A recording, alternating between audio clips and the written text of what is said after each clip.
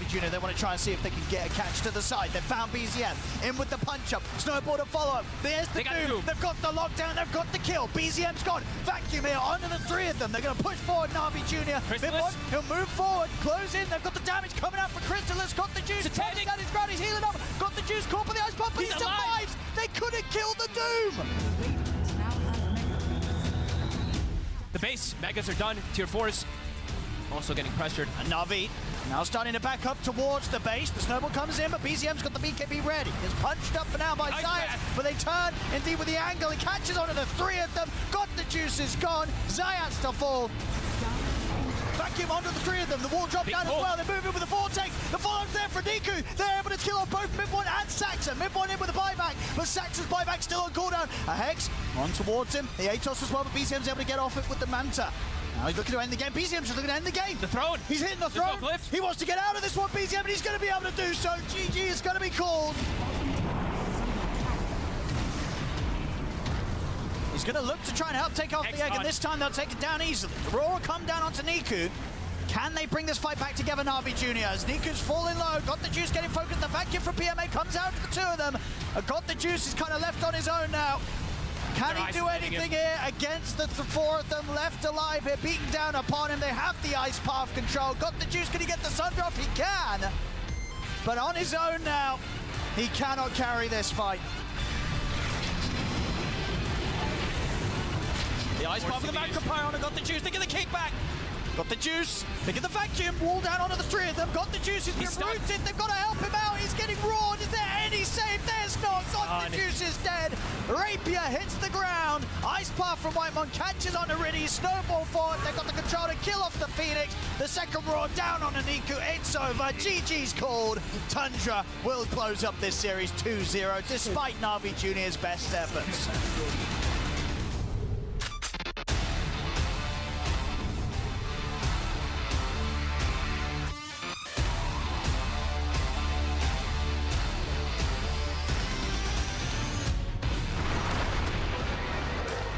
They get him with the toss back. They'll use the wheel as well, trying to lock him down. Now the global comes into play. Pure's ready to jump forward. Mark will pop the BKB. He's trying to finish up this bristle. Nothing to say, stepping up towards save. The Wukong's command is down. Shiro's dead. Doesn't get the chance to Sunder.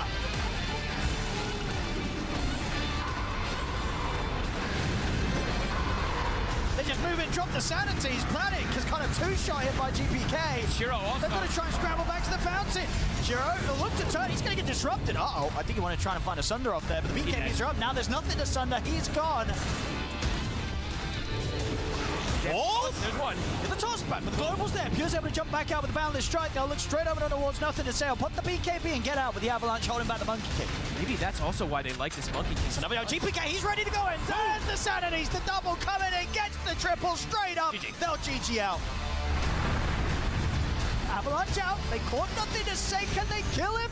He's so low. He's still alive. For the remnant. He's away. They can't even finish him there. Pure's going to be going down. He'll turn with the stun to Shiro, but the BKB's out. Miro's out. No buyback on him. Pure will come in with the buyback. Avalanche onto Shiro as his BKB comes to an end. They can't kill, nothing to say. And they GPK. Still can't. Pure tries to jump in, but the ice path's just laid down perfectly for him by Y. Power shot comes in, Planet with the triple. This game's over. We're going to a game 3. Pure Thunder now for nothing to say. The Nightmare to momentarily control Pure. Nothing to say, continues to look for the backlines. He wants the Ringmaster. They got the wants feed to make sure script. there's no save potential. That and they got the feed script into the damage from the meta. They're going to fight Pure. They remember the jump. They got the Rolling Thunder into the Roy. Then he's safe from the escape pack's not going to bail him out with another fire coming into play. Pure dead for 2 minutes. Miro does find the Doom down under nothing to say. They've caught the Pango. Should be able to finish him off, but Miro will die for it.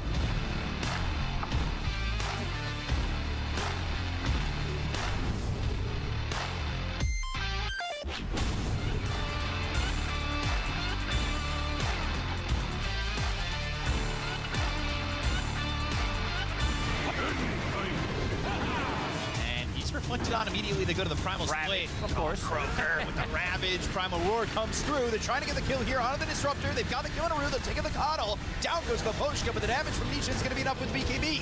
Borrowed time is popped from Yatoro. Collapses in and collapses dead. Dyer's middle tower has fallen. They got to make a move here on Spirit. They just don't have the Underlord. Eventually they're going to have to go. But they'll use this terribly to try and go in. They've got the Static Storm on him, the Remnant away. Do they have Laurel enough time to get out? He's Sleight of Fist once more. But getting control. Laurel, he's in. The fear, though, it connects on Laurel. They've got the Wheel of Wonder. They get the kill on Laurel. He doesn't have 5. He's there for 99. There's the Sunder on Radon. They get the kill there, too.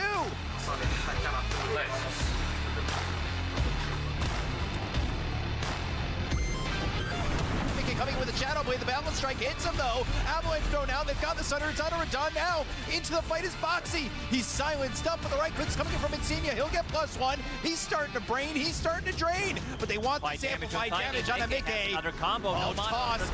The Avalanche, the kill, Laurel, Balance Strike. Can they at least get Insignia? No, they can't. Oh dear. Balance Strike from Laurel with the BKB. They try to go to the Wukong's command, get the damage out. They can go to Insignia, so they don't have the silencer, but they end up losing Laurel. It's a trade. Well worth it for Liquid. The Primal split, the toss, and now Yatoro, he's in trouble. He has to infest into a creep to try and run, but he's going to pop out. He goes into the BKB, but how long will it last? Is it long enough? The Cyclone now, Vaposhka gone. 3 years dead. They're going to buy back on Laurel to try and turn this one around. Mickey's got about half health, but he stands his ground there with Nisha, the Balance Strike. He jumps to the other side. They go to collapse, and now they've got the Avalanche. Down goes Yatoro and Laurel. Another team wipe for Liquid. Make him when there's no sleep, he's the most aggro carry player. Oh, exactly. This is in there.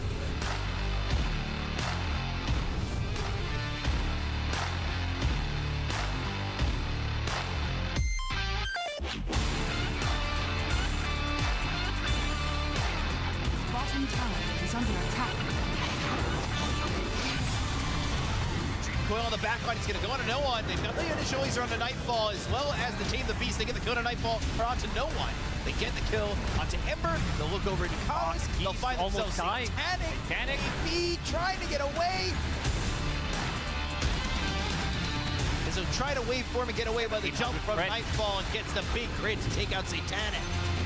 It's now or never, but the throne does not look healthy. The Burrow strikes in. Can they get the kill on a Nightfall? He pops the Satanic. He's got the Fan of Knives. He's got the break for the Silver Edge. But where's the damage? He life steals through, and Satanic will fall. GG is called, and Aurora take game number 1. Nightfall's gonna go in. He's gonna find himself Jakiro, but the Burrow strike comes through. That gets the stun onto Nightfall. Life draining him. He's holding onto the BKB as long as he can. They'll go after for 9 class. The toss is up into the air though. They get the kill to Kiyotako's all alone. Oh, Sunder, it got Lotus. And now they've got the BKB from the Bristleback. This Nightfall BKB is going to be used. They'll go after no one who's going to pop the epicenter. They go to the tricks of the trade. Toronto Tokyo is going to end up dying here, and Nightfall has to back away.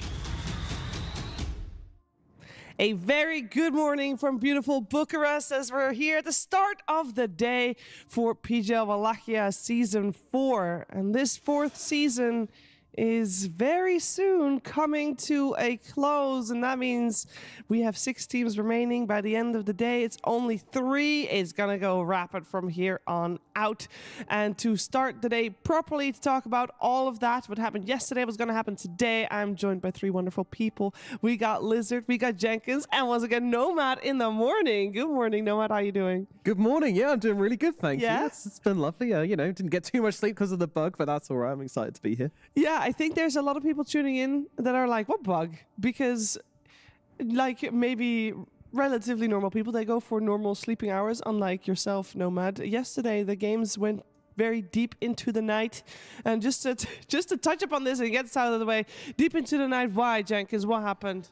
Because there was a bug on Doom where Night God couldn't buy back.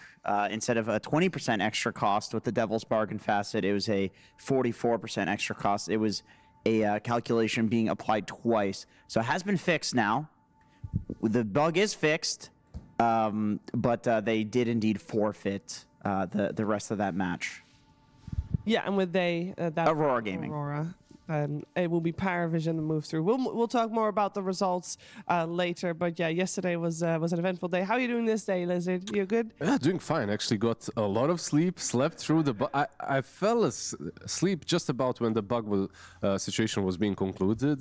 I read in Twitch chat, oh my god, they came to a conclusion. Someone already knew the inside info, but I was like, yeah, I'll catch it in the morning. It's fine. It was like midnight already, so yeah. Yeah, this is way past your bedtime. That's very true. So that's where we're left off, and that's where we'll start the day. And I believe, Nomad, speaking of Twitch chat, is that related to what you've got coming for us?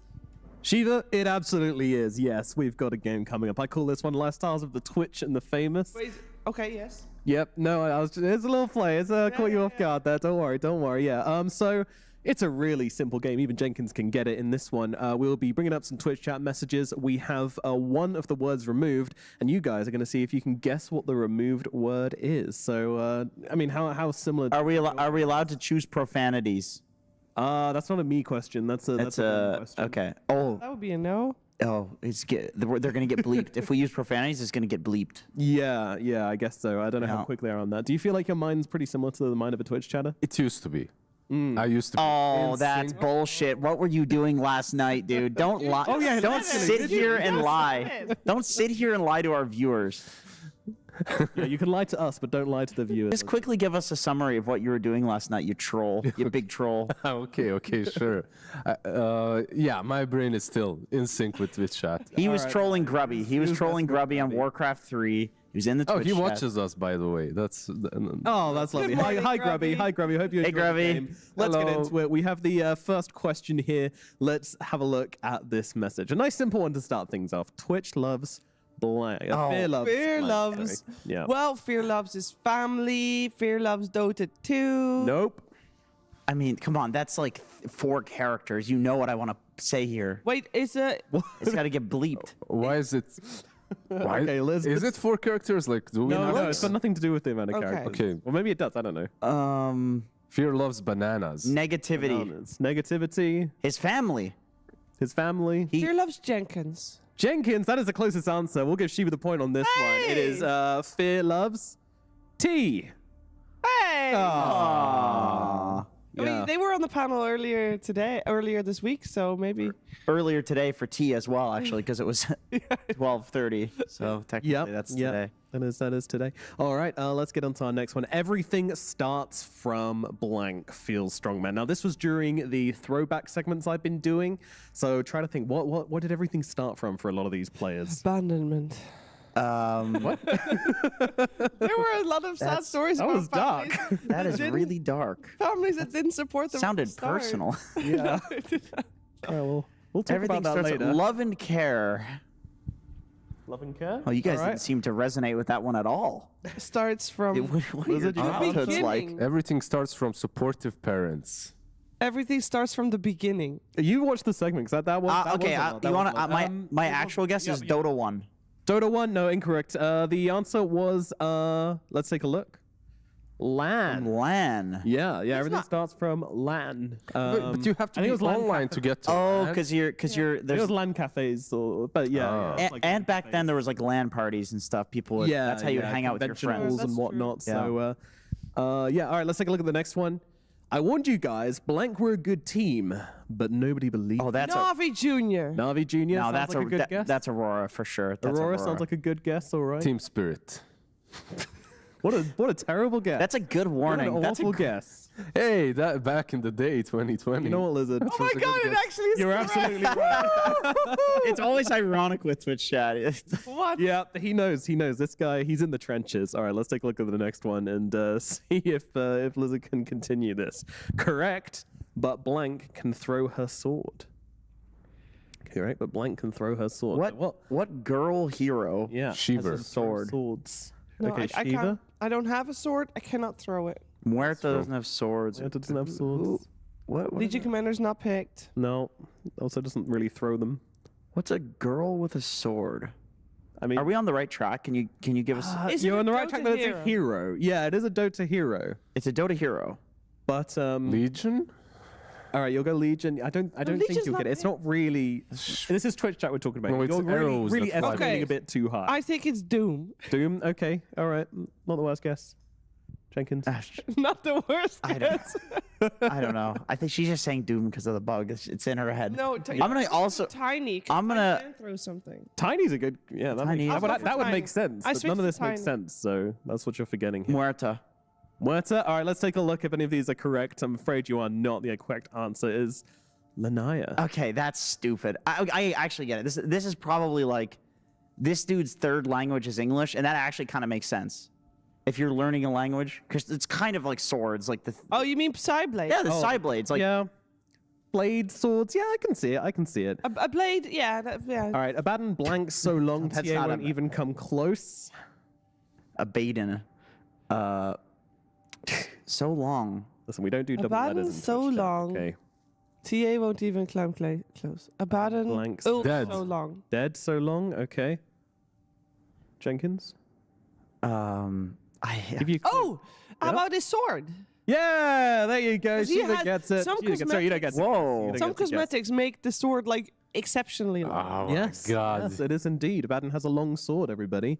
You should know this. Yeah. You should know this as a professional e-analyst. Yeah, I've seen those subreddits that you're talking about. They're good. They're good. How is mid one playing offlane? He should be blank. Someone tried to do a play should on be words mid? here. Retired one. Retired one. Okay, Jenkins. Oh. Off one. Very good, Shiva. Very good once again. Yeah, Jenkins. You're beaten to the post. If you get I'm it right before, you impressed. don't get it. I'm impressed. This is Yep, good. yep. This was you that wrote that, isn't it? You're in Twitch It chat. was Shiver. This is a game you don't want to win. I by the way, wonder if what that she's means- doing on her little iPad thing there all the There's time. no in the internet on trenches. She's this. in Twitch She's chat. half of these people, I think. All right. Shiver 420 in There's Twitch no chat. internet. All right, let's take a look at the last one. I'll let you guys have this. This one, I'll tell you who this was about. Okay, this was when I was interviewing Bach, Faith Beyond. I wonder how we're doing. League. Blank. League? Straight away. Okay, Lizard. TI. TI. Okay. Okay, Oh, that's a good one. That's a good one. MMA.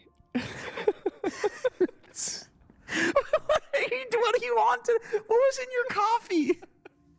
What is up with you today? Oh my God! Actually, Oh my God! actually. I'm How did you get that? I'm genuinely impressed. I'm actually impressed by this. That was insane. You are a degenerate. It can't be logical, so there's no way they're talking about. How did your mind go to the same place as that person? There? She's It's like- so connected with Twitch chat. Yeah, that is. in June? I don't know. That's I didn't know this. I don't have to read it to know what's going on. That's like the It's just in my- superpower of She's being invisible, but only when nobody's looking. Like it's just not Yeah. a good superpower. This is amazing content, but you're making her cry. Yeah, you Or Twitch chat is. Yeah. Yes, yeah. fine. It's a very emotional moment. She's realizing how close we she have is a to the makeup audience. department. They'll fix me up after. It's all good. Alrighty, well, thank you guys for playing. I hope you enjoyed my little morning segment. I'd wonder who won. Yeah, I mean, it's pretty obvious who won. Shiva, what's- congratulations. You are the winner. What's her Last prize? Hours of the Twitch and the Famous. What's the prize? Give her your shoe. Yeah, okay. All right. What size are you? It's a good shoe. I think What I'm size pretty are you? small. I'm like 8. There you go. Oh, thanks. You're welcome. Can I You're just welcome. check If I don't fit it, you can get it back. I think that actually that's not bad. Yeah, switch shoes. I'd look great in those. Can we get a zoom in shot of Shiver putting a shoe on Nomad's shoe? Oh, it on? fits? It actually fits. Actually fits pretty well. And they say if the shoe fits, what's I a mean, yours Cinderella? fits mine. What's this quote from Cinderella, Lizard? Lovely. If the shoe fits, wanna ruin put on the shoe. That's the quote, yeah. No, help me out here. Look at that. That actually My matches. new kicks, they are kind of like they fit my socks actually because both are blue, so they're kind of like a dark navy blue. I love them. I don't know how this has happened, but I've never walked in heels, but I guess I need to leave now, right? Yeah, but I want my shoe back. You want your shoe back? Okay, all right, thank God. Imagine you show up in an interview with no one and you're just wearing a single high heel. What do you think he's gonna think about you? Thank you though. It's good to know that we can shoe swap if needed. Yeah, in emergency situations, that could come in handy. Yeah. All right. Thank you very much, Nomad. This was a fantastic quiz. I didn't know I was so in tune with Twitch chat until today. So very wonderful. Thank you, sir. It's been a pleasure. See you guys tomorrow. Yeah, I'll see you tomorrow. Great to have you. And we are going to move forward with the rest of the day. Who was that? What was that? I don't know. Who was that guy? Some guy selling shoes. He's just taking The shoe swapper. Shoe swapper. Let's take a look at what happened, because yesterday we had a lot of games. We have 2 games in the lower bracket, 2 games in the upper bracket. Now, we already mentioned the upper bracket that Paravision did eventually take down Aurora with a 2-1. That was a very close series, and I think actually a lot closer than a lot of people were expecting before the day began. We also had Team Liquid taking on Team Spirit. With Liquid 2-0ing Spirit, I think that was the one, Lizard, that people were also surprised about, that it wasn't closer. Yeah, absolutely. Quick series. Didn't expect it to be 2-0 for sure. I expected most of us expected 3-game series, right? Like when these 2 superstar teams are facing off, especially when it's the upper bracket, right? Because you can experiment a little bit. You don't have to go all out. But Team Liquid, they held no quarter. They went all out against our boys on Team Spirit. They did. I think people were slotting Team Spirit as the favorite team, and probably they were the best team looking at the group stage. But with the top 6 Dota teams that we have in the scene, they always get so much better throughout a tournament that the group stage has almost no bearing on who wins the tournament. Like almost never. It does not. At this point also, we are way more familiar with what's happening with the Dota and the meta that has evolved, as we actually can take a look at some of the most played heroes here, Lizard. Yeah, there's a lot of information here. So basically, sometimes heroes that are most played are played by a lot of different teams, right? Like what we do not see here are the win rates, because some of these teams that are among the top 5 teams that are playing the heroes have very low win rates on them. Like Jakiro is being played by, I don't know, Team Spirit, Team Falcons, Aurora, Tidebound. Some of those teams have like 20% win rate on the hero. Some of them have 100% win rate on the hero. So basically the point is they're not as broken as they look in most of our games. And I feel like in every single game there is a solution to them, to all but one. I feel like with the Bristleback, everyone is having good stats. Like absolutely every team that plays it. If you're a team that dropped out early on, even you got a game or 2 on the Bristleback, and you most likely have won with the Bristle. Yeah, a hero being that many picks and like a 78% win rate, or at least that's what I remember it was coming out of the group stage, is like this hero is borderline unacceptable. We need a letter patch after the tournament for sure for Bristle, because the fact that if you're countered, you just go for the green facet, and then you're an S tier offlaner anyway, is like either you get owned by overpowered Bristleback, or you're just playing against the best offlaner in the game.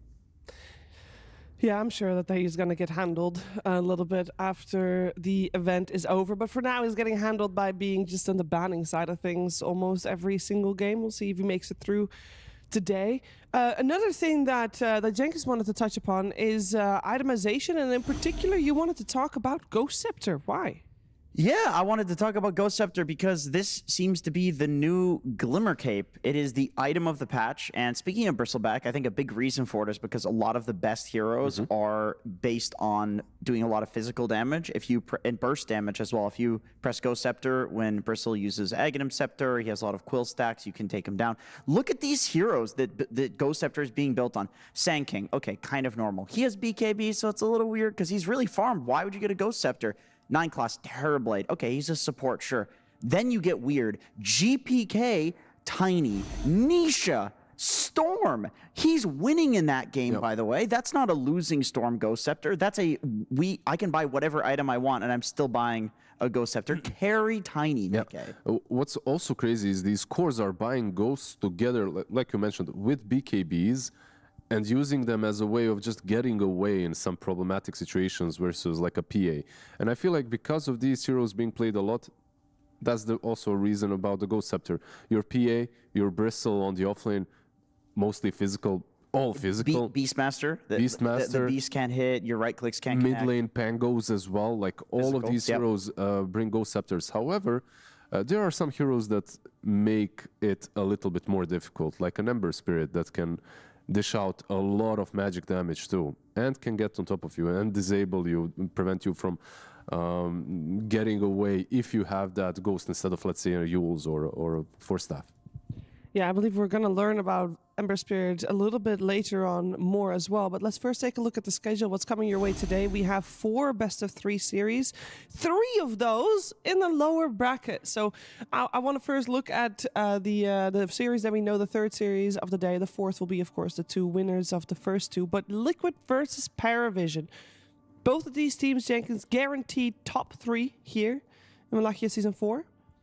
Yeah, it's always exciting for me when Liquid is going far in a tournament because Paravision looks like the most totally dominant team of the tournament, where they did show some cracks yesterday against Aurora, but I also think Aurora is kind of powering up.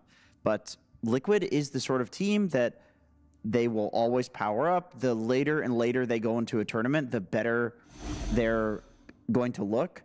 And they also have that extra life in the lower bracket. Yeah, they do. I have to say, for Paravision versus Aurora matchup, I feel like that is one of those matchups that's completely emotional for them, for both of these sides, right? So there's a lot of chaos, there's a lot of bugs, but maybe not the cleanest Dota for both of the teams. True. And I think that yesterday, at least, it did benefit Aurora in the earlier games. Of course, not later on. Yeah. It did. And then Aurora still, of course, as you saw, dropped down. We'll be playing up against Tundra later today, but we're going to focus our attention on our first series of the day. Spirit dropped down to the lower bracket by Team Liquid. We'll be playing up against Tidebound, that, of course, yesterday was able to manage to stay alive against BetBoom, which is an impressive feat, considering on paper, they shouldn't have been able to win that. But let's focus our attention on these 2 teams because focusing first on Tidebound, I feel like Tidebound, speaking of leveling up, Lizard, they have been doing so. Absolutely, they have been doing so. And I feel like there's a lot of things and a lot of areas that they're improving in. But for me, most common scenario when they are winning is a very active mid laner. I feel like that's something that they need to adapt in these future games as well, specifically versus Team Spirit. Yeah, I agree. They were at the start of the tournament drafting for Bach in the off lane to get his last pick, and he would pick a hero that was not good. It was not good in lane, maybe decent for the game, but then nothing to say would get sacked mid. So you'd have 2 sacked heroes, and then they would still win. Now they are drafting very well. Like, nothing to say is getting his extremely strong heroes, and he's dominating with it. Yeah, he absolutely is. Like, look at that score, 20-0-21. There was one series where Tidebound played versus Pari, I believe, as well, right? With the Ember Spirit, and it didn't look that great, but they also managed to win against an Ember. And ever since that game, I feel like they've realized what a strong build, once again they realized, I should say, what a strong build this Axe is, right? A lot of players focus completely on Mage Slayer, on SNY, but later on they can mess things up a little bit. This Aghanim Scepter in certain scenarios just completely blows the game open, which is what happened in their last series. It makes him unkillable. Like, you can jump so far. It makes him so if you're out of position at all, he can jump you. It's like if you're ahead, you will just never fall behind if you pick up an Aghanim Scepter. And you're playing a spellcasting build anyway from mid lane, so I feel like it makes a lot of sense. It makes you tanky as well. It's a snowbally build, especially versus all of these supports, right? Like, what are we seeing? Jakiros, Ringmasters, Ancient Apparitions. All backliners, yeah. All backliners, so you can cut through the front line, get to them easily. Yeah, we wanted, of course, to highlight the Ember Spear for nothing to say, but on the side of Team Spirit, we should highlight Collapse here on your screens, and in particular, Jenkins, Collapse's Underlord. Yeah, Collapse has been a problem for teams this tournament. In particular, he has been very innovative with his new builds, which of course Collapse is known for. We can see he's playing Underlord, but he's going for the Demon's Reach facet, which is you get cleave, pretty much. So they are often losing the offlane. If you go to Dota Buff, it says Ruin Collapse lost the offlane. Varun collapsed, lost the offlane. Why? They aren't laning. He's jungling. And let's see what he does when he jungles and gets all of this farm. So first, I wanted to watch this fight just so we can remind ourselves what actually happened the last time Spirit and Tidebound went up against each other. Did a little bit of a speed up here because there was a big, long chase. Basically, Doom gets wasted, a few spells get wasted, and then they decide, okay, well, all these spells are wasted. Let's go on Shiro. He's out of position. And eventually, they kill everyone. Bach is trying his darndest to, you know, take out Radon here on the bristleback, but the chase eventually ends where, of course, Bach does go down. And by the way, Tidebound was ahead in this game, and that was the thing that brought them completely back. So now watch. I'm going to slow this down. Watch how clutch this Lotus Orb is. The Doom is coming out the moment he comes through the portal. And also, by the way, Primal Beast goes for the grab. This also gets Lotus back. So Bach actually doomed himself in this fight. But if you slow it down, it is like 0.2 seconds before the Doom goes off. He comes through the portal on Collapse, and then he pushes the Lotus Orb. So he's buying all of these items where you can just portal around the map and show up with a massive pit because he goes for Gleipnir, he goes for the Aghanim Scepter. But then these utility items that come in clutch at the perfect time. And this is how Spirit dominates games even when they're behind. And what I noticed as well in both of those games, Nullifier, right? Like he gets that eventually. Yeah. So, like you mentioned the Ghost Scepters and everything, like all of these heroes. We see a lot of Tinker in the meta. So Nullifier, I feel like, is one of those items that you just have to have. Yeah, I want to say also, when we saw Team Spirit play, we've seen... So this is a team that came out of the group stages as one of the first seeds. So they only 2-0'd everybody that they met in their group stages. And in the first round of upper bracket, they 2-0'd. And then yesterday, against Team Liquid, they got 0-2'd. So something must have completely thrown them off guard. Is that something that Tidebound can recreate or can learn from that series from yesterday? Oh, for sure. Like, I do believe that they're a team and a set of players that are very introspective, but they also take a look at what works for other teams, and they definitely studied Liquid and how they did it. However, it isn't that easy to recreate what Liquid is doing. They have their own identity, their own style. Like, you can copy the same exact heroes and then miss a timing or two and your whole idea falls apart. Yeah. So you kind of have to understand inside and out why they drafted, for what timing, and where exactly is the focal point of the draft. Like, what actually makes it work. I totally agree. Liquid is the type of team, and Blitz has said this many times, where they will pick into one-to-one counters because they think that a hero gives them a better timing that matches up with the other heroes that have other timings in their games. So it is very hard to recreate that. You need to have a bunch of players that all understand the heroes that that you're picking, but it's like something as small as an item or two as well. It's not always even matchups hero to hero. I've had this conversation with them many times in the past. It's basically like we might have a hero that's not that strong, but if the hero is buying a certain item versus a certain hero that is being played, then it's actually viable. Mm-hmm.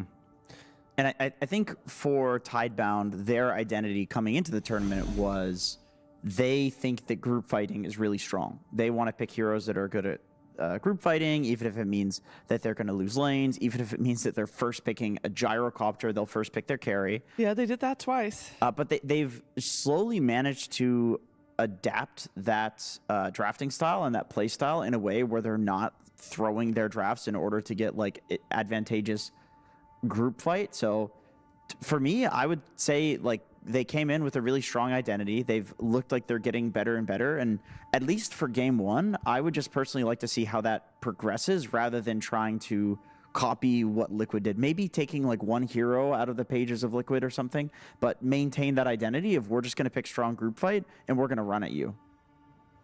Yeah, that sounds like a good strategy always. I think it's always easier to stick to your own guns anyway, instead of switching mid-tournament without much practice in between, considering the series yesterday, between the series yesterday and the series today. I doubt Tidebound has been able to get as many hours practice in as they would like to if they want to try to change their entire strategy. I also feel like they are a set of players that have been around for a long time, have had so much success with their own style, with their own heroes. if they find the right heroes for the meta that they're also comfortable with, they dominate. And we have seen that versus BetBoom, right? As long as you give these guys, like, out of the 5 of them, I'd guess Shiro has the least amount of experience, Planet Shiro, right? But the rest of them are absolutely dominant if put in the right condition. And the right condition for me are these spirits on the mid lane. Once again, I feel agree. like Play around, nothing to say. He looks like LGD 20, whatever the year was, where they were very he just dominant. looks happy every time the camera is on him. He looks super happy. Yeah, they're in the zone. I will say, though, yesterday we saw Tidebound up against BetBoom, which was the same series that they had in the groups, and they had the same results as they had in the groups with the 2-1 victory. Today they're facing Spirit, which they also faced on the second day of the groups. They got 0-2. We don't talk about that. It was not close. You don't talk. You don't. No. Okay. The thing is, though, I will say, game 2 was close. They had like a 7 or 8K gold lead, and then there was the one devastating fight that we looked at. So that's always the issue with Team Spirit, is it's not the sort of team that you can just get an advantage on in the early game through like strong lanes and like good early game rotations, and then all of a sudden they roll over, and like all you have to do is beat them in the early game. If you blink, they will beat you in a fight, and then they will take the gold lead and they will decimate you with it. They will not let you get it back. Absolutely.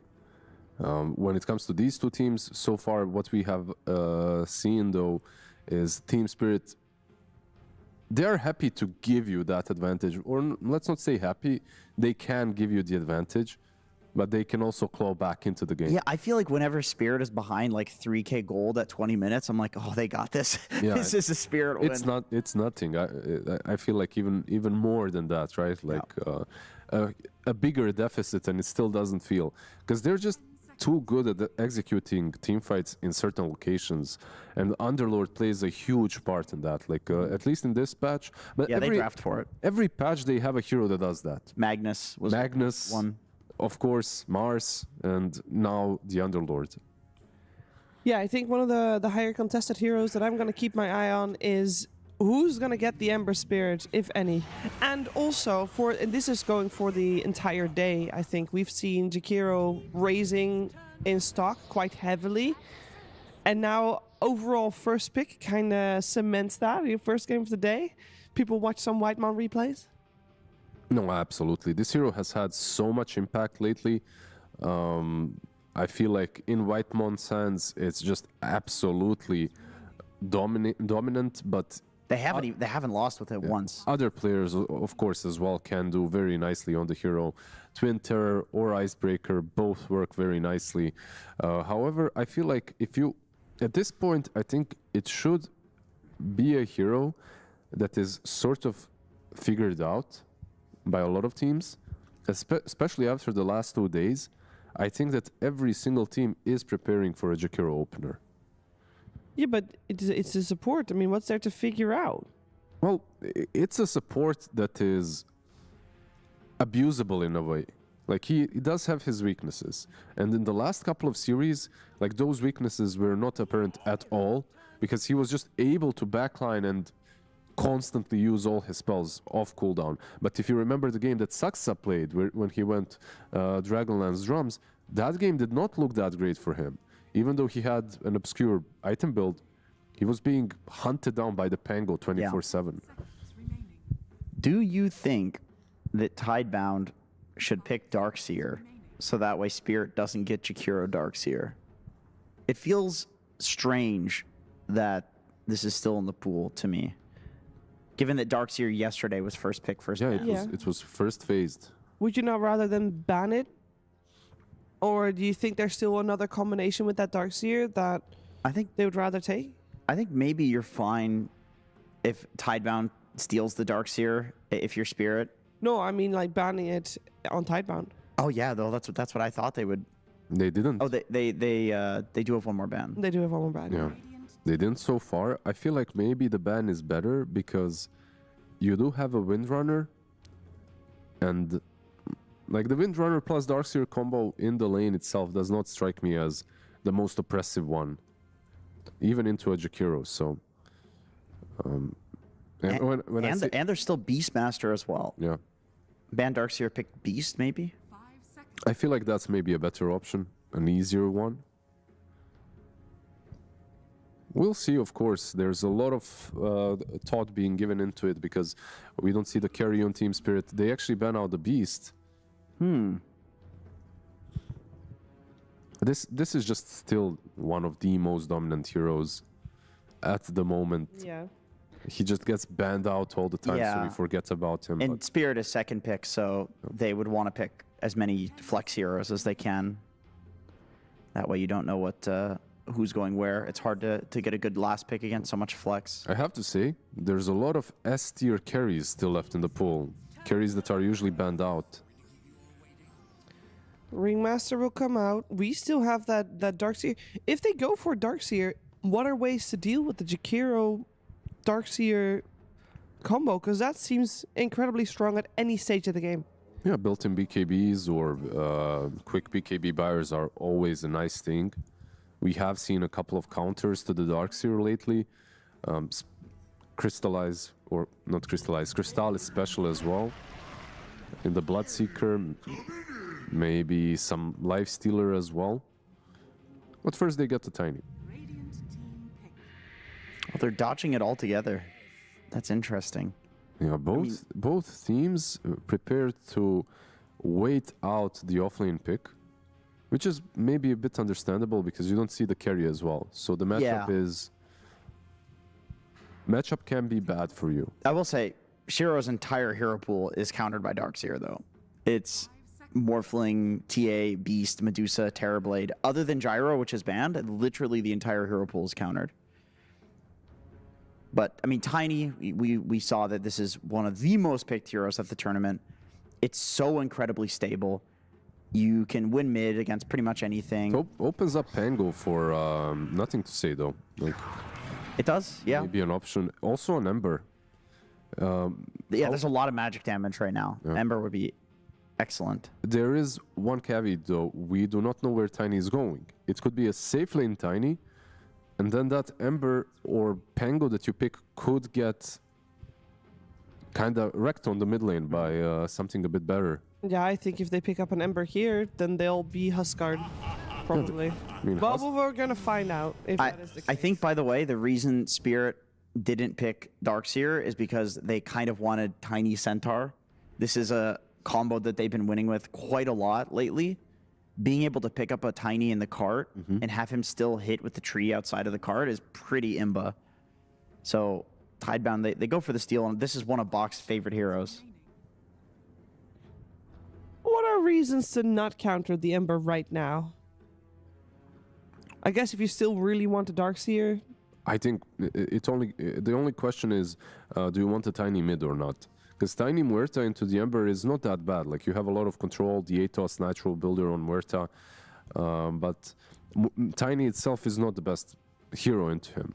So if you wanted to, like, what are the counters though? There's a Monkey and there's a Huskar, right? Like, do you want to play the Huskar? That's the only question. Yeah, because Monkey banned. I could also see Spirit trying to get Radon, a hero that's really good for the game. Something like a Lifestealer, where you do very well against Centaur in lane, and then Ember doesn't struggle in game, but they go for the offlane pick. Okay, so they're just really enjoying Collapse's meta heroes. Like, I honestly think they were probably waiting for the Centaur, and they decided if Centaur gets taken, they'll just take the Underlord.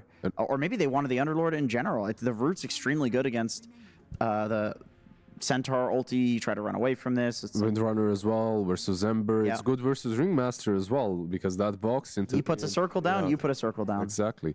Plus, keep in mind that a lot of offlaners got banned out. A lot of S tier ones, right? Like your Sand King, your Beastmaster, your Bristle. So picking it here does make some sense, but it will mean that if Nothing to Say is not the Tiny, his hero... Sorry, my bad. If Larl is not the Tiny, his hero pool will be way smaller.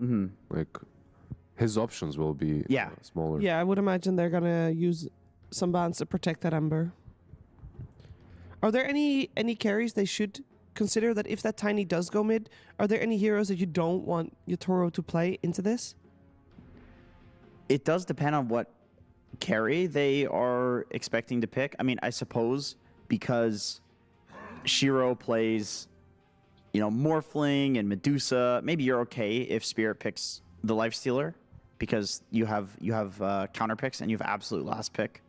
So I guess we're looking at either mids or we're looking at mids that counter or carries that are good in any game. But I feel like there's so many of those carries that probably they'll just ban out mids here. I don't know if there's any like absolute or any last pick carry that Yatoro can get where he's gonna completely devastate the game. Yeah. It'll just be good. There's a lot of meta carries, but right now the state of the draft is they're not that amazing. Like there's something like a PA, a TB still left in the pool. Maybe not as meta, but still up there. Lifestealer into the Centaur that you just mentioned earlier is an option, but they're not absolutely game-breaking in this game. There are still ways of dealing with those. The ultimate last pick is for Tidebound, so they'll get their last say. No, they will ban out that They do ban it. Yeah, I mean, he played it recently. And it's the best here into the Centaur, right? Like the lane is the hardest, makes the Centaur really sad. Like, a Lifestealer on Centaur lane on its own is bad, and when you add in a Jakiro, like we have seen mid one yesterday together with Saxa 0-15 together, the two of them in the lane, so better protect it a little bit. All right, one more ban coming out from Spirit. They'll target Shiro's hero pool. Out of all the heroes that you mentioned, should you still ban out that Medusa, considering they have overall last pick and Medusa's still in? I was going to say you could actually ban Medusa or ban Anti-Mage, then pick Medusa. That's always an option.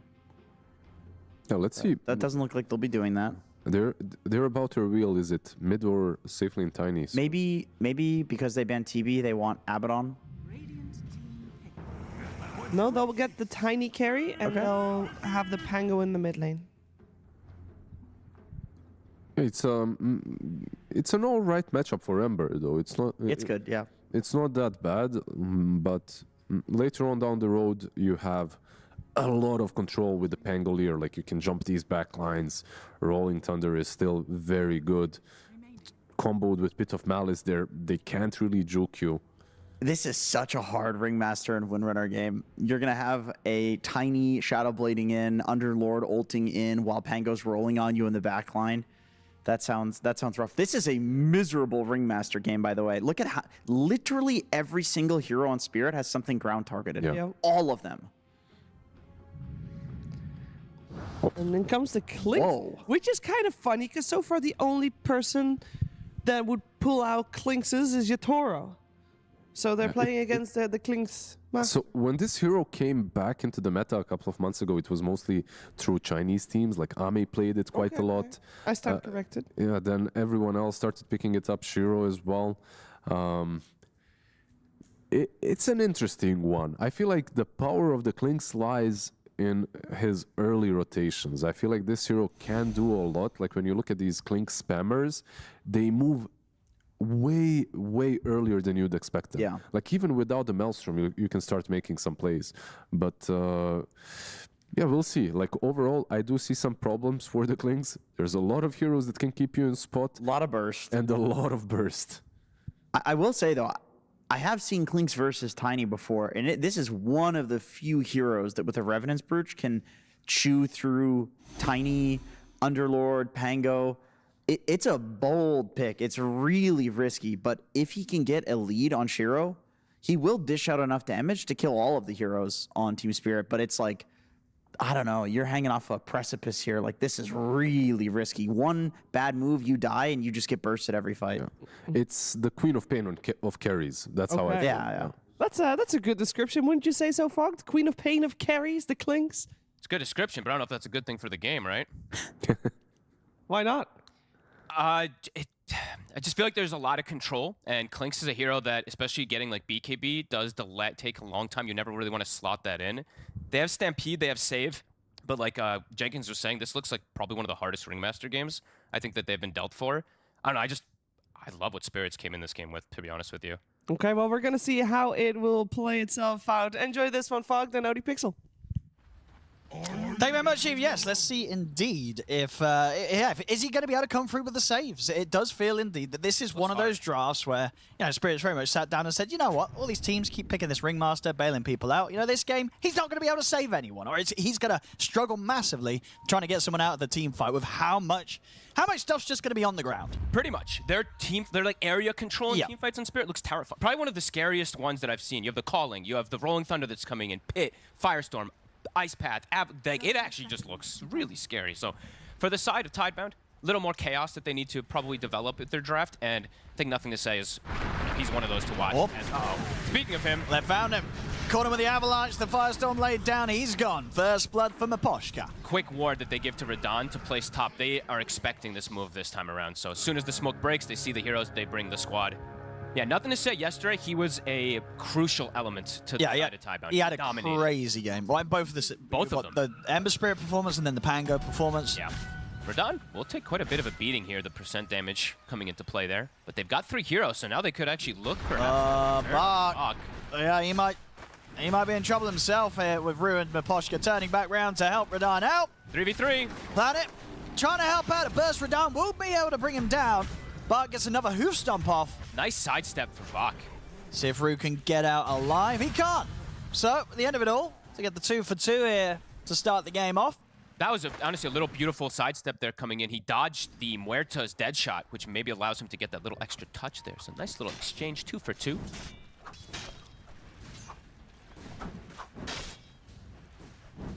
The cores get the kills? No, they didn't. Support's claiming it all. D-Ward's coming into play. Miposhka will find that one, but so will Planet.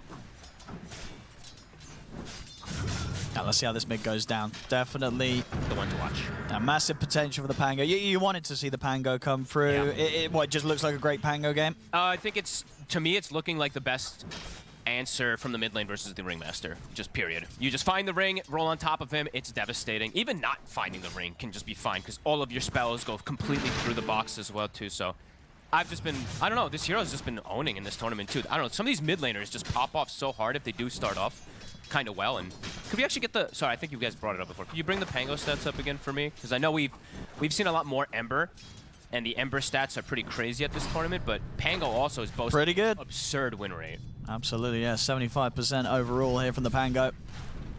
Oh, what is this level and deny? This is new, right? It's definitely new. I don't know if that's some magical technology we have here at PGL, or if that's in-game, but yeah. Whoa, what's this as well?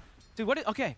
Consumable okay, this is indeed a magical PGL technology. Very cool. We've got last hits, consumable spends, and it shows their levels with the experience breakdown inside of it as well too. That is nice. I like that. That is because I guess that's one thing the UI misses, right? When you're looking at laners, you don't know what the level progress is of everyone else in the game. Nope. But now you can see sort of how the levels are going on. Very cool. Very cool. And I guess it shows underneath the last hits and denies right above it. Is that the amount of times they've killed the hero or died by the hero, perhaps, it looks like? Oh, I think we had that one before. Oh, we did that. That's been there. Well, I look at my monitor a lot of the time, so apologies I didn't know. But the other stuff, that's definitely some new tech. Okay, cool. Lanes? Across the board, looking fairly even right now. Bach getting these extra denies. I think we've talked a lot about this, about Centaur, where he tends to get these extra denies if he gets off to a hot start because that insane base damage. Even though he's versus Tiny, you just have great animation and damage.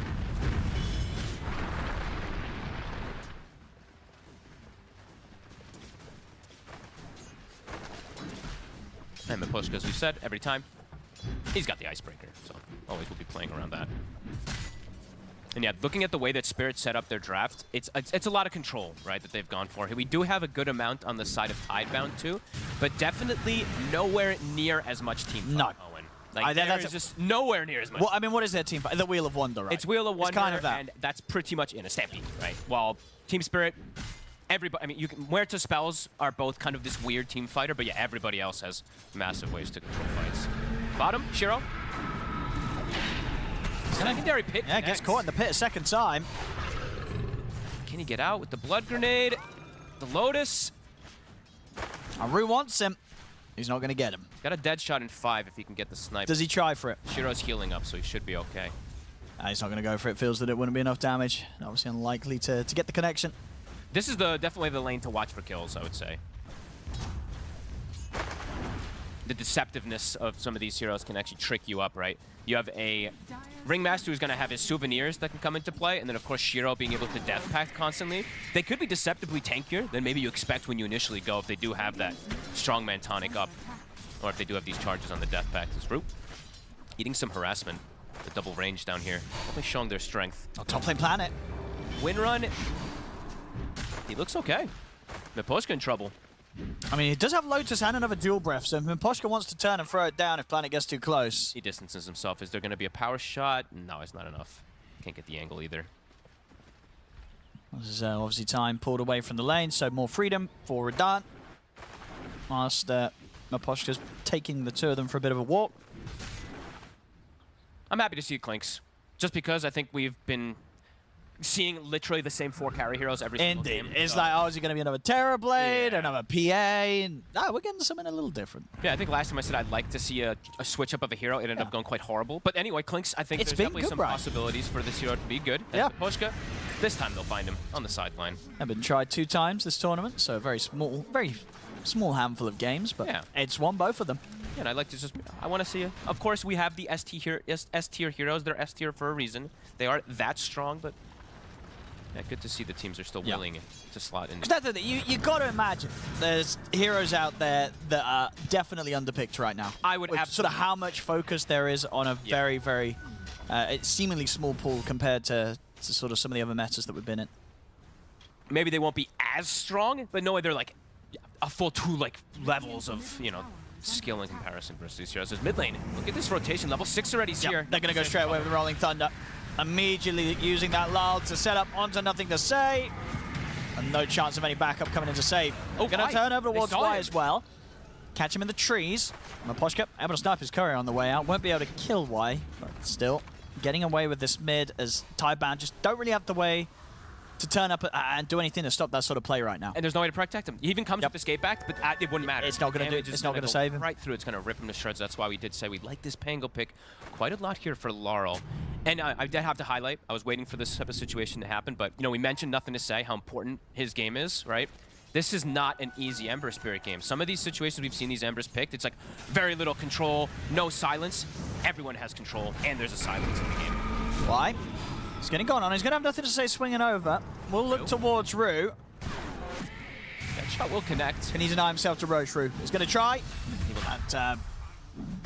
Kill still goes the way of Shiro. Wait, Shiro got him. I was going to say, yeah, Shiro just turns up and gets it with the tar bomb. All right, easy kill for the carry. Over the wall. Does get that setup kill. Miposhka in a... It's an interesting position. Is he placing... Is he looking for a courier or just... Okay, no ward. So just like on an adventure, I guess. I'm checking to see if there's a Fiend's Gate online. So maybe he's hunting before... Nah, he's not level 6 yet, though. Okay. Just on an expedition. 4-4 in this start. Shiro, top of the net worth. Only by a small margin here versus the Tiny. But the big difference really is that mid lane right now. Nothing to Say. 2,500 net worth versus the 3,100 of the Pango. And overall for Pango, an easier game for him to enter in. Yes, there's some control for him, but it's by no means the similar control that they have versus Nothing to Say on this Ember Spirit. Yeah, they just don't really have a great way of sort of finding the Pango at the start of the fight and stopping him from getting the Rolling Thunder off. Pretty much, until they have the blink on the Centaur, right? Yeah. And that's going to take a long time because these Centaurs, they don't build it as their first, sometimes even not the second item as we've seen lately. It's been Blade Mail into maybe a Crimson or Pipe. Then they go for the blink, perhaps, in some situations. So, we shall see what they go for. Collapse, 6 is hit. Fiend's Gate is online. They've sent the trap bottom. They have 3 here, which means they can send 3 anywhere, so they can bring the numbers. So, Tidebound have to be ready for those numbers to come in. They are looking to set the trap on mid lane, Laurel. See if he can get his way out of this. He's looking to get the Rolling Thunder off. Won't be able to get the chance this time. 4 heroes surround him. Good positioning there from Shiro, too. Just getting that wrap so the extra damage comes in during the chains. And they turn this into tower. They do drag the wave, so Shiro is going to be able to apply some pressure here. Yeah, no reaction from Spirit. Not looking to take that fight with the Fiend's Gate. Probably expecting it was too late. And Nothing to Say. I'll swinging down here. But yeah, Spirit already out. That's a really nice move, though. Now they have the Illusion Room, too. Looking for mid lane, Miposhka. They're going to try and dive in for this. Nothing to Say leads the way. Lal's turned back up.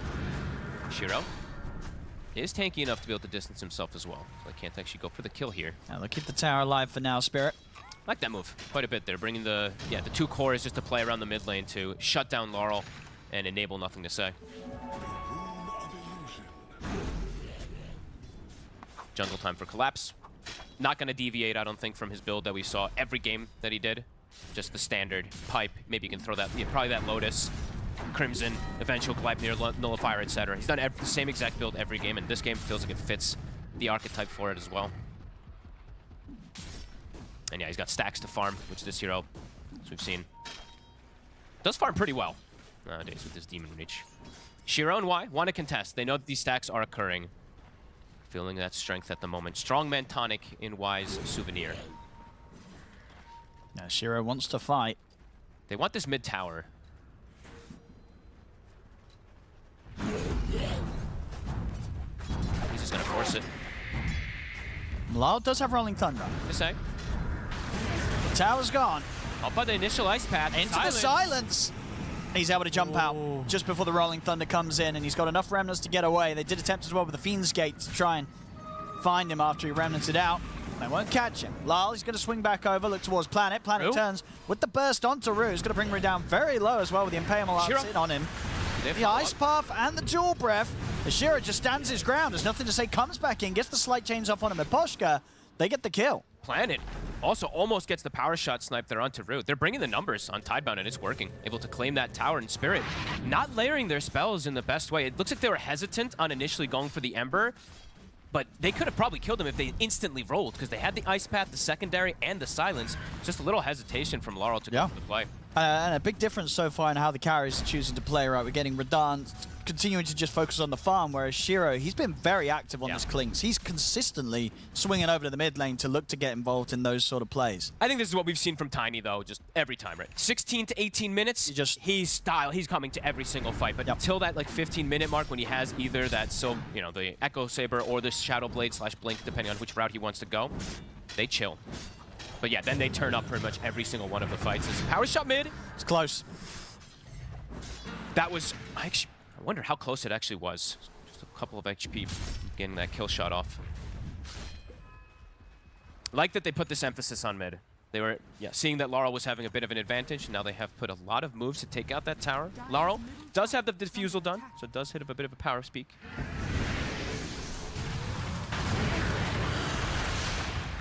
Poshka might have found something here. The roll.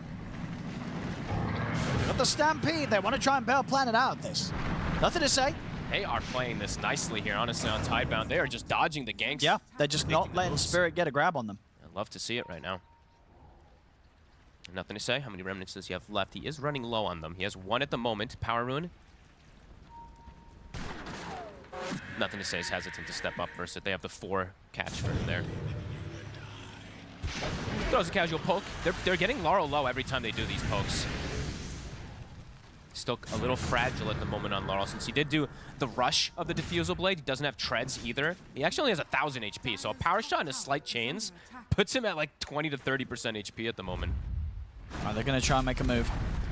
Losing their towers, though. We're seeing Tidebound get these early tier 1s. Yeah, Shiro is being, as you said, incredibly active, and he's queuing up the Deso route. So I like it. I mean, with the way they're playing and just, he's seeing the mid route. Gets caught again. Say, picks himself up another one. Almost the Mage Slayer finished, and yeah, their burst damage that they're gonna have with the Deso, with the Ember, the synergy good. between the two of them, could definitely see that squishy Pango just die, right? Yeah. Like you were saying, just a couple hits plus the slight chain, and he's gone. Laurel, and he's got the invis. The push here. It's a 3-man ice. It is, and the backup's coming in. The Fiend's Gate's gonna be there this time. They're gonna get caught off guard massively. The 3 of them stepping up there on Tidebound. Spirit very much ready for that one. They're a little bit of a misplay there from Tidebound. Yeah. Walking up, holding each other's hands there with the 3 of them. It's as if they forgot there's so much AoE coming out from Spirit. Pushka literally lands as on the all easiest 3 of ice them. path of his life. All spells just hit right on top of him, and evening things that's completely. Up until that point, it's been smooth moves. That one, back to the drawing board on that one for Tidebound. That was not their finest. And honestly, we'll see it again. When you have these type of plays happen, and it's with an Underlord on the team, you see exactly what Collapse does. He gets these kills and he has plus 200 damage. So he goes to jungle and he just wipes those neutrals in 2-3 hits. That's quite a bit of a blunder there. Yeah, that's a massive one. They won't be doing that anytime soon again, Tidebound. No, yeah, look at his damage. Look at this. The cleave is enormous, and he still has that plus 200 damage to be able to farm off of it, so... do love to see how big the demon's reach can get. It's pretty hilarious. Is there a limit, or it can keep going? Pretty sure it's infinite, I think it can keep going, right? I'm pretty sure. Dire are scanning. It says there's no limit, so... I think the most I've ever seen was like plus 400 something, I want to say, but yeah, still. You can see what happens if you get a couple kills in the team fights, how fast you can accelerate. Pipe will be accelerated massively because of that, Laurel. Now we do see he has tread, so slightly tankier. They got to watch out for these ice paths. And it's not like this is a situation that just is completely unlikely to happen to. Team Spirit has so much, as we said, floor spells. Yeah, so you just can't stand near each other. You have to be careful how you stack up on the side of Tidebound. Radiant are scanning. Nothing to say. They're sneaking forward here with Bach. They've got the Blink Dagger on him. He's going to go in. Got the jump forward. I mean, backup's here for Spirit. They can fight back. They're in with the Rolling Thunder. They've got the pit. Nothing and the Ice Path down under Nothing to Say. He's gone. Now with the Rolling Thunder from Lyle, he can turn over towards Y on top of it. Sure, they get the kill, but they're pushing really deep for these plays, and Spirit are not going to let them get away with that. Spirit's completely set up with 5 heroes. And, I mean, even if not, they have Fiend's Gate to potentially be able to join if they didn't have everybody. Those spells are going to land. Like we said, there's a million floor spells that they have to cover versus Nothing to Say. He just gets brought down in an instant on the Ember. And Radon, now he's turned up. Yeah, they can't afford to go for these crazy moves on Tidebound. And I feel like they don't need to as well, right? Do they need to be going this crazy for the kills? They're looking for the fight. Bach is going to lead in, but again, the Ice Pass down upon him. They're bursting Radon. Decently tanky. Radon and Deep will be the first to fall. Bach will survive. Even through the pipe, they're able to do so. I'll push them off. So if we can get something else here, chains on to Collapse. To the Tame. Nice play. Still showing, they're like, they used all their ults. We can fight versus this since they used everything, and they're right to do so. As it's also around Tormentors. Yeah, they could head over for that little lone Bach. That's okay. He'll blink away. Yeah, he's got to chill. Yeah, just blink out. I mean, Planet might have to chill as well. He's going to get pretty low. Yeah, he'll chill. He'll back off. They do it. They get the Tormentor. Super nice move, honestly. As you say, just isolating him, completely trapping him inside of there. Yeah, and just coming up here with the Blade Mail, you know, Bach sort of stands there, tanks up a lot, soaks up a lot, and returns a lot. He literally was the only one who got hit, right? Bach soaked every single one of the abilities from Spirit there as they strike back. A 3K lead for them after running into that 5-minute overextending of Spirit. They reestablish things themselves, too. Nice back and forth. Yeah, I was very impressed with the way that Tidebound was able to play yesterday, even at these disadvantages, too. They were, yeah, quite impressive, to say the least. After having a bit of a rough showing in some of their games, so yeah, definitely happy to see that. No, they've cleaned up their act. They've had some pretty good highlights. I think we're in for a really nice game this time around now, too. The way things are just kind of balancing out constantly. Both teams looking to take trades versus these cooldowns. And that's how Tidebound has to play. Force ulties, and then look for perhaps those fights afterwards, since they do have a bit of a disadvantage in those team fights. When they're all 5v5 together, of course, if the ults are ready. Shiro buys the shard. Yeah, prioritizing it, right? Getting it before finishing the Deso. We've seen, I mean, we've seen multiple different approaches from multiple different players. This one, he's shown that he really wants to have this. Cool to see. Radon. A lot of damage. They do have a lot, and a decent amount of control with the Tame and the Wheel of Wonder. Radon. Is it enough? He's gone. The power shot to execute. They got him. Oh, Bach. Careful, nearly dying to the Ancients. Stampede to disengage, though, so they get away freely with that kill onto Radon again. Nice play. And yes, it's just going to be that much easier as well once he's got that Deso. Just 500 gold off from having it, Shiro. Yeah, I really like the way this works versus the Tiny, how you can just focus fire him. Like, just straight up commit your damage on, because Clinks does an absurd amount of burst. Yeah, Radon, maybe not anticipating how much it is. He's around 3 now on the Tiny. There we go. Ready with the blink. Lol. Closes in, escape path will come out, but the Ice Path's there. Still not enough, though, to lock him down. Nothing to say, actually able to jump out of this. Nope. Why? Can he get away from Lol? Lol pretty low on the mana. So why will make him work for it, and it's given the chance for Shiro to turn up and take Maposhka down in return. Nothing to say, he's healthy. He's looking to continue fighting here. So, not going to be able to chase Lol. Lars fine. How's the regen room going? We'll have full health, full mana. They'll turn their attention over towards Collapse instead, which they will find. So once again here, with these fights that Spirit sort of trying to make themselves... We had that one being the reveal really with the Blink Dagger on Lara, right? They wanted to try and go for nothing to say. But even with the 3 of them there, they didn't actually manage to line it up to get anywhere close to locking him down. No, even though they have the damage versus the escape back, they're like, uh-oh, we actually can't go through it enough. Even though we have all these floor targeted spells, it's enough to save him. Tidebound. 2 very nice moves to get themselves into a comfortable 4K lead. Now Deso is done. Nothing to say is also identifying this game that there is a lot of control. He's not doing SNY. No, this is a BKB. You've got to get the BKB. Yeah, versus the silences, versus these crazy amount of stuns. Could absolutely save him. And we're seeing Planet do this almost every game. I did want to highlight this also. Going the mech.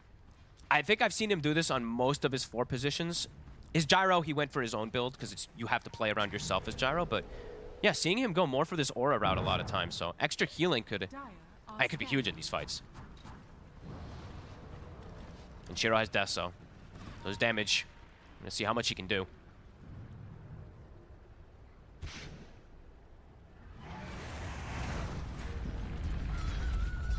Now, with the way the last few attempts have gone from Spirit, what do you think the plan is next? What sort of big item timing are they looking towards?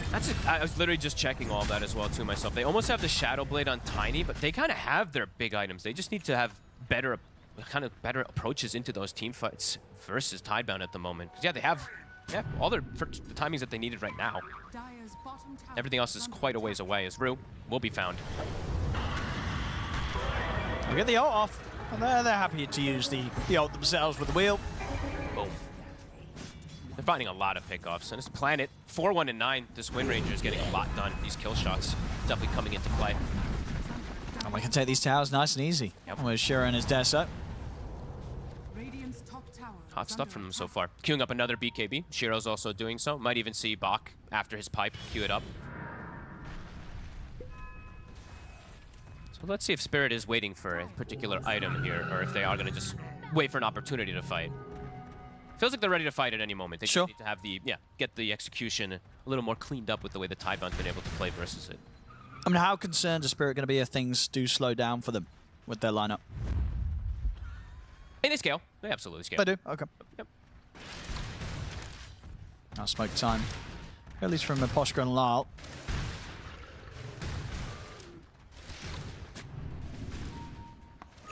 Let's see what they can find. At the moment, all the 3 cores of Tidebound are in pretty safe positions. Stampede is at the ready, too, so you gotta... I mean, they have the control for it if they do land it, but... And can these heroes kill the Centaur? Or is that kind of tough? They have Fiend's Gate, so they have % damage that can come in also. Alright, they're gonna try.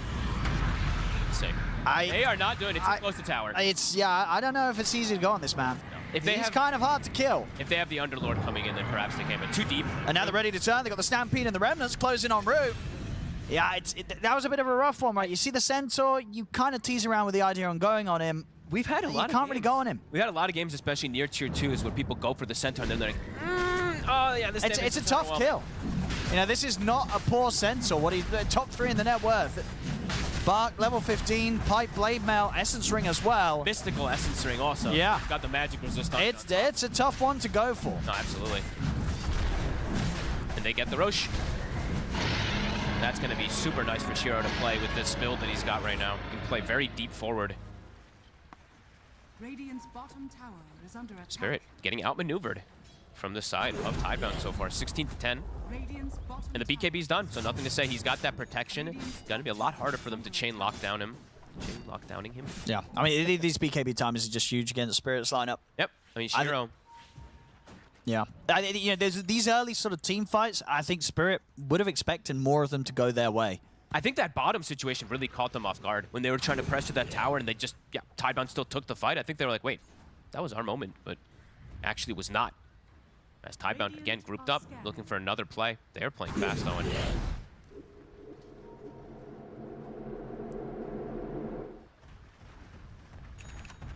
And I'm just constantly checking to see if any of these other items are going to be getting picked up soon. But not the case. They're going a bit greedy route too on the side of Spirit. Mantas before going for BKBs. Laurel's, of course, queuing up his Aghanims before wanting to go down the Nullifier route that we will absolutely see eventually versus the Ringmaster. Tidebound on the hunt. feeling their power right now. Also to point out, both supports, they have 4 staffs. So we mentioned a lot of floor coverage spells. Now they have ways to disengage out of it too. They're in. Rolls coming through. He's under the tier 2. Shiro's able to put the BKB. He's going to try and turn and bring down Radahn. Him and nothing to say, going full in on the Tiny, fully focusing him, trying to finish up the kill. They'll get the chains off again. Radahn, though, surviving. Nothing to say goes down. Radahn, he's alive. The final hit will get him. They get the kill. They lose it cost them nothing to say's life, and it cost them the Aegis. So they couldn't do here on the round 2 of Shiro's life. Nice Good. power shot. It just bursts through the Pango. Lyle disappears. Collapse is trying to get in on top of Shiro. The escape pack's there, but the pit's down, controlling both White and Shiro. Atos as well. Shiro trying to step away. Now turns back over towards Collapse. Shiro. Pretty beefy Bark in with the 2-man Hoostomp. Gets to jump on the root. Double edge as well. Shiro turns towards Maposhka, but Collapse is able to finish him off. Collapse is the true carry, plus 200 damage. The pit's back up as well. Now dealing with Bark, Planet and Y might be a bit too tough for him. He can't. As they'll be able to kite him up, take him down. So at the end of it all, very much still Tidebound's fight, despite Spirit's best efforts to fight back. This has been what I've been most impressed with Tidebound the last few days, is just the overall team.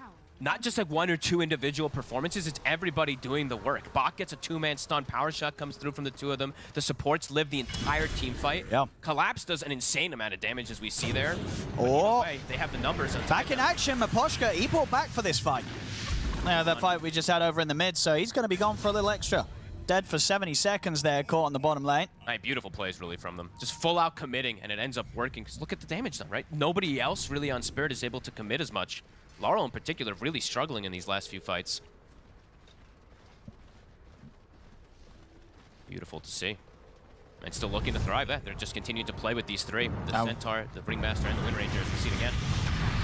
And at the start of this fight, as we saw, you know, they had to really push for the Tiny kill, right? Radahn took a lot of a beating to finally fall. And that did sort of give that chance, and I think that little bit of hope for Spirit that they could try and turn and take this team fight back in their favor. I was just watching Collapse here when a couple of these kills started adding up. The cleave starts to come into play, but it's just not enough when they don't have these numbers at this point, even though that buyback comes into play. And just Bark, completely unkillable, it feels right now in the Centaur. Now, for as much damage as we saw at the end, Collapse was able to build up. It doesn't matter. You need that and so much more if you're ever going to take down this Centaur right now. Bark in prime position. Right. Oh, and him and the 2 supports, they're honestly getting way too much done. They need to be addressed. The supports need to get gone on somehow. Planet is 7-1-12 as this Wind Ranger. He's got Greaves 4 staff, so the fight, they just have insane sustain on top of it all, too, with him. Back on with the push. They get the tier 2 top here, Tidebound. And Laurel likely needing to, now because especially that the 2 frontliners have BKB, unless they can somehow chain lock them down with the Rolling Thunder, he has to get to the back line on this Pango. He cannot let them just free cast. Spirit, looks like they should just be able to get this Tormentor for free. Toss them where it's on top of it. Just gonna get the shard, just gonna go the way of Maposhka. It's a nice one. Rue, very close to having the Aghanims, so another layer of control that they're about to have on the side of Team Spirit.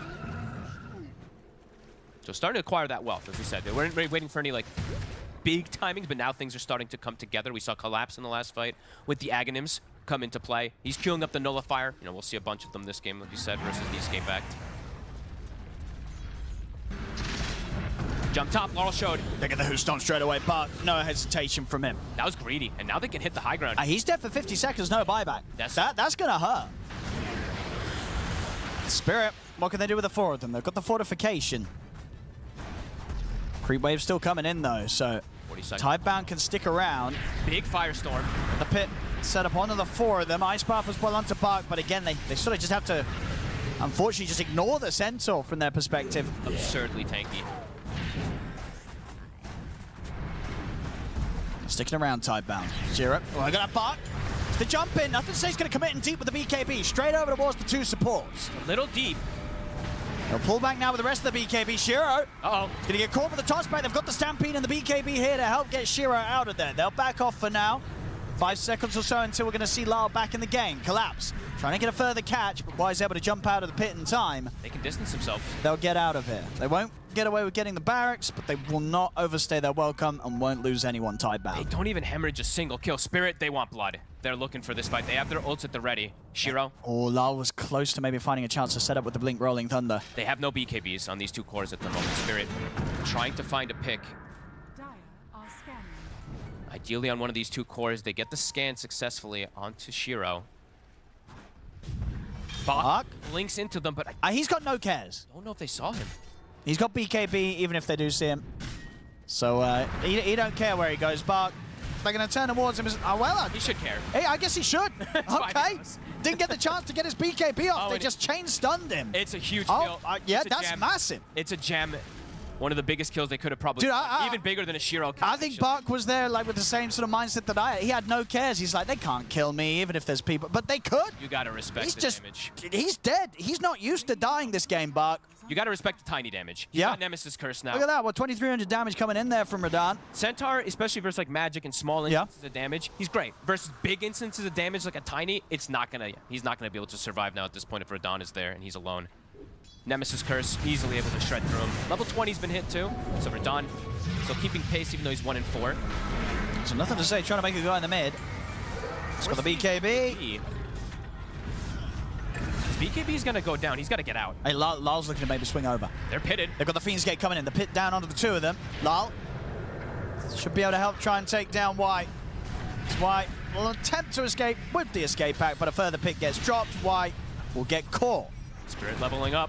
Another catch. And too. Radahn. Solo plays. He's just making plays on his own now. Shiro has to try and Hurricane Pike away. We kept highlighting Planet 2 for that kill streak going. That's a lot of Yakuza's money. Got it. Radahn's kind of doing it. You know, it's been a slower game from him, but now when he hits hard. Sets up, gets that chance for them to bring down Bark up top, making these solo plays down bottom. This Tiny, he might have had a quiet entry into this game, but he could be potentially about to blow the game wide open. Absolutely. I mean, literally one-shots Planet. Even though he's got Greaves, he gets hit by the combo with the Nemesis Curse, and he's just gone. Yeah, now he's got the Revenant's Brooch. Radahn's going to be quite a problem. Yep. He can kill them. Yeah, literally 1 stun. He can kill almost anybody in 1 stun if they're not prepared for it on the side. Tidebound. Tidebound can't hemorrhage these type of kills again. Those are pretty big mistakes, giving up the gem, giving up the 2 supports. Ooh. BKB cooldown for 20 seconds on nothing to say, but they want to try to make a move. They don't want to be getting caught 1 by 1. Spirit's ready for this, though. They're grouped up themselves. Radahn, as we've seen, more than ready to just turn up. And he's, yeah, as you said, Revenant Brooch is at the ready here. Huge damage now coming out for this Tiny. He's waiting on the high ground. He said anybody they catch will just get burst. Level 18 also for Underlord, on top of having an 8-toe, so further catch now also further side of Team Spirit. Smoking into this here, Tidebound. BKBs are at the ready. Let's see if they can get the angle.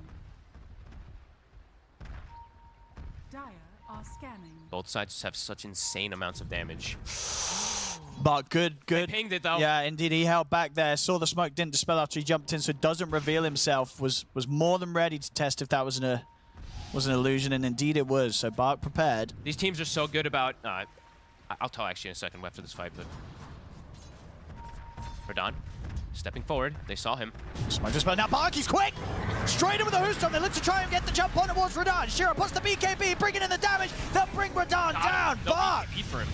Immediate moves here from him on the Centaur, setting up for such a play. Lal, try and swing back round with the Rolling Thunder, looking for Planet. But there's no Tiny. He's not going to be able to get him. Planet's out of it with the wind run. Lal, he'll roll up for now. They don't have damage without Radahn. A Collapse is trying to deal with Shiro.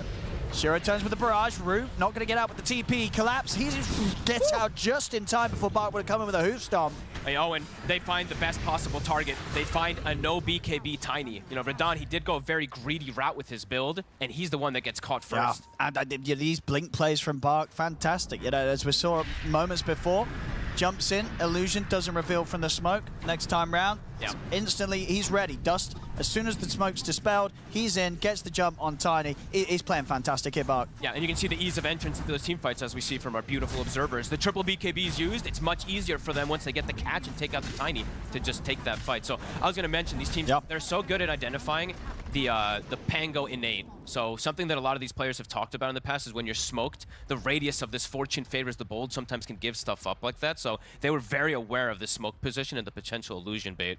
So it's kind of cool stuff there. Yeah, they were so ready for that. Yeah.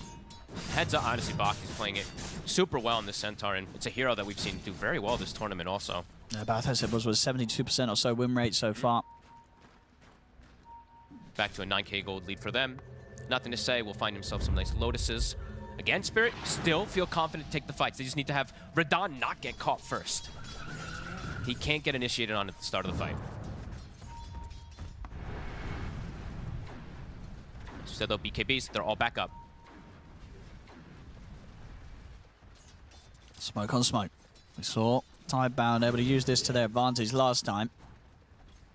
Brew in the front lines. Up to the high ground.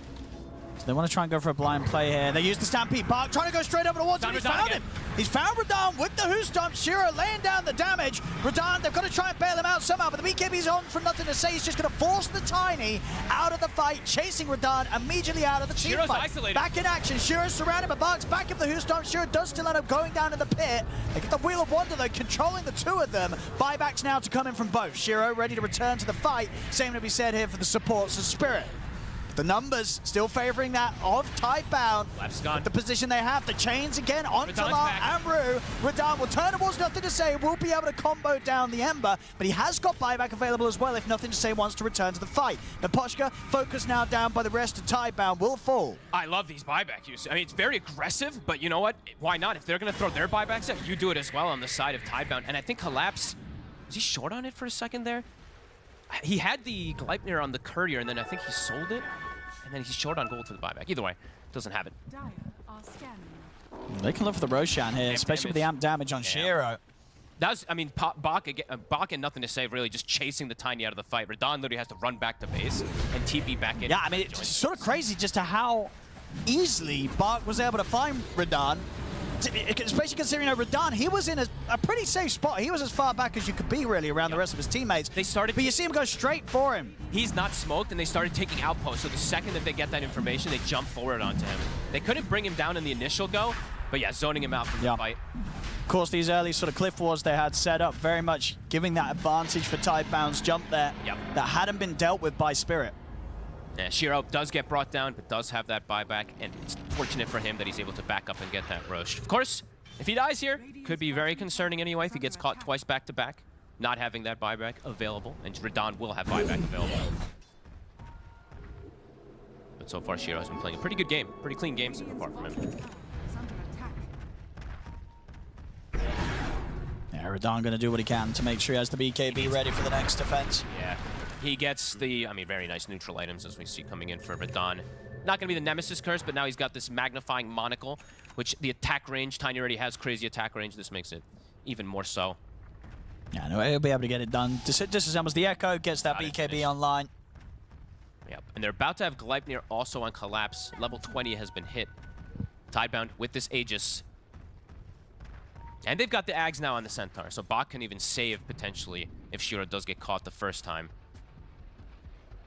Nothing to say, I believe he has the Nullifier done too. So can look to just stick on these targets versus these Ghost Scepters. Same thing to be said for Laurel though. He's got the Nullifier too. So we'll have to see if they can prevent the escape acts. Again, positioned around this high ground.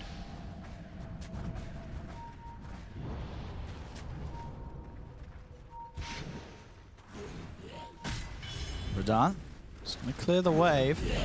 Shiro ready to show. Got the Echo Saber back up again as well. Brew reveals his positioning a bit there with the dead shot, but he has shown also he has Gleipnir, so we see how massive the dead shot AoE can also be when he throws it out. Shiro about to have Daedalus. He's going to hit so hard, Owen. Somebody's got to get on top of this Clinks. Spirit still playing around this ward area.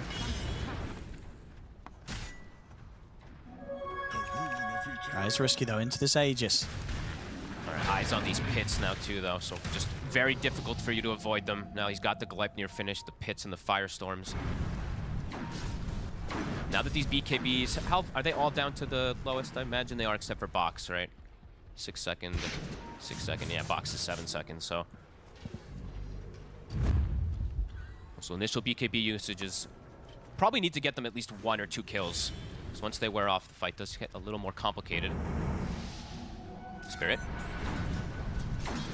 Bark and Shiro leading the way for Tidebound. Spirit, no, they're very much keeping at a distance. They won't allow them to be jumped unless Bark wants to commit with the Stampede aggressively. I think we're going to see supports. I mean, we've been seeing it more and more, supports building for themselves, and I think it really is because of this rise of Nullifier thing, too. Just the fact that if you build forces and all this, eventually just gets countered. I mean, that's, yeah, you're sort of tempted to get yourself Shadow Blades, BKBs, right? sometimes as supports. Laurel, a little bit of a risky play there, going for that shield crash. He did get caught up there earlier. Planet goes for an attempt for a Rax, but yeah, a bit too scary for him to do so. He also committed for Gleipnir, so more control for him, bigger power shots, the whatnot. Miposhka will get caught, and they will lose that ward on the high ground too. Bach with another one. Could give them that chance to push high ground here with the last minute of Aegis time on Shiro. Every element is important for Spirit's high ground at the moment. That ice path is huge. Of course, it's not this Ags macro pirate. Radahn. Radahn. Stepping up, he's going to get caught by the Hoostomp into the Tame the Beast. He'll get the BKB off still. Radahn trying to turn back over towards Bark. They're on the back line. Why? See if they can finish off the Ringmaster. Forced to the side of Wild. Get the Ghost Scepter off. Doesn't matter. They'll kill him off. They'll get the kill. This is one of the first times Laurel was able to snipe him out before the fight starts. So 60 seconds, no Ringmaster. 50 seconds still left on this Aegis. I mean, they might want to try and go again. They get the jump on a collapse. See if they can bring in enough damage to take down this Underlord. They've got the Stampede, the damage firing in for Shiro. It's enough to bring Collapse down. The Gleipnir onto Lal. I mean, Hope for anything more here, Tidebound. Such a heads-up move because Spirit was all backing up to heal in the fountain. If they were actually closer, they could have perhaps gone for a fight there. So very good play from Tidebound. Radahn stepping up. He's got the full combo down on the wall. Nothing to say, nothing to say. He'll get the BKB off. Turns to the slight fist stand, chains off. In fact, jumps in aggressively with the Remnant. He's looking to get in there. Shiro will go down the once. He's going to be back for round 2 here off the back of the Aegis. Bark looking for a chance to maybe get in with another Blink Hoostomp.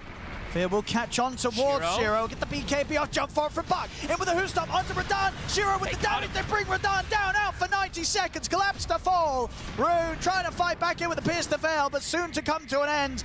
He hasn't got much more to offer as him and Lal have to back off. Jump forward for nothing to say. In with a slight change nullifier onto Rue as it's 4 dead on Spirit. None of them with buyback available. They're buying back to end the game. Bach comes back. 4 heroes dead on Spirit. Laurel, you're all on your own. They keep just addressing Radahn, and my god, the damage from Shiro. That all off the back of these jumps from Bark, as I said, played this Centaur perfectly aggressively this game. Lal is going to try one last hold here to try and keep them off the tier 4s and the Ancient with the Rolling Thunder. But they're just committing for it. They are. They want to close this up before the respawns come into play for Spirit. The tier 4s are gone. The Ancient exposed. Collapses back up. Will come in with the pit, trying to stop the push, but the damage here coming in, surely going to be enough. Move forward for Lal, but he's caught by the stun. The Ancient is gone. GG is called as Tidebound will take game 1. They came to play today. A beautiful game 1. Honestly, super aggressive. It was never like, hey guys, let's sit back and wait for next time. It really wasn't. Hey guys, let's sit back and wait for this next timing. They were just super aggressive, constantly smoking, finding these plays. Love to see it. Honestly, I can highlight all 3 cores, but I also want to highlight the support. So it's across the board, right? Yeah, absolutely. Crazy stuff from Tidebound. Spirit, we definitely saw them give a very, very good fight. Moments where they're able to push back. Radahn having those sort of elements of like, all right, the tiny does a lot of damage. But at the end of it all, getting caught out, getting punished around the BKB cooldowns. Tidebound, they did it perfect. They wrap up game 1. Relentless. The amount of pressure that Tidebound put out in this first game was very difficult for Team Spirit to deal with, even though they did give it a good try. I'm here with Lizard and Jenkins ready to break down game number 1 of this elimination best of 3, by the way. Jenkins, this was exactly what you wanted to see from Tidebound this morning. This was great. This was a really exciting game. They picked Clinks. This is not a good hero. Maybe it is. Maybe they're right and we're wrong. Not a traditional hero right now in the meta. And they made it look so good. There was, like, Shiro had to do a lot of work this game in order to not just succumb to all of the burst that was on Team Spirit. If he falls behind, he's not coming back in this game. But, man, the early rotations. Yeah. It was kill after kill after kill after tower.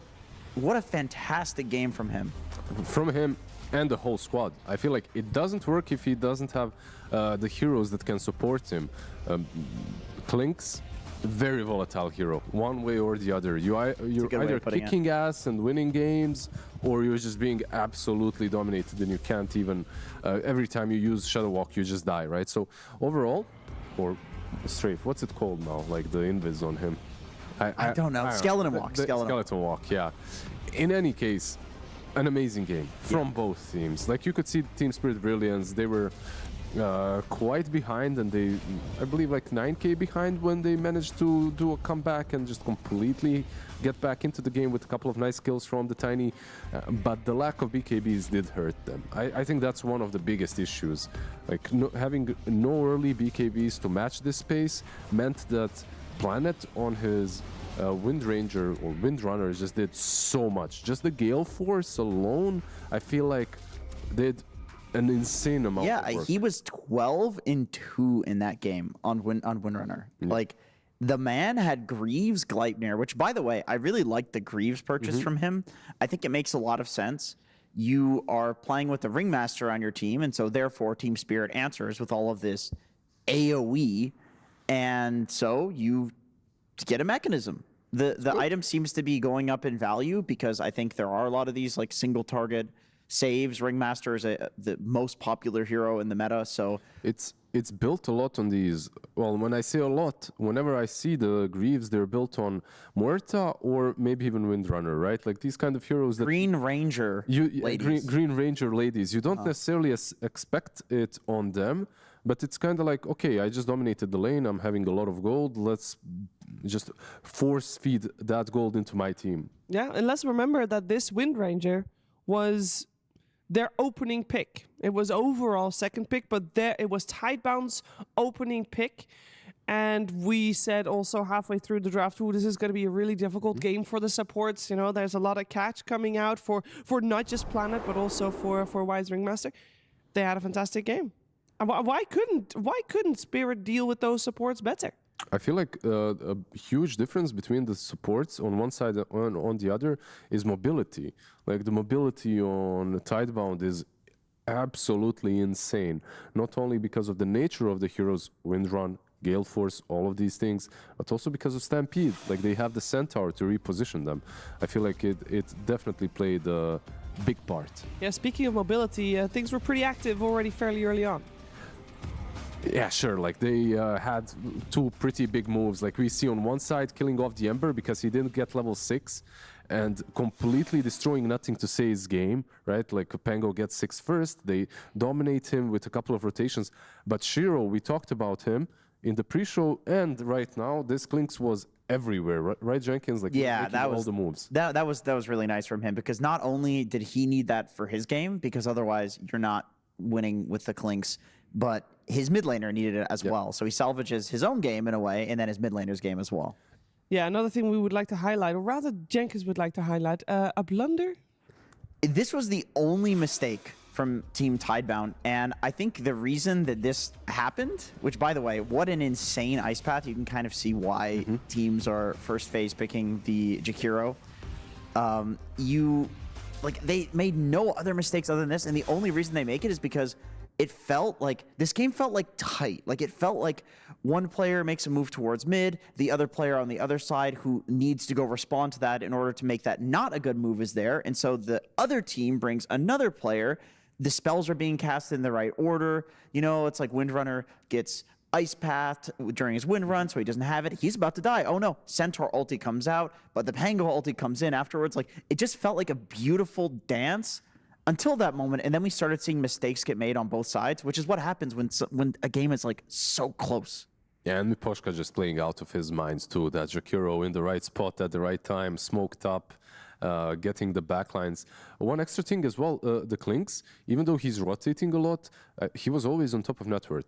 Like even when his rotations did not connect, what he was doing is he was clearing up those stacks all the time. Like he goes in, yoinks a creep, goes on his way, maybe to get a kill or not, but he gets gold regardless.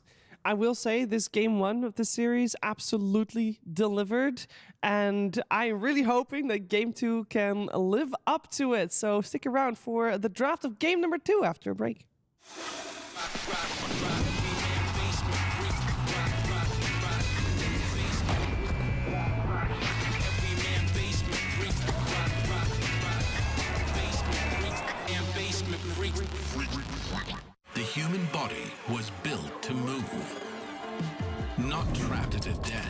one singular posture for 12 hours a day.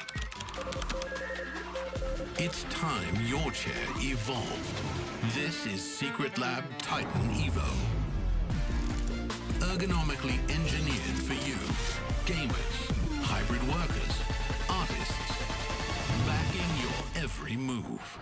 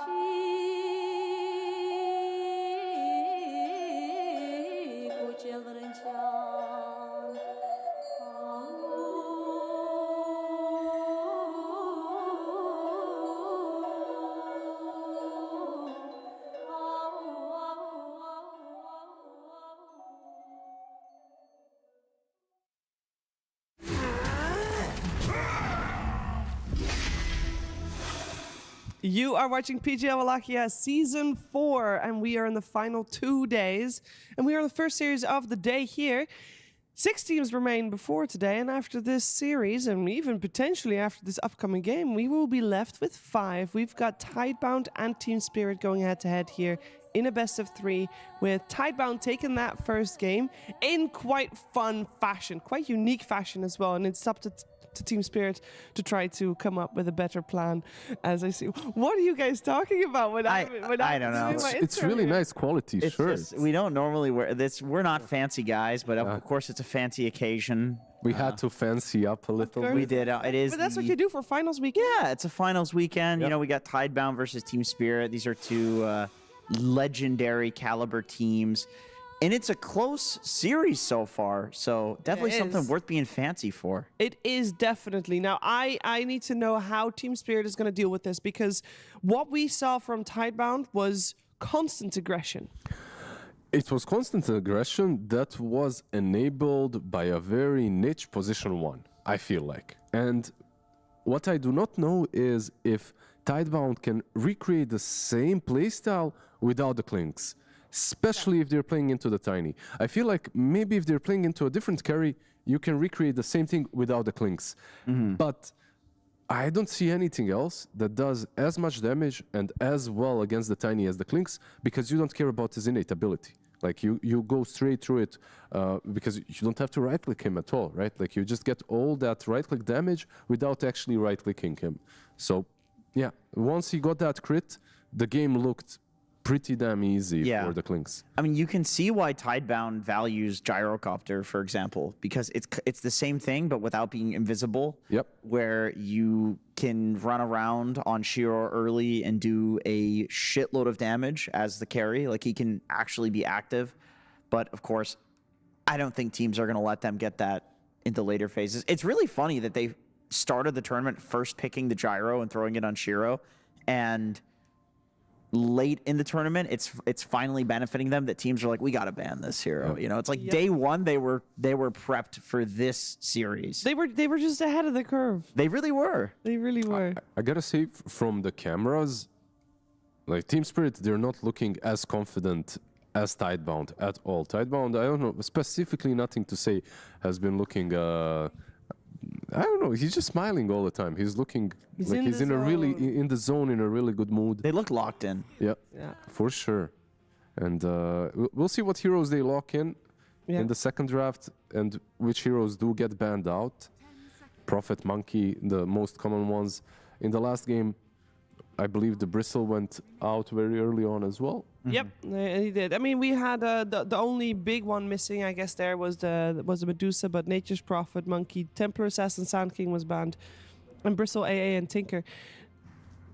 I will also say, I mean, I think the Wind Ranger pickup from Tidebound was obviously very good in hindsight, and an unusual first pick as well.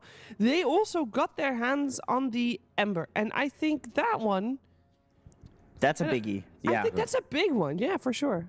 I like this approach from both sides, honestly. Where, I mean, we'll see with this ban here, but I think there's too many good supports right now that you consider banning the Windrunner just because of the performance last game. But then you think like, okay, well, what other supports that are S tier are we letting through by banning the Windrunner?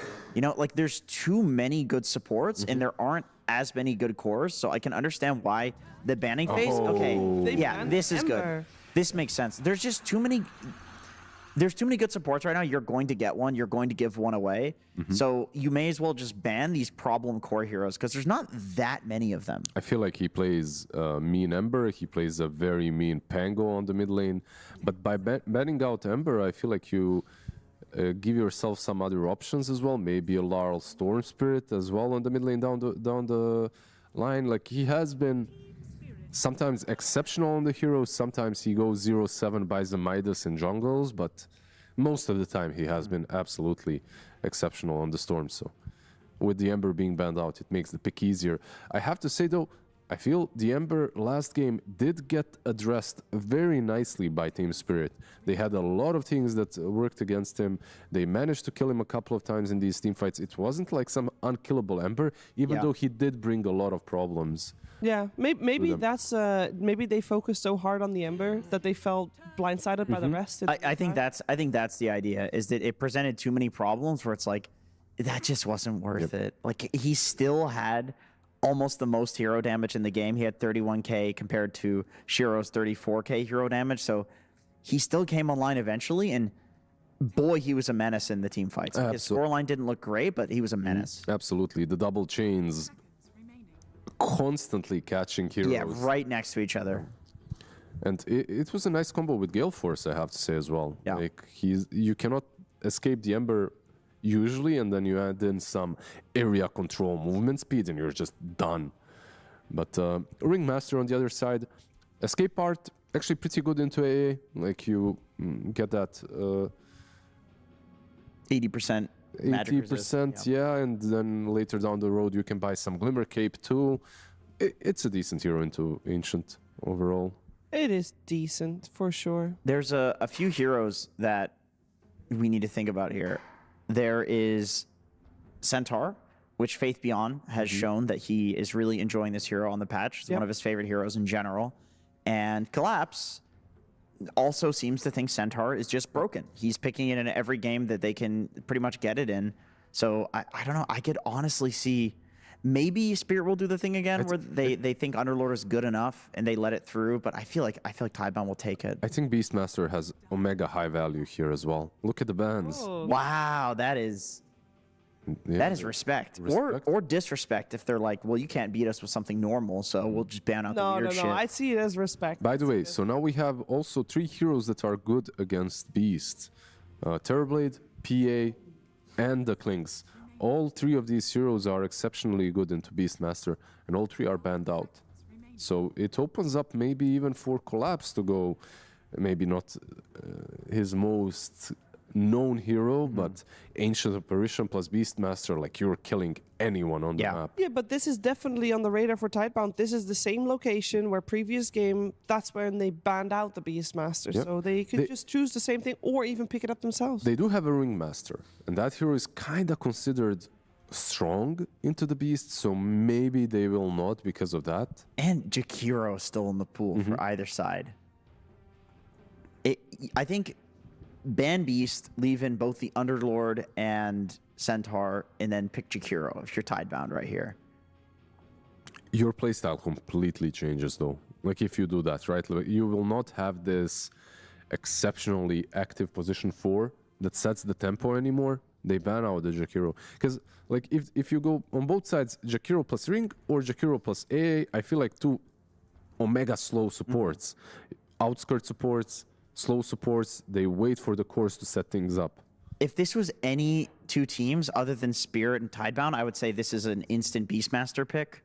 But because it's them, and I just have the feeling that Collapse thinks that Centaur is Imba. And it's clear that Bach is putting more stock in it. Thinking the same, yeah. Yeah, it's like he's now thinking the same too. So it feels like there's a lot of offlane options, and that limits the flexibility of Beastmaster. If you pick Centaur here, though, Lifestealer is a insta pick on the other side.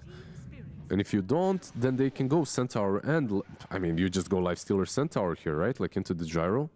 Well, most teams have been picking Doom as the gyro counter as well. That as well. That, I mean, maybe after the bug last night. Oh, no, it's fixed, actually. It's fixed, or at least keep on your radar that Tidebound did play gyro as a +4 as well. That's true. And also, you already have Ancient Apparition, so I don't think you need to counter the gyro hard with a Doom. You already have the healing reduction. And keep in mind, they had the Beast with the gyro, so you gotta worry about that when the gyro was actually a position 4 when they switched it up. I would love Beast here. It's just that I think if you pick Beast, you're giving Tidebound Centaur. So that, then again, you could also Beast Centaur, right? Put the Beast mid. It does, or carry. It also works, yeah. And there is this guy too, and Sand King's in the pool. Yeah. There's so many good heroes in the pool right now. Yeah, Sand King, another kind of different idea, but in the same ballpark, I have to say, because a lot of magic damage. You really love playing with AA. This combination is deadly through the match. Yeah, it's so much overwhelming team fight damage. There's just so many fights where you see Sand King going with the Burrow Epi and leave a bunch of heroes at like 20% HP, then they heal up. You cannot do that against an Ancient Apparition. The steal. Yeah, they snatch it. Yeah. I feel like I like this a lot. The fact that teams are not going for these 2 same type supports any longer. we are going back to the good old school position 4 meta where you have an active hero and a very passive one. But damn, that's quick. Yeah. It was like it had to be like a really quick 2 picks. I feel like on one side or the other, they get the Beast Pango also left in the pool, also extremely viable. For both mids, yeah, the Pango looks amazing. Ember banned out, Tiny still in the pool, but Pango might prevent that from happening. And Sanking can be mid for Team Spirit. I feel like it's also an option for them. They'll go for the Storm instead, though. Okay. The one remaining. Their catch is not amazing on Tidebound, right? Like you have Roar, which it's not easy to catch a Storm with Roar. Yeah, they have to roll in and then chain the roll with a blink into a Roar on the Storm. But it will take a little while for Pango to get to the Blink Dagger because he wants to get Diffusal first. And the Pango wants to play the game really early on. Well, they banned Puck. They think it could be a Pango off lane, gyro support. Pango offlane, Beast mid. Actually, Beast carry. Beast carry, yeah. Beast carry, Pango offlane. But at least crazy. It's doable, I guess. Well, they're covering their bases. I would imagine that maybe Puck is the outlier that would still be really good to make work somehow. I feel like if there is space for Puck and your offlaner can be played mid, it's good to pick Puck because this hero just scales and eventually becomes a carry of his own. Like once you hit that 25 with Aghanims and... It's a lot of respect for Nothing to Say's current skill level too. Yeah. Like that they think that... I do like it though. I do too, but just the idea that like Tidebound would kind of like ruin their draft in a way. I think Pango offlane's like the biggest grief there. To get the Puck because they trust the Puck to carry. They absolutely trust it. Like Puck into Storm, into Windrunner, into these supports, like just would absolutely obliterate them. Troll ban. Damn, that's going back. I mean, Radon is one of the few players that has made Troll in the past few patches actually look good. Dude, like some other patch, Anti-Mage into Sand King in the lane, Anti-Mage into Storm later on down the road. Like it would be maybe a pick. Maybe if Spirit picks Medusa, we will actually see an Anti-Mage. If they pick Medusa, it's a no-brainer. I think it's actually an Anti-Mage pick. Yeah, if the Medusa is, but still though, any other patch where AM is... They banned it out, okay. Because of course it could have been Tidebound overall last picking a Medusa, and we don't want to be that. Okay, so what is still in the pool for Yatoro? Because that's what they're looking for here. TB banned out, PA banned out, Tiny banned out. The Lifestealer you guys mentioned last game. If the If the gyro is carry, I feel like Lifestealer is alrightish, but there is a Roar against your... I mean, that's why I could see just Abaddon. No, he goes for DK. Oh, that's a throwback as well. I remember there was a patch where I feel like Radon was playing DK literally every single game.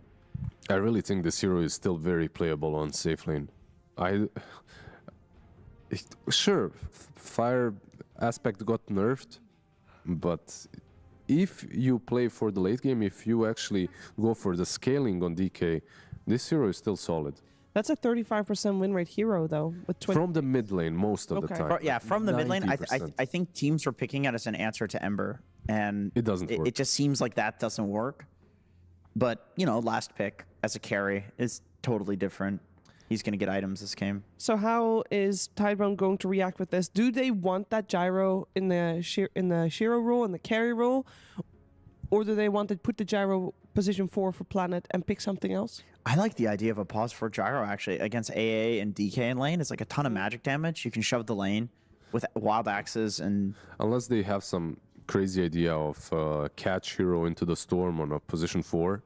Like some Shadow Shaman or something like that. That would be good. Yeah, I could see that. I mean, actually, Shadow Shaman with the break at level 15 against DK doesn't sound bad either. Yeah, just get some extra catch, some nice push as well. It's maybe an option. Also, good catch into the Windrunner. Ooh! Oh, Nyx Assassin. All right. Hey. It's been a while. It's been a while and the hero is changed. And what makes this a good Nyx game? He has the mana burn facet as well. Yeah. I wonder if he'll keep that because, I mean, Mana Burn Facet, you talked about Anti-Mage, you're memeing about Anti-Mage. The Mana Burn Facet against Storm is pretty good. I mean, you hit him a few times, he's out of mana, you can actually take him down. And Carapace as well into all of the AoE on the other side. Like every single hero can somehow stun themselves, right? Like, or hit themselves at least. So is this good? And then you also have a break on the shard. I mean, I feel like after watching the last game, they last picked Clinks. I didn't think that was a good hero. They made it work. Like, there's some tech that they're cooking here. Is it good? My gut says I think Nyx Assassin, there's a reason that it hasn't been picked. Okay. But everybody was playing with the old facet. So maybe there's some new tech here from Tidebound that we're going to see. Pocket strats. I did see the Clinks before, and I kind of knew what the avenue is to win the game. Nyx Assassin right now, to me as well, feels pretty damn weak. So I do believe we're probably going to game number 3, probably, but I want to see the new tech regardless. Yeah, and disregarding the Nyx Assassin for a second, I mean, if we do look at the 10 heroes on the board, or 9, if you will, does Spirit have a more solid shot than last game as well? I think they have a really stable lineup. It's extremely easy to execute. Not that they need that, it's Team Spirit, but like Sand King AA, the amount of damage this does in fights, DK is going to farm no matter what. But Tidebound also, I think they got what they wanted in their other heroes. The only thing that's weird is the Nyx Assassin. Yeah, and if you don't believe in Team Spirit's like carry, like the Dragonite, if you don't think this hero is that strong and got nerfed, well, then you have Storm Spirit to rely on as well. So their scaling is pretty damn sweet too. Okay, well, I'm sure that the coach from Team Spirit fully agrees that Team Spirit has what it takes to bring this to a game number 3. But let's hear from him directly with Nomad. Thanks, Shiva. Yes, indeed. Silent, how are you feeling about this draft in game number 2? Okay, draft. Draft is good. We'll see. Caught off guard by the Nyx Assassin, or not really? Can you repeat again? Yeah, sure. The Nyx Assassin, is this hero good, or what do you think about the Nyx? No, I never seen Nyx a few months. All right, well, I guess we'll find. No idea. Sure. So, last game, what do you think went wrong for you guys last game? We played bad. And maybe pick was also bad. Oh, well. Game 2. Let's see if you can stay in this one. So, finally, who do you think is going to have a really good game on your team? Who's going to pop off? I hope Storm Spirit. Hope for Storm Spirit. All right, Silent, thank you very much. Good luck in this game number 2. We'll send it over to our casters of OD Pixel and Fogged. Thank you very much, Nomad, and of course Silent there coming into this game 2 here between Spirit and Tidebound. And indeed, we don't really see Nyx Assassin. We're getting it here. Anywhere. What's the reason with that? How's sort of your vibe with the hero right now? I mean, they ruined him. You can't kill creeps. You can't do the style. You have to play a completely different style. You're back to having to just fight and look for pickoffs while also struggling to find levels and not contributing a lot in the lane. That is the biggest problem, I would say, about Nyx Assassin, that all the pros just have been, you just have to avoid it. What do you do in the lane? So we'll see what Planet's going to be able to do with it. I'm super curious to see how he's going to play with this. As we saw them point out, Mana Burn Facet. So versus that Storm Spirit can be very, very annoying, of course, with the damage that you can apply. DK historically has been one of the best heroes in the game versus Nyx Assassin because of the play style that he kind of thrives with, where he makes your team group up around him. And it's a strength hero with like no mana pool that really cares about any type of these spells. So curious to see about this pick, if it is literally just, okay, we have this innate that allows us to detect people inside a sand, the Sand King. You can find him constantly, and then the further break later on, and just a way to prevent and get some setup stuns. Super curious to see what he's gonna do. And then, of course, you're looking at the decision as well in the end there to therefore have the gyros to carry. Do you like that this game round, or what was this sort of down to? The fact that they were running out of carries in the pool? Yeah, I mean, they were just flexing it from the start until maybe they just felt this was a better option for Planet to play the Nyx. I'm not too sure, Owen, because the Nyx for me is still it's going to have to be a big question mark. He's going to have to prove it in the game to see what it actually does, because literally nobody's playing it in pubs. Literally nobody's playing it in officials at all, too, so we have to see what the potential of this hero really is now at this point. Used to traditionally be that storm counter, since you can always just drop the Carapace, you know, you set up on these waves. Similar versus the Sand King, when he was starting to get popular again, since you have that innate and ways to always hunt him, but again, we're just gonna have to see. Planet, a bit of a specialist, and especially in this tournament, each of these teams seems to have like a, you know, ace up their sleeves of some of these 4 positions. We had Zayats playing his Shadow Shamans, Planet played a Gyro 4, and now we got the mix. Pretty cool. And so overall, were you liking the fact that they went for the DK carry on Spirit then to round up their draft? Yeah, it gives them a setup. Like I think it also just fits pretty nicely to be able to be that hard carry. I think this hero has been just underrated as well as a hard carry in general. Is going to go with the Corrosive this time around, so not going to be going down the Frost one that we used to see a lot of the carry players do when it was played more. They played more around the red until it got nerfed, and they went for the Frost. Now it's back to the Corrosive, it looks like, but I can see the merits of it. Easy setup for the lane, right, with the AA. In the later stage of the game, you have set up for the, you know, AA blast and the sinking follow-up afterwards. And obviously after that last game, we very much saw Bart popping off. Is he going to be able to do so again here on his Beastmaster, or is it going to be a little tougher? Let's look at things. I think overall tougher. I think Centaur just is looking... I mean, Beastmaster's a godly hero, don't get me wrong. But I think Centaur just is the easiest play style to play, right? You're just the tankiest hero in the game, right? So it's definitely an interesting one to watch. He is going to be queuing up this Dominator route, so... And he's gone for the Wild Hunt facet, which is pretty cool to see too, since he's playing versus, you know, the AAs and wanting to dictate pace of the game. But definitely a deviation. He's also playing versus AA, so maybe feeling like the Ags Rush is a little less valuable since he's just going to get Ice Blasted in team fights, but see if this approach works for Bach. And obviously in terms of sort of the support situation, Tidebound, why? Get a run down. It's going to get taken out here. Collapse finds the first blood. And so it's talking about why he's obviously going to have that save with the escape pack to be able to come in for his teammates. Spirit, they don't really have any ways of saving each other, right? It's quite an aggressive lineup.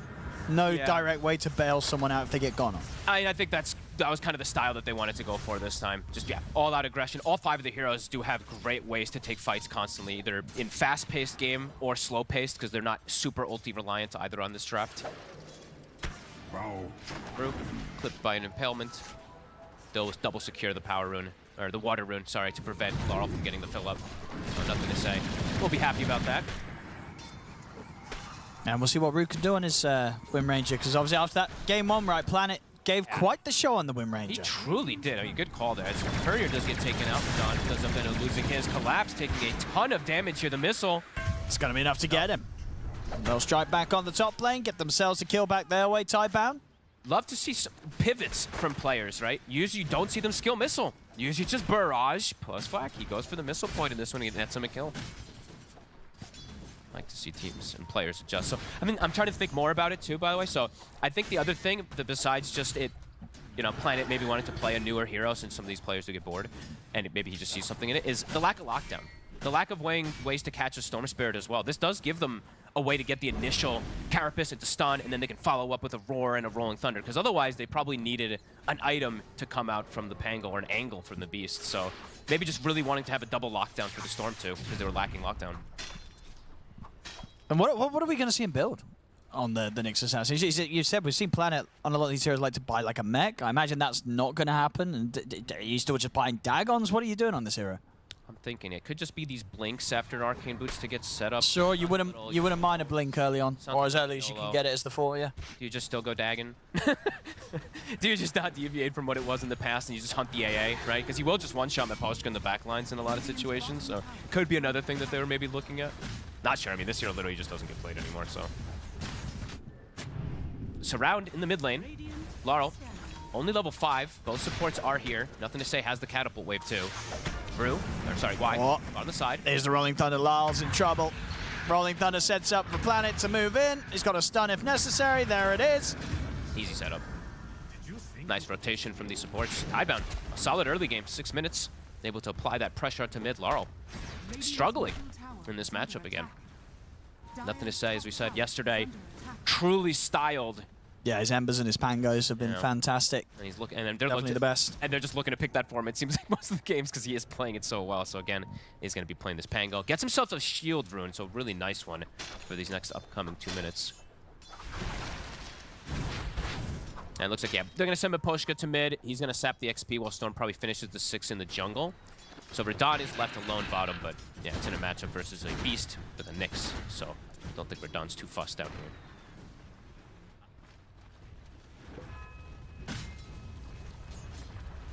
Yeah, looks like it's going to be the old build, right? The safe lane DK that we saw do before. It looks like he was going for that armlet into Maelstrom kind of style build. Get that farm acceleration. Stacks aplenty coming up from Spirit.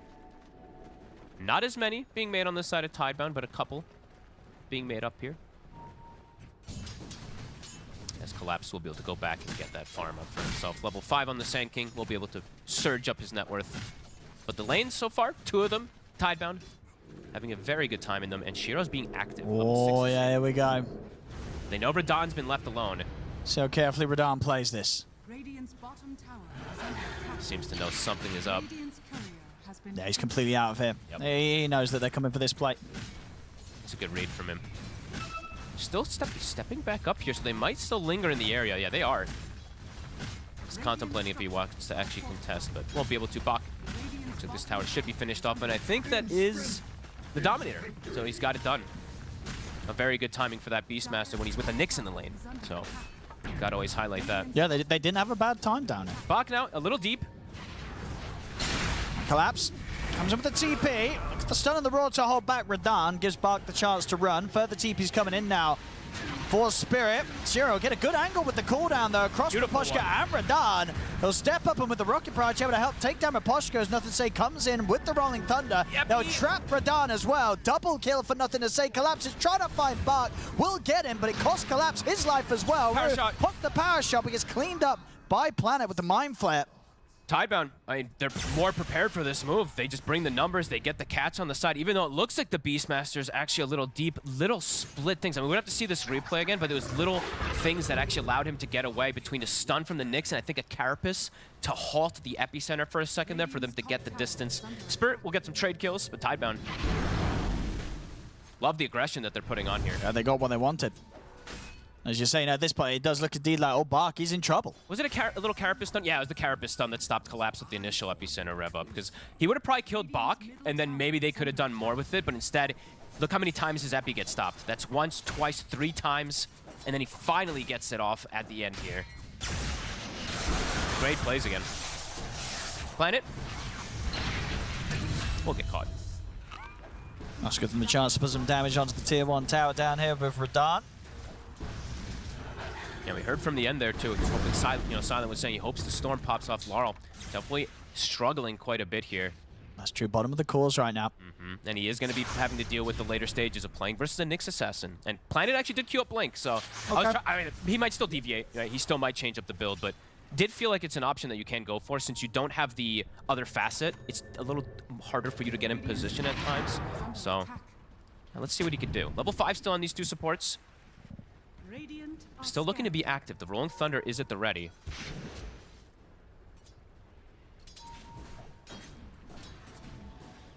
And Nothing to Say we'll get that rune, so regen for the Scepter to play too.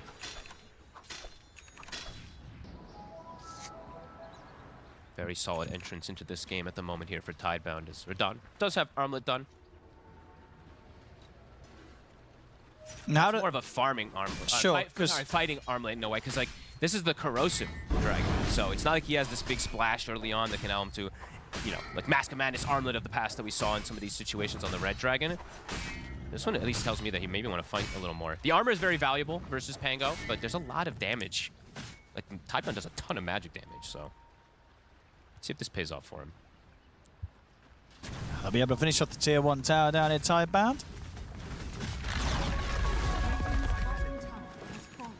Yeah, really cool approach from Bach too. We see just all in for the summons. Going for the Overlord, 0 points in axes, so looking to just play in the lane and apply pressure in the lane as much as possible.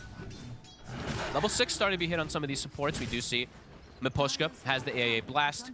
Planet also has Vendetta available. Let's see if they look to set up top. Looks like Planet does want to try here. There are sentries down. Looking to give some information. He sees Rue on the side. He's got Shiro coming over. Coming, they see him. He's going to try and get the setup on a Rue, but Rue plays it smart, holds back the Nyx with the shackle shot. Shiro. They're bringing the numbers. Pango from the sideline. By the way, a different build from Nothing to Say. He's deviated. Looking at the lineup, 4 heroes that do insane magic damage. Instead of going Diffu, he's going Mage Slayer. That's pretty cool, because he's got the save behind him as well, too. So if they throw like an Epi, an AA Blast, a lot of... He could just survive it with the Mage Slayer plus the Escape absolutely. Act. Definitely potential for it. So a cool little pivot coming up from Nothing to Say. Power Rune. What's it going to be? Zip forward from Lal. Nothing to Say. He's going to get caught by the stun here, Lal. Lal has to zip out. Very low on the HP. Nothing to Say is going to go for Collapse. He tries to power strike away, but Nothing to Say has got him caught. Sets up for the missile to connect. He also gets caught. Indeed, you can't hide from this Pango. Nothing to Say. He's always going to find you. Truly killing it. Again, the Mage Slayer, he barely takes any damage anyway. They don't even have a point in Escape Act. They don't even need it to be able to save him. Honestly, Laurel is lucky to survive. They got super low going in for that zip. Yeah, I thought the wheel actually had turned him and had him under control, but he's able to get himself out. Tidebound, I mean, an even better start to this game than last time. And this is with a Nyx Assassin as the 4 position, so it's saying quite a lot, because this hero can falter in the laning phase. Jump again, Nothing to Say. Tower's already gone. See if they can chase down the Pango. They can. No points in Escape Act. So if they can get anything more, they turn towards Y. They'll find him as well. So they lose their tower, but Spirit back in action. Get themselves a couple of pickups. And Radon, I believe, gets the last hit there. Nothing to Say to it. So the ideal pickup that he's able to get. Can look to push this into the tower here, too. Collapse will take away some of these creeps. Planet. He's stalking in the area. Does he want to look for this play on Miposhka? He needs a little bit more. Yeah, I was checking to see. He can't. I was checking to see if maybe the Beastmaster sent the summon, and then maybe you look for the play with the summon. Hey, he might be able to set up on Lal if Bark's close enough. All right, Laurel. He is not expecting this. Bark moving in. There's the stun into the roar just in time. Make sure those croakers aren't near to steal it. Okay, good. It does push away. Push it away so no tendrils will take the kill from them. Planet. It's making the Nyx work, Owen. That's looking good. 2-1 and 5. He's part of 7 of the kills. The lane in bottom didn't get punished, the fact that he had a Nyx Assassin, so. The helm is done. Hey, Bach, one of the earlier helms I think that we've seen in this tournament. It's gonna be like 14 minutes. Maybe not the earliest, but one of the earliest I think that we've seen. Yeah, it's just gonna completely take over this side of the map. Let's see when he receives it. I think I saw one a little earlier at like 13:30 in this tournament, so this might be the 2nd or 3rd fastest, but let's see what it is. We have the technology. Miposhka getting chased. It is the fastest, so 30 seconds faster. Collapse has to come in to help him out. Miposhka. Playing AA. It's like AA, Silencer, a lot of these 5 positions just dread playing versus these summons. Aghanim's already finished up for Shiro, so he's got that farming enhancer. And he can fight with this build too, because he's super tanky early on in the game. Top 3 cores on the side of Tidebound right now. And they're not squishy, Owen. I'm just looking at Nothing to Say how he's building. He's got Strength Treads, Mage Slayer, Ogre Axe. So looking to continue tanking up rather than being fragile in any way. Blink done for Collapse.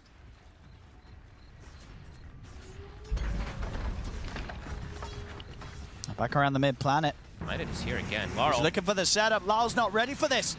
The stun's there into the Rolling Thunder. Getting caught out by Planet once again. You know, you don't play against Nyx Assassin for months. You kind of just forget that he exists. It kind of feels like that's the case, right? Because I don't know if you want to be up there on the high ground hitting a tier 1 as a Storm like that. That's rough. Wild positioning, really, from Laurel. Planet makes, I mean, easiest setup ever for him. It's tough. I mean, he's having a rough game. He is. And definitely starting to get more and more difficult for him. 3 points now in the Spike Carapace for the setup. Miposhka. They're going to find another one. Freebie. Spirit starting to look a little bit shaky here. And it's around 15 minutes, so a free Tormentor that they can set up on the side of Tidebound. Tidebound, it's just a day of speed that every move is connecting. And Spirit, it's just slow. These aren't really hitting. Laurel's having some difficulties in this, both games in the mid game, getting picked off several times. And that Tormentor dies too fast for them to get a good exchange. They'll claim the tier 1 mid. But Tidebound can accelerate so much. They have great ways to take objectives. This next item, if Bach is able to get this finished up, I have huge concerns for Spirit. This is a godly pipe game. They're going to have Pipe Mage Slayer versus 4 heroes that are pretty much all magic damage in the early game until super late stages. DK, of course, will be able to do some damage through it, but... He's pretty much got to do all the damage, yeah. And he went Maelstrom, so he does have a little bit of that hybrid damage, too. It's definitely looking tougher than... It's looking real tough. Than game 1, where Spirit did sort of have that chance to come back in the mid-game a little bit. Yeah, absolutely. I mean, Tidebound's getting away with... It looks like pretty much everything, right? Shiro's is completely untouched. As is Bach, even though he was in that lane, as we keep mentioning. Yeah, Pipe Mage Slayer has been the answer, well, one of the dream answers, it seems like, versus these Sand Kings in particular at times. But yeah, when you see just 4 magic damage heroes, it can definitely be devastating. Collapse. Looking like they're trying to set up a trap top. Nothing to say. Does have this ward on the side, though, so they are completely aware of this move. Spirit are not going to have Tidebound sort of going for anything here. Tidebound are not taking the bait. No, Spirit's moves just aren't hitting. Tidebound's all are. And they're getting this huge farm on the gyrocopter. I mean, BKB is soon to be on the horizon, too, versus all this magic damage. Top lane, Planet. The blink is done, so he can actually be the one that initiates fights as well. Planet's just running in. Look at there we go. They're going to get the angle. They get the 2 of them into the Rolling Thunder. The bounce back as well. Okay, Collapse is able to still burrow strike away. So he'll survive for now. And Poshka will fall. I'm surprised Planet didn't just stick on top of the Sand King. Lets him get out of there a little bit there. But either way, Planet. And this Nyx is doing so much work going. Truly is. 2-1 and 8 on it. Able to find all the grabs. A Blink Dagger at 18 minutes. It's quite early, and he will find the D-Ward as well. Spirit's in dangerous territories. How do you make plays as Spirit? It's very difficult. And Radon, yes, he's got damage, right? Armlet plus Mjolnir, but he is not, you know, tanky. He's tanky in HP-wise, but there's so much hybrid damage that Tidebound has. They'll be able to just rip him right through before he has BKB. I believe the pipe is almost done for Bach, too. About 700 away from it. They can't kill this dragon. Rue wants it. Focus fire. He might die for that. Okay, Stun will be off the mark. I'll be a little afraid.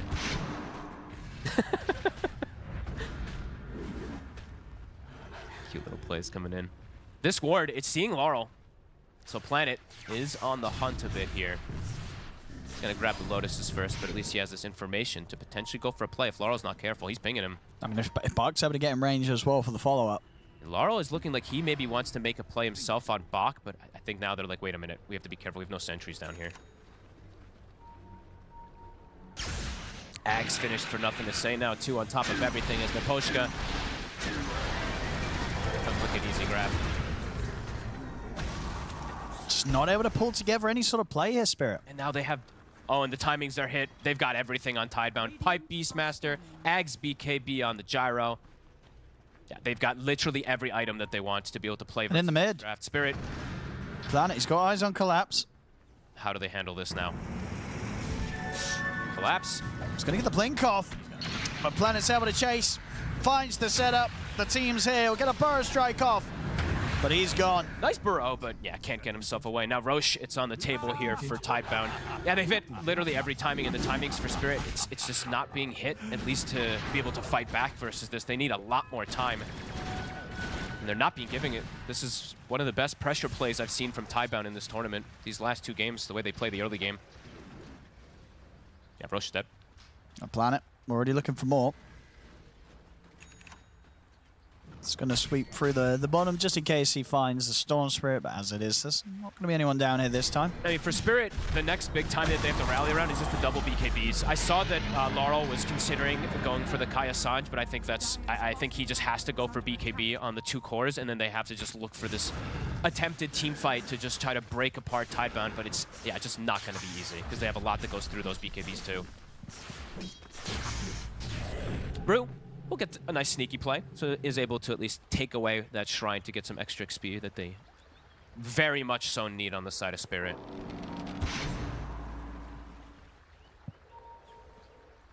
There's just been no slowdown for the Gyro. Not Shiro at all. having a free game so far. And Planet just continuing to do a lot of scouting as this Nyx assassin, applying tons of pressure. Radon still no BKB. Nothing to say, able to start the play. He's going down. Yeah, they're not able to bring anyone up here out. There's Radon taken out. Nothing to say, continuing to find these kills. Tidebound's making it look easy today. This is the super smooth sailing from them, in particular in this game too. Yeah, they just have honestly, they have a great read of how Spirit's trying to play the game. And the fact that these lanes went as well as they did, and now, yeah, a 9,000 gold lead with a lineup that's playing versus just limited damage on the side of Spirit now with the counters that they have on Tidebound. Collapse has gone for a bit of a pivot also on his build.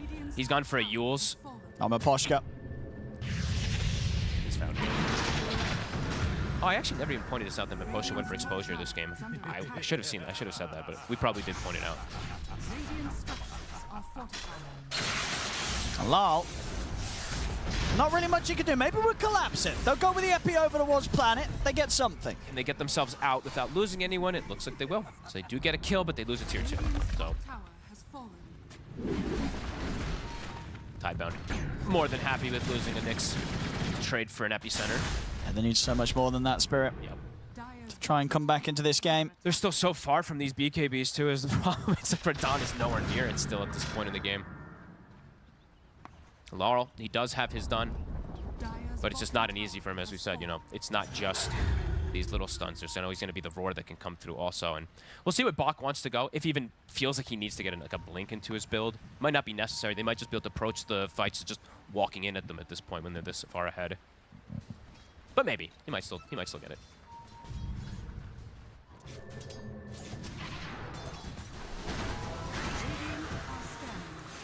Rue has Shard now. 4-step is finished.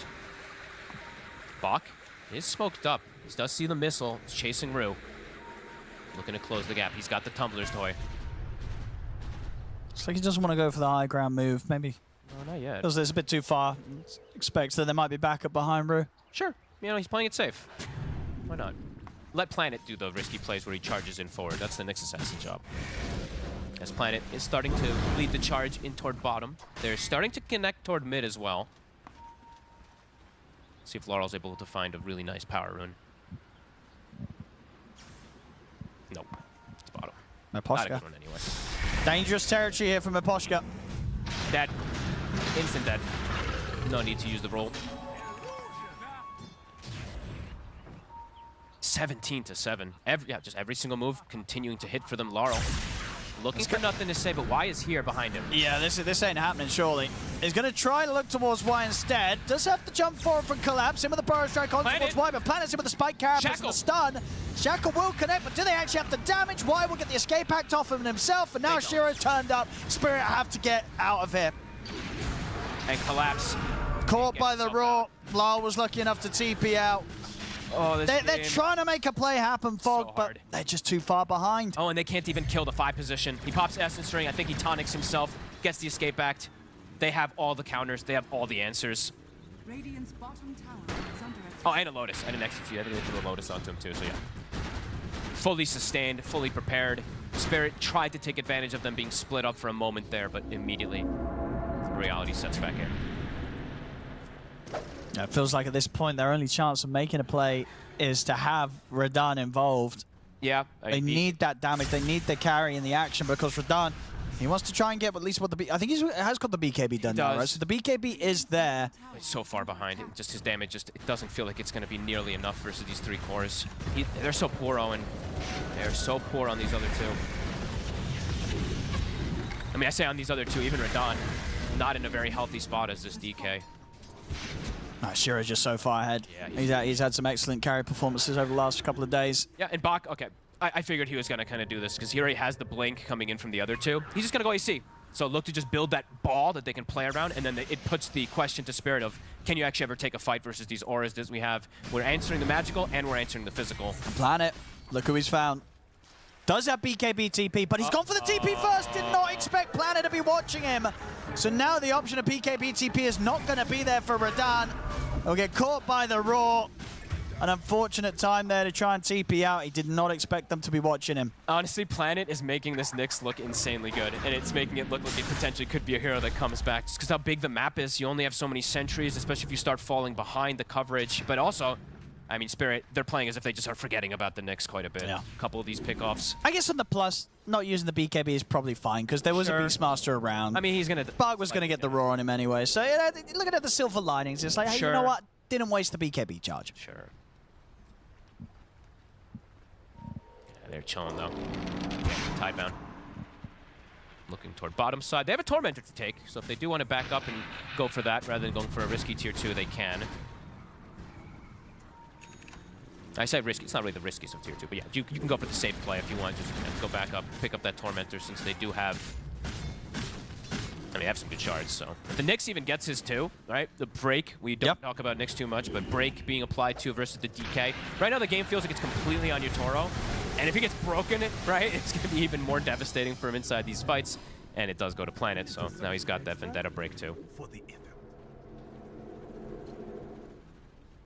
Nullifier, I believe, also done for nothing to say. Continued to have a, honestly, unbelievable performance on his Pango. You might need to just get rid of these Embers and Pangos versus him. I feel like, yeah. Too much on them. I think if you're Tidebound, you just get him on one of those two every single time if you can. And now they have a Yules on the Sand They have 4 staffs, but this is going to be answered from this. Spirit, they've got the timing for the BK. Here we go. Let's see how it goes. They're turning up with Radahn, with the carry. What can they make happen?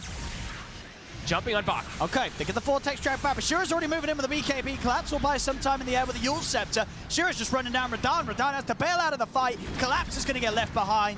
They don't find the jump that they are hoping for, Spirit. Rue caught out by the damage from Shira. They just push him forward. Radahn put the BKB, try and turn, but the Roar's there onto Radahn. Radahn falling low. Here's his BKB. He's about to come to an end. Collapse will come in with the Burst Strike Epi, but the cleanup is just occurring here from Shiro. Ultra kill for him. Lar will try and jump forward, but the rampage is there for Shiro. They just cannot fight into them, Fogged. They're too far behind. Too far behind, and the damage mitigation, you're truly seeing it. The pipe, the Mage Slayer's coming into play. Shiro lives with 500 HP. Laurel gives him the rampage right at the end of it, jumps into it to get hit from the flak. Of course, to make that Burst Strike Epi play, it was a buyback, a dieback from Collapse. It was he landed pretty much the dream. If they weren't 20k behind, maybe that would have done something. It's the itemization, too. I just really have to highlight it. Pipe, Mage Slayer, AC, everyone's so tanky and durable. I think they also had 2 or 3 Gale Guards, if I'm not mistaken, so those things do add up. You've got this type of an advantage. AA Blast. Planet gets saved again. And it's going to be fine. I mean, yeah, the escape act also in the last fight pretty much prevents all the aggression. A shackle, but just a shackle. Well, they'll soon have their cores back up. They do at least still have a tier 2 on the side lane, and as it is Tidebound, they'll back off from the mid push. Respect the fact that Radahn is going to be back in the game. No need to risk anything at this point. They can back up, wait for Rush, and just wait for the fights to come to them. I mean, Spirit, that last fight showed how far behind they are. They can do no damage. Shiro level 20. Butterfly soon on the horizon for him too.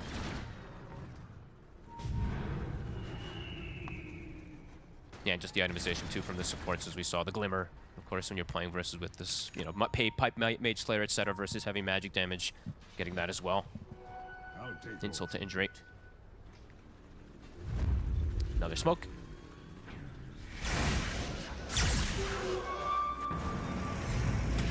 They showed Miposhka mid. Yeah, nothing to say. He's just going straight for him. In with the Rolling Thunder. That's the AA out of the fight. Radahn also caught. Straight over towards Radahn and Rue. They can't and over to Lal. Nothing to say. He's just hitting them all with these Rolling Thunders. Always finds the angles. Double kill for him. He's ready to move on for more. Roar onto Rue. Rue's gone. Radahn will get out with a BKB TP. This game is so done. There's nothing they can do. Anytime someone shows, they just run at him. Roche is up. They don't need to play it safe. They can if they want, but they can close this game They can run it down the mid here. Yeah, they are way too far ahead. What a series from Tidebound. Game 1 we had Spirit give it a little bit of a fight, but this game 2.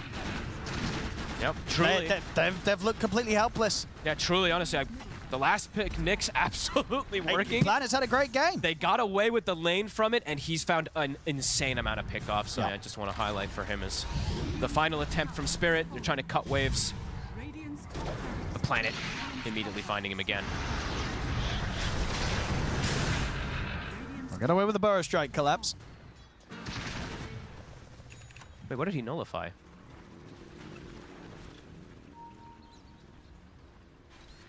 What? His own allies Yules and it got eaten? Oh. Okay. I was like, he was trying to nullify. I guess he thought it was the enemy Yules, but it was his teammate, so it actually ended up doing nothing. I actually did not know that it could even... I didn't know that even worked like this. Okay, whatever. Either way, Roche will be able to claim easily.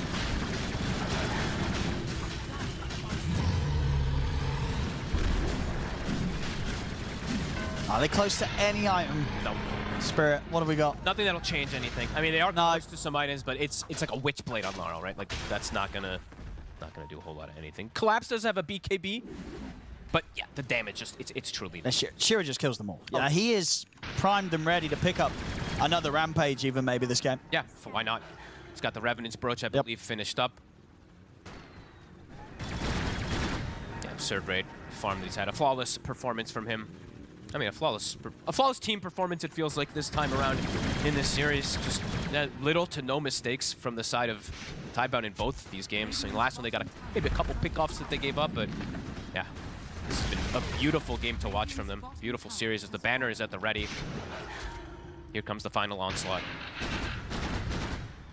Ancient Granite, Golem also. A little more HP for the team. I'd say a little, 20%.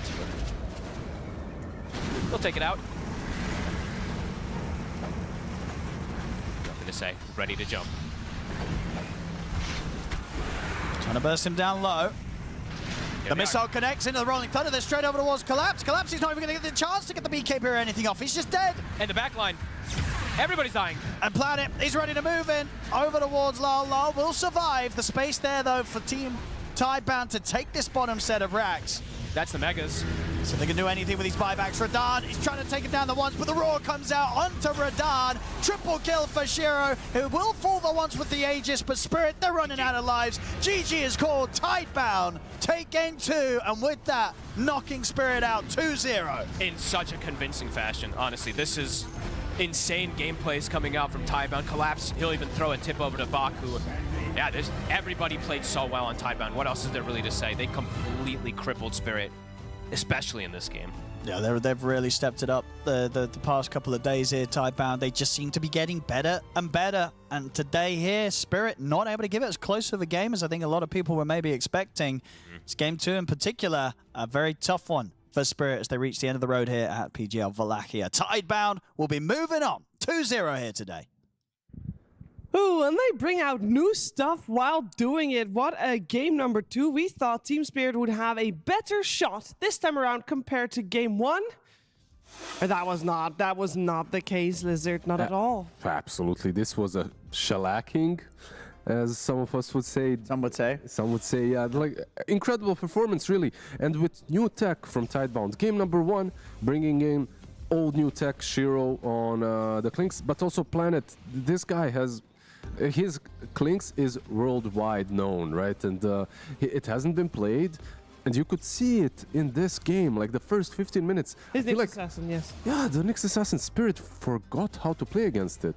They literally didn't have a sentry whilst pushing the mid lane tier 1. They didn't have the sentries. They moved across the map, not in unison, but separated. And Nyx Assassin is just hunting one target after another. This was a masterpiece from Planet, but at the same time, I feel like Team Spirit dropped the ball a little bit.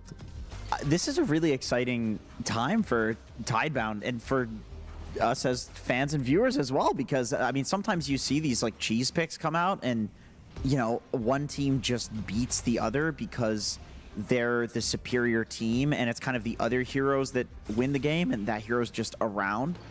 But Planet... he picked a completely unconventional hero that has never been picked in the tournament, and he hard carried. In like all of these clips, other than the, you know, very late game ones, he is legitimately the one that is like starting every fight, he's starting every pickoff, and I agree with Lizard. I think that this is the sort of hero that if your player is confident and you can pull it out, it takes such a meta to play around Nyx Assassin. Like, you feel the whole Dota community gets used to it together, like we're some sort of hive mind. We are. It's been months. We are all a hive mind that in unison hates Nyx. Everyone. Like, you know it in chat. Like, you've been playing Dota. this next assassin one-shots you. You can't even leave your base. You forget it. You know, you want to chill, play some cool Dota, and then suddenly this guy is soloing you 20 times in a row. Look at this it's a bad feeling. scoreline, 2-2 in 25. How long was this match? It was a 33-minute match. Yeah. That's an insane amount of kill participation. He's gonna definitely leave his mark on all the pub games in the next few weeks with this performance. I will also say he played amazing, but it was also so clear to see that the whole team of Tidebound, they knew how he was gonna play this game. And they just fell in line properly to make the correct moves at the correct time, because every single player with this pick leveled up in the right tempo. Absolutely, and the itemization was fabulous as well on every single one of these guys. Like, you had a Jakiro who doesn't really stray a lot from his normal item build. He just scales very fast. Yep. But you had a Beastmaster who does not go for Aghanims. He goes for Overlord. He goes not for Beast mode, but for the other pack leader facet or whatever it's called. And the mid laner does not go for Diffusal, nothing to say, attempts to go for Diffusal, usually versus the Storm, but this time goes for Aghanims instead very early on. With that power threads, he's... And the Mage Slayer. And the Mage Slayer, of course, which is super important. He's almost unkillable by mostly magic damage on the other side. Yeah, he's basically playing Ember as a Pango. And the pipe, by the way, I have to add, of course, from Beastmaster. Pipe Mage Slayer, yeah, makes you so tanky. Yeah, we can relive a couple of moments from the game that were really impactful, as we're gonna here see a fight early where we're thinking Bach's in trouble. Yeah, Bach was not in trouble. I mean, his team was there. Shiro was already making a rotation through the portal, which is what he likes to do when he's playing Gyrocopter. And Bach, with the early lead that he had from the laning stage, he has enough HP to tank and bait for his team. All of a sudden, Spirit is out of position, and literally every hero is there that needs to be there from Team Tidebound. Yes, Bach does eventually go down, but the overcommitment for this, 4 deaths at this point in the game in Dota, this is almost irrecoverable. If it wasn't Spirit. It was the only death that Bach had, because he does die in the end there, of course. It was the only death he had the entire game. Yeah, they rotated the Storm in the end as well. And cherry on top, well, in a bad way, is that Storm Spirit doesn't get any kills. It's like a rotten cherry for Spirit. Very rotten, yeah. He joins the fight, but he doesn't get anything. Maybe if at least he had some mid lane farm, that would have been silver lining, but yeah, it didn't happen. Look at this, man. Yeah, the early game going so well for Planet meant that he could itemize for a Blink Dagger instead of the Dagon build that we have been seeing, at least in the previous patch when Nyx was popular. And, you know, he's got a lot of damage dealers on his team. He was playing around his team. He was a stunner. He was a utility hero, so he didn't need to do damage. This is the sort of stuff that he could do because he got the early blink, the blink away from collapse, but he doesn't go for the Vendetta hit because, like I said, he's not a damage dealer. He's got a Pango that's snowballing. By the way, there's Shiro again in this clip. This guy's showing up to every fight. He's offering the damage. There's not a traditional carry where he's farming with flak. He's going Q. He's showing up. He's a damage dealer. Yeah, and I think we definitely saw the epitome of him being a damage dealer later on, as he was able to get a rampage. Yeah, this was at the end tail, right, of the game. I just wanted to clip this just to see it again, right? Like, he gets so much done. Even with the early BKB, it doesn't really matter. He has no ages, but he's fine to go win. A ulti was also pretty solid. But I believe in the end, even though he's stunned on the Jakiro, it's the side gunner that clips and gets the rampage completely completed. Yeah. So yeah, like overall itemization perfect from the Jakiro. They tried to use everything on him too. It's funny. It's like you watch everything, but it just doesn't matter. He's got too much net worth. Doesn't matter. And he has a whole team backing him up as well. So I think this definitely was a good team effort coming out from Tidebound, taking this series and having the victory there in their hands. 2-0, they move on. And they are the lucky team to also be playing later on today. And that also makes Nomad the lucky gentleman to get to talk to Bach right now. I certainly am, yeah. And getting to talk to him a lot recently, actually. You guys have been winning. So tell me, what's the secret to beating Team Spirit? I don't know. There is no secret. Like I think every series is like the same. We have to like do our best, adjust ourselves, like mood and every players to play better. Yeah. And how do you achieve that? You know, how do you get your players to be playing at their best at the moment? I think it's from the draft. If we can get some like decent hero, decent like not be like not for lost too much, like everyone will have a good game step by step. Yeah. It feels like you're still willing to be a little bit creative. Meanwhile, a lot of the teams are sort of falling into the same meta. You pull out the Clinks, you pull out the Nyx Assassin, you know, they just don't really seem to know how to play against these heroes. Do you think that's been a big advantage in this series? Yeah, the Nyx pick is definitely like kill the match. It's called by Planet, and yeah, this kind of hero, if you can pick in like 24th pick, it's like big advantage. Yeah. Yeah, huge. Really secured that second game for you, and then of course the Clinks in game one. Whose call was that one? It was Shiro's call. Yeah, he think it's a perfect Clinks game, and he's right. He certainly was as well. And of course, you yourself did a popping off in game number one. That Centaur was pretty damn nice. You were able to kind of dominate the game. What makes a really good Centaur game? It's also because Clinks, I think, because we have too much damage, and my job is really easy. Just go on Tiny and go open the fight, and my team will kill them. Yeah. All right, well, you've got one more series coming up today, Buck, playing later on. We don't know who you're playing against next, but are you ready, and who are you hoping you're going to be playing? I think we kind of want to play against Aurora, because we lost against them last Wallachia. We got eliminated after that game, so we kind of want to get a revenge.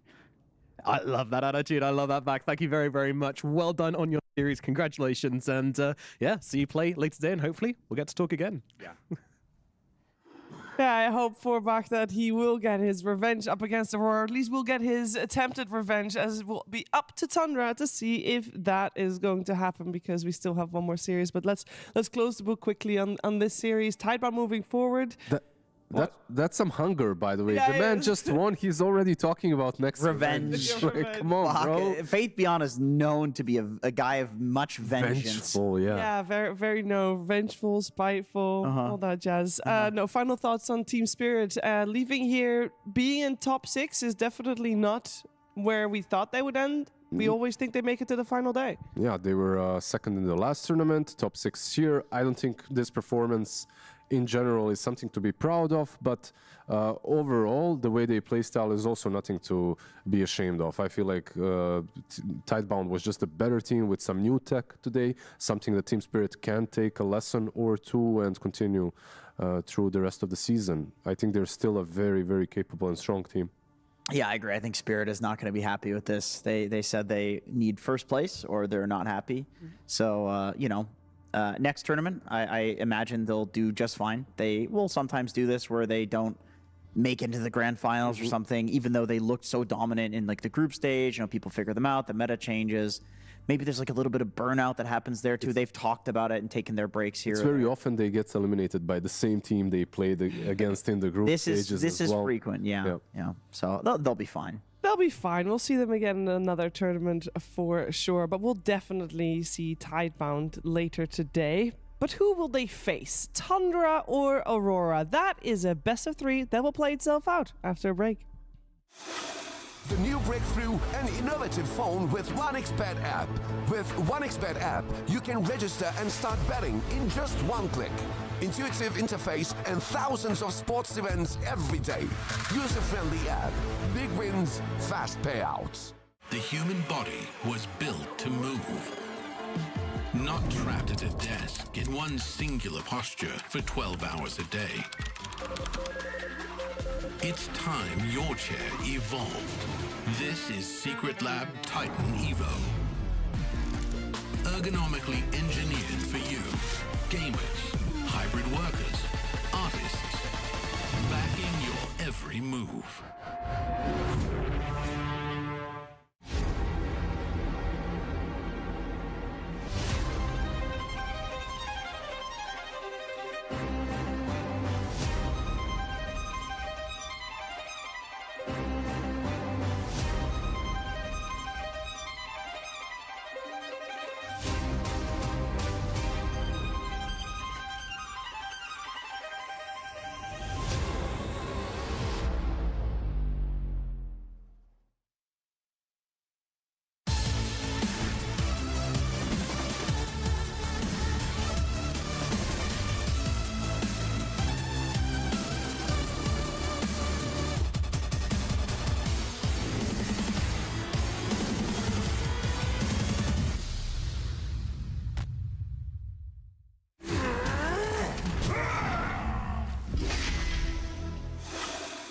You are watching PGL Wallachia Season 4, and we are at the start of the second series of the day. We got Aurora and Tundra, and at the moment, both of them are secured top 6. Very lovely, very wonderful for Aurora. That is the best result they've had so far as a team, actually.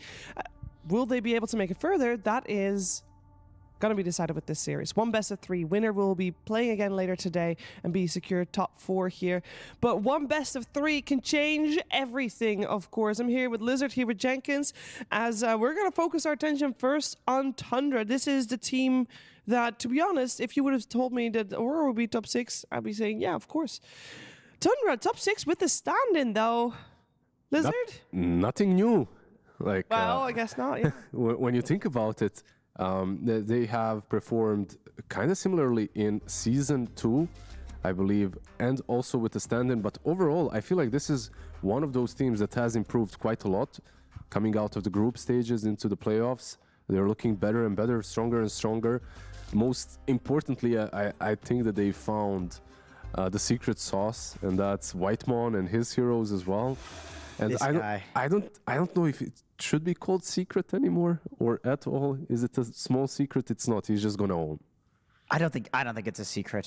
What is a secret is, will Mid-One own? Because I think they've been trying to figure out what his style should be in this term. When do they pick him in the draft? Yeah, like they're trying to figure out his own style. He's playing on the offlane now. The last time they had him as a stand-in, they went quite far as well. I believe finishing 3rd, not sure, but he was playing mid, and that's also a position that he's very comfortable with. Same as with offlane, but he needs the right style, the right heroes, and I feel like it's kind of harder to replace the offlaner, especially when it's your captain, right? Like it's much harder. That's a tough one. I mean, we've talked about 33 as one of the best offlaners of all time. We've talked about him as one of the best talent scouts of all time. We've talked about him as one of the best captains of all time. Best chef as well. I hear he cooks well. He's a great cook. Yeah, it's very hard to replace that. But you know, Mid-One's he's doing all right so far. He's doing more than all right. He definitely proved himself in the series, especially that they had yesterday. As we are also going to touch upon their opponents, Aurora, we have to talk about yesterday. I know that they probably don't like it that we talk about yesterday. They would rather forget about that, but it did happen. I will say that they impressed me, that series, because in my head, the series that they had against Paravision was going to be a relatively quick 2-0 in favor of Paravision, Jenkins, and that did not happen. Yeah, I think that's what we all expected. But the thing with Aurora, and you know, speaking of what happened yesterday, they're getting angrier and angrier and angrier, and they want it so bad. They clearly want to win. You could see it in their eyes when they lost to BetBoom in that first series, and then they come into the playoffs, and guess what? Oh, there we go. Look, this is an angry man right here. This is somebody who has all the energy. They're going to drive all of this anger. Yeah, he has a lot of energy. I hope he doesn't lose all of it doing push-ups, by the way. Nah, he'll be fine. He'll be fine. He'll be carrying his team on his back. Yeah, just like Whitemon does normally. We could take a look at it. He's chill. I mean, we have to talk about this because Whitemon has had some interesting and impressive games yesterday, Lizard. He absolutely did. I want to showcase these 2 games, these 2 matches. This is head-to-head. Whitemon, position 5 versus his carry, position 1. Usually this is not how we do head-to-heads, but in this case. Yeah, damage dealt. 61,000 on the Jakiro, 66 on the Prophet.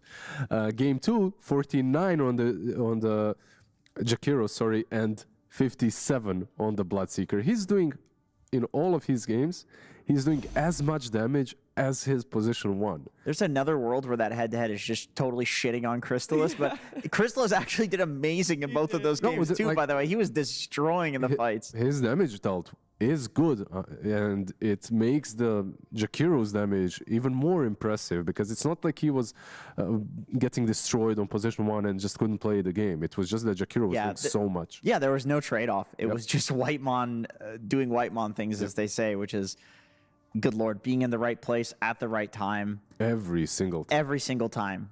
But we have to talk about that for a second, because this Jakiro, we've seen it rise in stock. We've seen the popularity shift to first pick. Even, I mean, Team Spirit tried it today. Obviously, it didn't work out for them, but we also have seen Tundra increase their stock of Jakiro. So do we feel like it's ban-worthy, for example, instead of the AA yet? I feel like the way Liquid played against it is maybe an option if Aurora wants to adopt it. That's getting these Storm Spirits, Ember Spirits that get on top of him easily, Pangos as well. Whitemon has shown that he doesn't give a shit about those heroes. He did, but he did lose some games as well. I have to thank Tundra for banning out this cheeky dome in the first phase, you know, making sure that we don't get any unnecessary pauses here. Hey, the bug got fixed. You never know. You know, it's spaghetti code. You fix one thing, the other one is Fingers crossed. I'm surprised you can even ban Doom, actually. Maybe the button wouldn't work. Yeah, they can get... oh, they take Ancient Apparition. All right, so not valuing the Jakiro as highly. The thing is, like, AA is always banned against Tundra, so we get to see the Jakiro, and Whitemon looks amazing on it, but honestly, I feel like it's impossible to ban this guy out. No matter what he's on, he will look flashy. 0% win rate so far on the AA. Yeah, but he's looked good. Stats are stats. Like, in the game itself, he always does. Absolutely. And how many of those games with the AA was banned out, right? I think the important thing here is actually that we see Ringmaster banned, and we know that Jakiro is often picked up so that you can also deal with the Ringmaster, because if you're going to split those two heroes, you'd rather have the Jakiro than the Ringmaster. So now banning out the Ringmaster and picking the AA is it's a nice development, as the Beastmaster gets picked up first by Aurora. You're very happy with that? Yeah, I am. What I'm also really happy with is the PA ban from Tundra. I feel like this is a hero that wins games for Aurora. There's just a team that, with the PA, can absolutely dominate games and have done so in the past. This is one of those Nightfall heroes that allows him not to join the fight or to go in and out 24/7 without using the BKB and without having to go anywhere else. Like, he can actually stay in the fight. So, yeah, they get the Jakiro trade-off, though, on the other side. They don't ban it, and now we have the Beast and the Jakiro. Aurora should be very happy with their opener. Yeah, I think so too. I mean, they get a flex hero that can play on any role, core role. They get arguably the best pause 5 in the game. At least that's what the stocks look like right now.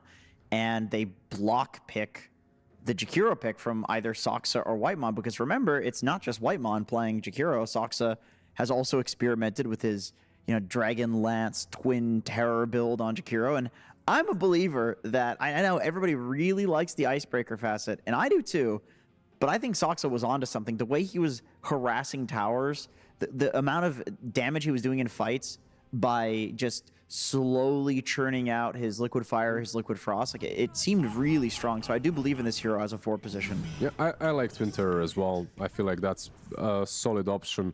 They do get the Ember, by the way, that we mentioned earlier, very early Ember pick. Which there's no Huskar though, right? Ember Monkey banned out. Yeah, but Huskar is still in the pool. There's no Huskar. You have an AA. I think that now the AA pick makes so much more sense over the Jakiro. That I think they were planning on Ember this early. Yeah, getting Ember as early as possible, because the stock in this hero has risen, and I think a lot of the Ember counters mid get countered by AA. Like, even if you want to look at one where even the monkey would have been. Yeah, exactly. It's like you're gonna lose lane, but then you've kill threat on the monkey and Dragon Knight is another one. Like, you've kill threat on Dragon Knight with AA. Like, AA counters all the Ember counters. Actually. I feel like monkey ban makes it easier though. Still, like monkey can dodge and play around the AA. He's a bit risky to let through. What is really nice though is you have this Ember that wants to jump the backlines, and you have a Slark to give him all the info. So the two supports, they don't necessarily have any reliable good stuns, but they have a lot of impact in different aspects of the game. Plus, the Shard on Slark has a lot of value into the Beastmaster. This game, if it's followed up by Ice Path, it might not be that easy to use for Slark, but still, it's a very comfortable position 4 on Tundra, usually a position 4 at least. It could be 1 as well. For Crystals, I would love to see another hero that can just TB it. Join BZM. I was thinking a hero that can... I mean, TB is really good against the Beastmaster for sure. But I was thinking a hero that can jump in with Ember Spear. Like, I know he hasn't played Tiny, but Tiny would be nice. You know, Morphling, Bloodseeker, some options. Well, he'll have a lot more information before Yeah, he will. picking his hero, as we are waiting for Aurora to select their next two. Tiny is going to be one of them, so Yeah. deny pick with that as well. Yeah, we'll see where it goes. Like, in general, it's not considered the best matchup versus Ember mid. We have seen teams, like in the last series, even Tiny who got picked, Ember gets picked into him, you move the Tiny to the safe lane. I think maybe something similar here for Nightfall, but knowing Aurora, I feel like they might be keeping their last for Nightfall. Yeah, I see a Tiny and I just think, oh, that's probably a Kiyotaka. Yeah, Tiny. definitely. He has this weird build that some people like. I'm not the biggest fan. I like his build.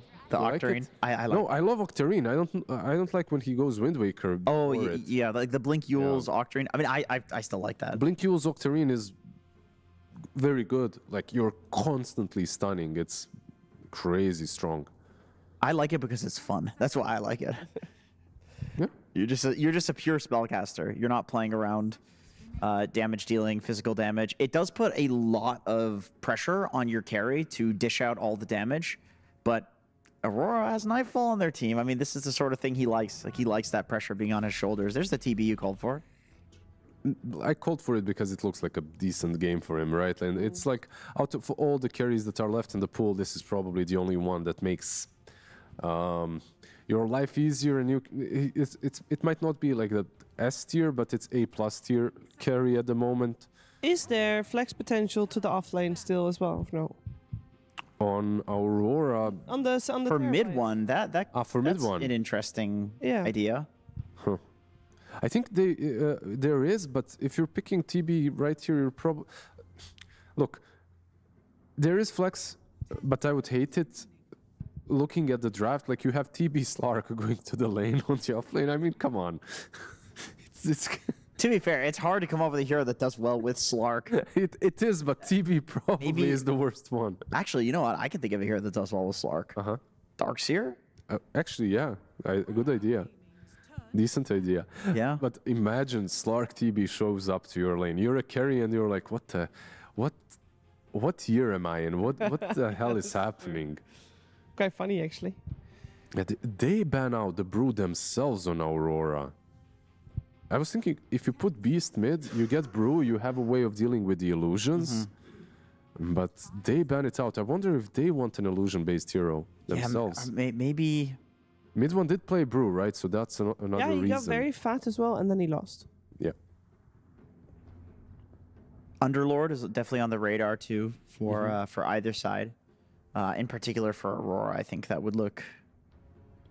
Do you think that Aurora need mid more than an offlane? I feel like no, actually Tiny's mid, right? Like Kiyotaka hero for sure. It's a Nightfall last pick, I feel like still. Yeah, that's true, actually. Yeah. It is. And this TB was defeated by Tundra's Bloodseeker. Is Nightfall a Bloodseeker player? I don't think so. I know Ursa is like traditionally dog against Terrorblade, but we've seen him do like Revenant's Brooch MKB build. You just build magic.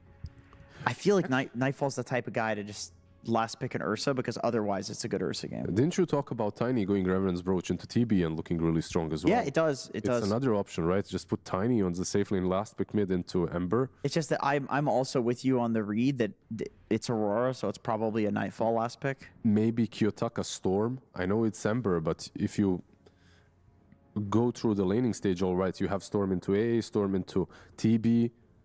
I feel it's another Kiyotaka hero. I would be so worried about his laning stage. That's the only problem. But it is a possibility. I think getting a hero to jump the AAs is always a good idea. Another crazy option that's also in the lane, kind of meh, it's the Quap, right? Like you get that into all that burst damage into the TB, annoying it into Ember. Maybe if they want to put the Tiny on the safe lane. It all depends on how they feel.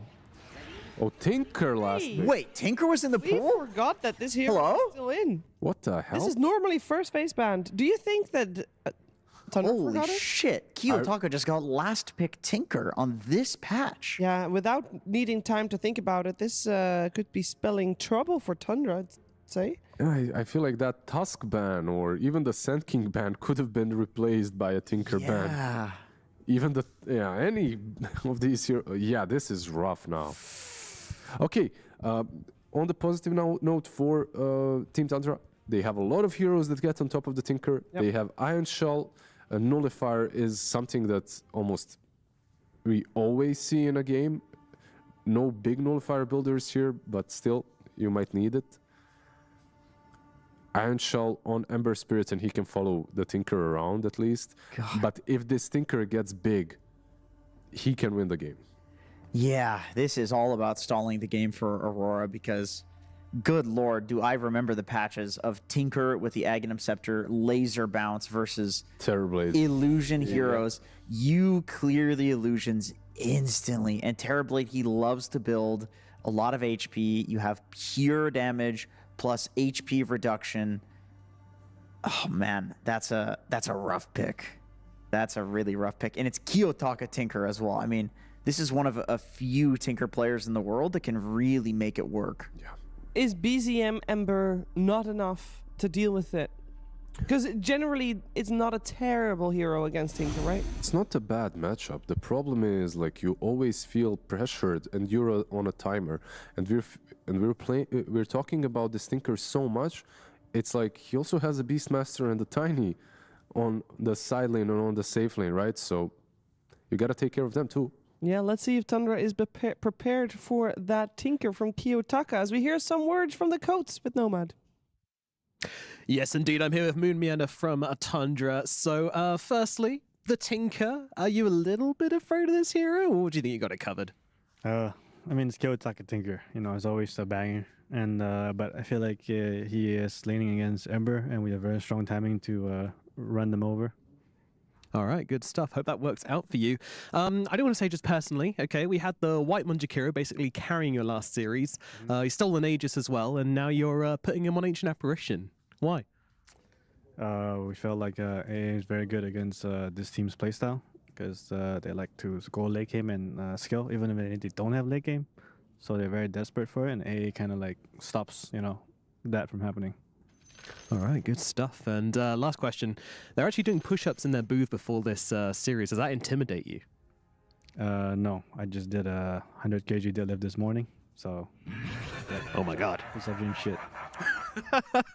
Okay. All right, let's go Moon Meander. Let's get into game number 1 with OD Pixel and Fogged. Thank you very much, Nomad and Moon. And yeah, doesn't feel scared at all. He don't care. The Tinker gets through. Not worried one bit there, Fogged. That's the 100 kg deadlift right there, the confidence coming in from Moon.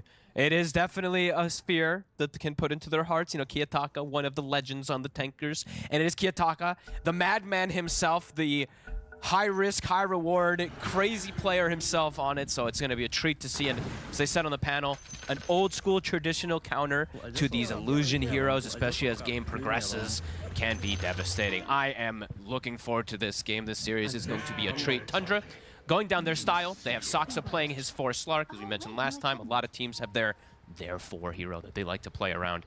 And this is one of those that they play with that night vision a lot. So looking forward to this. And you know, obviously we heard from Moon. Yep. The plan is to kind of run them over. Do you sort of see Tundra having a good shot at doing that, or do you think Aurora's going to be able to slow them down? I think they can slow them down. They've got good early game too.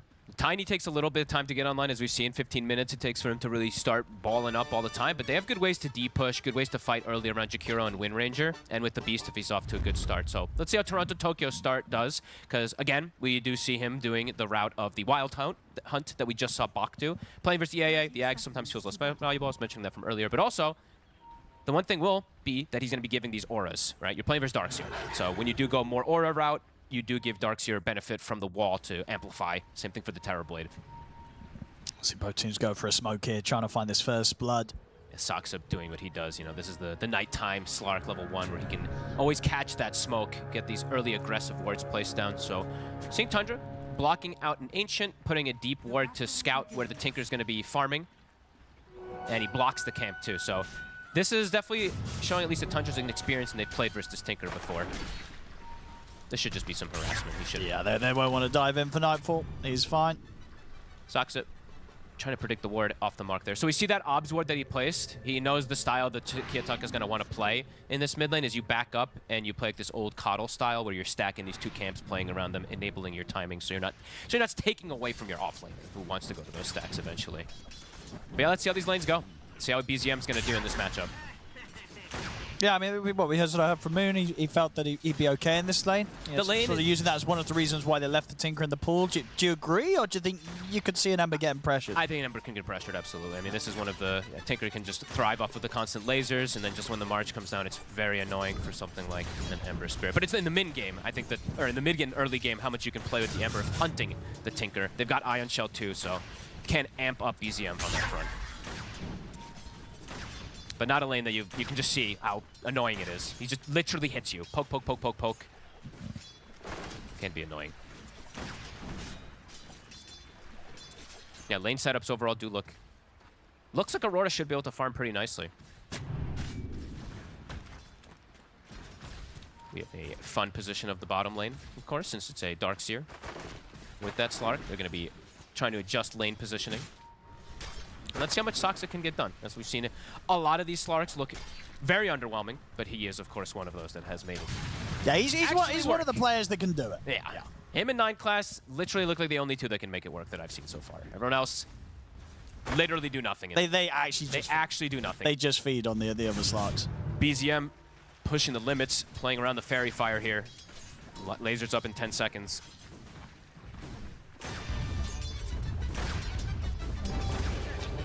Pops that Fairy Fire. Able to get that extra sustain. Does get laser. The annoying thing too about the laser, it just makes it harder if you just like walk up and slight the range creep too. You know, you can't actually step up to go for that at times.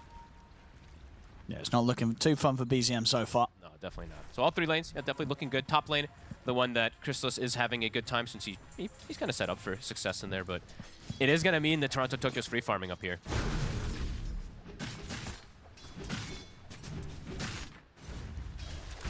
Definitely a game where Aurora can get the ball rolling themselves pretty early on if they get that summon online. When you're playing versus, just like before, you're playing versus AA, you're playing versus Slark, these two supports. What do they do to a summon?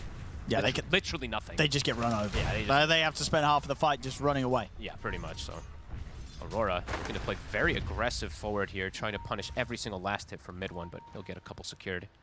Lotus Pool, Soxa. It's going to be close. Should be able to get it before they're there, yeah. Yep. So they went for a sort of a long wrap around there, Aurora, but not quite in time to stop Saxa getting the pickup. Hey, Soxa will take that. Mid one is level 3. They might look to go. Bottom lane, Panto. Saxa. Dual Breath's going to bring him down pretty low, but should be fine. He can back up to the tree line, salve up if he wants to, or just play around the Dark Reef, or the Barracuda region, sorry. We'll be able to heal up. That was their aggressive move, and I think they realized, wait a minute, this lane is really hard for us to actually go for the double Ion Shell play. Since he's gone for Twin Terror, to point that out for Panto. Toronto. It's going to get taken out here. Underestimates the potential there as Crystallis is ready with the Metamorphosis. Mirror's trying to find Whitemon. He'll get the trade. We'll get it, but can Mirror actually get out? Crystallis turns his attention over towards them. He can power shot slow him, but can he get himself out? No. Tries to plant the tree. Double kill. I mean, that's a beautiful thing for the Terrorblade to pick up just like that. Very ideal. Good timing. I don't think Toronto Tokyo got his stick off either, so I don't think he lives anyway, but 8 wand not popped in time. Do get the kill. Nice setup there. CS, though, we're seeing the problem. Yeah, mid lane is looking rough as ever. Yeah. Here for BZM. As we said, this is his dream pickup that he loves to play. That blink is going to come very fast. Bottom lane is not taking too much pressure either. It is, they can only go for these, like, very specific dive plays with the double Ion Shell, but honestly, after I saw that first go, I don't think they can ever do that attempt again. No, it's just too much damage to throw back the way of... Jakiro just... with this facet in this lane, you're seeing the power of the Twin Terror. He's just keeping them super low. As they try to catch the creep wave, won't be the case, so Midwin will get that drag. Mira. He's got win run.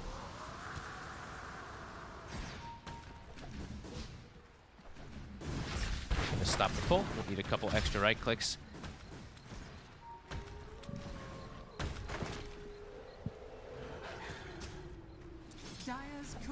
Oh, he okay, he finds the courier. How does this happen?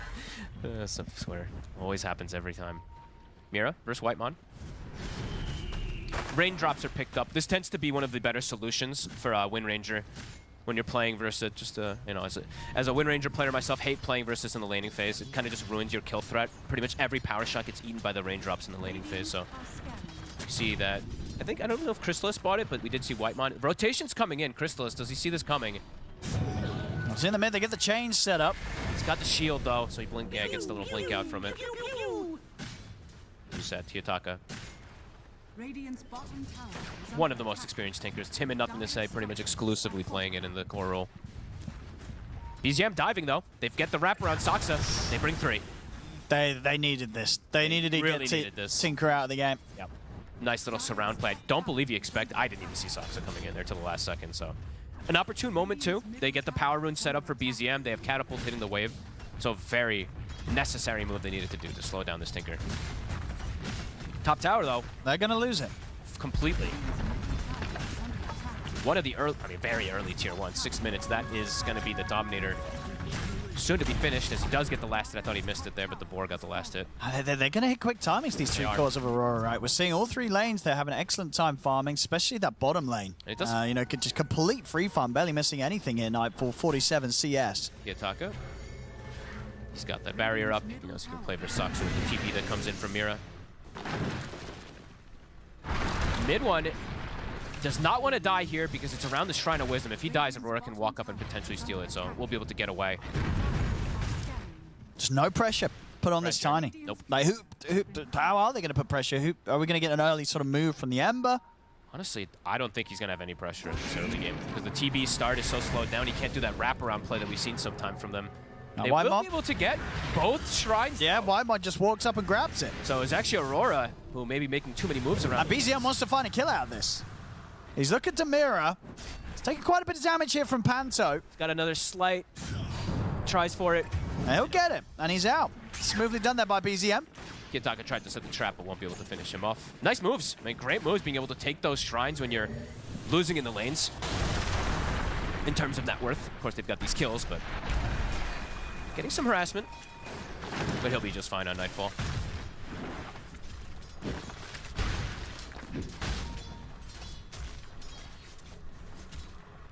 They're looking to prevent the farm, though, as we see another sentry ward placed inside the triangle. So trying to slow down the timing of the Tinker quite a bit here.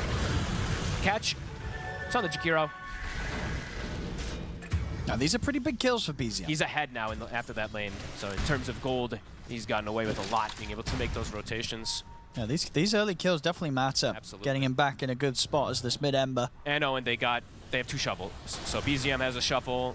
Whitemon has a shovel too, so they're going to look to continue enabling BZM, filling up his bottle so they can play on the map here. Really good early moves here from Tundra. Mid one, he's got the Vanguard finish too. A lot of damage coming in though. Gets the surge off. Nice puffle. Catch him into the avalanche. They've got the power shot to follow soon too, but Slark chasing Mira. And mid one's going to go out for the TP. He's out of there. Out. Mid one escapes. He gets the flank on Mira, so Mira can't actually contribute a power shot into bringing down that Darkseer. Good flank from Soxa. There's some very, very nice early kills coming out here for Tundra. And this is how, like I said, this is only one of some of the few players that actually make the Slark work, and Soxa showing playing on the outskirts of the fight, giving that vision during the nighttime. Definitely showing its benefits.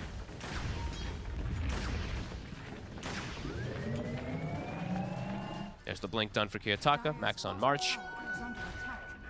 Look to get more involved if you'd like to make some rotations. But yeah, these support levels. Level 4 on both the supports for Aurora now. About to be level 6 on Whitemon. So a very early Ice Blast is going to be online. Then maybe that can be the call to be able to threaten Nightfall. When they've got Ice Blast, I think so, yeah, that will do it. They can look for those kills onto this Tiny in the lane. Yeah, definitely. And yeah, he's got it online, so. Here we go, yeah, bringing potentially BZM down here. Yeah, I think you can make the easy setup happen, right? So you can do the slight chain into the Ice Blast and potentially look for that big core kill. See what BZM can find. He's got the Remnant down on the power route too, so they might just look to place a ward and secure the rune first. Looks like that is going to be the case. What's he going to get? Not bad. Illusion rune. Not the greatest, of course. Mid, Mira, looking to set up onto him. The Like chains. Blast. They'll go for it. Off the the blast. A little short. Shot it a little late from Whitemon there on the initial chain. Maybe hesitant. And that's Now Toronto Whitemon. Tokyo's turned up. He's very dead. Kitaka will take that last hit. Same time down bottom.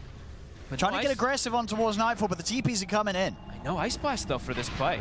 If they did have the Ice Blast, they could have potentially looked for it down here. But yeah, missing out on the play in mid. A big deal. Now they can actually apply a ton of pressure on mid with this Dark Troll Summoner, this tower. Can BZM stop the push? He's trying. Dies too fast. Attackers here. BZM. Scout rotations. Saxa trying to step forward. The march. Whitemon back in action as well. The shield comes out to Toronto Tokyo. Be able to get away from the cold feet procking. They don't want to walk too much into that march to go for these kills.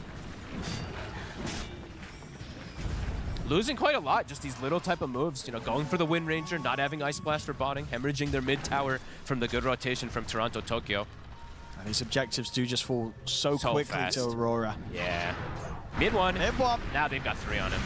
This time round, there shouldn't be a chance for him to run. The shackle connects. They'll finally be able to take him out. He's survived a lot of times down there. Then it looked like he was supposed to die, but this time, not the case. Will be brought down. Kitaka looking to defend the mid tower. BZM actually gets decent damage onto this tower too here, so down to 1/3. An early Crimson pickup. That's interesting.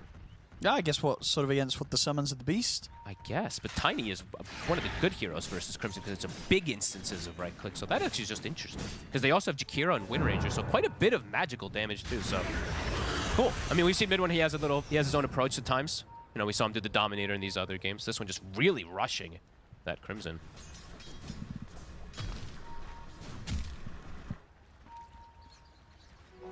How many sentries have been placed to block these camps? I mean, Kiyotaka will go over. Both camps are blocked, though, so he has to place 2 sentries to get rid of them. Doesn't have any stacks to farm on this Tinker. BZM. They're going to drop the Ice Blast onto Panto. BZM wants to get in to finish off the kill. It's not going to be enough damage. Fine. Shields are coming out. Another attempt here where they're trying to make moves with the Ice Blast, but haven't been getting the kills. Yeah, he's perfectly fine. Mira also able to avoid the move. Saxa will be able to get himself out. Crystallis is happy, though, right? With all these moves happening, he's getting the space as this Terror Blade. It's just BZM who's not the happiest at the moment, since he's being forced to move around so much. He's got 3 kills, but he is getting behind on that net worth. We'll get another one. Give him these last hits. He's not farming. He's just killing. That's what BZM wants to do. He's actually trying to go for Kiyotaka. Kiyotaka. They're going to get the catch on him. They're going to get the kill. That's a big one there for BZM. Another one. That's almost the Mage Slayer now pretty much finished up for him. I like how he's doing this with the Ion Shells, just looking to thrive and make these constant moves with these 3, since they use the Ion Shell very effectively. And yeah, he's just showing, I don't want to hit creeps on this Ember Spirit. 40 last hits at the 13-minute mark, one of the lower. I think that you can see from the cores by an insane margin, actually, if you want to bring it up. The next lowest core CS is 96. 41 on BZM, so just insanely active in order to be able to re-establish his game. Yeah, we'll see if he can keep it up. Oh, and they've got, you know, so speaking of the stacks that weren't able to be made there from Aurora, look at the stacks from Tundra. They are juicy. A Whitemon has got a 5 or 6 stack Ancient and a 4 or 5 stack on the hard camp. So BZM does have that to go back to. Doesn't have Flame Guard to farm it, so it will be poke and poke from the Slight. He needs some help. Bring Crystallis over to farm it. Yeah, the TV. Pop the meta. Those stacks are juicy enough for a meta. They're still not going to be cleared super quick. Oh no, they're going to take some time. Take a bit of time. They are strong Ancients. BZM's just going to leave it. He's like, you know what? I don't have Flame Guard. This is a waste of my time. I'm just going to farm lane and look for more pressure plays for now. Just kidding, comes back. I just take it. Really, it's not killing these Ancients. So I honestly thought mid one might come over and throw some Ion Shells just to speed things up because it is quite slow. Either way, it's uncontested. So we do see Aurora look to play their own game rather than make their move over here. The Helm of Overlord is finished for Toronto Tokyo. Let's see if they look to accelerate things on their side with that. Because the Tiny also, see if Nightfall is looking to join the fray, because this is usually when those Tinies start doing it. And yeah, they're gonna group up. Mage Slayer's done for BZM, so has good ways to protect himself. And yeah, they finish off all of the stacks before there's gonna be any move that can be from Aurora. Nighttime is hit. Saksa gonna start doing his Slark thing, scouting out any movements, checking for wards, being as pesky as possible. Getting all this deep vision down too.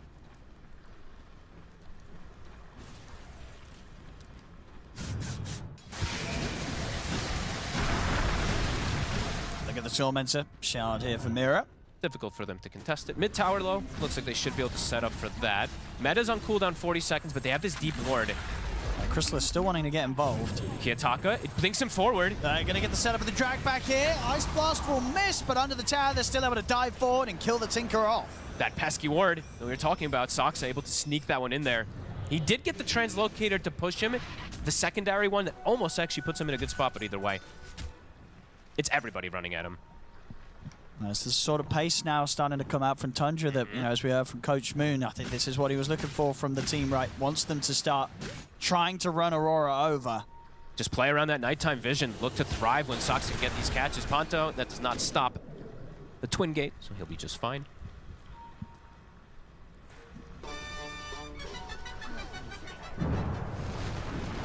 They'll find another one potentially. Getting a lot of kills here now. BZM, I mean, 5 and 0. Continue to play with this Ion Shell. Find another one. He's keeping up the aggression. Or will he? Shackle? Yeah, it's Kiyotaka's going to jump forward. Has the backup of Panto and Toronto Tokyo. Mid one. He's got the wraparound. He'll get the toss back into the raw. Macropire laid down. Mid one's going down. Forcing reactions though. 5 heroes moved from Aurora toward this triangle.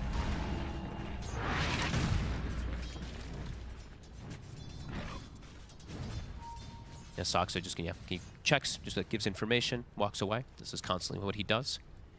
Going down that similar route that we see almost every game that he does. He's gonna go the Yules to have that space so he can always have, you know, mana and, you know, extra little saves for himself. And then of course that Shard, very good game for the Shard when he's playing versus Beastmaster. Can always get those saves with the Depth Shroud if he's able to get that. How's Kiyotaka's Ags looking? Because that's the big timing that Aurora, I would imagine, they're looking to play around. As soon as you get the Tinker Ags, you huddle around him and you look for these, you know, potential contests of every single team fight. I mean, this is the thing, right? As fast as we're seeing Tundra trying to play, they're not really slowing down Aurora's cause. Nope, they're not ahead in that gold by any means. I mean, BZM, as I said, he's literally just playing full active. He still has incredibly low last hits, 70 compared to the 140 of the next. Top tower is under attack. That's why you see his net worth being impacted as it is, even though he's got kills. Bottom, Kiyotaka's been found. Can they finish him? Oh my god, he gets out.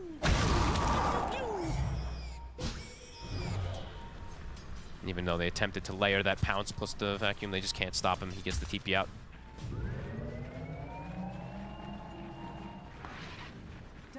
Aurora's timings they're gonna hit together.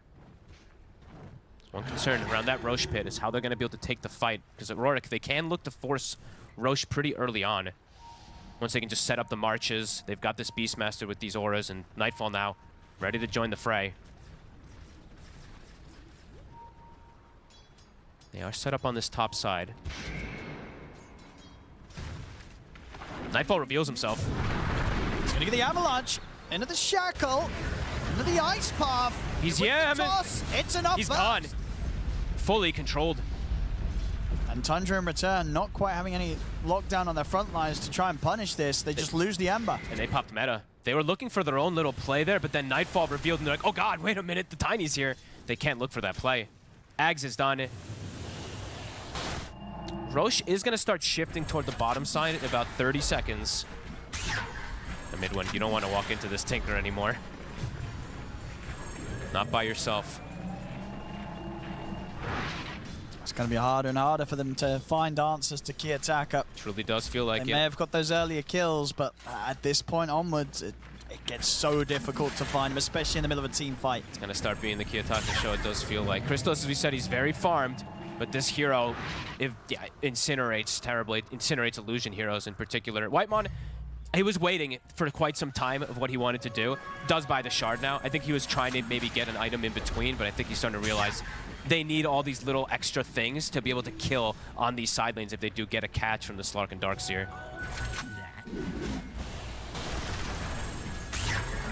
Now at this point, Whitemine is literally just like a walking Ice Blast. It's 1,000 HP, so it gets caught by anything, he's just dead. As smokes up, the items are all hit. Aurora looking for the fight. Saksa will do what he does. Breaks that smoke. Pipe done for mid one, so he's got the double auras. Mira controlled. He's getting the angle here for the Shackle. Very nicely set up by Mira. And Midpoint has got the Crimson and the Pipe. Will turn with the Vacuum. Ice Blast connecting onto the two of them. Tanky. There. They'll drop the Macropire down onto him, but indeed for now, Midpoint's getting away with just walking this off. They didn't have enough to kill him. He's able to turn, help take down Panto. And now Toronto. And now indeed maybe look towards the Beastmaster. Nightfall. It's in beautiful angle with the toss into the Avalanche onto the both of them. Cleans up White. Sunder. The aggressive Sunder there from Crystallis gets it back up to full HP and puts Nightfall in a position where he cannot fight. Toronto Tokyo is going to go for the TP out. Will make it away. Oh, wow. Before any interrupt comes into play. They caught Kiyotaka at the start of things, though, on the other side of the map. I actually didn't see what happened, but I guess he just got caught top from the Ember as well as the Terrorblade and just dies. So now they are potentially the ones can actually look for this Roche with that Tinker kill. Mid one tanked so much. He did. He lived for a long time, and his HP barely went down at all after he got the Crimson and Pipe off. Yeah, the two of them coming together when they make that move without one of the big damage dealers. He's fine. They've got control with these three, right? The Jakiro, the Wind Ranger, the Beastmaster, but they want one of these two bruisers to be able to bring him down. If you see this again, so it looks like it was Kiyotaka making a potential solo aggressive move as he likes to do, and does get brought down there. Big stuff from the side of Tundra. Aegis now on Crystallis. See how much more they can push home around this Aegis Terrorblade. Tier 2s are going to be on the menu here for Tundra. They want to keep this pressure up.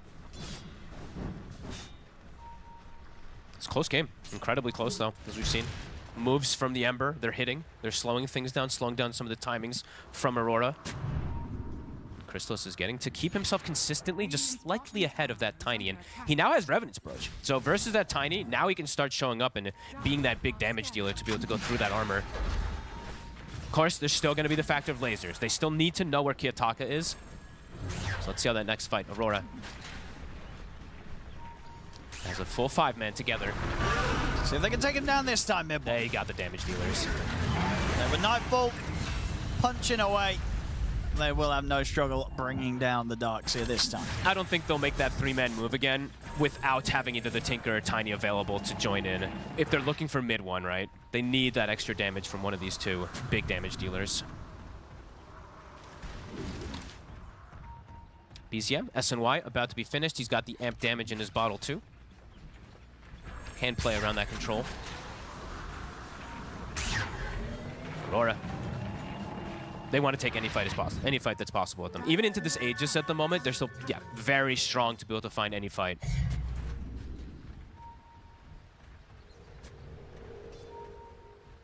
Tundra, looking to patiently get more timings. Will BZM get out? Ooh, split second. Radiant are scanning. And it will be BZM who has to do this. They need a nullifier this game. You're playing versus the Tinker, playing versus Wind Ranger, all these saves. It's just, yeah, it's like probably the biggest impact item that we've seen in this tournament so far. It's going to take a long time for BZM to get it, but he has to be the one to do it because Terrorblade just cannot build that item. Support TB can, as we saw yesterday from 9 class, but yeah, carry TB does not like to. Siege coming out, positioned around Crystallis with this Aegis. Doesn't look like Aurora's interested in doing anything about this.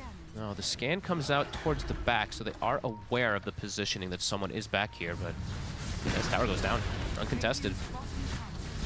Aurora not ready for the setup there, perhaps, or just a little scared to fight a full 5v5 versus the Aegis. As again, look at this, Saksa being super annoying. Another ancient camp blocked. Sorry, toward Kiyotaka, my bad. So Kiyotaka literally just keeps going back to his triangle, and he's like, where are the creeps? I think this is the 6th, 7th, maybe 8th time I've seen them go for this block up here. Saksa gets the Yules off. He's gonna get the setup. Into the pounce. Ice blast. Oh, it pushes him out. The attacker's gonna get back to safety. Now that the backup comes in translocator. for Aurora. Tundra. Do they still want to try and push forward to find anything? Panther's kind of getting destroyed by the illusions. They get the slight chains onto Mira. Turns with the shackle shot. The jump forward there from BZM, closing the gap on Mira. Trying to Tokyo, using the Roar to try and hold Saxa back. The toss comes in. It's enough to kill off the support Slark. Knowing he has to roar the Slark, otherwise the Depth Shroud comes in and just saves the target that they roar. So it looks funny, but it's appropriate for him to roar that target. As Mira survives with like, what, 100 HP? Little things coming into play there. The translocator actually pushed him out of the Ice Blast because he was facing forward. Nightfall. He's going to be able to sneak up on mid one. Toss back. They've got him. Aurora. Yeah, they were ready for that one. Starting to look really strong in those full-on engagements. If they have the numbers, if they don't have Kiyotaka get picked off before the fight kicks off, we're seeing their strengths. When they are grouped up as that 5. And now he's got a BKB, so Kiyotaka shouldn't get caught alone on the sides like that again if he does have it available. It's going to get more and more difficult for Tundra to try and run into them as they've been trying to for pretty much the last 20 minutes. If they catch Kiyotaka at the start of things there and he actually dies, then they can probably just run through things in the fight. But yeah, the fact that he's able to just get that little bit of distance just makes it that much harder. If he lives long in these fights, he's going to kill everybody with these lasers, so has to be one of the first ones they answer. They will find the D-ward around that triangle. And now speaking of the Revenant Brooch game, does have one on the Tiny now versus the Terrorblade. A great one as Saksa. They're setting the trap for him. Gets the Dark Pact off. Allow him the chance to Shadow Dance. Nice path though. Very nicely laid down by Panther into the macro pipe. Tundra's going to turn up though and look to fight back. They the Ice Blast. 3-man Ice Blast. Toronto Tokyo. He's gone. Panther also shredded here by Chrysalis's damage. Kiyotaka pots the BKB. Looks to get out and will manage to do so. Sox has done this too much on his They Slark. were quick with that Tundra. You know, they were more than ready for Saxa to be the bait. I feel like he's always this, it's his trick. You're like, oh, we have a free pickoff on the slot. And then he does this a lot. He baits like a minute of people chasing him with this Yules. He survives. Now they get back to the push. Getting these 2 big pickoffs on the Beastmaster and the Jakiro. March will stop the push though. They are playing versus Tinker after all. Mira. Nightfall. Looks to Saxa again, but the Shadow Dance is back up. He'll turn. Gets the Yules off. Towards Kiyotaka. Tundra thinking about if they can make a fight happen out of this one, but this time Saxa will get burst. Jump forward aggressively from BZMs in with the chains on towards Nightfall. Nightfall Lasers. backs off. Mira will go down. Rest of Aurora able to keep their distance. Core stays safe.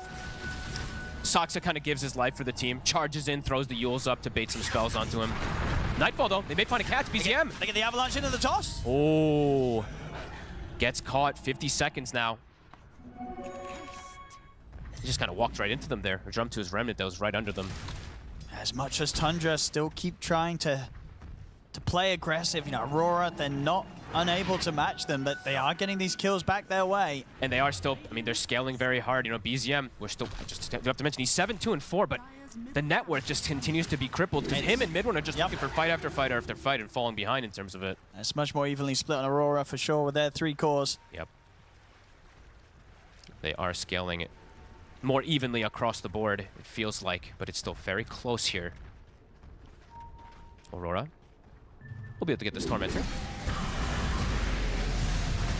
How close is BZM to having that Nullifier also? Still about 1,000 gold. Toronto Tokyo actually gets the Sword. That's a really nice one, actually. I like this one. The Roots can be very, very annoying to play against. As they are on the hunt, the scan comes out. Will not hemorrhage a hero. I believe they were looking for mid one with that ward up top. Saksa. Nightfall just turns almost dies. Indeed, nearly takes him out with that last hit from the tree, but Saksa heals there with the Shadow Dance. He's out. That was close. I mean, honestly, the Revenant Brooch damage definitely coming into play there as well. Saksa back up to full HP. Aurora, of course, at this point, they are very confident to try and make the aggressive moves themselves here, getting onto Tundra's side of the map. They're getting strong. The Tinker in particular is getting stronger and stronger, Owen. Kaya Sanj is online. He's got ninja gear, so for that positioning, it's going to be all important. And yeah, if they don't find him at the start of these fights, I just have big concerns as those fights build up. These lasers just start bouncing through. So BZM, he's got his work cut out for him. They'll find Beast up top. Tronatoka was trying to TP out. Saxa was ready and waiting for him. He's pretty tanky, and he's going to have the backup of Kiyotaka coming in. He's able to turn with the Roar. BZM. On towards BZM. They've got the shard. They've dropped the wall here from mid one. Kiyotaka and Tokyo can kite it out. They're going to be fine. He bails him out of a dangerous scenario. Like, if there's no Tinker there, this is very likely just a dead Beastmaster able to join. They're connecting. Crystallis wants to try to find this Beastmaster anyway. Not going to be able to.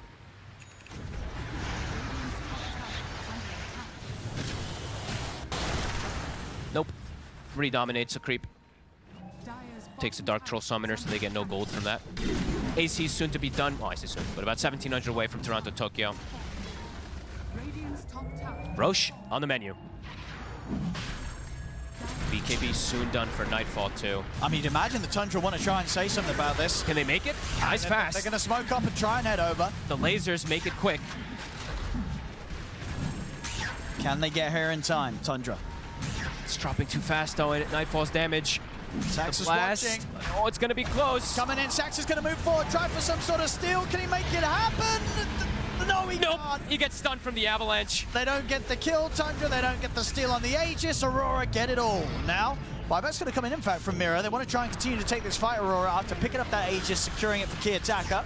Aurora's got to be careful how they approach this. The Roar. Coming with the Roar onto Crystallis. Tokyo having to back away from the illusions. Kiyotaka trying to clear them out. BZM jumps straight over towards Tokyo. They've killed off the Beastmaster. Crystallis is doing work. Trouble. Kiyotaka will go down the ones. Nightfall has to put the BKB as he looks towards mid one. Should be able to clean up the Dark Sea with a couple more punches. They will be able to indeed find that kill. Crystallis. They want to try and go for more here, Aurora. Nightfall leading forward. Kiyotaka TPing into position. They're holding the high ground, but Kiyotaka in with the blink forward. They'll throw out the Ice Blast, but Kiyotaka's able to dodge it. BZM comes in with the buyback. Nightfall and Kiyotaka have got the control on the BZM. The lasers continue to fly in as Kiyotaka bursts him down. Turns down towards Crystallis, but a good Sunder gets Crystallis back up to a decent amount of HP. Nightfall. He's getting chased out by mid one, but the Ice Path comes in from Panto, holds back the Darkseer. Kiyotaka trying to do his best to bail Nightfall out of this. Can they get Kiyotaka? He's got the BKB. He's going to have to go for the BKB TP. They do not have anything to stop it, but they have the damage. Crystallis cleans up the kill. What a fight from Crystallis. I need to see his damage numbers. Wow, I thought it was going to be a lot higher than 6,000. I feel like we're missing some of these, but either way, he's able to actually stand his ground. They charge at targets, and he just attacks during the entirety of it. That was huge. Yeah, to sort of go for that fight as well into a team that just got the Roche kill, just got the Aegis. Tundra, they, again, as we've seen, even though they've been pretty much consistently just that tiny bit behind in gold, they have not toned down the aggression. They're keeping the pressure on. No, Crystallis just did insane work, honestly. That was beautiful. The positioning that he was able to have. Tokyo gets the Roar, but they couldn't actually get to him because the illusions were just dealing the damage onto everybody. Yeah, see, for the moment, they can't deal with the illusions maybe as well as they expected they would be able to do so. Yeah, they just weren't getting cleared out. We'll see it later on. Ice Blast, of course, connecting here. This was almost really funny. The Translocator almost pushed him away from the Aegis, by the way, but Saxa was stunned during it. But yeah, great commitment, and yeah, Crystallis in general, I'm just watching his positioning. That was godly. Because right here, it's a bit of a concern, right? Going up into the high ground, some of these stuns. They get the Roar. But then here, look at all these illusions out. Look how much damage they actually end up doing. Just fully focusing onto Tokyo, and then Kiyotaka also just in the midst of it all. Yeah, just between Kiyotaka and Nightfall at that point, just not able to do enough to clear them out quickly. I mean, Crystallis, he's having a perfect game so far as this Terrorblade. 8-0-3. And at this part of the team fight, we see Aurora try and push forward. Sure, they get the chance to jump BZM, but yeah, Crystallis just ends up getting unanswered right up until the end of it. 8-0-3 is nearly 25. He's going to pretty much have the Hurricane Pike on top of the Lincoln Sphere, which I think he pretty much completely picked up after that last team fight. So now he's got protection versus that Roar. The items are just flying out for him. They have ways to break the Lincolns, but as we see, they have some difficulty to get to him through all these illusions and these walls and everything that's been thrown down from Tundra at this moment. Let's see if it's going to be enough, because of course it's still very much weighted on the shoulders of Crystallis' carry. I mean, absolutely. This is Tundra's still a very close game. White Mon. Right. Gonna get the catch on the AA. We'll be able to take the Ice Blast off. Nightfall has to be careful here close to Crystallis. We'll back off the invis. Three-man vacuum. Yeah, they're in with the jump. The Ice Blast still connecting. It's still ticking them down. Key Attacker's trying to get out with the BKB. He'll get out of there, but the supports will get punished. Honestly, the illusions are carrying it. Not just the Terrorblade ones, but the illusion from the Darkseer wall. There's just so much going on in these fights. Such a distraction for Aurora to get these connections, and Nightfall in a dangerous spot there has to BKB and run away. They couldn't even kill Whitemon. That was crazy. He actually just tanked 3 heroes. Yeah, gets all his spells off as well. Yep. Long ago are the days that he just had Shard. Now Force Staff plus Solar. Getting toward his next items too.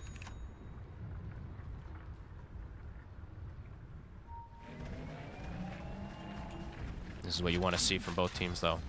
A very contested game, 15 to 22. One. Gold is super close. Experience. I think the Experience finally went towards the way of Tundra for one of the first times in the last 10-15 minutes. Yeah, but it's been neck and neck.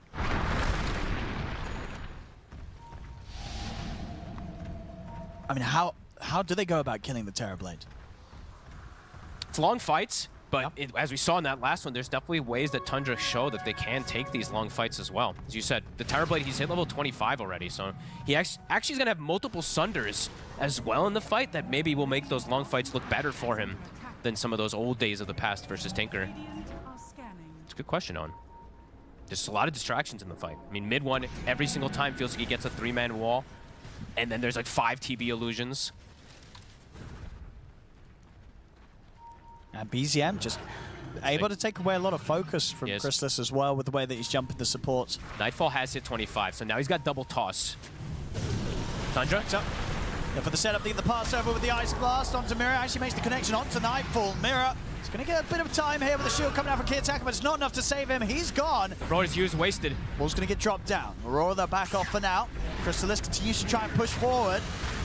Key Attacker has to pop the BKB to survive this. Nightfall's in. He's trying to get back in on this. He'll bounce down with the Ogre Seal Totem. Goes with the TP out with the remainder of the BKB, but a little bit of a cheeky move there from him to try and poke back in. Tundra's just kind of walking at them in these fights, and Aurora not having ways to be able to properly respond. The Roar comes out. I didn't see if it was Dark Pacted immediately or Depth Shrouded instantly, but it got answered. BKB used from both cores at this point. Saxa. Oh! Very close to finding a Key Attacker with a BKB on cooldown. Yeah, Tundra's just in these 5v5 fights are just looking very hard to be able to deal with, even though Aurora have all these answers and whatnot. It still doesn't matter. This Chrysalis TB just standing his ground, too much damage. New neutral item for him, soon to have a butterfly as well. They just can't kill him. These items just keep flowing in.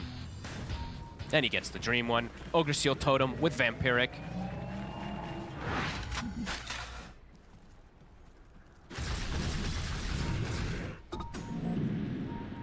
How do they deal with this Terrorblade and the team fight Aurora? It's looking hard. Definitely is looking harder and harder, even though, as you said, they've got these Tinker answers. Just, yeah, they're unable to get the control on him. And yeah, a lot of credit to the chaos that's being caused in the fights from BZM, from the walls, etc. Blink now for Nightfall, so maybe this is the answer, right? To be able to jump past everything, to find him in that back line. This is the item that we do see a lot of Tinies go for at these later stages of the game. All right, how many Ogre Seal Totems this game, since it's the best tier 4 item? 1, 2, 3, 4, 5. So gonna see lots of repositioning coming into this game too, in this next team fight. Titanic Ceremonial for Key Attacker. As the smoke for Tundra, they're looking to strike. Playing around this nighttime, Saxa trying to get the scout. Aurora camping the high ground. Whitemon. Ice Blast. Nightfall. Nightfall has the BKB and Ogre Seal Totem away straight away. Goes for the TP out, will make it. The Nightfall. It works. BZM maybe seeing if he can catch anyone else at the side. They'll drop down the Macro Pirate, will hold back Tundra from chasing down Key Attacker, so the rest of Aurora will be able to bail out. It's BKB 80-second cooldown, so Tundra can look to keep applying pressure with this meta. Maybe look for this top tower here. Key Attacker gonna try to set up the march. Radiant's top tower is under attack. But Christos might just be able to push through this anyway. How long on that Roche? It's gonna be soon, Owen. This time round, I mean, Aurora They're almost certainly going to want to try and contest the Roshan. Last time we saw them get the pickup themselves, it didn't even matter when they actually managed to get them. No. They just on key attacker, they still lost the fight. No, both teams are definitely looking for that fight, just looking for the better opportunity, and they'll get a big catch. Saksa. Finally, I mean, for the first time in what feels like 20 minutes, he's been picked off. Full BKB for Crystallis. He does commit the gold, has buyback, I believe, on top of it. Yes, he does. Aurora trying to swing around the back, trying to get that opportune positioning. Mira, they find Crystallis. See what they can do about it. They'll put the Lincolns, get the shackle shot locked down afterwards, but backup's coming in for Tundra. BZM jumps over towards Mira. They have to roar onto Crystallis. They're locking him down. Vacuum comes in onto the three of them. Crystallis, he gets the Thunder. Crystallis survives, and he's ready to turn and clean them up as 4 are dead on Aurora. They could not kill the TB in time. The backup comes in, mid one with the vacuum, pops the Shivas, the pipe, the Crimson, the everything. Allows Crystallis to get that BKB Sunder off. He just got the BKB on the courier too, so able to turn, get that Sunder, and now Nightfall, he committed the gold. 80 seconds, this could be the end. They do have a Tinker to be able to hold that high ground. They have a couple buybacks, but Tundra, an explosive hit. You couldn't ask for a better one there. Mid one, again with a beautiful vacuum. What can they do with Key Attacker? No BKB. Vacuum again, mid one gets the setup, Ice Blast comes in, Key Attacker's gone. They're pinging tier 4s. Sunder thrown out. They're going to have to use some of those buybacks here surely on Aurora. They do have it available on Key Attacker. Tundra onto the tier 4s, first one to fall. Crystallis just playing to literal perfection this game. One. Get burst down to half HP. Secondary buyback comes in as well from Toronto Tokyo. Starting to back away. They're respecting these buybacks. When the Tinker is alive. So Tundra want to see if they can still get back in on this. Take back. Tinker. Nullified down onto Key Attacker. Crystallis stepping up the E-Blade. We'll keep Key Attacker safe for now. So 15 seconds until they've got Nightfall back in. They get the tier 4s though. They were trying to end the game. BZM. Oh. Get the ice path. Nothing else though. The Remnant still there at the ready. If Aurora goes too far, their Tundra might just look to re-go, even though they don't have the meta available. But they'll back up. They can wait for these cooldowns. Meta 50, wall back up in 30. Amp damage. Aurora, they have to smoke out and look for something here. They have to get some type of fight going their way. The last actual 4 or 5 team fights, it feels like it's just been completely Tundra's way. Let's see if they can find it as Nightfall. Scouting things out, going into dangerous territories and amp damage inside of BZM's bottle. These cooldowns are coming back up. I mean, it's so scary to try and approach this high ground. The wall is up. Sax is ready. The Shadow Dance. Look at the Ice Path in onto BZM, but BZM finds the slight change onto the both of them. Ice Blast coming in. Gonna catch on to Key Attacker. Key Attacker again have to put the BKB. Nightfall's jumped in aggressive. He's gonna look to try and burst through Whitemon with the tosses, but he's not able to finish him. Whitemon survives, gets out of there thanks to the auras being popped. And Tundra, they can continue to try and push Aurora back. Toronto Tokyo drop the roar down onto BZM. They have the shackle and the toss. This time is enough. They've killed off the Ember, but what can they do about the Terrorblade? The BKB's there for Crystallis. Will be about to come to an end. He's a bit hesitant to walk forward here without BKB. BZM has buyback and a Remnant down. And Aurora, they know that they have to continue to try and push this advantage whilst they've managed to fight back, get something from Tundra in this team fight. There's still a wall available, so mid one, he did keep that. I see that he's got that basher too. I know he's trying to punch somebody to stop one of those BKB TPs. Almost has the Abyssal also, so an extra form of lockdown that they're going to have soon on this Darkseer too if he does commit. I mean, Aurora, they really want to try and hold this area, but still so difficult and risky considering the buyback situation for Toronto Tokyo and Key Attacker. They do know that meta was used, so that is going to be expiring. BKB also cooldown. See how they look to approach this, because this Roche is so important for them. Refresher. All right, so now he'll be able to have the next. He'll be able to have meta for the fight if it does kick off. He actually puts it into his bags now. Nightfall. And Toronto Tokyo stepping up. Really want to try and get up into this high ground. Get some sort of information. Key Attacker hit 25, by the way, also. So AoE lasers online. So a solution for these illusions now. And really start to clean them out. Tundra. The Atos onto Saxa. Backline. This time around, Whitemon, could he survive again? The Crimson, the force out at the side. He's going to be able to live over the Ice Blast. Gets the connection onto Kiyotaka. Saxa tries to move forward, but the Ice Path Macroplier from Panther gets laid down upon the slug. Saxa has to back off. Mid one. Chrysalis puts the refresher, ready with the meta to start to fight back here under the cover of the BKB. They take down Panto, and the rest of Aurora have to run. BZM hot on the chase. Can you find anything here more for the team at Tundra? It's on It was Toronto. Tokyo. Slight fist bump. Kiyotaka. Kiyotaka gets out with the TP in time. He didn't have to use BKB. The Lincolns actually saves him.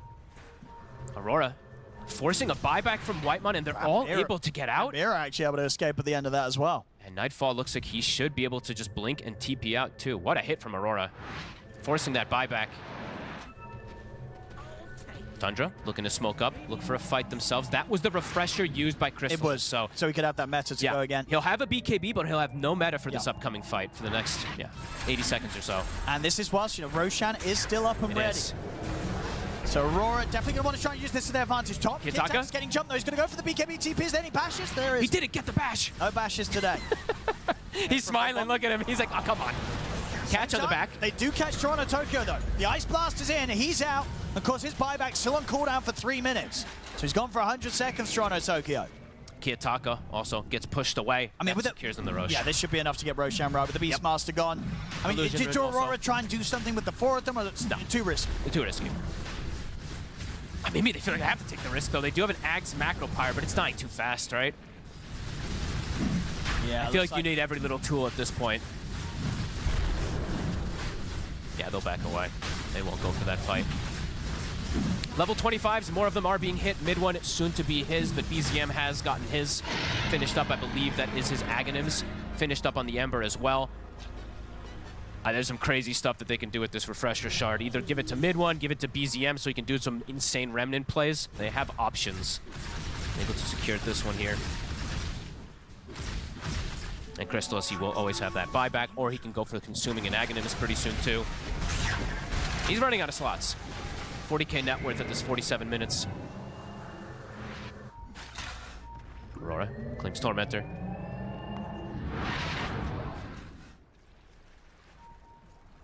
Hags on Panto is online, so I'll have to keep track of this Macro Pyre too in some of these team fights. Full Swift Blink, Nightfall, committed for it. I feel like for good reason, right? It's just like he needs every little bit he can in those fights to burst that target that he jumps. Yeah, especially with the situations where they've been going for these supports and they need that little extra. Yeah, like Whitemon got bailed out from auras and then from depth shot I think twice, and then ends up getting brought down to like a tree throw at the end of it all. But sorry, is it my microphone? Apologies for that. Abyssal is done for Darkseer, so he does have that now. Mid one, if there is going to be a BKB TP out, doesn't have to rely on the bash. Could be like a game-winning move that he finds. Toronto Tokyo doing a good job of applying pressure down here. So Dragon will be able to siege this forward. They always have Ember though, so he can just send Remnant and come back.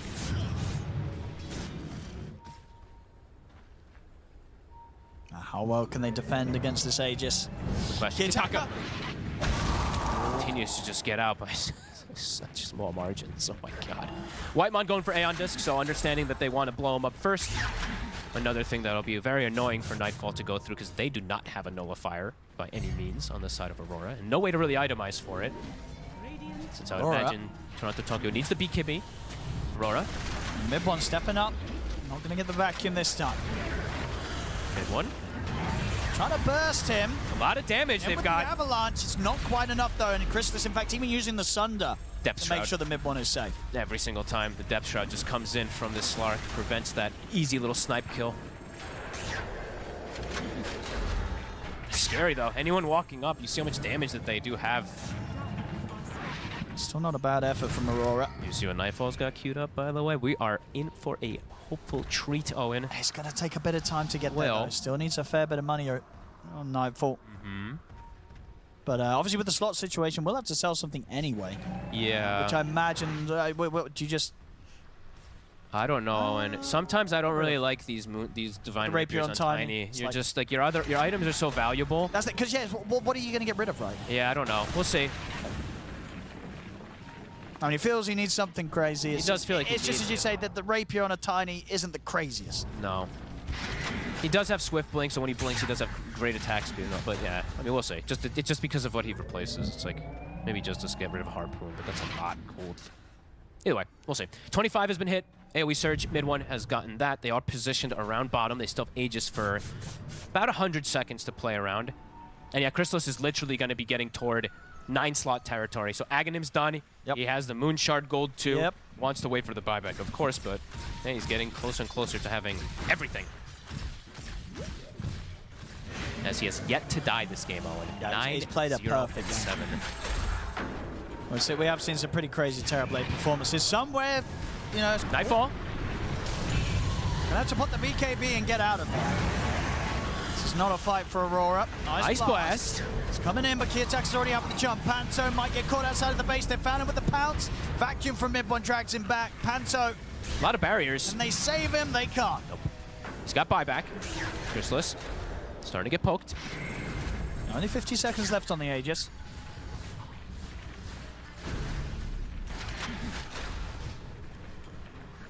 He always has extra meta now that he's got the Aghanim, so it's going to be tough to keep track all over the place of when he is able to fight with this, since he's got that Ags. 30 seconds until Aegis does get reclaimed. The game continues to be incredibly exciting here, as we did see a potential Tundra looking for the end for the tier 4 push with Kiyotaka with that buyback from earlier. How are those buybacks looking? They are all back up except for Whitemon. Yep, they're coming back up. They're going to be ready. I mean, this is the thing, right? Even with the lead they now have, the high ground push can still be risky. Kiyotaka. There's a Lincoln's. He just is able to block it. So mid one. Might have to buy another item to maybe get rid of the wand and get a something to break the Lincoln so you can go for the Abyssal. Could be. Wants the blink for positioning. He's been able to land incredible vacuums anyway without it, but definitely wants to have that for the huge Wombo combo if he is able to find it. Arcane Blink. Kiyotaka also getting to full 6-slot territory, can still look to replace things, of course, when he consumes the Ags. I'm going to see if they find anyone out on the map here, Tundra. Can they catch someone? Mira has been found, but Nightfall's in with a jump forward. Wants to try and help out here, but now has to bounce away with the Ogre Seal Tome as Mira's gone. Nightfall. BZM gets caught by the Roar. Macropyre. Macropyre laid down pretty nicely, but the auras are out. And Panto, he'll fall to the damage of Chrysalis. Kiyotaka trying to get in on the backlines, but gets caught by the Abyssal Blade. The buyback's coming out now from both support of Aurora. BZM pushes forward, looking for Kiyotaka. Kiyotaka, can he stay hidden in the trees? They're hunting him down. They're trying. Buzz catches on to Nightfall. They're on top of Kiyotaka. Kiyotaka getting caught by the Nullifier. Chrysalis ready to bring in the damage to take the Tinker down. Took him a while, but they're finally able to just full commit onto him. He's just constantly rearming and almost survives because of it for a second, but not the case. Tundra run right through him. Great way to start things off. They find him literally right away, as these damage numbers are hilarious. Beastmaster with 11,000. Slark with 8,000. It's a 50-minute game.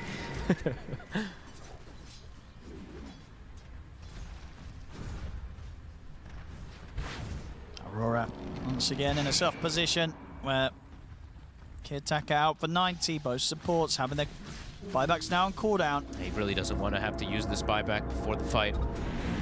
So if they want to try and force it out here, Tundra. Chrysalis, 9,000 gold on him.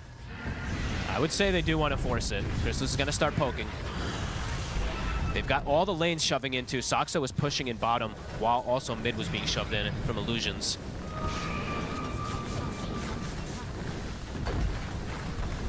Sox also has a full Hex, by the way, so just picked it up before that last fight. Nightfall, he one-shots him. He will be able to find Saksa doing his shenanigans. He's going to let's try and get back to the base to form the defense with the rest of the team. Kiyotaka's going to come in with the buyback. They want to try and go now, Aurora. Roar. The Roar onto BZM. Nightfall bounces forward with the Shackle shot. They get the Shackle connection in onto BZM. BZM, can he get out of this? The toss is there for Nightfall. They brought him down. They've killed off the Ember. Kiyotaka blinking into the midst of things. Has cost them the buyback, of course, on Kiyotaka to make this play. I thought they were going to keep chasing for more. Looks like they're a bit hesitant to go fully out forward since Ember does have the buyback. But that is Kiyotaka using his. It's a costly one. It's a very costly one that they only get that. I mean, they do get 2 kills, but the Saksa kill happened earlier. Ideally wanted to try to get more on the side of Aurora. All right, Tonto Tokyo, surely you buy your BKB here, right? Or is he trying to get that big item? Guess he is. I mean, it looks like he is trying to get that Hex. So wants to get that extra way to just blink hard lockdown someone plus break that Linken's. Because he's had the gold for BKB, I want to say, for 10+ minutes. Sure. And he hasn't bought it, so it does usually say that you want that bigger item as he's sneaking his courier over. They're coming up to 50k net worth here on this Terrorblade. Yeah, he buys the Tiara. So yeah, he's going for the Hex. 50,000 net worth. Literally, he's got the Moonshard eaten. He can go for the Swift Blink next. Toronto loses the courier anyway, as he's been trying to sneak it. He sent it to the enemy shop, and Soxa still finds it. You can see he rubs his hair. He's like, damn it, I've been trying to get my courier. Trying to get this item for like 10 minutes plus, and he just can't. A lot of money on Nightfall, still considering what his next big item's going to be to sort of wrap up the build. He's queuing up the data list, honestly. I agree. Like, Rapier just does not feel good on this hero. It doesn't. It feels very underwhelming on Tiny, so yeah, I agree. The data list does, and definitely feel like it's going to offer him a bit more. And with this type of build too, although you don't do as much single target damage to just the Terrorblade, this is now you're cleaving your crits, you're splashing versus illusions, you're better versus the rest of the lineup, not just in a vacuum versus the Terrorblade. So I do like that he's pivoted and gone back toward this route. As I said, versus 40 armor is going to feel, you know, not the best in general, but versus everything else, it can be pretty good. BZM also, do have to mention his game. Octarine, he's also 6-slotted.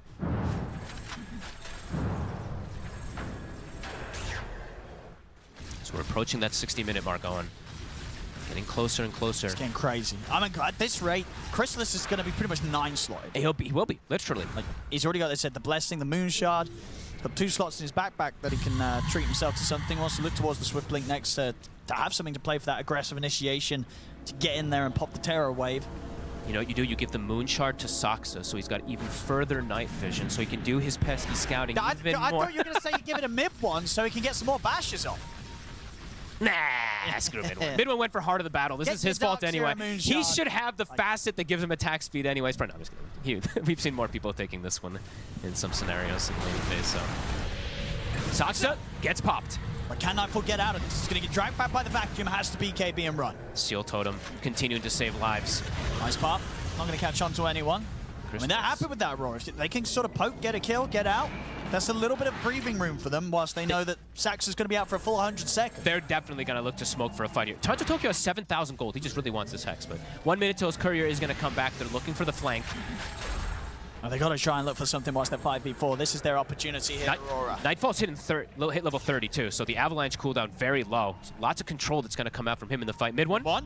Trying to take him with a jump. He's not able to find the immediate raw target. Uh-oh. Bounces away, but he's going to get dragged back by the vacuum. We'll get the off now onto mid one. Nightfall committing him with the damage. They burst through the darks here. Buyback immediately from mid one. Nightfall is clipped by the Ice Blast. Chrysalis brings in the damage. Nightfall's gone. Him and Toronto took both Abyssal. Immediately the Abyssal locking down the attacker. Put the BKB, try and get out of him. But the Root catches him. He's gone. And he does not have buyback. Key attacker's gone. Panzo tries for the TP out, but the chains are there from BZM. 2 dead now in Aurora without buyback. They go for a risky play with no BKB up on Nightfall and no buyback on their Tinker. They try to take a fight advantage, but Tundra's ready for them. The entire squad is there, and the initiation is a disaster. A blink into catching nothing. This might be it. 3 versus the 4.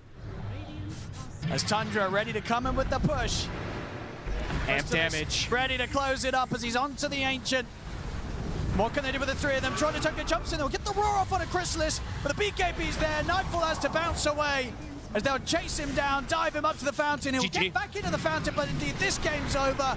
The Ancient getting focused. GG's called as Tundra will take this game 1. A beautiful game from them. Honestly, Chrysalis, the raid boss, truly. 12, 0, and 11 on this Terrorblade. Did not die in this game.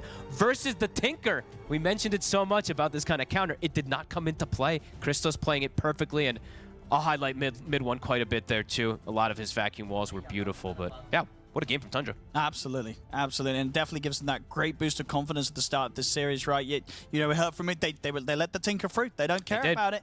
Might take them a little longer than maybe they initially anticipated, but still, they're able to get the win.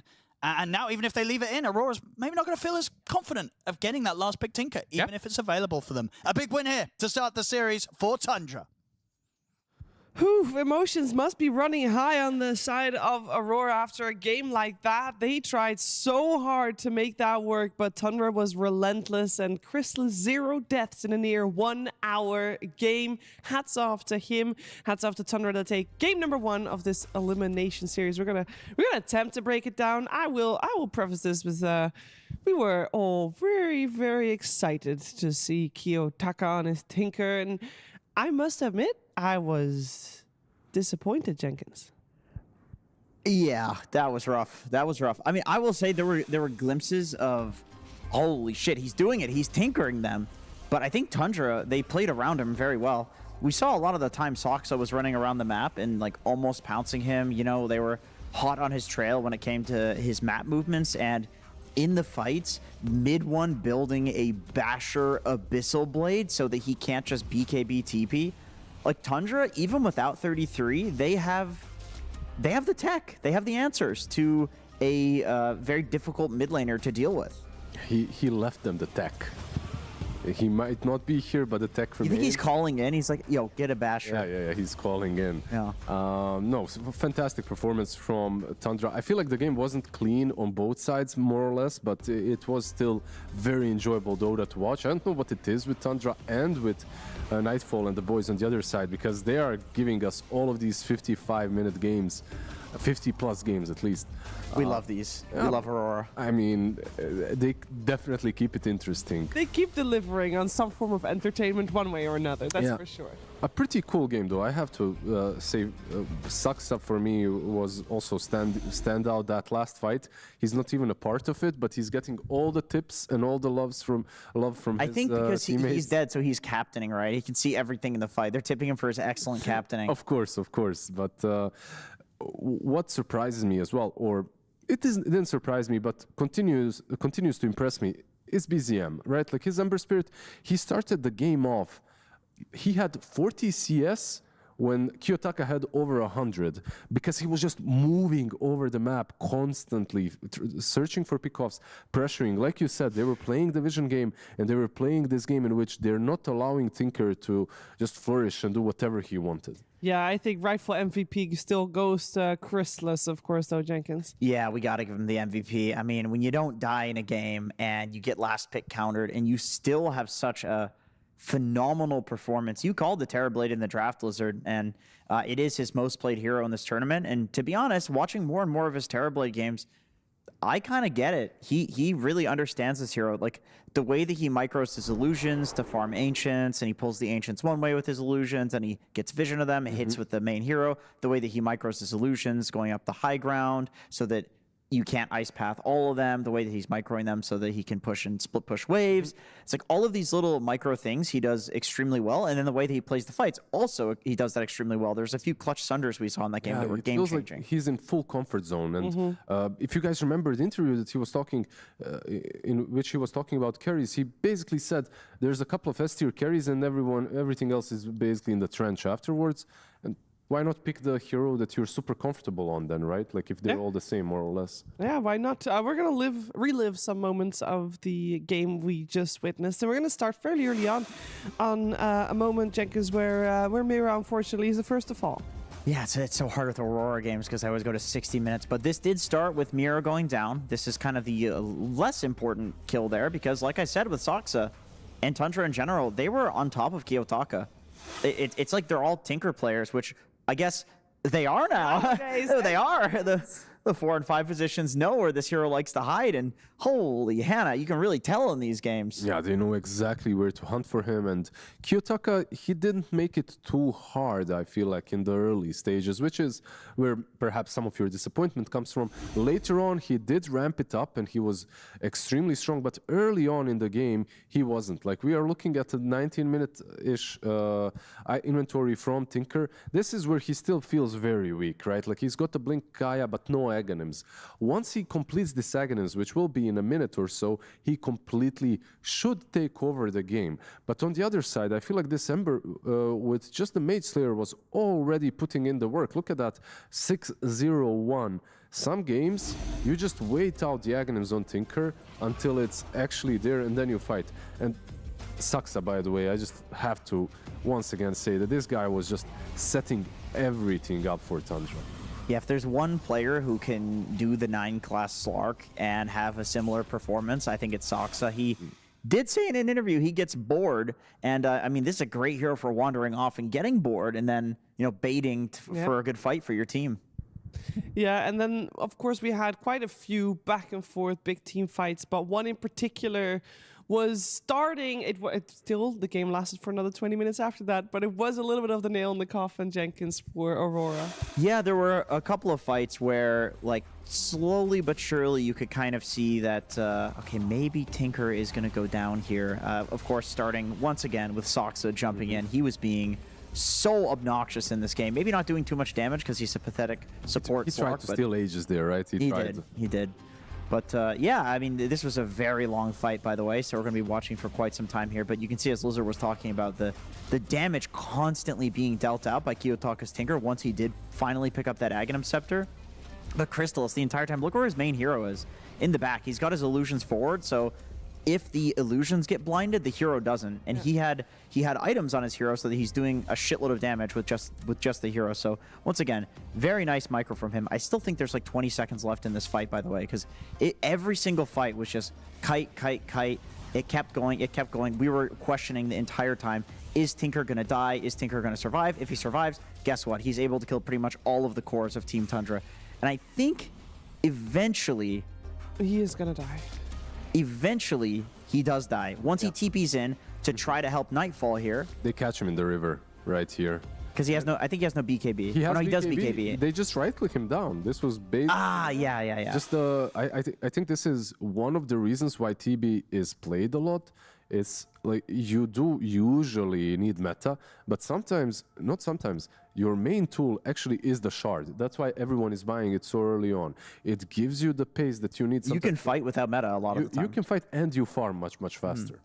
There's a lot that needs to be discussed on the side of Aurora. If they want to keep their tournament lives alive, they need to, of course, win game number 2. What will they have in store for Tundra afterwards? We're going to find out after a break.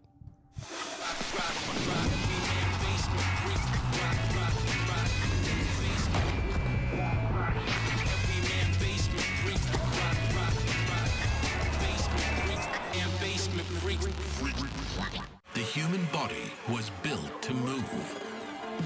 Not trapped at a desk in one singular posture for 12 hours a day. It's time your chair evolved. This is Secret Lab Titan Evo. Ergonomically engineered for you, gamers, hybrid workers, artists, backing your every move.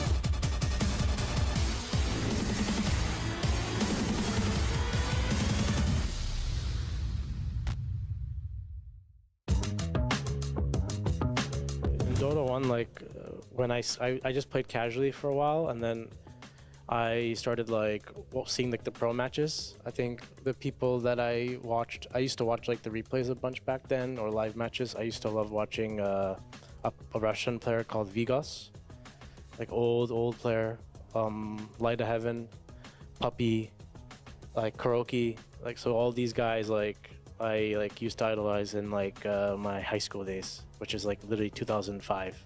I feel so old. So 2005, 2006, I think 2009 is when I graduated. So like, I think I first started playing like 2006. So yeah, those 4.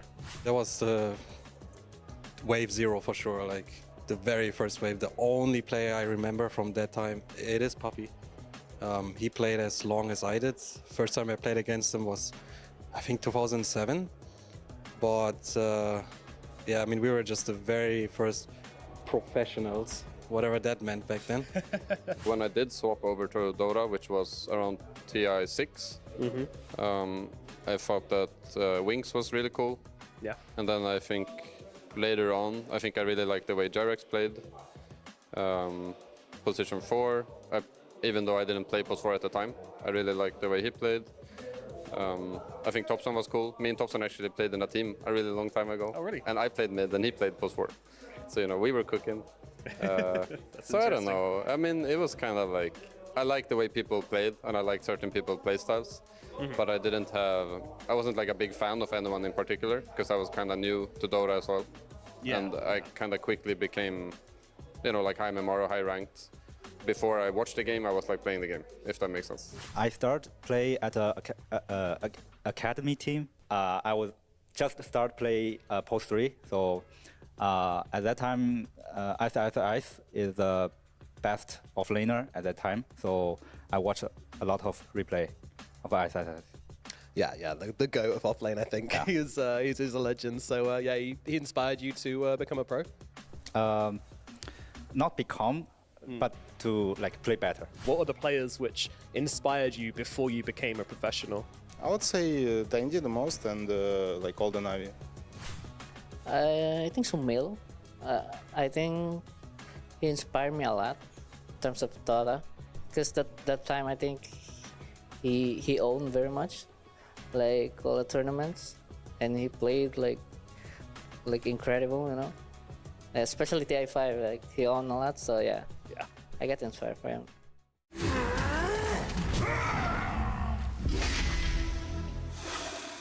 You are watching PGL Wallachia Season 4, and we are in the middle of a lower bracket match with Tundra and Aurora in the headlines. It is Tundra that took game number 1 off of Aurora, and they looked a little upset after that game. Rightfully so. Their Kiyotaka Tinker should have been able to do better in that game. But Tundra did not let that happen. So let's see what Aurora comes up with, because generally when they're upset, and they get that extra little bit of fire and spice going. So I'm looking for that heading into game number 2 here with Lizard and Jenkins. We're about to watch the draft of game number 2. What lessons will we take away from that first game that you would instantly put to practice in the draft?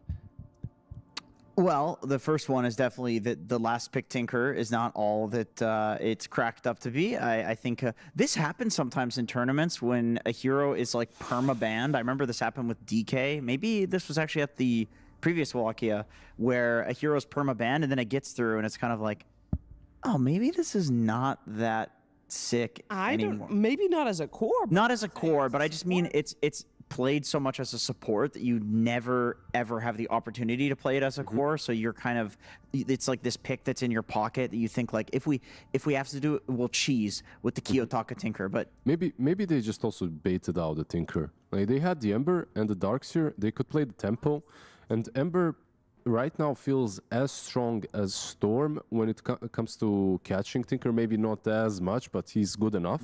And if you add on top of that Iron Shell and Ice Blast, like you have enough of this global, let's say, damage that can follow him, fast-paced as well. You're constantly online. Like we saw in the post-game, right? He was 6-0 when Tinker was 1-2 or something. So, yeah, really good play, but leaving the Tinker behind, it's not banned out. But we are going into game number 2, and Jakiro as well picked up once again by Aurora. I still think that it looked good, even in a losing game. I am interested to see, because Tundra banned out Ancient Apparition and Ringmaster, knowing that they did not have first pick, and I kind of feel like them putting that emphasis on the supports baited Aurora into picking Jakiro first. So I'm curious to see what kind of plan they have against it. Yeah. Or is that too 5 head? It's like nobody thinks that far ahead. I don't think it's like too 5 head. I think sometimes stuff like that happens conveniently. Like you are thinking about it, you're not necessarily planning for it, but it happens and it's convenient. I think there's a lot of things that happen like that in Dota. Yeah, exactly. I think, or maybe we were just not five-head enough to. Maybe, to yeah, see the that's grants. possible. Well, I've heard from like players and coaches, they're like, nah, it doesn't really happen that way, but not on purpose. We do have a Prophet, by the way, a hero that's definitely able to get behind Jakiro and hunt him through the fights. I have to say one thing, when it comes to this Jakiro, one of the heroes that isn't played enough, that's a really strong position for some teams, that's the bat. Jakiro has one of the worst turn animations in the game. So Jakiro can run circles around him. Sorry, bat can run circles around the Jakiro. However, I like the spirits from the mid lane as well. For now, we have the Prophet on one side. Yeah, we saw Chrysalis play the Nature's Prophet for Tundra yesterday, and it was a game where it was a pretty difficult game, but him playing Prophet helped them pull through at the end. So I kind of feel like Aurora better have a good late game plan in place for this one. Yeah, he looked really good on the hero, and I definitely agree with the PA ban. Just like you said, they needed a good late game plan. Probably the best hero currently in the meta is PA for that. Another answer I would say is Ursa. Any hero that can jump natures and basically abuse the fact that he's got like one hurricane pike away from you, and that's really all he does. And you can burst him full to zero with a couple of these heroes. Yeah, I love the carries, but the mid laners as well, right? Like all of these Embers, Storms. For me, like a couple of weeks ago, the best answer that I saw to the Prophet were Bounty plus Storm or Bounty plus Ember. You have a track on him, he can't escape through the trees, and on top of all of that, of course, you have this Spirit-esque hero that can follow him wherever he goes. Back in the day, something like a Scepter as well was popular, but of course, not any longer. They just picked the Ember. In this time, without the Ancient Apparition, they, I mean, when a hero gets picked this early in the draft, or I should say when Ember gets picked this early in the draft, I often think, okay, they've got some flex for it. Like, Soxa is saying, yeah, I can play Ember if it's like, let's say Huskar gets picked, right? Ember Prophet used to be the offlane duo, if you remember. Yeah. A little bit. Sleight of fist. Mid one, I'm sure can play offlane Ember if he needs to. Unironically, if you're picking Ember this early, I think this is what you want to do. And with Tundra, I mean, this is the team that they will play unconventional heroes all the time in unconventional roles. I mean, we literally just saw a Slark position for, I know this is meta right now, but if you say this a year ago, you're called an insane man and sent to an asylum. Is there a chance that Aurora will prioritize getting the Huskar in their side in the next 3 picks? No, like, I don't. No. Maybe as the last pick out of this stage, because they have pick into ban. It's a good hero, though. It truly is. Maybe the Prophet on his own makes the Huskar mid a bit scarier. Yeah. Because you want to push the limit, you want to dive December, and then suddenly there's a Prophet there, right? Like punishing you. You have 50 HP and you're dying to a Prophet instead of killing and regioning after. But they still get the Beast. Still a very strong lane for them. Not too bad into the Prophet as well. Windrunner still available for either side.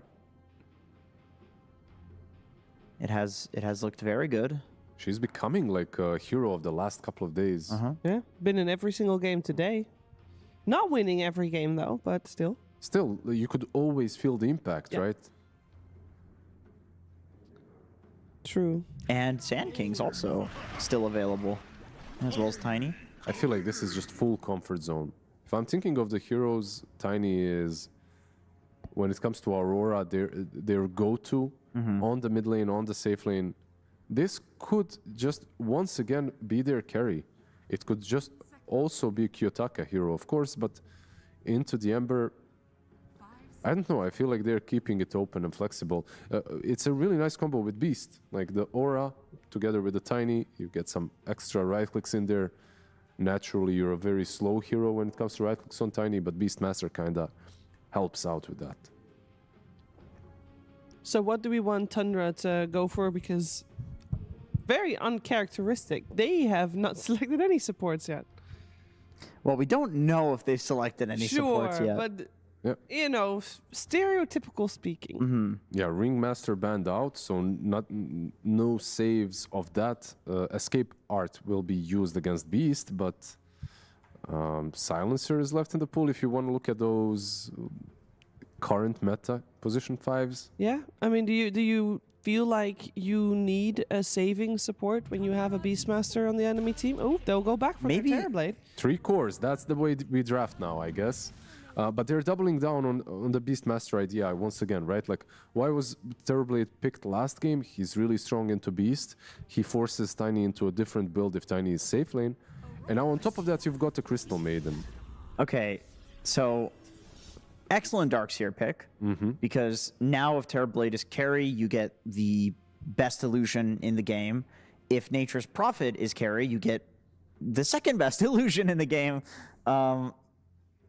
Yeah, this is a really solid pick. They could technically also run the Tiny as a position 4 with the Darkseer in lane, and that looks fine. I'm curious what Tundra does in terms of their core roles right now, because Ember can still be a 4. So can Terrorblade. So can Nature's Prophet. Yeah. These are all potential 4s for Saksa.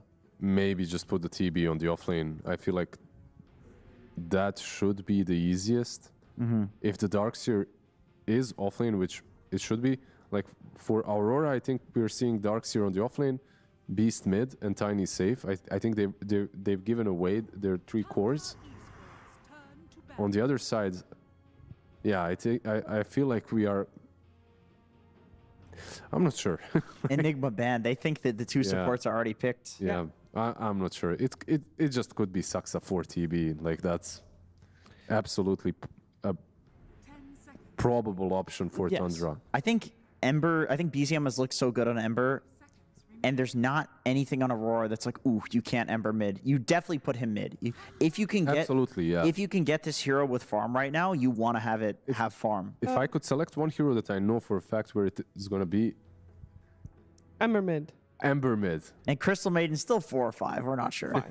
I have a question, because we see the Abaddon coming out as a ban, and we're talking about flex picks on the side of Tundra.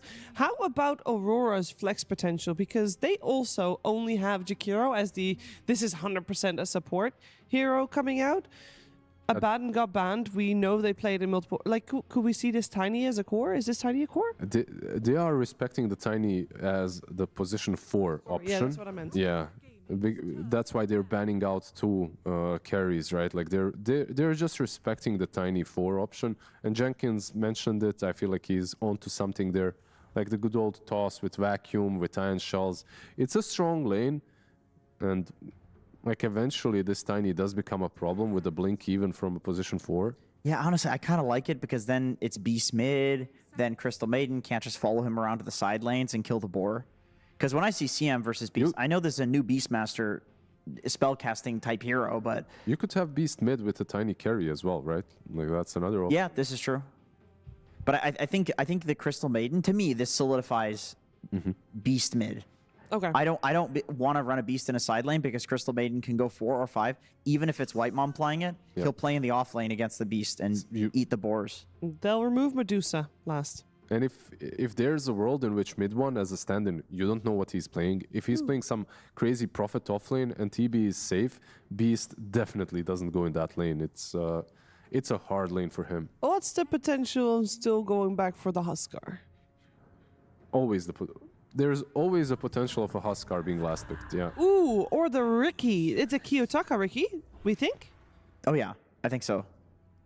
Okay. So it is going to be the Tiny 4. Well, it could be Mira also playing Ricky. Sure. But it definitely would be... I feel like mid Ricky against a squishy CM, against Ember Spirit, who doesn't like tanking physical damage, catching Nature's Prophet out on the map. I feel like annoying, you want this hero with some net worth on your team. Yeah. Even though we have seen it win yesterday or 2 days ago on position 4, I feel like it's a really good mid game for him. So. How about putting it in the carry role? No? If you want to have farm, position 1 gives the most. Wait, do we believe that Nightfall is playing a Beast carry? You could put Nightfall carry Beast, yeah. I think that's an option. He hasn't played it. Underlord will be our final pick. Ooh, that's a really good Underlord pick. So this then will be the offlane most likely for Tundra, right? Like you put the Underlord offlane. Which one of these two is going to be? Beastmaster, and Mira will play the Riki. Okay, so a 4 Riki after all. I actually kind of like the idea of the Riki mid. I think this is a team that did make it work before. It just flexes Nightfall to a weird carry that he hasn't played yet, so... And a Nature's Prophet +4. No, I mean... That's something I didn't expect. It just a patch ago, everyone was doing it, so it's not like it's bad now. You know, the tree did get nerfed a little bit, but it's still very annoying. Is it like a Blade Mail Vessel build, do you think, or... Like, there's a lot of builds. Honestly, yeah. Probably just Atos. I feel like just traditional, like, good item, you know... They already have so many routes, though, as well, right? Like, one thing that Tundra have solidified with this Underlord pick is the catch and the routes. Like, you have Pit of Malice, you have the best route in the game from the Crystal Maiden. Yeah, maybe it's doubling down a little too hard to go for that. Potentially still Orchid? Though, it's a good item, yeah, Orchid as well. And you are playing into Darkseer and Riki, so these routes, on paper, should have a ton of impact. Yeah, and it also, I mean, this is what makes Nature such a busted hero on so many patches, especially being universal, is he can build anything. You can go Glimmer, you can go Mechanism. We've seen Mech kind of popping off a lot lately. Pipe, you know, I mean, Underlord's going to go Pipe, of course, but you can legitimately, whatever your team needs, you can build it, and it's good. So Tundra has a favorable draft here, the way you guys are talking. I think Aurora actually have a pretty good draft as well. Okay. Like, you have Darkseer into TB, like a really good lane, good illusions. You are playing with Riki, even though it is Crystal Maiden, which might put a wrench in your plans. Like, strong laner, we don't really see her a lot, but every time we do see a Crystal Maiden, she pops off. So, no, I think Aurora have a pretty decent chances as well when it comes to the draft. Maybe a little bit more of a normal draft from them this time around. I'm a believer in the Underlord last pick. I think that the root will do a lot of work in this game, but it's also a really good illusion to get for Darkseer. So both teams have options. Yep. Both teams have options. Of course, this is a game where there's tournament lives on the line. And this game in particular, it's Aurora's. They need to pull out a win here if they want to continue. Let's see how they do. And first, some words from Coach G with Nomad. Thank you, Shiva. So, G, last game was pretty exciting, pretty back and forth. What's it like to watch that game as a coach? Not good. Lose. Why not good? Were they making mistakes or? Throw and die, not like. That's understandable. That's very understandable. So let's lock in. Game number 2. They have a pretty scary strategy. They've got the Underlord and the Prophet, which means they can be anywhere on the map. What do you do about that? Hope kill Tron. Because like last game, our Tron die. If we kill Tron and game end, we win. I think it's good. We need just to push Tron. This strat. We stole their idea about the game. I see. So you're trying to kill their throne. Yeah. They're trying to kill your throne. Yeah. That's going to cause some conflict, right? You can be coach too, I think. Oh, cool. Thank you. Maybe. All right. Thank you very much, G. Any final thoughts before we get into the game? Hope we win. Aurora. Yay. Okay, over to the casters, Odie, Pixel, and Fogged. There we go. Yeah, G's got the strats ready for this one. Trying to see if Aurora can make that comeback here in game 2. After indeed letting their throne die in game 1. What do you make of this? We're getting some fun stuff coming out, right? We're getting some support Riki, some support Nature's Prophet coming back here. Yeah, a little bit of switch-ups coming into play. Similar, it started the same with the draft, right? We saw the Beast, the Tiny, the Jakiro, Aurora were opening up the same. Then they do throw a wrench into things, getting the Darkseer. Tundra, they still decide to have Crystallis play the Terrorblade even into the Darkseer. So you know what? He's like, after last game, I played it versus Tinker. I played it versus other counters. I can do this as well. This one is a very good answer, though, in comparison, and much safer answer in comparison. Tinker can be a bit of more of a risk as a counter versus the TB. So let's see how Crystallis does it again, because he literally played it flawless in that last game. I guess on the plus side for this sort of lane setup, right, where you've got Whitemon and the Crystal Maiden, could give them opportunities to get some kills down there, right? Absolutely. This lane is very strong. So that is probably why they wanted to have it compared to where a Nature's Prophet CM, it's not really like a kill-threatening lane almost ever, right? You're just playing to like sustain and you can get dove. This one, maybe they do feel like it's just a stronger lane in general. So let's see if that idea does work out for them. Saksa, he's going to get to play this Nature's Prophet 4 position, has the liberty to buy literally anything he wants to when you play this hero as 4. You just go, team, what do we need? and you figure out and you buy what you want. Or you just build for yourself and you play to scale. So a lot of cool things that he can, of course, do on this role. And Mid1 gets to play this Underlord last pick. So saw him have some success on it the other day. And we've been seeing this hero on the rise for sure. And the Root definitely can see the merit of why they wanted this game versus the Surge, versus the Reiki, extra catch, and then that percent damage versus the two. Actually, all three cores is quite nice. Sure, there's going to be auras that come out eventually to counteract it, but the Firestorm is good versus all three cores.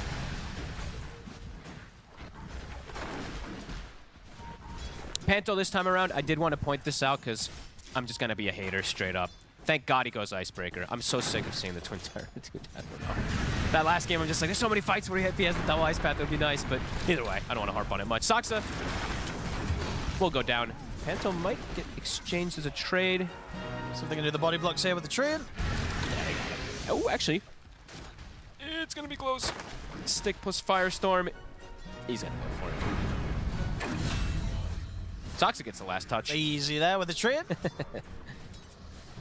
I think he was in range for the atrophy too, so I think he did get the bonus damage. So he will have 120 base damage in the lane now to CS versus Nightfall.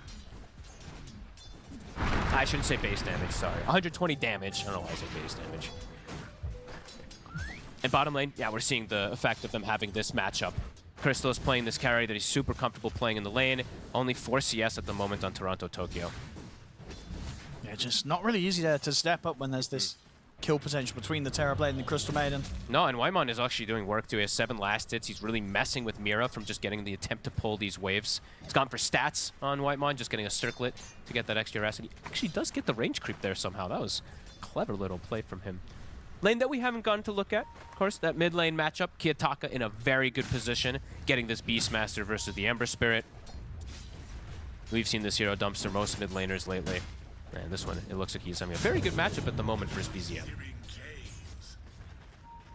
Yeah, we did see though what last game BZM, even if he had a tough time in the mid matchup, he moved around a lot. He just ran at them throughout the entirety of the match. Of course, meant that he was a little bit behind on farm, but still very much having massive impact. Yeah, I mean, he ended that game like 17-5 and 16. Yeah, so I mean, he was literally just the killer, right?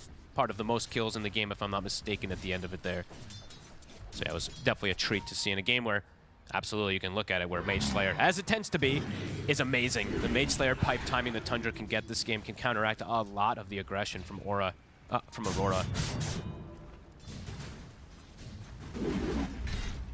Definitely something that they're going to want to have for mid-1 early on with that Mage Slayer combo. Speaking of mid-1, looking to get aggressive onto him again. So they do see Saksa move away. They've got the Blood Grenade. Look at the Firestorm off and the stick. Dual breath damage. Oh, it's close. And Panto. Be out survived, and indeed the tower hit's coming in. Panto's going to... He's dead. Can he get out of this? Nah, he's dead. 100% dead. Gets caught. So, I mean, that's a heads-up TP there from mid-1 to do this type of play. Because he's like, oh, he's going to commit for the kill on me there. And plays in the tree line and actually does get Panto kit. That was cool. Little things definitely do matter. I'll try to keep track of also this Underlord Innate, since they do have Nature's Prophet on their team. He does have a TP that does, I believe, work with that invading force. So Saksa could get some extra protection from this damage reduction and movement speed thing. This bottom lane just continues to be pretty terrifying for Aurora. It is. They're not getting a whole lot down here. How's the stack game looking? Because usually that's what we see teams do when they have this Darkseer and it's just a tough lane. They get the stacks going, but they have not the easiest ways to double stack. Most of the times we see like Tusk Darkseer because they can get the double stacks going. Like Ricky can't double stack. You stack one camp and that's it for him. So this approach at the moment for Tundra, it's looking quite solid in the lanes. Of course, we do see the Beastmaster having a better time, but it's to be anticipated.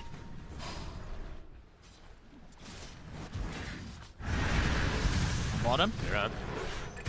Coming in with the rotation. Good rotation. Bringing the extra support. They're able to take down Chrysalis and also punish Whitemon. So very nice move there coming in from Panto.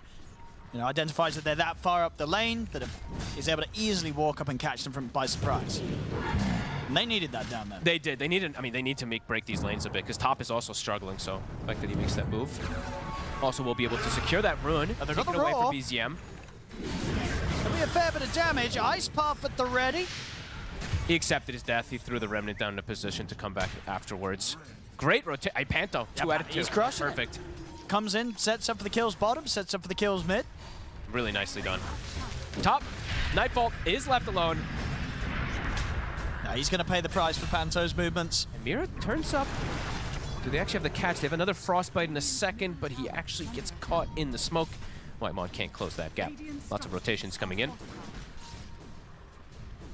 Toronto now gets to just lane cut as this Darkseer. He can get a bit more out of this bottom lane. Kiyotaka, the chains, BCM hit. Unlucky with the chains procs there. Quite a big mistake there. You know, we see usually these guys never miss these chains, so BZM gonna go for it anyway. Kiyotaka stepped up. Oh, and they're gonna get the job done. Gets him. So second round of the chains, no problem there for BZM, gets the setup. Makes up for his little slip up that he did there. Beautiful connection coming in from him with that Remnant play on the slight. They'll get the D ward as well. Still gonna be a slower start for BZM either way, but good levels. Mid one backs up to the jungle. Saksa hasn't been stacking for this Underlord, so he's just going to be farming it up. And like I said, you can build whatever you want on this Nature's Prophet. He's queued up Mjolnir. All right, I mean, we saw him try that the other day on his support. BZM. Oh, gets brought down. Panto dies for it, but again, these plays from Panto definitely worth each and every time. Mira, he's got a chance to jump out. He does. To the bore of Kiyotaka. Mira's away. And now Nightfall's rotating in from the top lane. They're going to look to mid one. They've got the Roar. See with the three of them if they have enough damage to bring down mid one. They don't. They don't. Fine. He they actually can't stands commit around. For the kill. The wall misses the vacuum. Indeed, not able to drag him back in, and Toronto Tokyo is going to die for his effort there to attempt to step up and Mira on mid one. Gets caught as well too. They can't finish off mid one. He tanks literally everything there. 1600 HP, small items all coming into play. All the little small items for him. Treads, Bracer, Wand, Soul Ring. It's and enough. They're diving in. And they're jumping. Change up the mark again for BZM. Aurora Doesn't in matter. trouble. Yeah, they get the pick connection. They're going to be able to kill off Kiyotaka. Oh, Tundra, they're feeling their stride. Yeah, they're getting aggressive this game. I mean, this is... We saw it from the last game, but this game, it's working just that little bit more that much earlier. We're just, 8 minutes in. This time around, they're getting that lead. Getting these objectives, this is how Tundra want to play it. They have really good ways to force the objectives again, too, this time around with this Nature's Prophet getting off to a hot start. I mean, Aurora, they brought 5 heroes to that mid lane and ended up losing actually so much out of it, Owen. They lose, what, 3 heroes, 4 heroes, if I'm not mistaken, and then they lose their tower afterwards. So an attempted play from Aurora just gets completely counteracted. And they're going to keep hunting it. They are. Whitemon, he's level 6. Easy change on the two of them. The ult comes in from Whitemon. Mira's gone. Toronto Tokyo tries to run. The surge comes to an end. BZM's going to have him. He sure is. These moves, they're all hitting again. Tundra setting the pace of this game 10-5. And for the first time I think we ever get to say, what a freezing field by Whitemon. She does a significant amount of damage. Mid lane too, they're not slowing down, Owen. No, BZM is just running it. It's again the same thing. He has 30 CS, but he's just running at heroes. It doesn't matter. It's putting a lot of pressure on them. Mid one.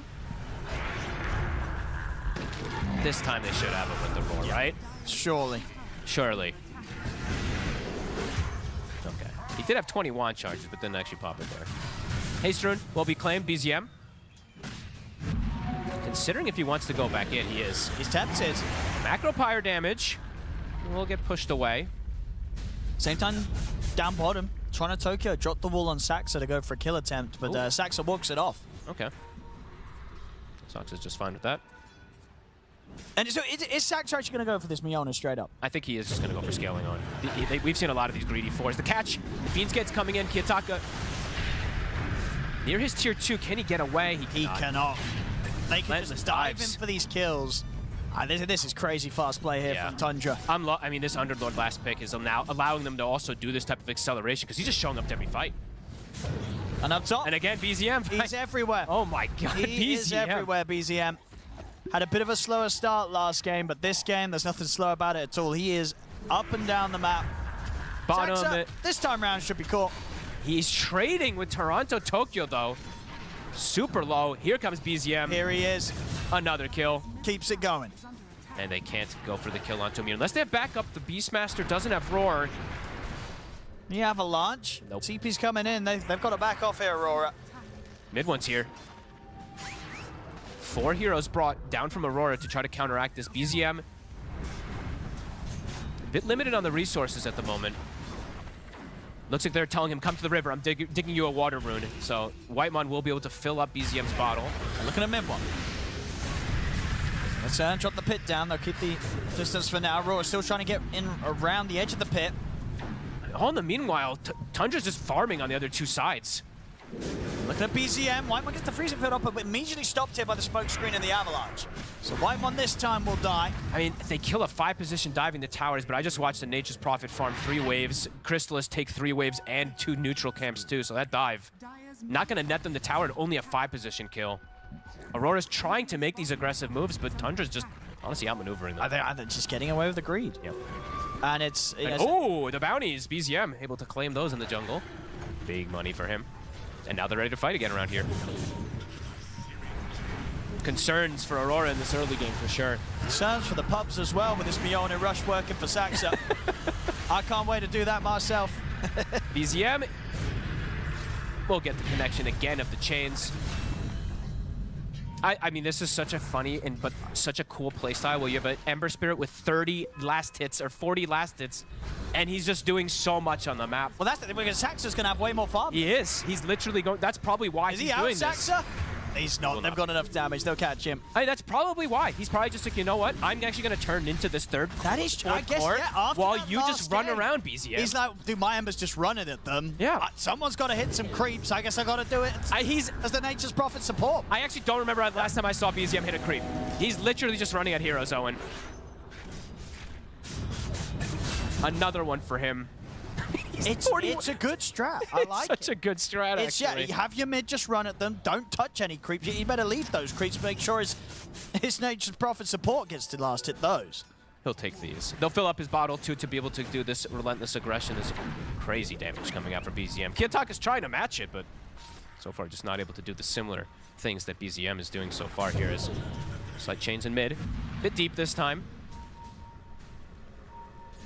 Whitemon getting slowed down. The boars. Is he going to slight chain the boar to save his buddy? He tanks it for him. 4 heroes, again, brought from Aurora to try to get something out of the map here, but Tundra's just playing this beautifully, man. Like, I'm just watching them farming. Aurora keeps getting baited into moves where they try to bring numbers, and the TB is just hitting creeps. 8,000 net worth on Crystallis. There's no pressure on him whatsoever with the way that BZM and Whitemon are just running at heroes. Again, he got 8 last hits on BZM and immediately starts looking to run at somebody else. Now he'll stop. He'll hit a neutral. Whew. Yeah, relentless aggression though, as we see from Tundra. 15-9. I mean, what do Aurora do? They need to wait for at least the Beast Ags timing, I would say, because usually, as we said, the Tinies don't get involved early on here. I mean, maybe now Nightfall does get involved early since we are getting close to him having the shard, but ideally I think you wait for Kiyotaka to have the Ags and then you look for a fight, but Tundra's timings are fast on. Pipe is already done to counteract it. And the Mage Slayer's almost going to be finished too, so they're going to have ways to reduce that damage of Aurora quite massively. It's, yeah, super early that they're able to do this. Tormentor setup. Aurora not really in a position to go for this without the Ags Beastmaster. They have a lot of vision placed down here, but it's actually Tundra who's the one bringing the squad to look for this Tormentor play. Death's bounty. Let's see if they expect this movement from Tundra, because they're even bringing mid one to the fray. He's not looking to Fiend's Gate in, he's walking into the fight. Panto. It's going to be found.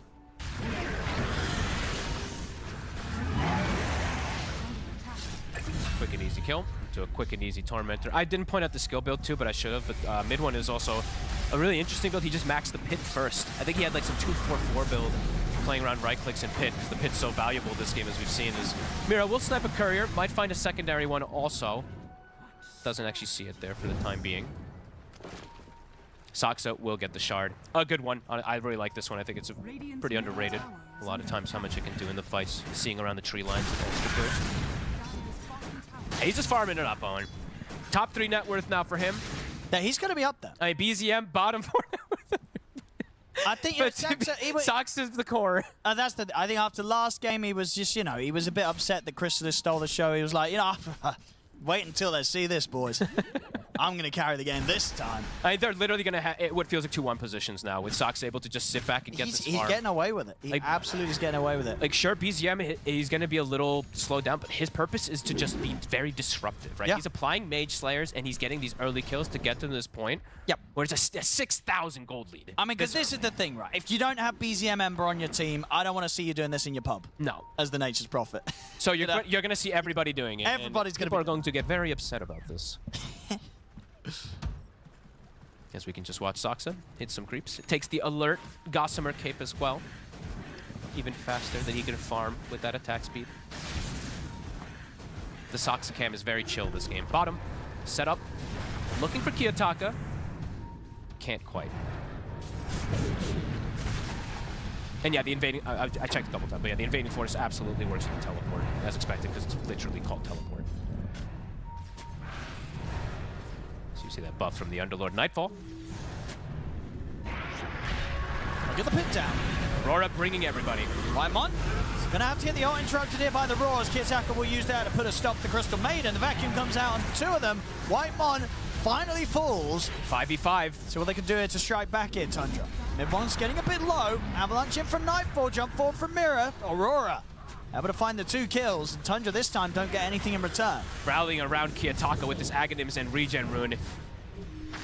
Chrysalis trying to get a trade kill. The Essence Ring keeps Panto alive, and they're chasing. Good Sprout blocks him up, but Kiyotaka's able to chop it down with the axes. Still though. Poke. The smoke screen down on towards him. He's trying to stand his ground as Saxon and trade back to Kiyotaka, but Saxon gets caught. Mirror gets another kill. Great. Aurora, yeah, they don't lose anyone after taking 3 heroes down back-to-back. Rallied around the Beastmaster with the regen and the Greaves freshly picked up from the Darkseer. That extra bit of sustain. Arcane Rune, BZM will be able to grab it. Mira. He's going to be able to jump away. Ooh, sneaky. BZM wants him. He wants to chase it. Can't quite get him. Not going to have him. Doesn't have the detection out in time. Aurora strike back. Had a perfect timing there. Literally a 5v5 fight around that tier 2 brought so quickly together. Kiyotaka gets the roar. Chrysalis, he does have the Sunder. And Kiyotaka knows. He knows he can't finish this off. Oh, he tried to hide in the tree line, but he actually just gives up an unbelievably big kill. That is such a Kiyotaka death. That's such a risky one to go for. He did get pretty close to killing him during the roar, but you got to be 100% sure you're going to be able to 100-0 him. I mean, you just give up like the biggest port kill possible for this. Back over towards the mid BZM. Mid, the Greaves. He's got the change on the both of them. The ult coming out from Whitemon. It's a good one again. He's getting a couple of these. Lined up on the sideline there. Hey, Kiyotaka, that is such a painful death for them there. Right after they reestablished the game into a position after the team fights, they hemorrhage 3 massive kills. As Crystalis, I think we're seeing why he wanted to play the Terrorblade again. 6-1. Again, having a dream performance, even into the Darkseer so far. Now, if he keeps this up, this Terrorblade might have to be bumped up in priority if you're against Tundra. Even if you have Darkseer, as we're seeing, we'll see as it gets later and later in stages. Sure, if there's chances to deal with it. Yeah. Right now, it's looking, the Chrysalis is just too comfortable on it. With the playstyle, especially with how Tundra plays, right? It does feel, it fits their style of, split pushing, getting that extra farm always, especially if you have a Nature's Prophet who's hitting creeps on the other side, and an Ember who's relentlessly running at the enemy team. Aurora. Reestablish things down to a 2k lead, back up to that 5k for Tundra. Amp damage on BZM.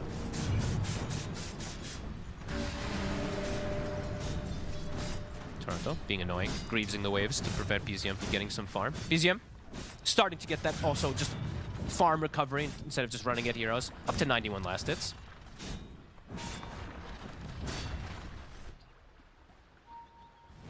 Yeah, very farm heavy game from Tundra, which is working out for them even though they're farming. They're 19-2. And is that the Mjolnir done? Yes, that's the full Mjolnir for Saxa. Nice game for him to throw it onto his teammates too. A lot of small instances of damage that are going to be throwing out this Mjolnir procs. Versus Ion Shell, Jakiro. Does Mira get the snipe of the courier? He does. Oh. So that Mjolnir is actually dead. So prevented for at least that's quite 2 the minutes. Snipe. Yeah, that is quite the snipe. That will slow down Sax's farming quite a bit. Not even that Hyperstone, and yeah, indeed the full Miona from it. BZM with the amp damage, looking for a setup here. Nightfall. Radiant are scanning. We'll walk up. BZM sees him. Just gonna poke him. Full pipe now for Toronto Tokyo. Their 5-man is strong around these auras. Try for the catch there, but BZM's so quick with the Remnant. They can rally around Pipe Greaves with the Beastmaster in the front line. They do have a very strong timing now on the side of Aurora. Said Tundra, they're farming, they're hitting creeps, they are scaling. This is a good time to smoke though, Aurora. They're gonna look for a fight around this.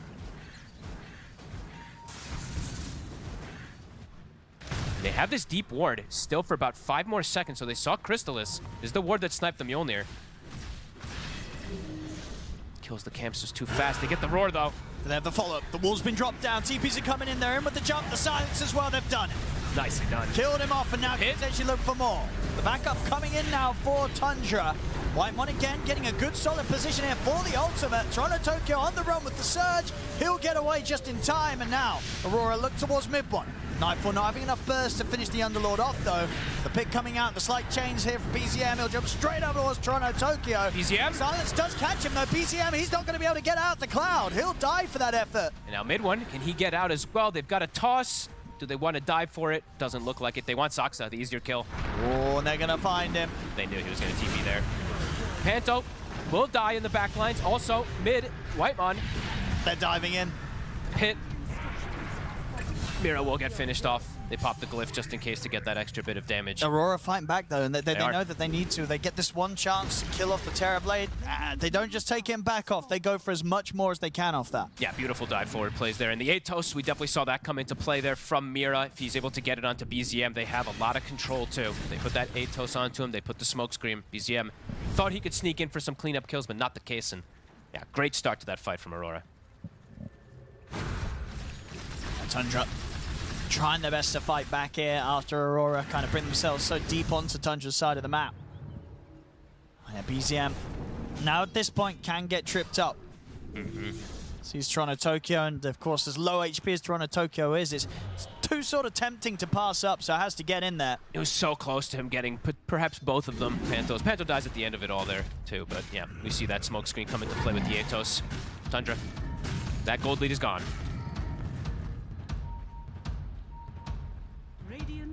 Mid one does have the Crimson Guard now, but that was like pretty much the perfect way for Aurora to do this fight, right? They take out the TB before anything with the vision advantage that they had. And then they have a clear entry to the fight. Kiyotaka now also having BKB, so yeah, they're continuing to get these timings on. Aurora, they can look for the fight again. They've got the shard also, I believe, on the Ricky, so extra bit of ways to prevent any saves.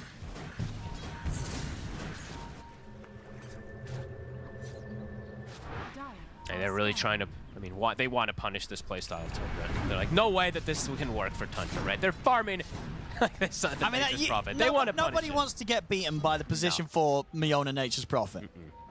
Ain't nobody want to get beaten by that. They've got big timings on. Nightfall, full Revenant's Brooch is done. As we said, BKB for Kiyotaka to jump forward and come in. They've got these auras to rally around Toronto Tokyo, so looking really good in this mid game right now.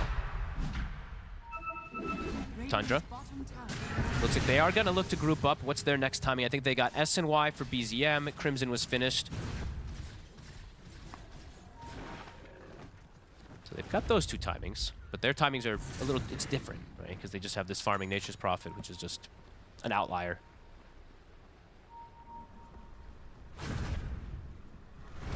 What? Just reveal the smoke there in the mid. They're very set up for this though, Aurora. Tundra, they're going to try for the long wrap around with BZM leading the way. Head on 5v5. Sounds kind of hard. See who they find. Oh, they're going to see Kiyotaka. He has BKB. Not able to get the chains in on him. Saxa ready to come over the TP. Get the roar off on towards Saxa. Mira's here with the backup, but they're getting outnumbered for now, Aurora. BZM trying to dive into the tier 2 backline. Kiyotaka, but now indeed the wraparound's coming from Aurora. Nightfall's in on top of Saxa. The toss combo brings down the Nature's Prophet. They're back away from the freezing field for now here, Aurora. Tundra does not have that much damage. Aurora could go back in. BZM? Ice Pop. I don't know, the two of them. hesitant to go back in just yet on the side of Aurora. Both teams waiting for their moment to strike. A lot was used. So you saw the wall and that roar used at the start there from Aurora. If they get the kill, they'll be able to back away. That damage is definitely looking like a problem, Owen, from the side of Tundra at the moment here. Of course, as the game progresses, they'll be able to get more scaling items on this Nature's Prophet, but yeah, the mitigation coming out from Aurora is there. Especially if he gets the wall of the Underlord I saw there, he did have, so that atrophy aura also limiting the damage from Terrorblade. And it has been a couple of fights now where Saxa has TP'd in and got punished. Yep. Few deaths now racking up on the Nature's Prophet. Yeah, he might be getting, how much damage reduction is it? 13% damage reduction from the invading force or whatever the hell it is, but it does not protect him in BZM. Well, that's a big one to find there. He Indeed, gets tips soloed. coming out for Nightfall. Yeah, BZM feeling that one. Falling behind on farm and levels. Level 14 on the Ember top. They found Saxa. Another kill. The strat here from Tundra maybe It's falling apart a bit, Fogged. Completely falling apart. Aurora thriving in the team fights when they've hit all these timings. I mean, Nightfall now is huge. We saw separation between him and Crystallis at the start. No longer. And Rush, prime for the taking. Game looking pretty tough now for Tundra. Very quickly after you see those fights kick off. Just showing the damage just isn't quite there. Even if the NP is starting to get some scaling, his Ember's game has been devastated now. They're just catching and killing him. And the problem is when you do this strat as the Nature's Prophet, it's hard to get the team play going because when you do this, you've muted your teammates. Probably true. They may have muted you as well. So now we're also seeing, Crystallis, we were highlighting 6-1 at the start, having a very good time. Now we're seeing his difficulties of entering the fights, because if he walks in, he gets caught by this Darkseer. It's a lot more difficulties for him to actually do. The entry of the game was insanely good, though. I can't believe how many kills they were able to find, too, getting up to that lead, but since about 20 minutes onwards, Aurora, once they got these timings to group up, they're seeing the power of the lineup. They're getting a good hold on the game now. Mira even buying a Force Staff and then a Gleipnir. You can see it. A Gleipnir Ricky. That's Kiyotaka. Hype. Kiyotaka. It's found Saxa. Another pick. Starting to snowball.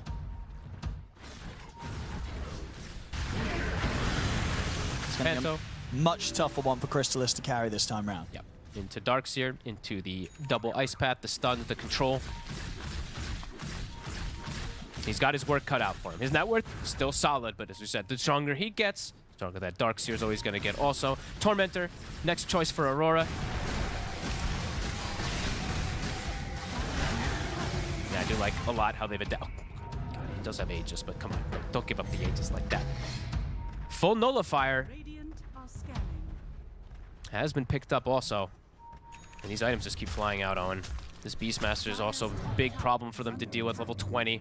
Yeah, just the across-the-board progression's looking really nice for Aurora and their 3 cores. I mean, the sort of the split between farm, it's similar to what Tundra had last game, right? Where it was very much heavily on Crystallis as opposed to the other cores. But this time the gap's just that much bigger. It's also just looking really underwhelming from the 4 NP now at this point. He's 2, 8, and 11. Gonna get and they just get pick off after pick off after pick off. Kiyotaka. And they just can't really find anything in return right now, Tundra. Aurora have got all the means to set up for these plays. Just 100 to 0s. And both heroes could do this, right? We saw Nightfall solo kill BZM a moment ago, and now Kiyotaka showing he's got the damage to do it. It's a tough game for him. BZM now in the bottom 4 net worth. He was making so much happen in this game too, and then it just, after that top tier 2 fight that happened, all the rest of the fights have been Aurora's way. And as you said, the items just continue to fly in. Full Harpoon, full Revenant Brooch, the Nullifiers. And they're diving. See how deep they want to go here. Bit deep, but they force the meta. The Crystals can't actually hit any targets. BZM is going to be respawning, but they're playing into this Aegis. Radiant's middle tower is under attack. Aurora.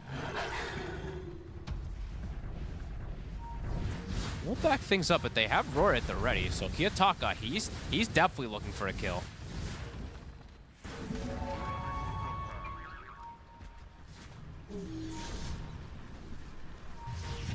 this tower. Get the roar. Macropire laid down. It's an easy kill. Way too much damage at this point. And BZM. We get clipped by the vacuum. The bird as well coming in with a root. Sets up for the avalanche. They'll look to wind one. They've got the toss. Bursting through the Crystal Maiden. The buyback comes in now from mid one. Can Tundra do anything to turn this fight? The roots out onto BZM. Nightfall moving in with a BKB. BZM pops the sleight of fist. Remnant out just in time. He'll get away, but Mid1 left behind a second time. It's a dieback on the Underlord. Oh, and they're just tickling these heroes. They killed the Jakiro, but everybody else is more than healthy to continue fighting here. Chrysalis and BZM, they might not be safely out of this yet. Toss forward. Gets out just before the Atos. These fights are nowhere close. Aurora just continues to walk right through them. That's a buyback from mid one, and it doesn't make a difference at all. They killed Jakiro, but that's just it. Aurora, you get the tower. They're starting to get crushed on Tundra. Yeah, I mean, they've been starting a promising to get looking early game. One that was going even better than their early game in game one. It's an absolute roadblock. Yeah, literally after the 20-minute mark. That's just been Aurora. Right when they grouped up, when they fought around, rallying around the Beast timing and the Darkseer. Yeah, they've been thriving. Crystal is still 7-2, but as you said, this is one of those games where it's looking way, way more difficult for him versus all these counters. That's a heavy game to carry. Very, very heavy one. He has to carry an NP4 who's going NP4. I mean, as I said, people are going to definitely breathe a sigh of relief right now for the pubs. I am, honestly. Yeah, I am a little bit. I mean, you were like, I want to play this, and now you're looking like, I don't want to play this. I mean, I want to play. I was already playing this, you know. Maybe that's the thing, you know, they removed all these replays from the pub. Saxon, he's been watching my replays. I'm so sorry. No, I mean, it's crazy how much they were able to get early, and then, it fell off a cliff completely. That's the biggest definition you can really say of it is Aurora. Items just, they keep flying in. Blink now for Nightfall. Almost a refresher for Kiyotaka. Lotus Orb on Toronto, Tokyo. The cores, keep getting these big pickups. And for Tundra, it's starting to only really be Chrysalis who's getting anything. Radiant's turret has been killed. Radiant's middle tower is under attack. See how much Aurora wants to force, because they probably do feel how strong they are in these next upcoming fights. It's the catch mid one. They're gonna find mid one under the tier 2. More than enough damage. Then for a minute. Oh, and top, they've got information. They're on the hunt for Saxa again. Hello. And they've got him. Oh. They don't got him. No vacuum up yet. Just kidding. Heads up TP. Towers, though, they will put the claim with the 2 cores. Those are taken out as they're going to hunt the sides. Chrysalis. They get the jump on him. Is he going to be able to get out of this? But the Mansa, but the BKBs is coming out from Aurora's. They'll attempt to try and chase him down. He is speedy. They've got another blink up in 2 seconds. He's going to be fine. They're hesitant to chase the Sunder. He's thinking about trying to fight back at Chrysalis. The roar! The roar comes in! They catch him with the roar. Can he get the Sunder off? He can't. The stun's long enough for him to get taken out. Saxa's trying to kill off Kiyotaka, but he doesn't have enough damage on his own. Caught in the smoke screen as they'll turn their attention over towards Saxa. He'll sprout himself. He's dead. BZM gets away. It's getting out of control here. Everyone else is dead. Everyone else is dead. They can't touch these heroes. A nice attempt there to turn for the Sunder play, but not going to be the case. Kiyotaka's going to throw him the tip. And that is a full refresher on this Beastmaster. And one of the earlier level 25s I think we'll see. He's got it already at 35 minutes on this Beast. This is some wild timing. Nightfall also, level 25. Yep, 35 minutes in. Yep. Absurd timings they've been able to hit after that early game. And it seems like a long, long distant memory of when Tundra was able to find much of anything going their way this game. Now, Swift Blink for Nightfall too. They've got clear ways to close this game out. Okay, attack him. BCM out in time. No, he's just styling now at this point on Kiyotaka. Just pretty much walk around, kill anyone. Yep. Especially if we catch them solo with the double roar. He might even be able to kill like 2 heroes easily if he runs into them, just because of this double roar, double BKB. Is this the first Glype near Ricky, by the way? Did we actually get that stat pulled up? We should be able to get that. I was blind. But it feels like it might be the first one. You can definitely see the merits of it for something like Smokescreen, but it definitely is funny. Okay, we had another one. And it did lose the other match. It did. Oh, so maybe an omen. Oh, I must have missed that game. I've tried to catch most of them. Oh, man. BZM sneaks himself out of it. I mean, for Tundra, honestly, it's gotten to the point where it's like, all right, guys, we just need to hope and pray that we can get to this type of crazy scaling on NP and TB that, I don't know, somehow that'll end up working. But Mira's hunting him down. Aurora has all these answers, and they are truly hunting him again. They're going to find him. Kiyotaka, 3, 2, 1. Easy kills for him. Well, they tried something different this They did try something different. It worked at the and start. I'm all for it. But It's been entertaining. yeah, it fell apart super quick as Aurora, understanding how to play Vorsa in Nightfall, might just find another catch. BZM. Whoa. He's up on the cliff. They don't know. Shh. Uh-oh, someone knows. Yeah, They pinged it. be able to jump in.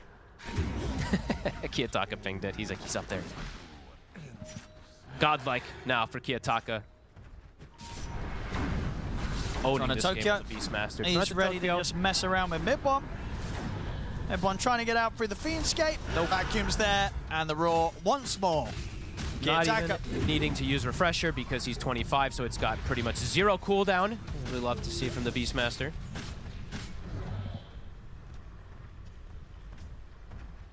Up to them when they want to really look to fully pressure to close this game out as Tundra. No way to fight back into this one.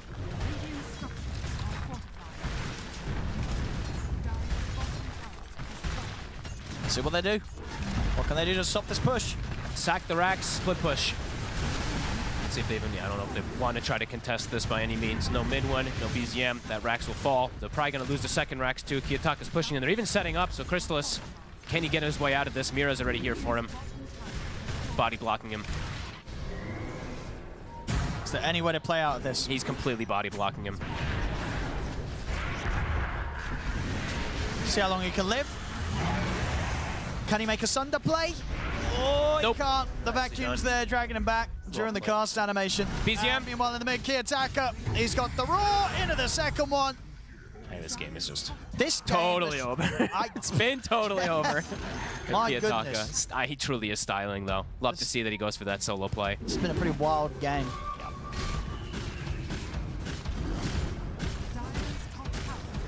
Like how much Aurora put the foot down on this game, though, of how, okay, you guys are doing this, but you know what? Once we got our timings and we group up, we show the full team fight. And they really have. It's really just did. Tundra, they don't have all the components to really bring together a team fight in the traditional sense against Aurora. Aurora have just taken every objective, every fight, pretty much in the second half of this game. Another racks to fall. Final set. So 40 seconds on both of these cores. Roar is back up and available. They're so rich. At least we get a game 3. I mean, We do. Last game was definitely delivering. We got to see some fun with the Tinker, but this one was... And this one also delivered a lot of fun in the We did. We got Aurora. Entertainment value was certainly here. Yeah, and then Aurora looking to close it up. And Chris is going to come in with a buyback. Sax is dead. He'll also use the buyback. The Raw's there from Kiyotaka onto mid-one. Macropire laid down. Mid-one's out. He's also got the luxury of buyback if he wants to use it. Crystallis. He's got to be careful. Both him and Sax are just brought back for this. Saxa dead immediately to the combo of Nightfall. Nightfall able to BKB, bounce out of the base as well. BZM's going to try and chase on forward, but the route's there. Get the slight change onto Panto, but Panto forces back to safety. They're trying to push forward. They just don't have the damage on Tundra. Nightfall's back in, on towards Crystallis. The Raw comes out. Crystallis gone for 2 minutes. Give him the Rampage. He's certainly looking for it. Let him get this killed. Rampage, there He's got it is. Rampage for Nightfall to close this one up, as we are indeed going to a game 3. But I think no surprises about that after kind of seeing this game turn around as drastically as it did. Yeah, once it all started kicking off, we started to see the answers that Aurora had, waiting for that timing. A lot of kills hemorrhaged in the first 20 minutes, but then, as soon as they get these timings, Ags Beast, the Pipe, plus the Greaves on the Darkseer, they decimate the game. They really do. They really do. We saw Tundra try a bit of an alternative approach this game. It just didn't work out. Did not work out. Aurora shut it down. We're going to a game 3. It's 1-1 now between Aurora and Tundra.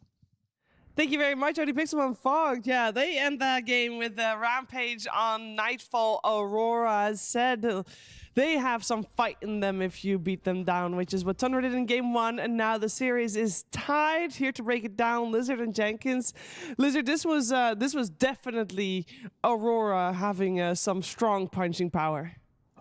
Definitely, and having some strong comeback power, I have to say once again, because the game started off the way the first game ended. It was completely in Tundra favor.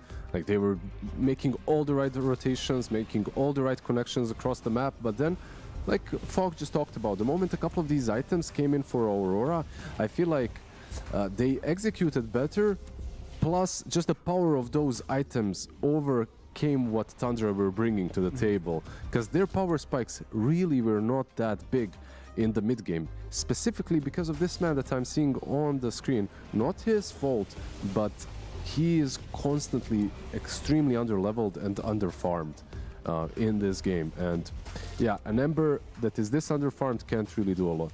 Yeah, he was playing support from the mid lane, which we do see quite frequently these days. Speaking of supports from another role, I do want to talk about Sock, so we'll go back to that one. But I want to say Kiyotaka, God, this team, Aurora, like, they're one of the most fun teams to watch, because I think all of the best plays in this game were made by Kiyotaka, and all of the worst plays in this game were also made by Kiyotaka. He just made more good plays than he made terrible plays, and it evens out where he gets an advantage out of it. Like, we saw a double roar play solo killing BZM. He solo killed BZM a couple of times. He was the one that was setting up all the pickoffs on the side lanes as well, but he was also devastating his team absolutely in the early game. So yeah, he had a couple of interesting roars. What a treat to watch. Nightfall's been consistent though, I gotta say. In the last two games, he's looked really solid. Yeah, that's a very Nightfall type score. Usually there's ones. He had a really good game for sure on the Tiny. I feel like he got to do what his hero is supposed to do without worrying that he's going to get kited way too hard. He itemized properly, and he found all the right pickoffs. I feel like every single hero did not feel comfortable on the side of Tundra because of this Tiny. He was even able to solo BZM once or twice, so it's yeah, it's a really solid performance by him. Yeah, but the MVP goes to Kiyotaka here with 16, 4, and 14 on the kill score. Yes, he had a couple of interesting roars, but at the end of the day, I mean, he's the reason why BZM did not have a game. He's a Giga Chad. You know, we saw that the moment the Aghanim Scepter gets picked up on Kiyotaka, that's kind of when the whole game turns around. They rally around him, and hey, that's a lot of pressure on somebody's shoulders where you're in a losing game, and it's like, okay, well, this is our like remaining power spike that we can use to get an advantage, and he played it well. And not only did he play it well, he does enough good stuff that he comes back and then is able to make solo plays, which is very difficult. By the way, 12 minutes in, it doesn't look that way. Like, he's 3-3-0. He doesn't have a single component of Aghanims. On the other side, December Spirit is just hunting and brawling and finding all the right connections. But what he's not finding is last hits.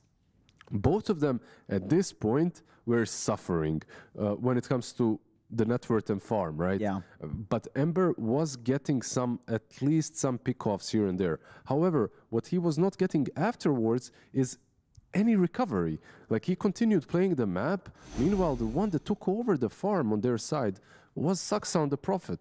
And I believe that he's one of the reasons why Ember was so underfarmed. Your triangle is like 24/7 occupied by the Nature's Prophet, just farming. And he was using ult off cooldown to push all the waves. Saxa wanted to be the carry this game, yeah. Like, he was trying to be the true position one, and he did find a lot of farm. He was like top 3 net worth at some point, but it didn't really... He also died first in quite a few of the fights. So. He did not have very defensive items. He was like Hurricane Pike plus Mjolnir, so...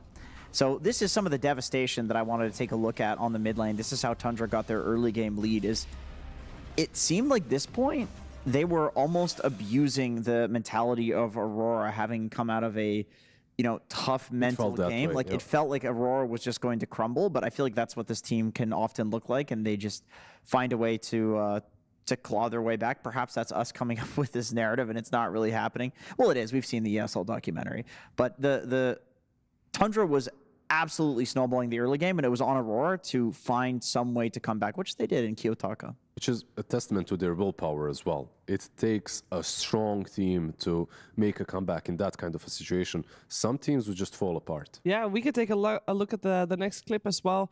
It is also when I believe Tundra is still doing quite okay. They're still a little bit ahead on the net worth. Oh, yeah, this was... I really hate to show 2 devastations in a row of Kiyotaka, but they're just so good. It's just so funny. But then later on, don't worry, we will get to the good Kiyotaka clips because there were plenty of them. It's just like the early game was really rough for him. And to be fair, against Terrorblade, it can look this way, but imagine coming back and being the MVP, having the most hero damage, most kills in a game that starts like that.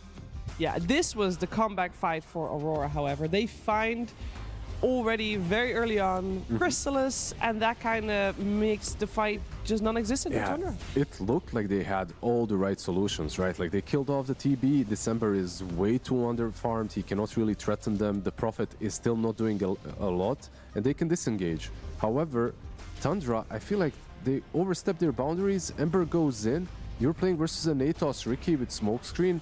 He's easily killed off and punished for his aggression, and then they can even chase for more if they wanted to. So it's a kind of a game in which for Tundra to succeed, I feel like they needed the Ember to have a bit more than the Prophet, because he's the one that can poke in, poke out. Meanwhile, it's not an easy game. There's a reason why they relegated Nature's Prophet into a position 4. Because it wasn't easy, and the double roar here. Yeah, I just wanted to show for some style points at the end there. Kiyotaka had a lot of kills that were like that, but that was one at the very end where pure solo kill on the enemy high ground right by their Ancient. It does not get more stylish than that. That's when you can call the GGs, and it's fair. Yeah, they took a little bit longer to call the GGs in the end, but at the same time, I feel like going into the third game very soon, I'm not really sure what to expect. And actually, we don't have to wait very much longer to find out what is coming our way. We'll be back with game number 3 after a break. The new breakthrough, an innovative phone with 1xBet app. With 1xBet app, you can register and start betting in just 1 click. Intuitive interface and thousands of sports events every day. User-friendly app. Big wins, fast payouts. The human body was built to move. Not trapped at a desk in one singular posture for 12 hours a day. It's time your chair evolved. This is Secret Lab Titan Evo. Ergonomically engineered for you. Gamers, hybrid workers, artists. Backing your every move.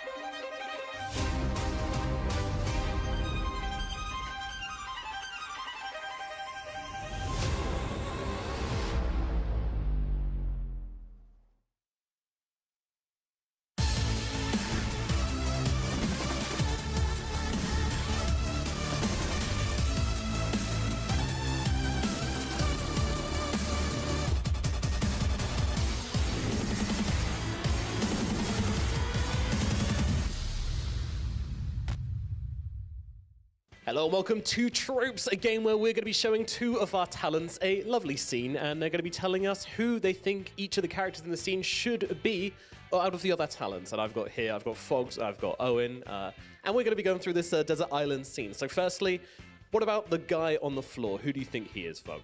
Oh man, this is the one I still hadn't really decided. I don't actually know. I'm on the floor for talent. What about T? I feel like, T, he's just fed up with it. He doesn't have time to deal with being on an island. He's like, I just wish I was at home playing Dota 2 pubs. He's just done with it all. So this is the only one that I actually couldn't really think of one. So, I'm all right with T. Yeah. I'm all right with T. T's just, he doesn't want to deal with any of this. He's like, get me out of here. Yeah. All right. What about the big muscly dude then? You got any hot takes? I still just got it. I still have it with Owen. I know he had some different Lizard. opinions, but like I'd go Lizard. He's got the big muscles. I mean, I'll take it. You know, he's happy. He's a good-looking guy. If you want to go, I mean, that being me, I'll take it. My thing is Owen's just always making the best out of a situation, right? He's always That is positive, always like golden retriever vibes, always happy, kind of going. This guy is on a deserted island. He is as cheery as can be, and he's still getting shit done. Yeah, Fogs sold me on that one. That guy's Owen. Okay, All right, I'll take it. Well, the guy, I mean, what is he doing with the fish? Do you reckon he's stealing it? Is he trying to get it? Like, what's he up to? I mean, he looks kind of conniving. He looks like he's up to something. Which guy? This guy? No, this guy. Oh, this right? guy. This guy looks like he's up to something. He looks like he's pretty selfish. Well, now you're just going to flame whoever you say this is now. Well, I was just set yourself up. Last time I did say that it was kind of like Lacoste. You know, he kind of stays to doing his own thing. He's like, these are my fish. Everyone else can do their own thing, because he tends to be more of a solo guy. So. Yeah, true. He's got a lot of fish as well. You know, if that's the top of the bucket, so sure we can go Lacoste on that one. All right, stocked up on fish. And what about the conniving guy with a knife? Who's the evil character in the corner?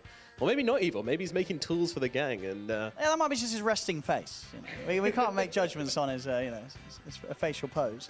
Yeah. But I mean, it could be a Jenkins, but I feel like Jenkins could be either of these last two. Now I started thinking. I know before we were saying I did think that Jenkins. I'm kind of leaning on Jenkins, but now I'm starting to pull in the BSJ, you know, because he's kind of, you know, the sociopath thing that Jenkins used to always talk about it with Brian. Now that's starting to hit for some reason. Maybe because of the Jenkins factor, but yeah, I was gonna say I feel like Jenkins has kind of poisoned your view on BSJ here. I'd probably lean more for Jenky though for that one. I'm down to go Jenkins. He looks a little, you know, threatening, and he's up to something too. All right, and who's the person who's sort of trying to get the fire together, you know, worried, seems to be the only one who's really got a realistic view on the situation, I would say, and isn't just having a good time or being I don't know, evil. yeah, who's panicking, who's struggling? I feel like this could be me. That could be Fogged, yeah. I feel like I could get kind of stressed out. Yeah, I but- feel like I have some survival skills. I did do some what Boy Scouts and stuff like that, so I do kind of know, but I think with the people that I just named that I'm surrounded by, the stress could definitely accumulate. Yeah, I'm Sounds down like a with that. difficult one. It could be Fogged, yeah. Yeah, I mean, he's making a good fight. I mean, maybe a little close to the water. It's probably not good for longevity, but... Like, I'm sitting here thinking about the future and being like, guys, we need fire. We're going to freeze. It's going to get cold at night. And everybody else is just like, Owen's smiling, catching a fish. Lacoste is doing his own thing. Jenkins is cutting some stuff up, and I don't know, someone else is He's just out of there. Yeah. There's a guy who's... I don't even know what's going on with him. All right, we've got all our people then. So we've got Owen, the big, muscly fisher dude. We've got... me. Who we decided was a fish dude? Oh, Lacoste. That's Lacoste. We got Lacoste running away with a fish. We've got T on the floor, done with it all. We've got Jenkins connivingly using his knife for something, nefarious things, and then we've got Fogged desperately trying to make the best of a bad situation. The only one with a realistic outview of how things are going down, and that is our trope. Thank you very much, Owen and Fogged. Thanks for having us. Yes.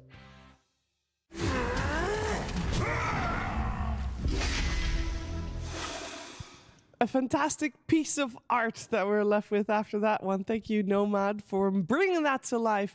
We are in the middle of a series now. It is Tundra and Aurora. We're heading into game number 3, elimination on the line. I'm here with Jenkins and Lizard. What's the most important thing we're going to look for in game number 3? Because obviously we've seen both teams win once. It was pretty draft related, I feel like, in game number 1. Game number 2,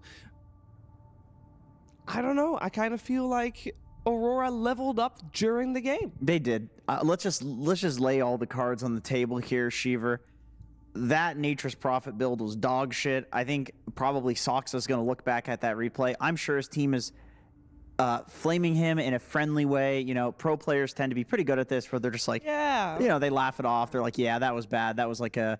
He does say that he gets bored. He gets bored and he does things. And I think this was one of the scenarios where if he just had a Glimmer, Solar Crest, Force Staff, normal items, maybe Mechanism, like genuinely, I Would think... have been a different game. I think it's a different game, because then BZM has farm, and then he is doing something in fights instead of nothing. But you can blame Saxa for that, or you can credit Aurora for the fact that Tundra was forced to lower the priority of that Nature's Prophet that they picked first. That's also the case. You can also blame Aurora for having such a bad early game that Saxa probably felt... He felt like he could do that. Could get away with it. In the end, of course, he did not. But yeah, still, what I really like about game number 1 and game number 2, in fact, for Aurora, is the fact that they, after that game number 1, they let the Ember through, and they find a way of dealing with it. They win against the Ember in their last game. So maybe that is going to force Tundra to second guess and overthink if the Ember is actually that first phase material that they were going for. Yeah, that's true. It looked like the stock in it was rising to the point where they legit could first phase it. I mean, yeah, I feel like if you're Tundra, you go back to the drawing board and you say like, okay, we tried something with the Nature's build. It didn't work. It had nothing to do with the Ember. I really don't think it had any. As well. I think Ember is really good for them for multiple reasons, and one of them being Kiyotaka's hero pool. I feel like Kiyotaka's hero pool isn't that great into Ember in general. So getting that Ember solves a lot of your issues in the first stage already. So yeah, let's see Jakiro on one side. Yeah, I mean, this is the same pick order and the same side, so the teams have the exact same scenario as they did previous. The biggest difference here is that Nature's Prophet is not first picked, it is the Beastmaster instead. And let's see, are there any changes on the drafting side, on the ban sides? I don't think so. No, it's the same. Yeah, same, but Beastmaster, of course, in different hands this time around. Fair. It looked really good last game, and it was, you know, another one of those games where we were questioning the whole time, is there flex potential? We thought probably Kiyotaka mid Beastmaster, but you still always have to question it, and then he just took a mid, and he had an amazing game. So, I mean, I will say, though, Jakiro in both of the games, despite losing game one, did look good. It's looked consistently strong in every game. The double ice path and the damage coming from Macropyre, these are things that still feel incredibly potent in every game. To me, Beastmaster today has looked good in every team's hands, like at least impactful. And I'm just wondering if, because we just did see the stats, BZM has been the one picking it in all the games that Tundra have drafted it so far. But I know for a fact that mid one can play it as well. He's been practicing it in pubs, so we might see it on offlane. It's hard to practice when your position 4 goes 0-5. You're never going to hear the end of that one, Lizard. This is you're the reason. If Tundra loses, you're the reason. Mid one. Look. To practice. I was the weight. I was literally. I gave him weights. The training weights. Who's the character in Naruto? Rock Lee takes the weights off. You were the rocks for Rock Lee. I made it harder for him, so no, for sure. I believe this hero should be in every offlaner's repertoire at the moment, and we'll see if mid one feels comfortable enough after that loss to play. I believe he should be.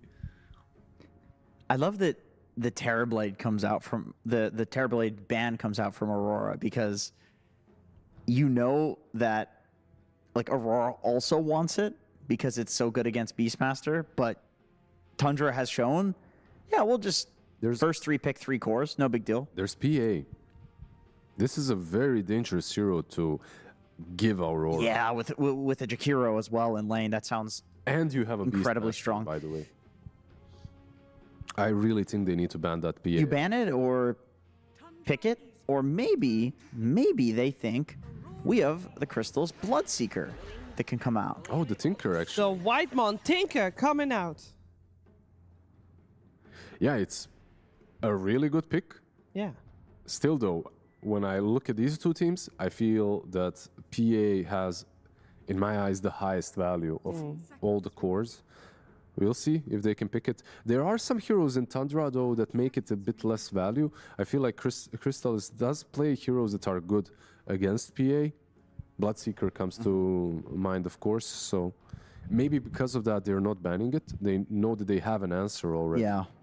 Oh, man. I really think some sort of an answer to the healing needs to come out from Aurora.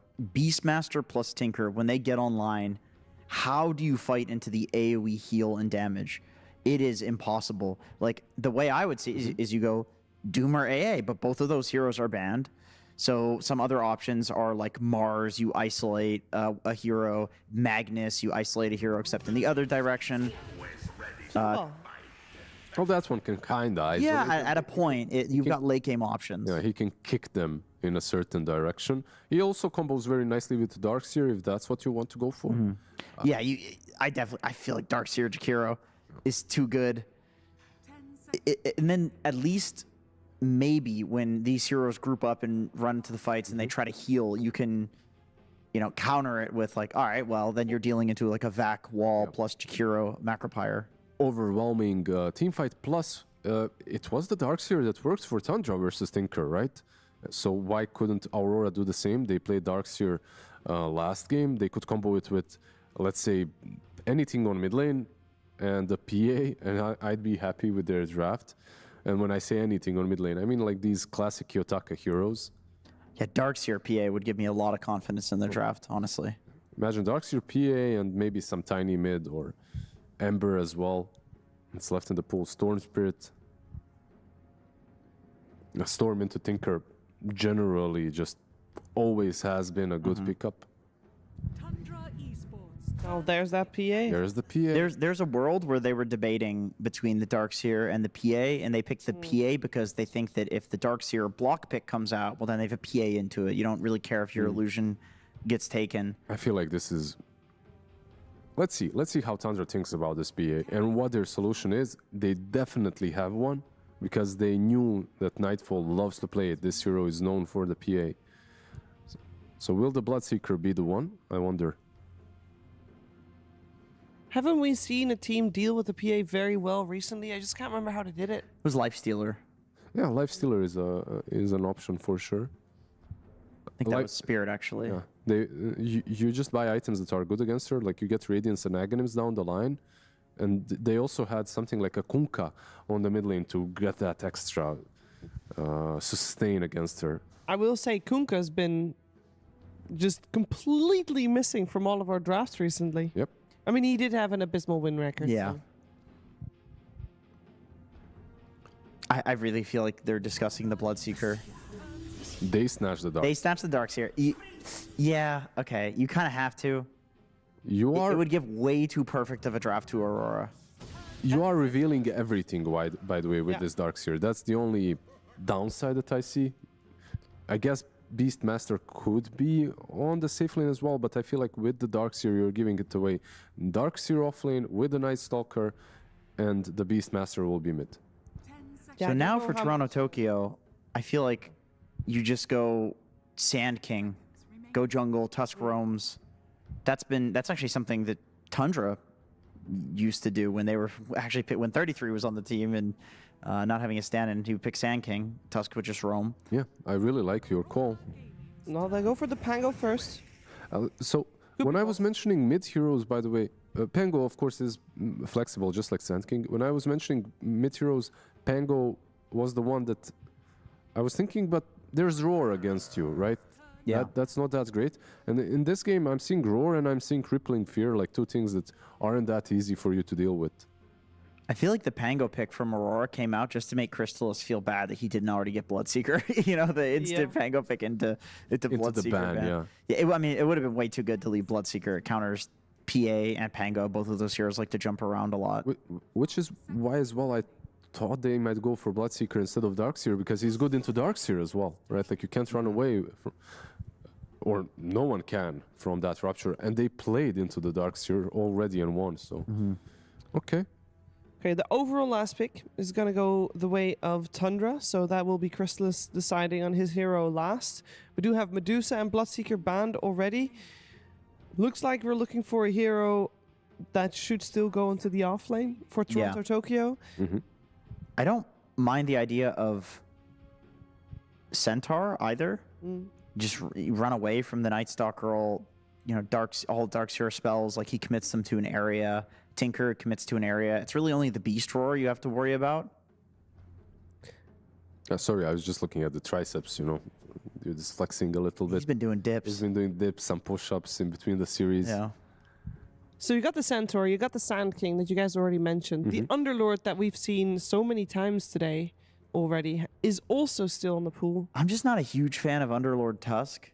But I guess if you're playing it like Collapse does with the cleave facet, you can do the same thing you would do with Sand King, which is just go jungle while Tusk roams.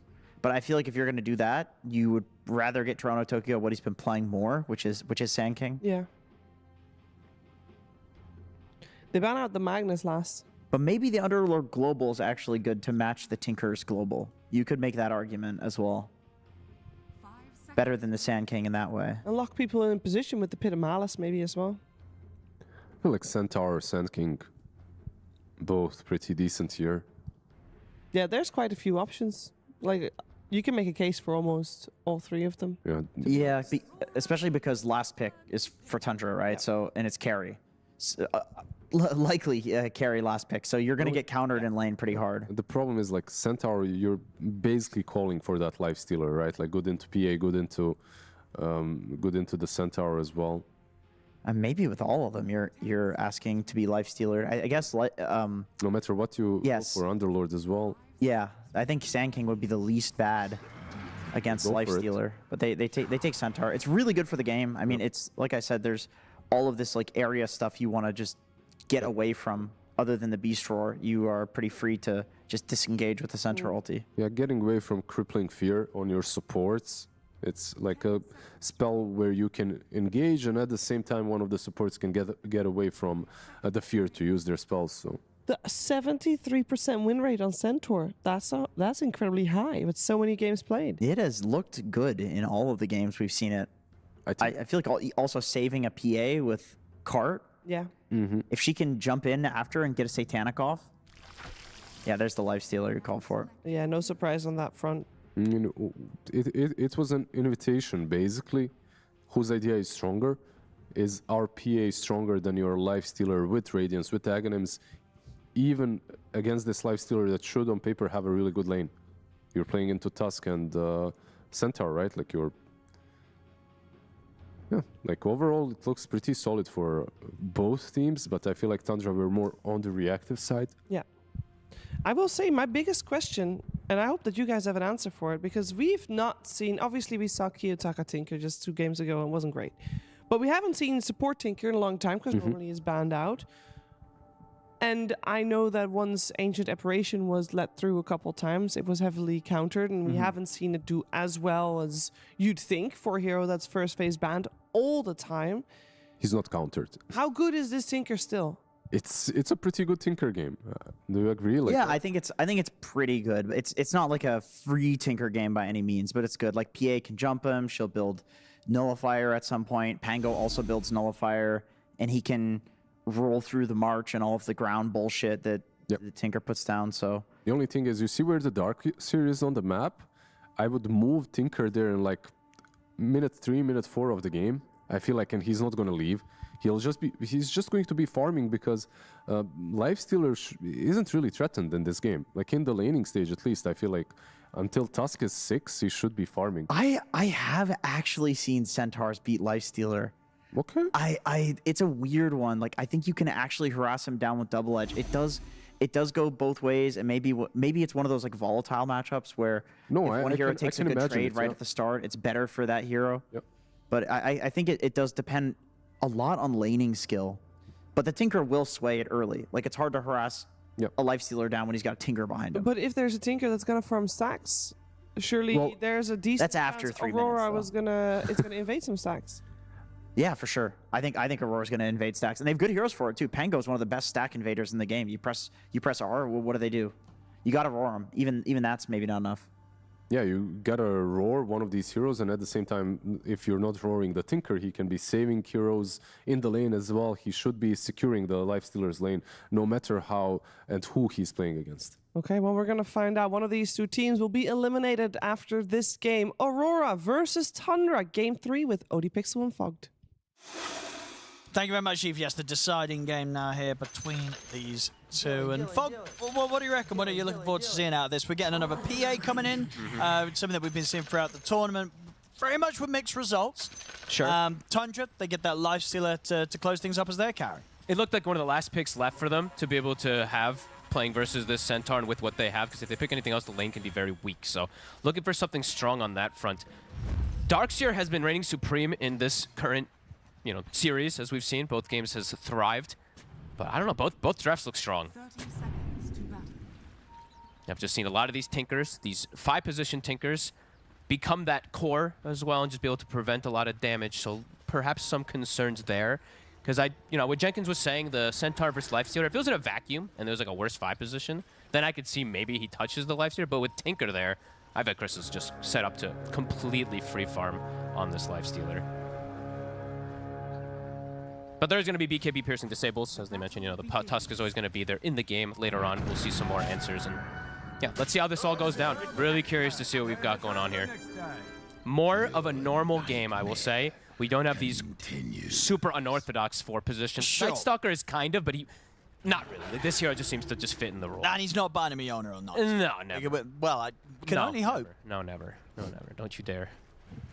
Yeah, and it's a hero that can be very annoying versus these saving heroes. So what I was seeing during this drafting was a lot of these, you know, big brain kind of one-upping things that they were going for there. I've seen this Tusk picked so many times now versus Beastmaster. Actually, Kiyotaka gets the boar last hit. That's rare to see. I've seen this Tusk picked versus Beastmaster a lot of times as a save.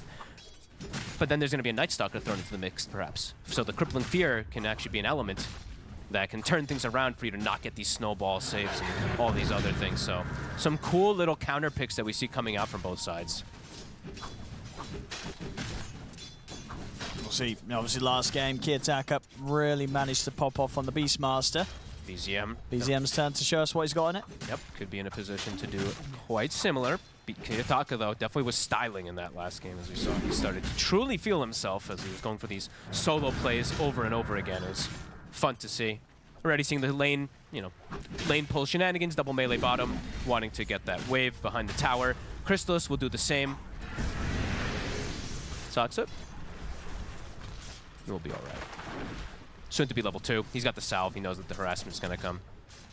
Ensuring that mid one gets a lot of extra last hits up here at the start. So 6-1 at the moment on this Darkseer. They're playing in the lane.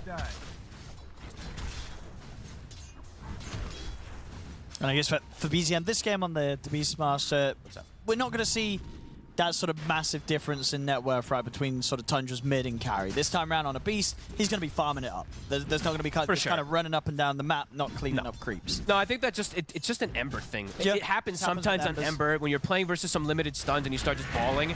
You don't really want to hit creeps. As Whitemon does get caught in the shards, but no way you can go aggro in this lane. Very difficult to do so. BZM. We'll get that water rune fill up. Kiyotaka also will not be able to, as Saksa getting aggressively this time round. Fairy Fire Stick. He's going to be fine again. Pushing it to the limits here is the Night Stalker.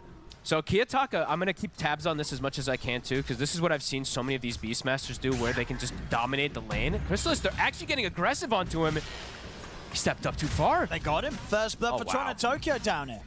That is not supposed to happen. 4 CS on Toronto Tokyo, and they get the setup. Beautiful play from Mira. BZM is doing the boar micro thing, so gonna have to keep tabs of Kiyotaka, how much he can actually refill, because that's how these beasts have taken advantage of the lane. They just out-resource you, and they constantly keep taking away those water runes. I cannot believe they actually get that kill, but with a Tinker behind. That's the big thing. Another boar, and another one. Kiyotaka actually able to claim the 2. He's getting some nice bonus CS here in the mid. It's a lot of experience that it gives to you. You see, he already has quite a significant advantage in terms of that XP with some creeps coming into him too. It's three boars he was able to claim. You usually don't see them give up much at all. Very cool stuff coming in from him there. Mid one. Aggression on top. And they got the vacuum. The ion shells.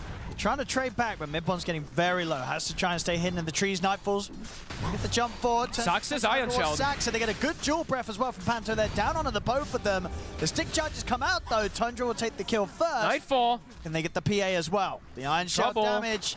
Nightfall, he's trying to run, but there's nothing to jump to in time. He's gone. Saksa and Midbon very nicely outplaying the 2 of them up top. The bait play, you know, you're going to kill this one, and then the secondary ion shell gets put out, and you're like, oh my god, this overwhelming damage is starting to add up. He still had a ton of stick charges too on mid one, and Panto returns up here, but mid one can dive this. He's full HP. They can pop the glyph. They're going to look to continue some pressure here. Second ion shell is up. He'll put it on Saksa. Panto taking a lot of Whitemon as well, coming in to help out to make sure they can kill Panto off a second time. TP's coming in for Aurora though. Saksa. Shards will grab him. He won't get out. So Nightfall at least able to pick up something at the end of it all. Nice shards, like sucked him into them there. That was a nice little positioning there. So you are seeing already, Whitemon, as Jenkins was talking about, Lizard, they're saying just leave the lane at some point. It's a lane that Crystallis is set up to completely free farming. He did die in a pretty unexpected position, but now you're seeing the movements. He's going to start getting those stacks going. And the lanes at the moment looking very good for Tundra. Usually Darkseer can struggle at times in the laning phase. This is not one of the lanes that's set up for him to struggle. Absolutely Vanguard's already done. Pretty much no way for you to bully him out of this one now. Yeah, it's just been some really good aggressive moves from Saxa to try and push that duo to the sort of position where they're getting the chance to win those trades. It's a really good Night Stalker game too, when you look at it in paper. Being able to silence up and control the Pango pre-roll, being able to prevent the saves from the Tusk, as we were mentioning before. Aurora looking to strike around mid. How close is Kiyotaka to 6? Not quite there yet. BZM is actually going to get it first. And he's high-fiving him. He knows they can't go on him. He's got dare you to dive me. I have a Tinker behind me.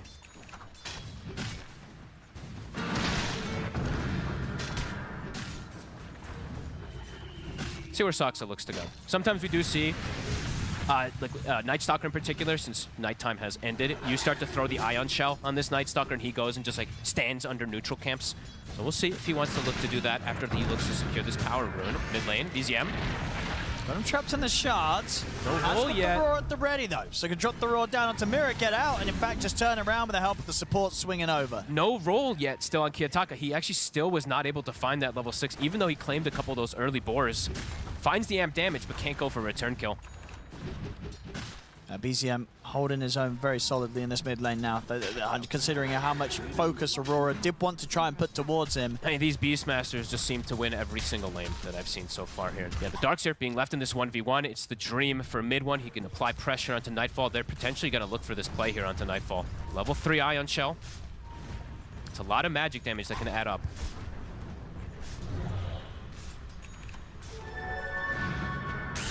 Jungle looking to pressure Wyman. They've got the roll right next to him. BZM, it's anything you can do to help out. I mean, Kiyotaka trying to get the angle to find Whitemon again. We'll have him. They'll have to sack somebody, and it looks like it's going to be Kiyotaka. Can he play his way out of this? Get the shield crash off. Does he get the chance to live long enough for a swashbuckle after the silence? He can't. He doesn't. Look at the sneaky play, though. Panto and White Nightfall will take advantage of the moves, instantly move toward the Shrine of Wisdom. So they'll be able to claim the 2, sacking Kiyotaka for the play. I think Tundra's okay with this. These lanes are looking really strong. Of course, the supports will be a little sad, but these are greedy supports that are able to catch up. Chrysalis will check that Shrine, but not going to be the case. A 2K lead off of this start here for Tundra. Dire's middle tower is under attack. Back up top. Nightfall. The lane's just, in general, getting a bit tougher for them to show up to. I think they keep 3 up here now. Bring Mira. Then you actually can potentially have kill threat. And they're going to bring the swing. Saxa for Saxa. And with the jump, they get the chance to take him down. And mid one, too. Get the shards out. They've trapped him. He's attempting to surge away. Oh, the Lotus. They're going to have him. Stampede comes into play. They'll drag them back with the base. He finally goes down. Takes an awful long time to do it, but they do get it eventually. I love that move, though. I like that Mira now recognizes, like, why am I going to play around a Centaur? I might as well just start making moves, secure the farm for my PA. They even swing Kiyotaka. Starting to reestablish that laning phase nicely here on the side of Aurora. Bottom, seeing the rotation. There's no roar for Toronto Tokyo. There's no Stampede. He's going to get roared up. It's decently tanky. The bird's coming in. TP out might make it happen. Does the bird... It's caught at the last moment there. Actually, at the burst. I thought the bird might actually land in time anyway, but they do get the kill without it there. So Stampede being used for top. BZM looks to pressure in the meantime and looks to pressure the tower as well. Is Aurora going to respond to this? Because it's getting hit hard. They put a lot of effort into that play up top, so getting down is not going to be too easy. They might just have to let this one go. Yeah, if anything, they have to swing Kiyotaka to try for it, but doesn't look like he wants to make the move. Yeah, it's dead. This is going to open up this area of the map pretty nicely for Chrysalis to get a good relic into Radiant's timing. Top lane, the aggression continues. They get the chance to dive in, catch Saxa. These stacks, they're trying to get access to them on the side of Aurora. That's probably why they're ignoring bottom. They want to take this top tower out and be able to take some of these away from the Tinker. But it's not easy to contest Tinker stacks versus the March. Also with the backup of the Darkseer. Maybe hesitant for them to actually full commit into this area. Wyman gonna start clearing them out with the Ion Shell. Radiant's middle tower is under attack. And like you said, yeah, Chrysalis set up in a position to get a very good Radiance. Now he's chilling down there. Truly chilling. That's why they picked it. The same as we said for Nightfall, right? Nightfall getting a lot of space with the additional help that he's had. Absolutely. Mira checking stacks. You see he places a deep ward on the Tusk, trying to get some information since he's playing versus a very farm-heavy lineup of the Beastmaster plus Tinker, plus Darkseer. Literally 3 of the biggest neutral hitting creeps that we've seen in the early game. Kiyotaka is invading. They'll throw Macro Pyre to steal stacks. This is going to take pretty much the entirety of this one between Kiyotaka and Panto. Got that entire hard camp. Nice play. And it's not even committing either. So now they can potentially look for another play with the Rolling Thunder too.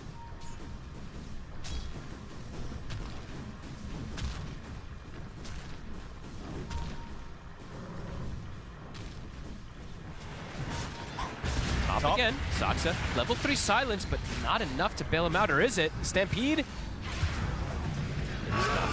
BZM will get a trade with the Raw. He's up the wall down onto Nightfall.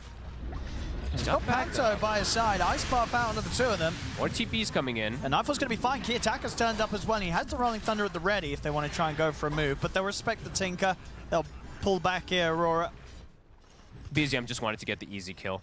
Could have maybe tried for roaring the PA and attempting for that, but just wanted to get the kill with that rotation.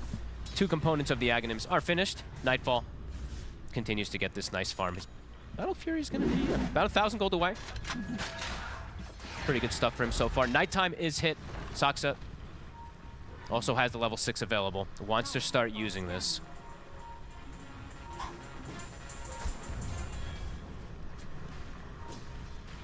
How's Toronto Tokyo doing? Almost has his blade mail done. He's gonna go standard route for the Centaur. Mid one is doing the same build that we saw him do last time. He's rushing the Crimson Guard. Just really likes to play with it when he's playing versus a lot of physical damage. Looking to go for the mid tower here. Saksa also scouting behind. They're looking at Chrysalis bottom. They have the punch, so they have the pierce through the rage to get the infest off. See, he's got backup coming in here, Chrysalis. Able to infest into the creep. Nightfall jumps forward. They want to try and kill him off through it. They'll get the catch on towards Whitemon instead with the Rolling Thunder. Dagger in. They've cleared up the creep. And the Rolling Kiyotaka continues to stay on target as they close in, surround the Lifestealer. They'll kill off the both of them. Fantastic move there. Baiting him to jump inside the creep. They've got more than enough to be able to chase it out there. Aurora, heads up moves. 9 to 7, getting great kills now around the map. Even looking to perhaps defend mid. BZM. He wants the tower. He wants to commit for the last hit. But the Macro Pyre is up. They'll get the roar off. He has died for that attempt for the last hit. They're giving a lot of kills here on Tundra. Hemorrhaging all over the place. And getting these towers now, Aurora. They're able to push back down on the bottom lane, take this tier 1 here for Nightfall. And that's the Battle Fury done. So great timing. I mean, these last 2 or 3 minutes from the side of Aurora have been beautiful. Denying away some stacks, defending their towers, and making their own aggressive move. And continuing to. I mean, Mira, level 4 tag teams online. Looking for another potential catch.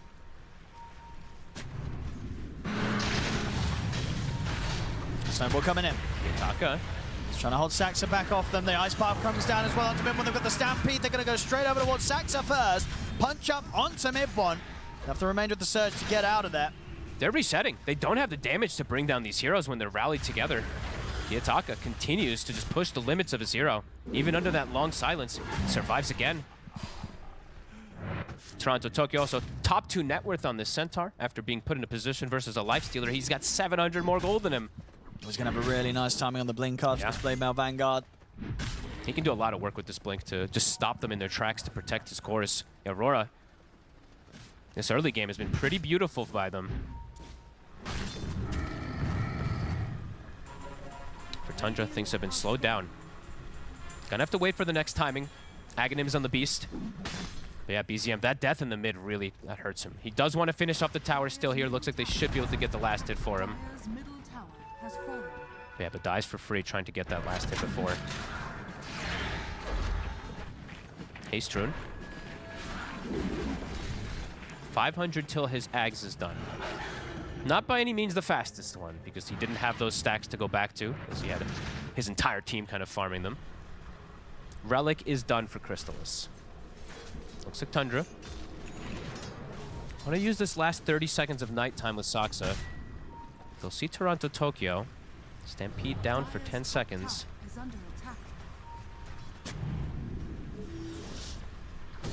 They're going to try for it. Have they got enough to threaten him? They get him on the cliff. They do, but he's got a TP. Doesn't matter. The neutral. But there's backup. Kitaka. He's in with the Rolling Thunder. He's going to be out of control. Mid-one, Nightfall and Panto bringing in the damage. Mid-one trying to surge away. He'll drop the wall, but he's got no escape from this mid-one.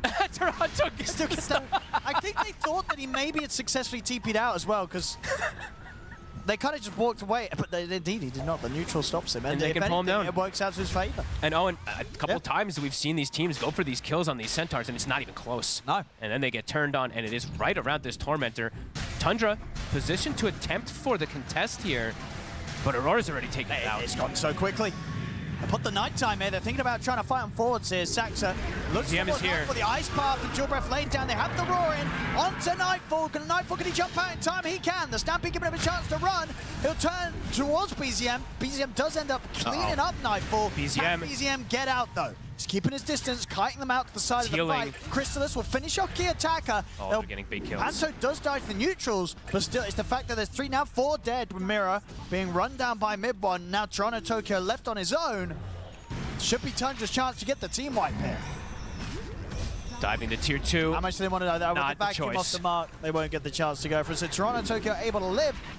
The rest of them not so lucky there. Tundra able to find a chance to just force it. Even around that kind of Tormentor already going down, they're just straight in. The aggression of Saxa leading the way. It pays off once more. BZM got his timing, the Aghanims. As soon as you see him getting a couple hips, he starts getting the drums of Slam, he starts healing. You're like, uh-oh, wait, he might just kill literally everybody once he just charges at them because they were already low from the Tormentor. Tundra recognizing they can still fight. Yeah. I see, Saxa, as I say, just running at them.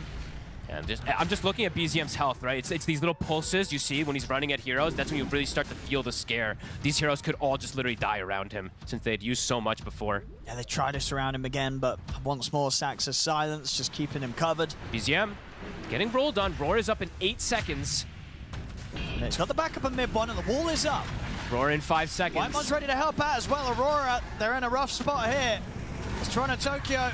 Can he get out again? He's still pretty tanky. Maybe the attacker's Rolling Thunder coming into play, but there's the roar from BZM. Holds Key Attacker in position. Crystallis jumps out with the Infest. Key Attacker, can he get out of this? Swashbuckle to the side. He's getting chased out. Crystallis staying on top of him. Key Attacker dead again. Panto, TP put to an end there. Everyone finds it with a vacuum. Tundra taking these team fights The back to back. The sustain in that fight's insane. BZM drops to 200 HP, and then he's at full HP out of nowhere. He also crafts the Essence Ring. I think he had the tier 2 saved. He makes the Essence Ring during the fight, gets infested, and we just see all this surge of healing come toward him. I think a Holy Locket also thrown onto him, plus a Healing Lotus in the midst.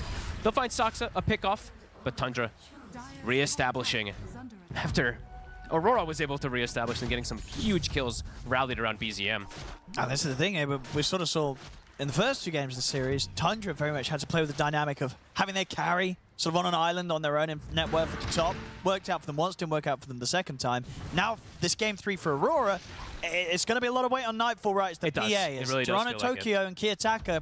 The way those last few plays have gone could start to slip behind. And we're really seeing the sustain and the Darkseer power, right, too. We always have to talk about this, the king of team fight, when all these auras come together. Damage can just be limited. Heroes just stop dying at some point when they all group up with all these auras. And he's got the Crimson on his way toward the pipe. Tundra's feeling their power. The Radiance plus Armlet also done for Crystallis. It's crazy sustain. Between the Infest, the Holy Locket, the March. Mira?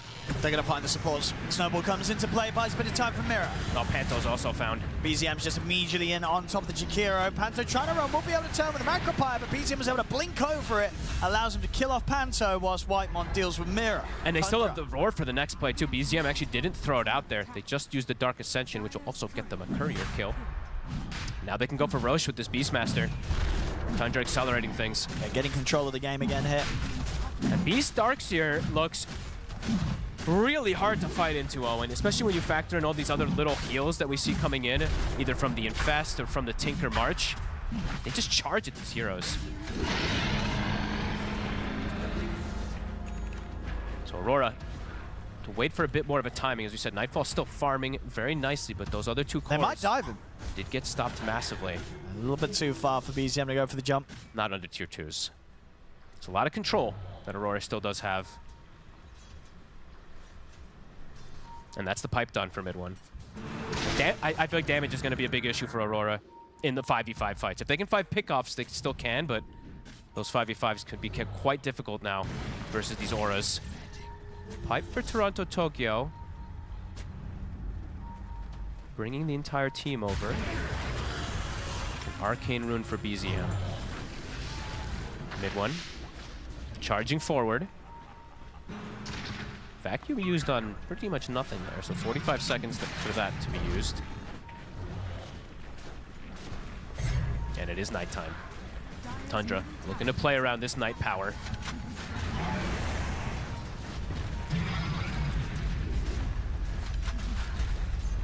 I mean, I'm looking too. Okay, so Solar Crest, March of the Machines, right? Infest, all the auras from the Darkseer.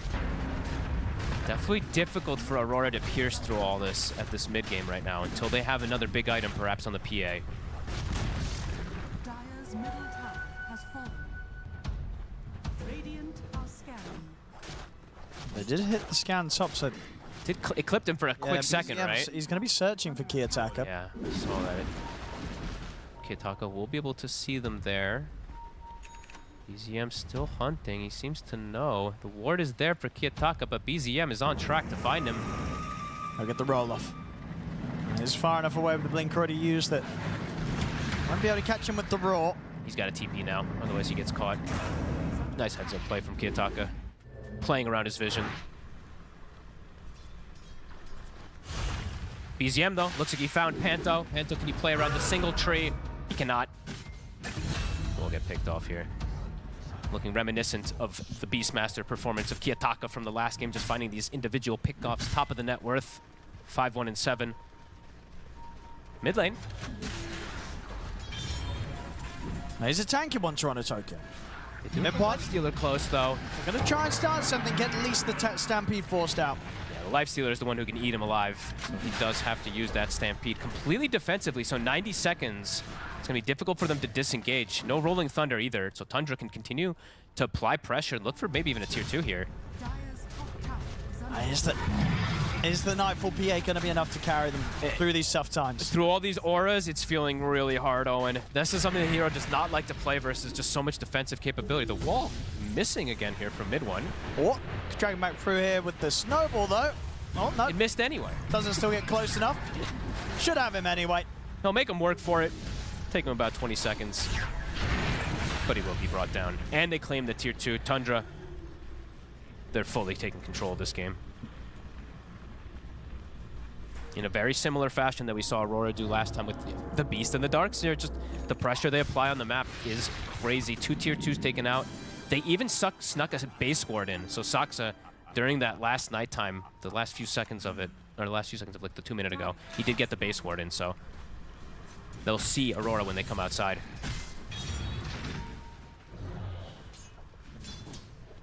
Yeah, and cool to see this, this build too. The rise of Ghost Scepter. I think they're recognizing Aurora's damage. It's a lot of physical. Yes, they have magic that comes up from Jakiro, but it's mostly that physical damage now. Yeah. Like, if you're going to be dying, it's going to be to the damage for Kiyotaka and Nightfall, when Nightfall eventually sort of finds the timing that he's happy to turn up to the fights with. BZM, quick blink out, and now Tundra looking to re-engage. Saksa pops the ult, the Dark Ascension, to scout. Kiyotaka. He's going to roll. They've got a roar. He does get a big barrier. He's going to be able to keep rolling. He's out. And that barrier pretty much saved him. I think he got like a 1,000, what was it, like 800 or 1,000 damage barrier. So roar was used, but so was roll. Because yeah, it's just a question if you're going to be able to see this PA jumping in and killing a target. someone. Exactly. And killing them in time, right? Yeah. Eventually, yeah, sure, nullifiers and all that, but that's a ways away. So we'll see. Because when I see like a single target hero like this trying to focus down versus barriers, it starts to become very problematic. If you can't kill them in that, first BKB usage, things definitely can get quite scary. Speaking of BKB, BZM has one. Aegis reclaimed amp damage in his bottle. And this Tinker too, always have to talk about it. We don't get to see it as much in the 5 position anymore, but Whitemon is starting to become that core. Only about 1,300 behind the Pango. And then he can get those other auras that they're lacking on top of that Solar Crest and Holy Locket that he has.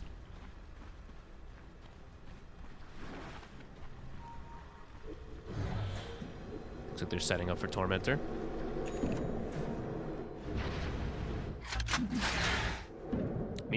Aurora, they're scouted too. They saw everybody inside the mid lane with that ward that they had placed before. So I know it's going to take a very long time for Aurora to get out here. Sending the courier through. The Helm of Iron will. Radiant's middle tower is under attack. A couple more seconds and it does come up. Aurora looking to make their own move around this Tormentor move, perhaps, but unable to find anything here.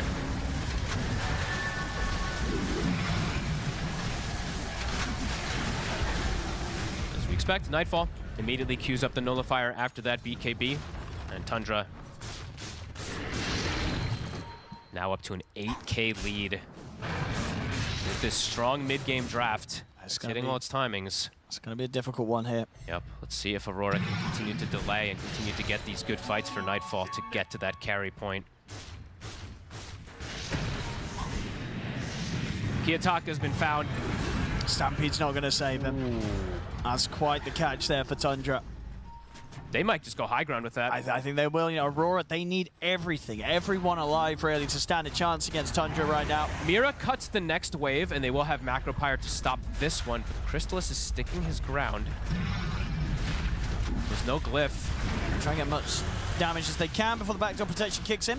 You know, and there's no glyph, so they can just commit forward for this tower here. They'll get it. They can keep going. Is the backdoor gonna kick in before they get the racks? This backdoor's taking some time. Not on Tokyo. Toronto, no Stampede. He's gonna live. Backdoor kicks back in. But by the time he kicked back in, the top wave's moved in close enough to take it away again. Ooh, nice and fast over the shards. Jumps inside of mid one. Kiyotaka wants to chase. Pretty speedy though. Drop the wall down mid one. This is not an easy chase. Look at the angle on Stack, so maybe they can try for the Night Stalker. Go Scepter. Catch him in the shards. Mid one's, he's looking to potentially turn him back in on this. Catch him in the stun though. Still there, the Aura's mid one perfectly fine. Crystallis not going to be able to find a target whilst the snowball save comes in. There's a roar. Towards Mira. Nightfall. Indeed, he's just found the PA straight away with the roar. Commits with the BKBs, looking for Nightfall. Nightfall will be able to blink out in time. But the vacuum there on the three of them from mid one allows them to take Toronto Tokyo out. The fight falling apart again here for Aurora. They have to get back. He does no damage, Owen. Even with him just focusing on targets with Nemesis Curse, we see those auras come into play. They have the answers for this PA right now. The Ghost Scepter too. Mira, again, cuts the wave, so he's trying his hardest to prevent that push. But range racks did go down. Tundra getting more momentum their way. It's just looking impossible to take the team fights against Tundra right now. The full 5 fights, yep. It does feel very difficult if they don't get them. You know, at least get a first initial pick-off versus all this sustain. Yeah, Whitemon even. He had the Mac execute and then he's just bought the Ghost Scepter because yeah, they're just recognizing it's all physical at this point. BZM. Look at Mira. He's literally just trying to cut waves as much as possible. They seem to know where he was. Yeah, he blocked the ball for a second. The ball got blocked. They had a sentry too on Whitemon. They may buy a gem pretty soon just to control map with the way that Tundra has control at the moment. Looking for that final tier 2. Have more access into the base. Roche is up. They are positioned for it as well. Dark Ascension is at the ready. 1 minute until nighttime also. Tundra.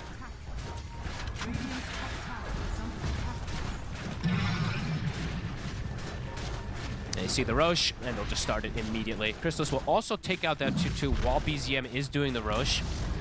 And they're pushing out the mid wave also. How long for Nullifier? About 500 away, so Nightfall will have that. Just will that be enough for them to be able to bring down these targets? A Stampede, Mira.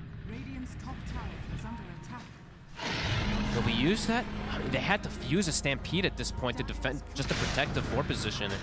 But now they won't have it for the fight that's coming in from Tundra. Sax is still seeing if he can get a chance to go in on this. Mira's going to jump back in with a punch up. That goes Scepter. Now you can just sit on those trees. And now it's Stampede used and the Rolling Thunder. When Tundra has this Aegis to potentially push in the mid lane. I feel like they can just go mid on Tundra. You don't have to worry about two of those big ults at the moment.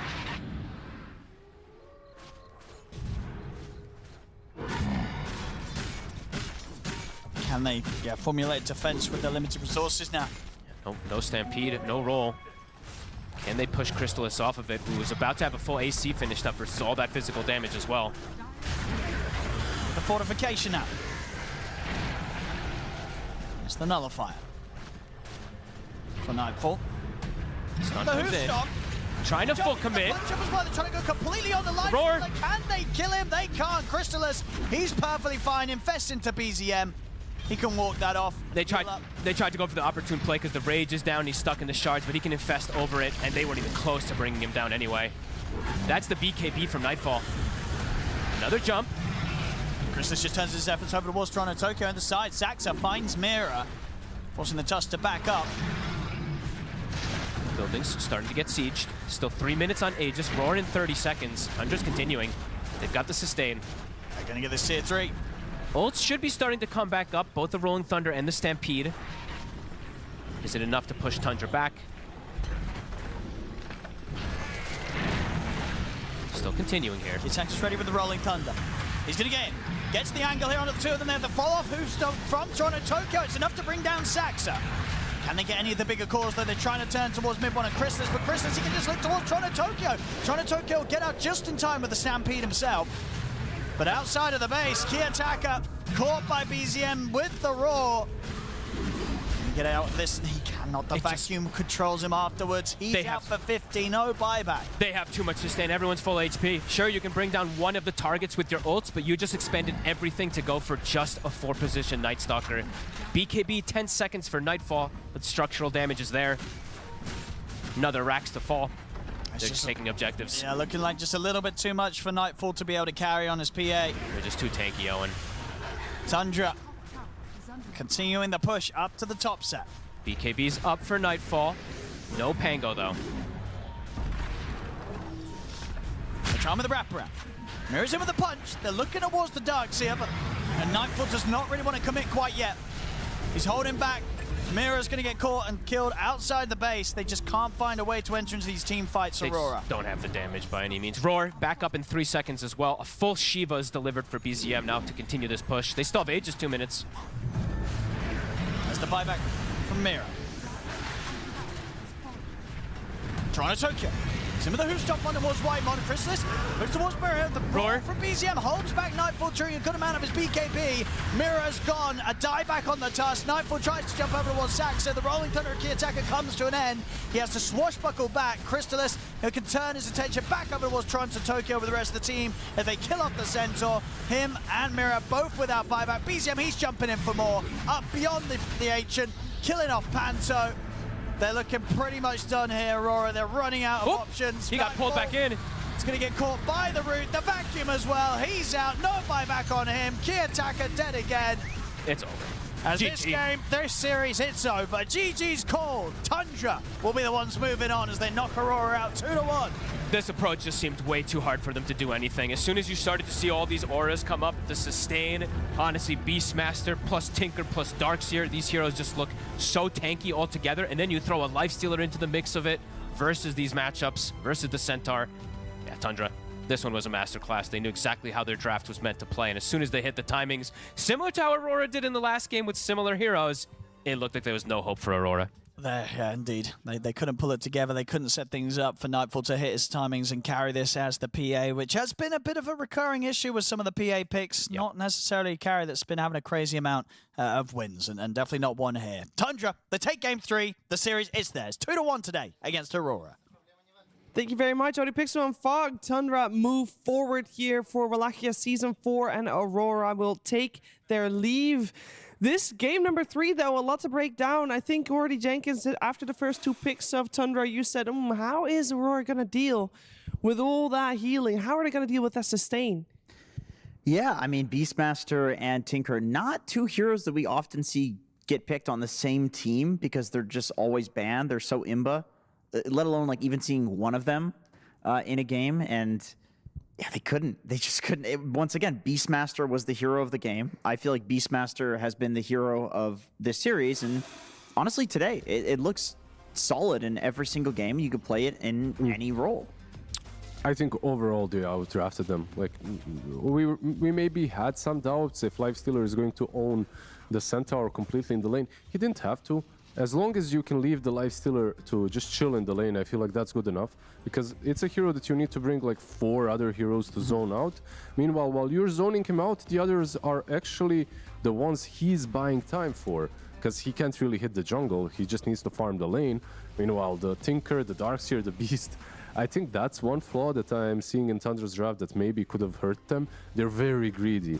Like, your Darkseer wants farm in the triangle, your Beast needs the stacks, your Tinker needs the stacks as well.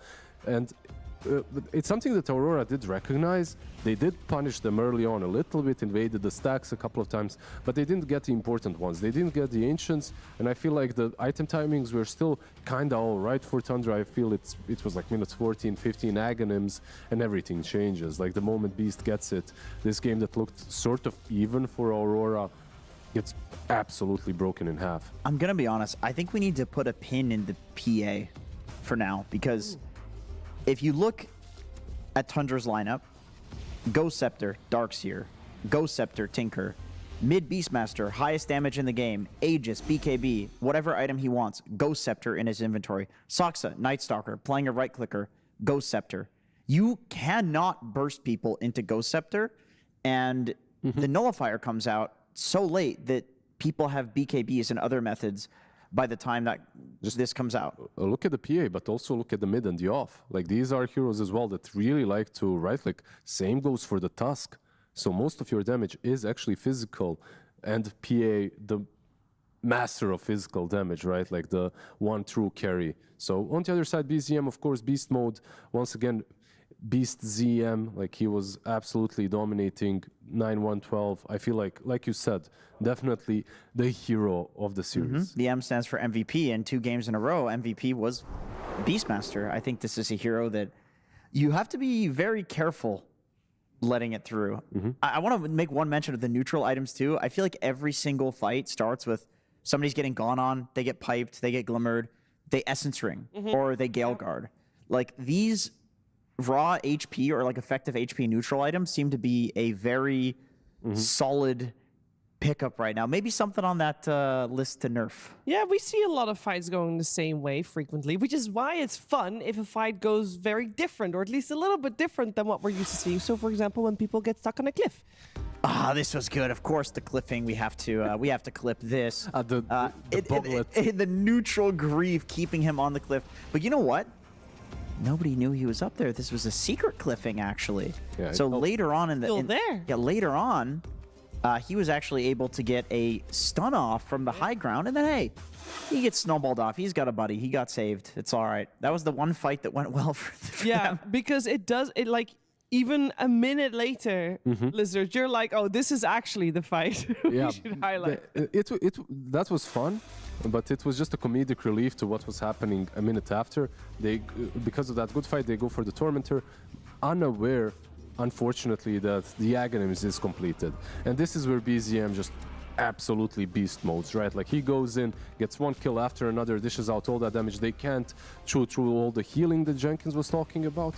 And I feel like there's a certain item that was buffed recently that isn't picked up at all by supports, and that's the Vessel.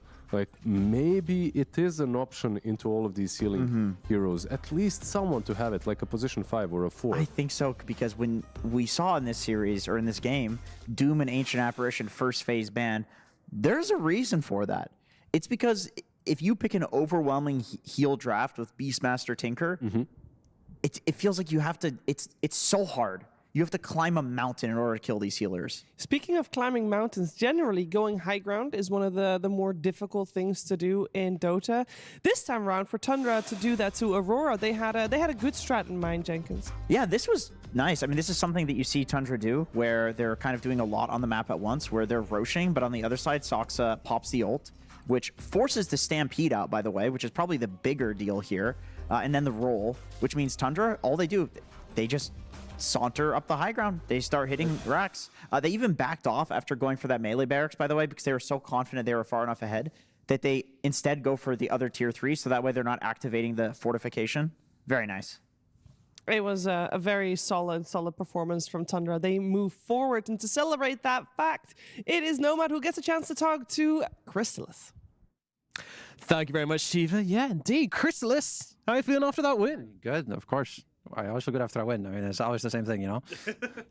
Always the same answer. Excellent stuff. So talk to me a little bit on detail. I mean, 3 very exciting games, but you know, let's start with game number 2, the tricky one. You know, how was that for you?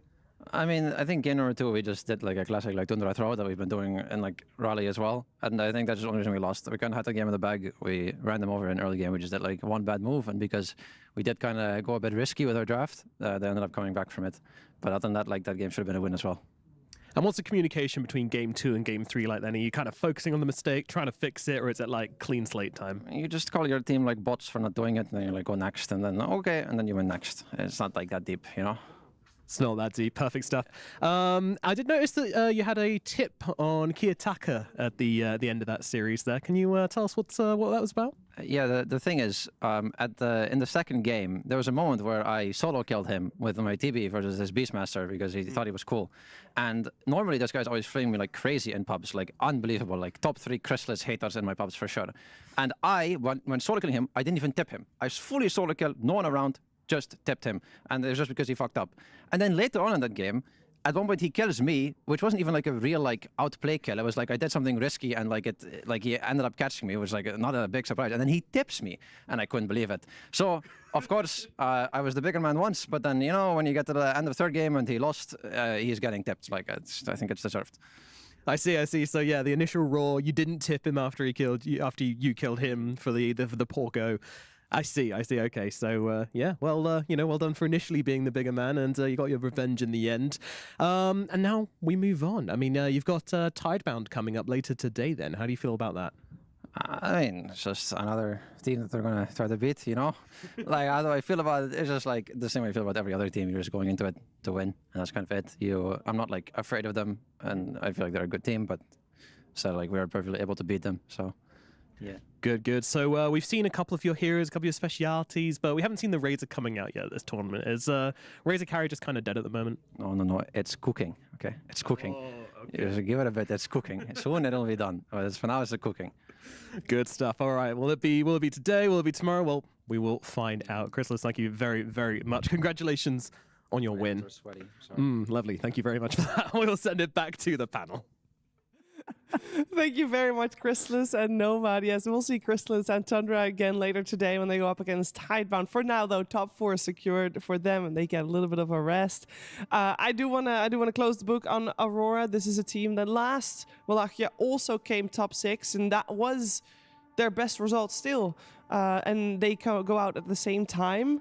We do want to see growth, but I feel like we have also seen some growth there, Lizard. Yeah, there's definitely growth in Aurora, but I feel like emotions drive them. And that could also be their downfall. That's why we're seeing all these crazy plays in which they look amazing, and then 5 minutes after they make some plays that, is this really the same team? So I feel like they're a team that are very emotionally driven, and that might not be that great for them. So going into the future tournaments, maybe time to figure out how to keep it calm, cool, and collected. Now, as a fan, I actually disagree with Lizard. I'm going to say I want them to not keep it calm, cool, and collected. They're hilarious. They said they wanted to make consistent top 6. They got it. That's all we need. You know, they're probably not going to win a tournament this way, but I mean, for sure. We got entertaining Dota. We did.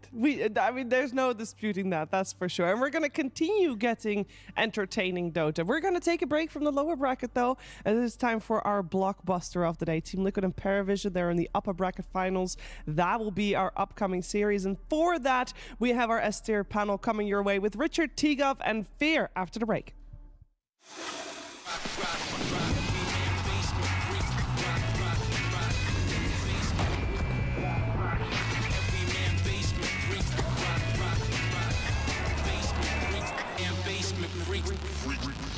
The human body was built to move, not trapped at a desk in one singular posture for 12 hours a day. It's time your chair evolved. This is Secret Lab Titan Evo. Ergonomically engineered for you, gamers, hybrid workers, artists, backing your every move.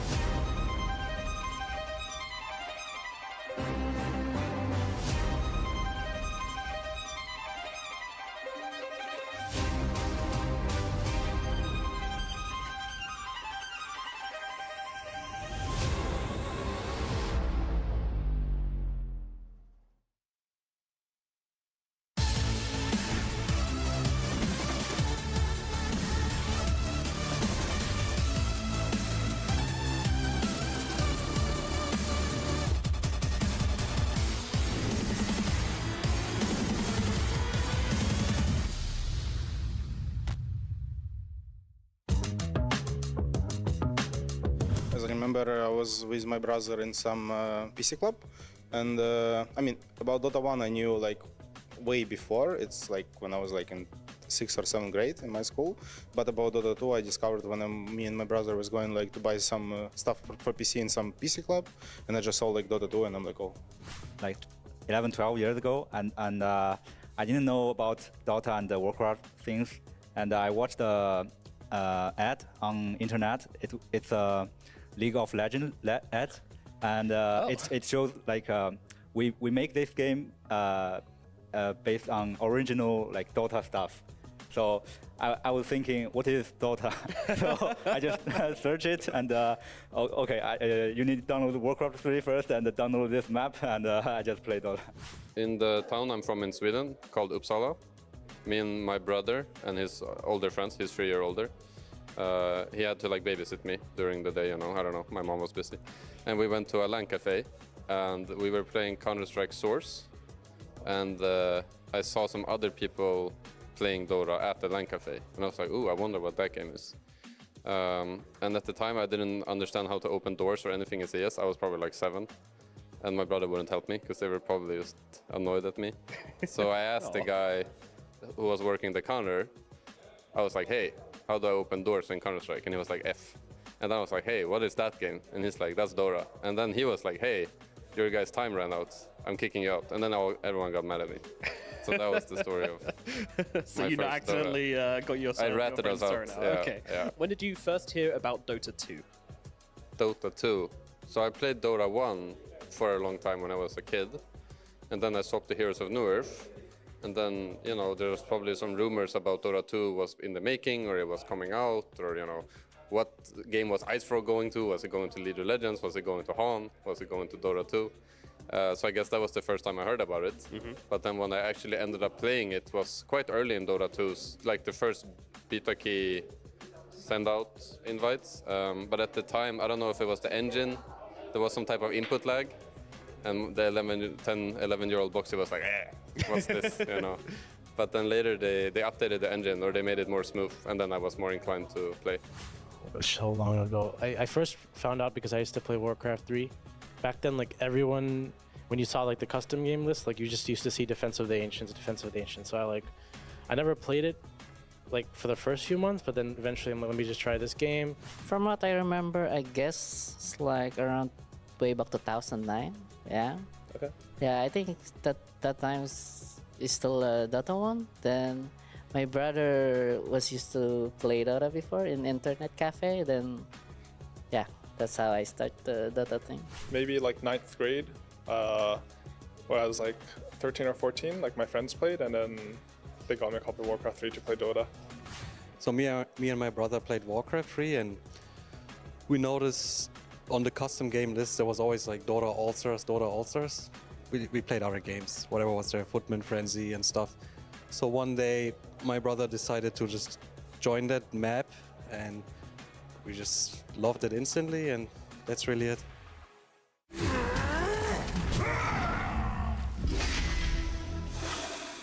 Yes, welcome back. We're getting ready for Team Liquid versus Paravision. I'm going to be your host, Richard Lewis, for this one, and we've changed out the analysts. We've brought back T-Gov and Fear, of course, and we're going to be setting the table. But the thing we like to do, because we're quite sophisticated in these parts, is we like to do little meta updates when we start talking about what's been going on over the course of the tournament. And so we're going to talk about Tormentor, which is actually the nickname the analysts have for me. So what have you got for us, T-Gov? That Tormentors are just so damn good. It's why often you see lineups, the nickname, drafts have to focus. Oh, and it doesn't extend the whole way across the panel. well. Not yet. You're earning your stripes. You'll get your Wikipedia page soon. Wikipedia page soon. You're right. But no, I think fundamentally, again with Lee Mayer from Spectral, we had a little look at it, and the team that takes Tormentor first, their win rate 69% on Radiant, 62% on Dire. I know it is, when you think about first Tormentor, how much did it truly influence the game? But the fact that whatever team takes first Tormentor,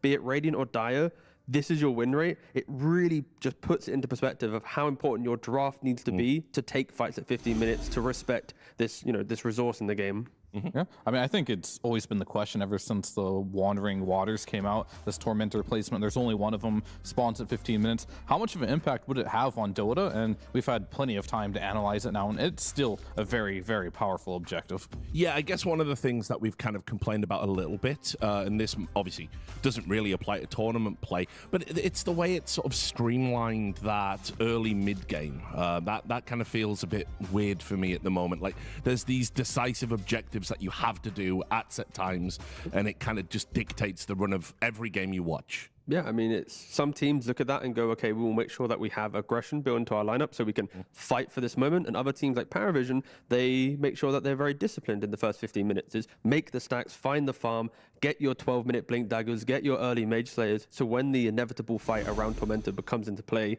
you are the team ready for it. Oh, yeah, I'm talking about Paravision. I'll throw this over to Clinton. We've got some records to talk about here. Yeah, I mean, these are the top 4 highest GPMs at the tournament, who played them, what GPM record they got. So I really wanted to talk about Satanic here. He's holding 3 of the top 4 GPM records on his heroes. Ame sneaking in there on that number 3 spot. This guy, he knows how to farm. And it's a big identity of Paravision as a whole. Sure, you look at Satanic and be like, this guy, he farms really quickly. But I think that's Paravision's identity too, is they are just so good at stacking. And whenever a game feels like it's stagnant, nothing's going on, you always feel like Paravision, they're winning, right? It feels like the GPM just keeps going up. So I think with Liquid going into this series, they're going to have to find a way to address it. And this is why this series, to me, is going to be very magical, because Liquid is a team that is extremely good at finding situations to just make things happen, which other teams cannot. I mean, it's just nice when you see the idea for Satanic, at least. Has he truly been tested yet, where a team goes, you know what, you have to join this fight?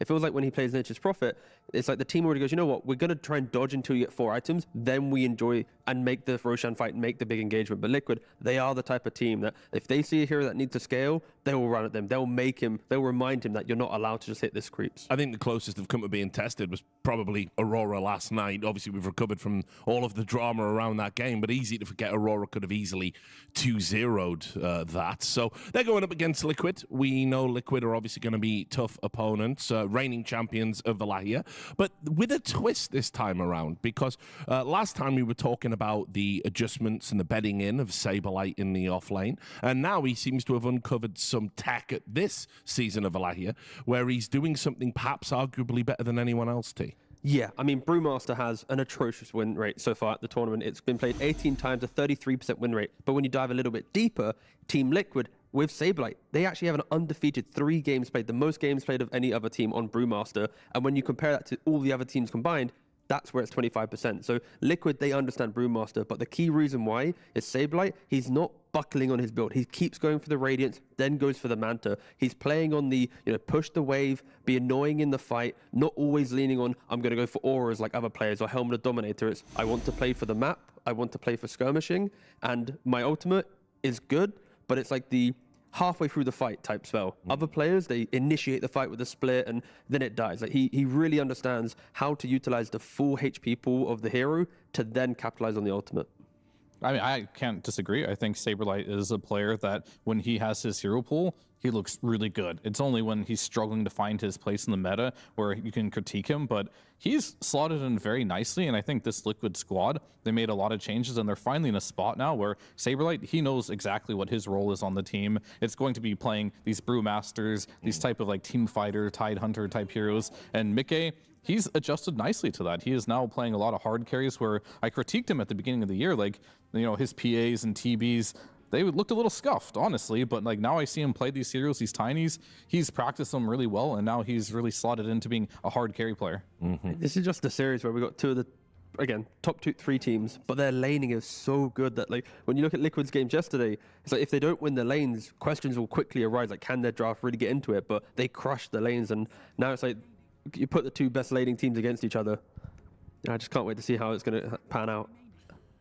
Yeah, obviously a bit of a strange night's sleep for Paravision, I guess, because on the one hand, yeah, a lot of drama around the result and the way it panned out, and also the fact that it was looking pretty shaky at one moment. But then again, you have won, and you are here playing against Liquid as your reward. Yeah, I guess that is a good point, right? As much as we praise Paravision, they did finally get, you know, a game loss against Aurora, and it was in quite a telling way. It was the creativity of 9 class with his Tinker build, and there was like miscommunication when they went high ground. Like even Astini, when he had the interview, he was like, yeah, I mean, we're going high ground, but we're not respecting it, and Static's dying, we're not helping. It's like there clearly was just a moment of them buckling under what was nearly a perfect tournament, and the fact that they showed that kind of that crack to already, then now Liquid can look to utilize that and maybe exploit that one game and try and replicate some of those instances. Yeah, I'm sure they've reviewed it. Yeah. You'd hope so, you know. Yeah, being professional teams and all. Well, to move on the draft a little bit here, I find it very interesting what Parivision's doing here. I think they're, in a way, targeting Mickey, like banning the Gyro, the Tiny. These are heroes that are very specialty heroes for Liquid, right?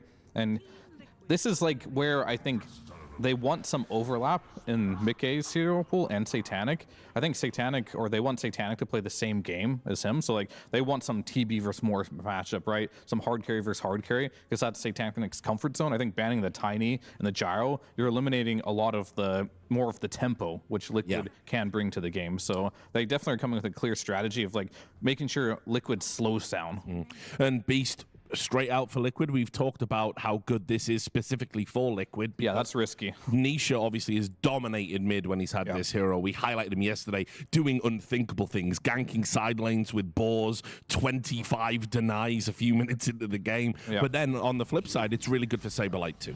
Yeah, no, it is very good. And I believe Liquid is currently undefeated on the hero so far at Wallachia. Right. And yeah, I think based on the points you make, it's just so much for them, right? And is there a mid hero that actually beats the Beastmaster? Like, I'm trying to think right now, like so far, I'm yet to see Beastmaster mid lane truly lose his lane, where it's like he loses lane, bad CS, bad denies, and his tower, and he's still jungling. Like that scenario is yet to even happen.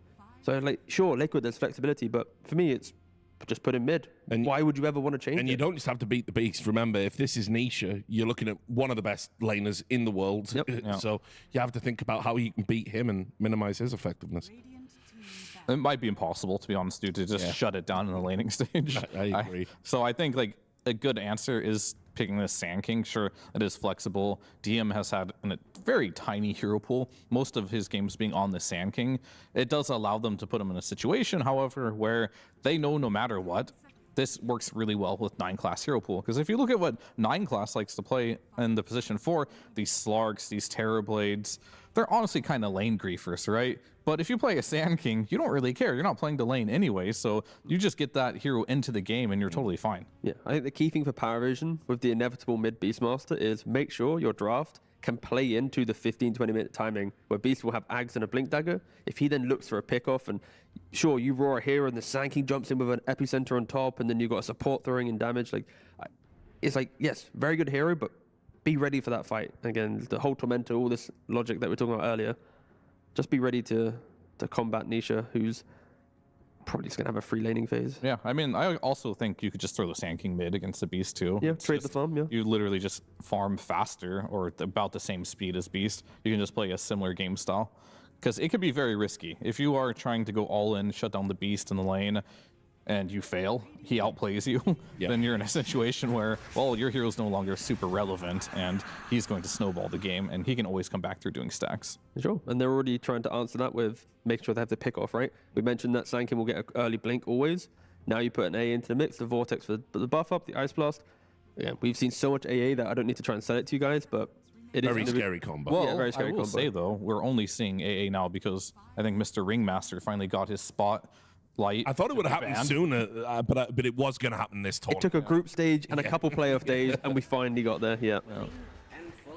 And now Liquid, it's like AA is the counter healing, but then they pick up the Tinker. But sure, you have the Matrix, which is a barrier, which you don't really care about. So I love the fact that on paper you could argue that AA is the counter to Tinker, but in the correct hands, Tinker buying the correct items like a Glimmer Cape and using your Matrix, not going for Locket. Yeah. You can easily play the matchup still. I mean, I also still think Tinker is the Beastmaster counter. I will die on that hill. I think the defense matrix makes playing Beast incredibly hard to do. But Beasts have been buying early nullifiers, so that is one thing. Tidebound right now are progressing through the tournament through creativity, right? And they've actually just put Faith Beyond our Buck on the Helm of the Overlord build on Beastmaster because of seeing like AA and changing up, creating higher pacing. Did he also go the Wild Hunt? Yeah, he went for the Wild Hunt, yep. I saw Toronto Tokyo also did that last series, but unfortunately did not win it. But my thought here is potentially Liquid can put the offlane Beastmaster if they also have this read of, let's just make sure AA does nothing in the laning phase. Yeah. And that right there is likely their offlane, so probably going to do the Sand King in the mid lane versus what they assume is the Beast. They don't know for sure, but that's the beautiful thing about Sand King mid too. It's very, very similar to the Beastmaster. You can't really beat it in lane. It'll always just jungle in position for Slark, and DM very famous for his Enigma. He'll get it picked up. And I'm talking about, you know, trying to punish a guy. Now look at this. You see Tinker in the 5 row, Slark and Enigma. Tinker will do nothing to the Eidolons, and because of that, you can go a little bit more creative with your 4 position because you know your Enigma is pretty much fine. Like, is Gyrocopter banned in the first phase? Bristle's already banned by Liquid, so 2 of the big anti-Enigma heroes are gone. Slark also seems to be pretty good in the 4 for enabling big team fights. Yep, saving you from Beastmaster Raw specifically. Bristleback's banned too. That's another Enigma counter. Yep. I mean, there are some. We're a rare breed out there, but Kunkka Carry Enjoyers versus Enigma. That's a fun one, but this is more of a Mickey specialty. This one's been a mixed bag depending on who you ask, right? Some people, including myself, think this is good versus Enigma. Other teams will pick it into TA, the Enigma, and it really just comes down to, are you going to let the TA get the side blades off, or are you just going to jump on them right away? Because you can kill the TA very easily, but if you don't and you have good side blades, you can kill the Eidolons very easily. If things go south, you can go jungle, which is always nice to do versus Enigma. But now the question is the Tinker the wrong support to make the TA into Enigma matchup feel good? Because when Enigma spawns Eidolons, he micros them away, gets a couple hits, then brings them to lane. Can the Tinker bring the kind of the lockdown? He can't, right? So it's like, yeah. I'm intrigued to know how this lane will go, but there is a part of me which could easily see safe lane tower dying at like minute 8 and DM getting to play his stable game, and we're looking at a TA farming the jungle to fix her game. Yeah, I mean, that is the risk of the matchup, right? It's either that happens or you spam the wave out, you pull, spam the wave out again with the March, with the side blades. It really is going to come down to these very small moments. Like, if he goes for the meld facet, does he just one-shot a couple Eidolons? very true. Yep. It's going to be very skill-based. Yep. To T's point about the Tinker, which Tinker build do you think you'll see here? Probably, like, you don't go Locket because of the AA, but it is looking at Glimmer Cape, Solar Crest, like all the utility, but just skipping a bit of the not the insanely greedy build that some people... Oh, no, it's not Kaya, Blink, Ags, no, correct. You need a Glimmer this game. Yeah, you do need a Glimmer. Okay. Yeah, if you're Sand King AA, I think rule of thumb is AAs in the game buy a Glimmer. Yeah. Yep. Or multiple Glimmers. So yeah. Liquid don't have ultimate last pick. We mentioned that Beast from mid lane feels like it just can't be beaten. Beast from off lane, because you see AA, has a really cool way of changing up the style of Beastmaster. Do you have a preference between the 2 Beastmasters? It depends, right? I think right now I'd probably want to go mid, most likely. I think you do need to ban Medusa if you are on Liquid here, because if your plan is to go offlane Beast and they get Medusa into a perfect Medusa game, that's a problem. But if they have a Medusa answer potentially on that last pick, maybe I don't know even what. Yeah, what does the Medusa counter from the offlane? Don't even know that anti-mage, but you're not going to preemptively pick that. No, so you're not going to preemptively pick I think you just ban the Medusa, and then you throw the Beast to the mid lane, and then you pick I an don't offlane mind to protect yourself from like a Morphling still from Satanic. I mean, yeah, but I'm just wondering, like, they're thinking about Medusa, they're thinking about Morphling, right? Those are like the two things that are going through their mind. Exactly. And I just don't know. I'm thinking, can they make Brew work? But it doesn't sound good in any situation here. But they might go for it anyway. Because I don't think there's a better hero for mid. Not really. No, yeah, I like the, after thinking about it more, just put the Beast mid, find Sableye a hero, but again, I've kind of sold myself on the Beast still going offlane. I don't know why, I'm just... I like the pacing. Sanking? The mid hero versus Sanking? Yeah, versus the potential morph coming, because you know he wants morph. That's like the thing Liquid's going. So they're going to do the Beast offlane, which is good versus the morph. So banning the Medusa, Beast offlane, this actually makes sense. Yep. Now you're in a situation where, like, all right, I'm laning versus Beast. Morphling is not great versus Beast. Maybe you just do it anyway because you want to have the good scale. Well, this is an interesting spot to be in. I think it's good. And they're going to Kunkka. I said we're a rare breed of Kunkka carry enjoyers. I didn't know Satanic was among them. I had no clue if he was, dabbling with it. But I think, yeah, both teams had the same pressure of one's got an Enigma, one's got a Beastmaster. The Tiny's banned, the Gyro's banned, the Terrorblade's banned, the Bristle's banned, PA's banned, Medusa's banned. Like, all the big heroes that you pick against Zoo are gone. The ones that can play a stable lane and, find their way throughout the early game. So it's kind of a difficult conclusion to the draft, and that's why it's like, you know what? We'll have to pick up a Kunkka, and I think Liquid's going to be pretty happy with this, knowing that they've forced Satanic into a very untraditional carry.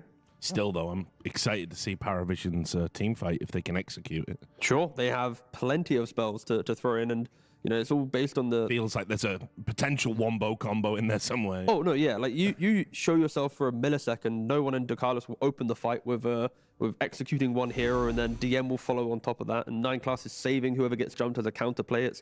The team fights will be beautiful. With these two teams, the skill that they have, it's going to be some epic fights between the both. Yeah, this is a very Liquid-esque draft, but I will say Paravision are stepping out of their comfort zone a little bit. They have good skill, don't get me wrong, but it's not traditionally how they like to play. Satanic being the hard carry. They're playing more for the laning stage, more for the team fights. Haven't really seen this side of them too much, so I'm very curious to see how it looks. All right, well, thanks a lot, guys. We're ready for this one, but first, we go backstage with Nomad. Thank you, Richard. Yes, I'm here with Astini from Paravision. So, firstly, in your words, how do you think this draft went for you? Did everything go as planned? Yes, everything is planned. They picked literally all heroes we expected. But that means they're playing their good heroes. Not like, oh, we did super well because they have what we expect. It's like, we leave them their good heroes, they leave us our good heroes, and we have a fair game under each one's comfort. That's very exciting to hear that everybody's just going to be doing what they think is the best, and we'll just find out who's better. So tell me a little bit about this Kunkka hero, because I think that's a little non-traditional. We have seen it before, but what makes it a good Kunkka carry game? Why do you think Satanic's asking for it? I can't tell, or people will start copying. I'm glad Heroic is losing with the hero. Then they brought the win rate really low, and people think the hero's bad. When I think it's Imba, they had a really good read on the meta. They were just not executing that well. Excellent stuff. All right. Thank you very much, Heroic. Then copying a little bit there, but yeah, if it's good, why not? So what is it about Liquid? Like, what did you think coming into this that you have to stop them doing? What are they best at?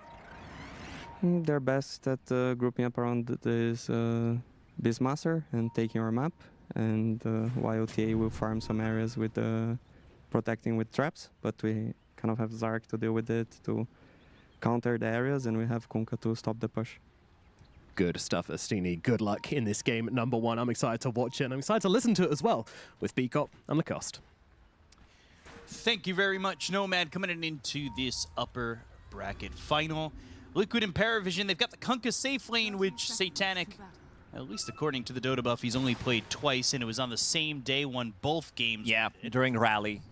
It's a bit of a new tech. I think some other teams also showed. He talked about Heroic playing it. It is a very strong hero. I also want to point out something about Satanic, because he's the guy that has the least deaths so far in the tournament, averaging 1.55 deaths per game, which is pretty insane. And this is the hero that just doesn't die. It's very difficult to bring him down. You have Admiral's Rum, so health threshold is 65%, that damage delayed. And this is also, I'm going to say, one of the fastest farmers coming out from the safe lane, coming out from the mid lane as well. Sure, you get those extra levels because of that solo XP, but the hero really, really excels. And the Radiance build does allow you to stay in the fight longer. It also does allow you to one-shot the creep wave, which is really nice. So you don't have to wait 3 more seconds, 4 seconds on the Tidebringer. That's the cooldown, but you don't have to wait it out to hit it twice, so you actually can one-shot it.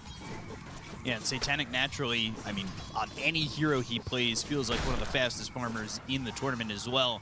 And then to go to the offlane for Paravision, DM, who has a 71% win rate with Enigma.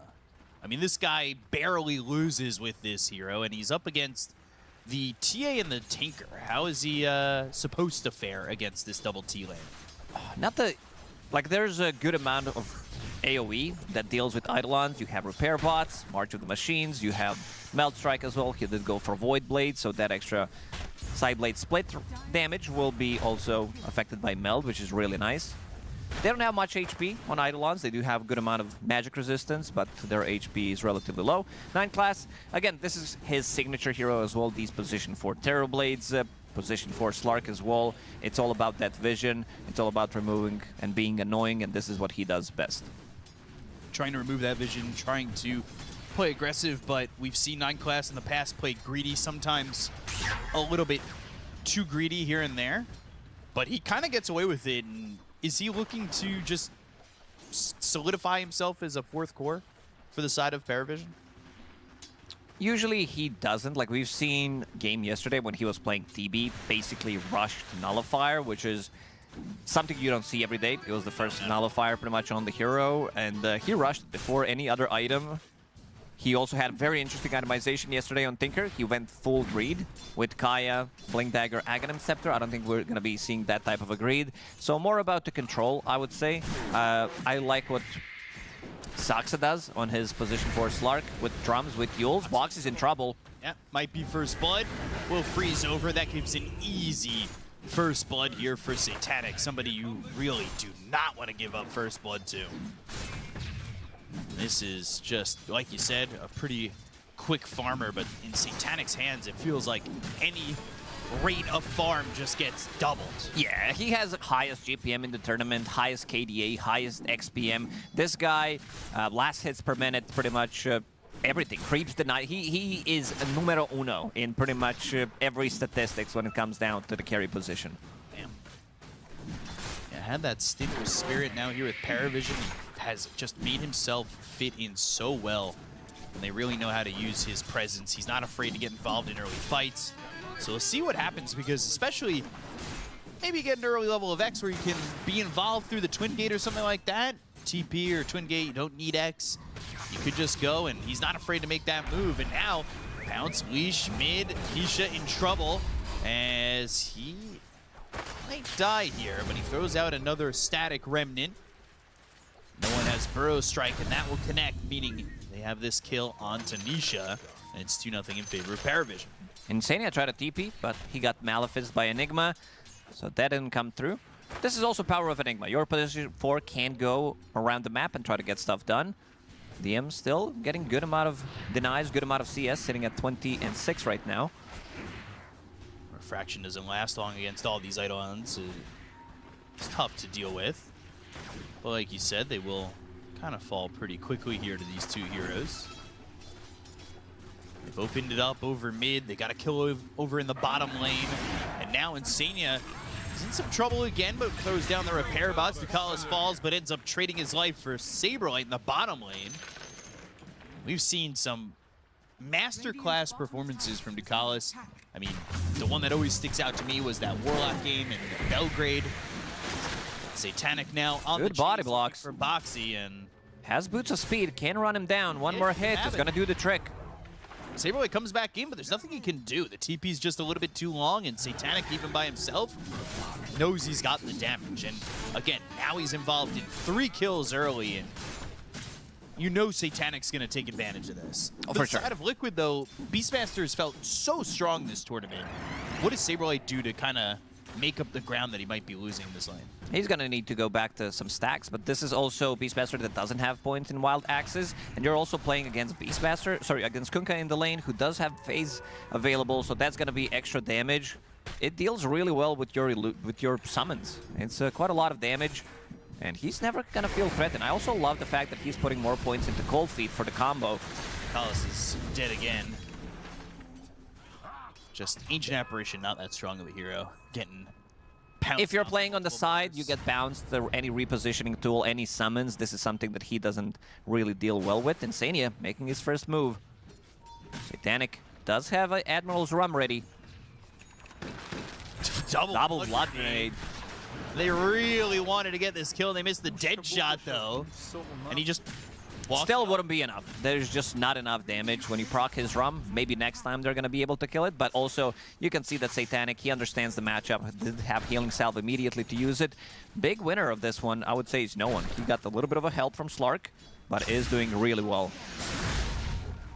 Haste Rune is actually top. Will be left for No One, who's got his own phase boots. Going to look to refill that bottle, and using all that mana for the ball lightning to go bottom and not get that rune means that you can't really go for the other one here for Nisha. And they're going to try and make this into a move over in the top lane. They don't have Black Hole. However, at least for the moment, they will have a little bit of lockdown with the Barrel Strike and the Malefice. 9 class. Exactly He's coming with the TP. Epicenter, Refraction. The damage is starting to pile up. They pounce, they leash, they kill. The calling's not enough. So now you've got these Icons that are doing so much damage to Boxy. He's also This dead. is going to be a +1. This is also going to be a lot of damage onto the tower. They do have drums. This is the item that you buy on Enigma immediately. DM dipping No One. This is the kill without even using Black Hole. So with the next Black Hole, they could also potentially threaten a kill. Templar Assassin is a bit of a harder one to kill immediately, but if you have your Eidolon split with Slark on top of him, you could also be able to maybe even get another kill. Shrines one apiece. Okay, already backing off into the jungle, and these lanes will open up because Beastmaster will do the same eventually. He'll get back in and over to that side part of the jungle. That leaves Kunkka free to farm, and DM's already level 6. Like, his game's going so well on this Enigma. Managed to kill the tower 7.5 minutes into the game, which also means that he can park himself in the bottom lane if necessary and be that guy who's going to be defending the bottom lane. Can also rotate to the mid lane. Nisha is looking for something. These are not easy kills to get. He's under vision too. A new ward that they just placed there. They don't have a lot if Boxy lands a dead shot. But there's an obs placed. And immediately 9 class pings it out. 4 heroes from Paravision, making sure that they're going to be picking up that rune. Standing on top of that shield rune. Couldn't even see it. No. I had to think for a second where it was. But they still have this vision over mid. They move DM back over to the top lane. They've got the shield rune on to No One if he wants to make a move again. Won't be as quick as he was previously with that haste rune. They do have Black Hole. Do have a Pounce Leash afterwards. Burrow Strike to control here for the side of Paravision is quite strong. Gotta wonder what Liquid are looking to do. Maybe work with this early Primal Roar. They do have that Helm of the Dominator ready on Saberlight. But Storm Spirit not off to the best start, as he is about 1,000 gold behind No One. So Storm Spirit needs to play with either your offlaner, who does have that Helm, as you mentioned, or you need to be paired up with Boxy. Boxy deals good amount of damage, has that calling, extra bit of a silence, and now No One's going to go into the triangle. They've been heavy on the stack duty, I would say, throughout the whole tournament. These teams do stack a lot. A little surprised that Liquid usually, because Liquid usually is one of the teams that stacks the most. The top stackers. But currently behind a little bit.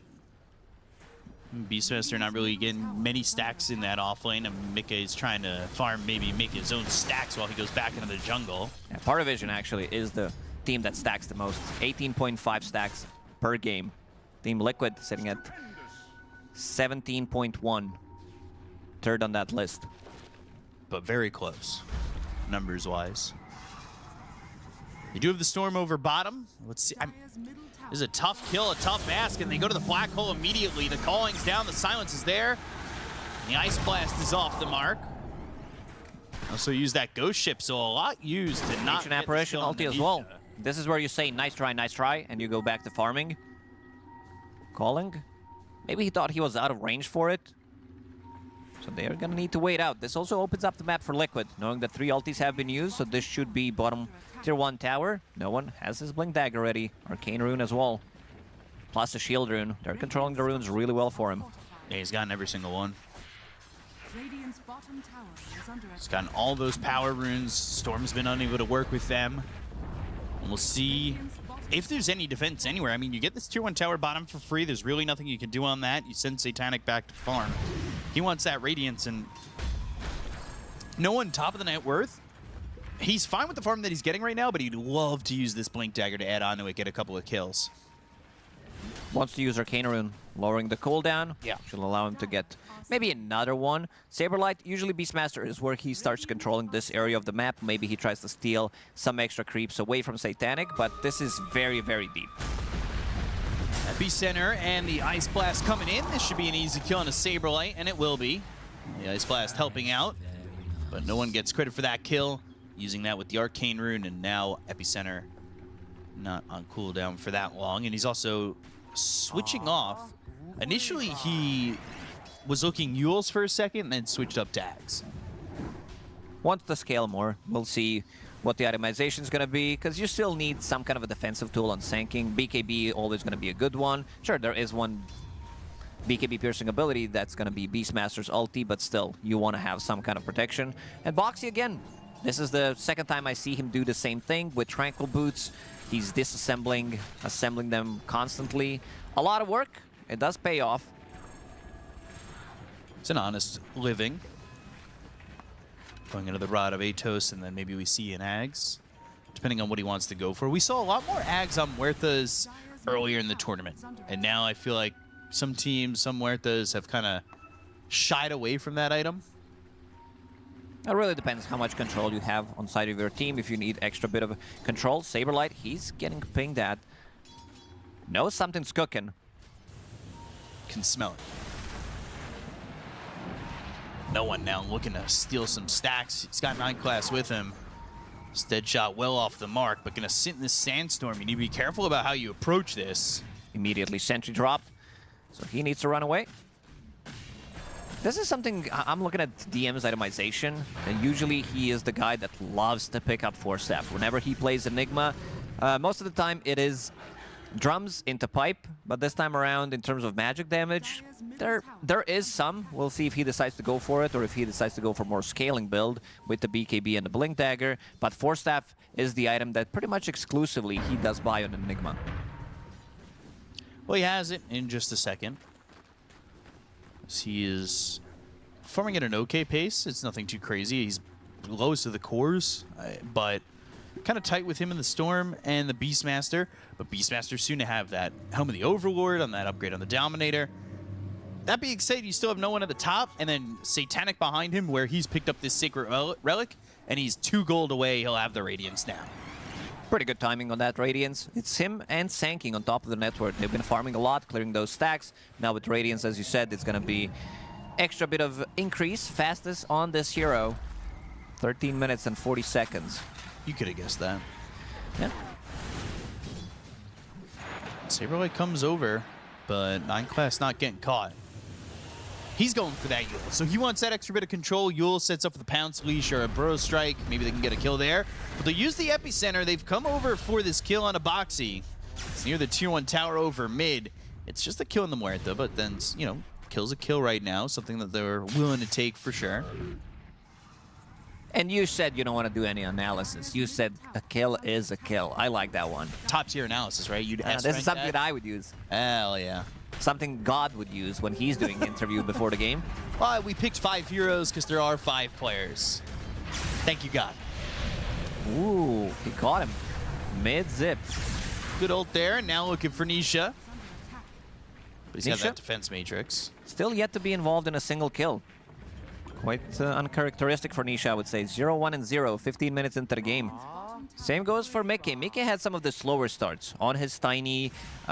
This is pretty similar to how Tiny plays, where he kind of goes back to jungle, loses his tower, then he's gone for good 15 minutes, and suddenly he starts to be more active. Deso, Dragonlance is done.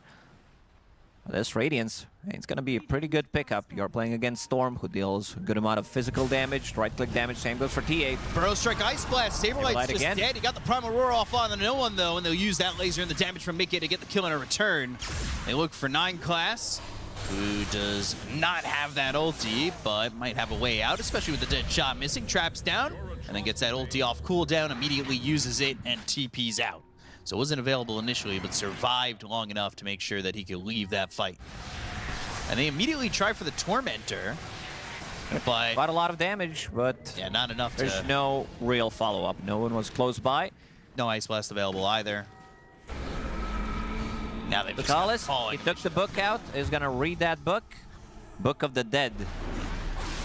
DM, he's got Black Hole, and actually there's not a lot of mana here for Boxy.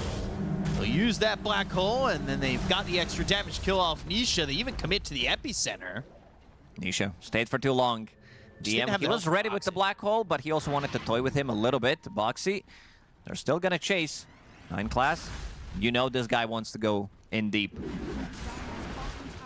Wonder if DM was also kind of a little hesitant to see if Boxy popped a wand and had like... After what happened in the previous fight with the Black Hole, he definitely wanted to wait it out a little bit more. 9 class. Good Ice Blast, They're good in. Burrow Strike and Pounce. Spells put together so well from Paravision in the moment, and they get an easy kill and a Saberlight deep in inside of the map. Do you think before, like, coming into the series, they are like, 9 class, you gotta tip the guy. Whoever dies, like, you gotta choose one guy from the enemy team and keep tipping him, because he's been on that duty. He's been on Saberlight's ass for good 17 minutes, ever since he died the first time. There's a limited amount of tips, right? Yeah. Do you think that should change?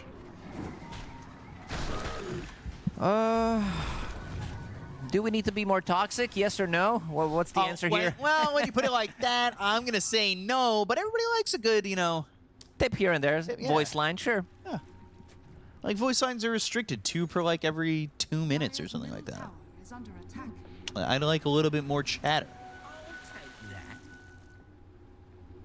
11-4 for Paravision. Only up 1,000 net worth. I would say they're controlling the map and, of course, controlling these fights up to this point, 18 minutes into the game. But Liquid, especially Mickey, he's done a really good job of getting everything he can out of the map without being hindered.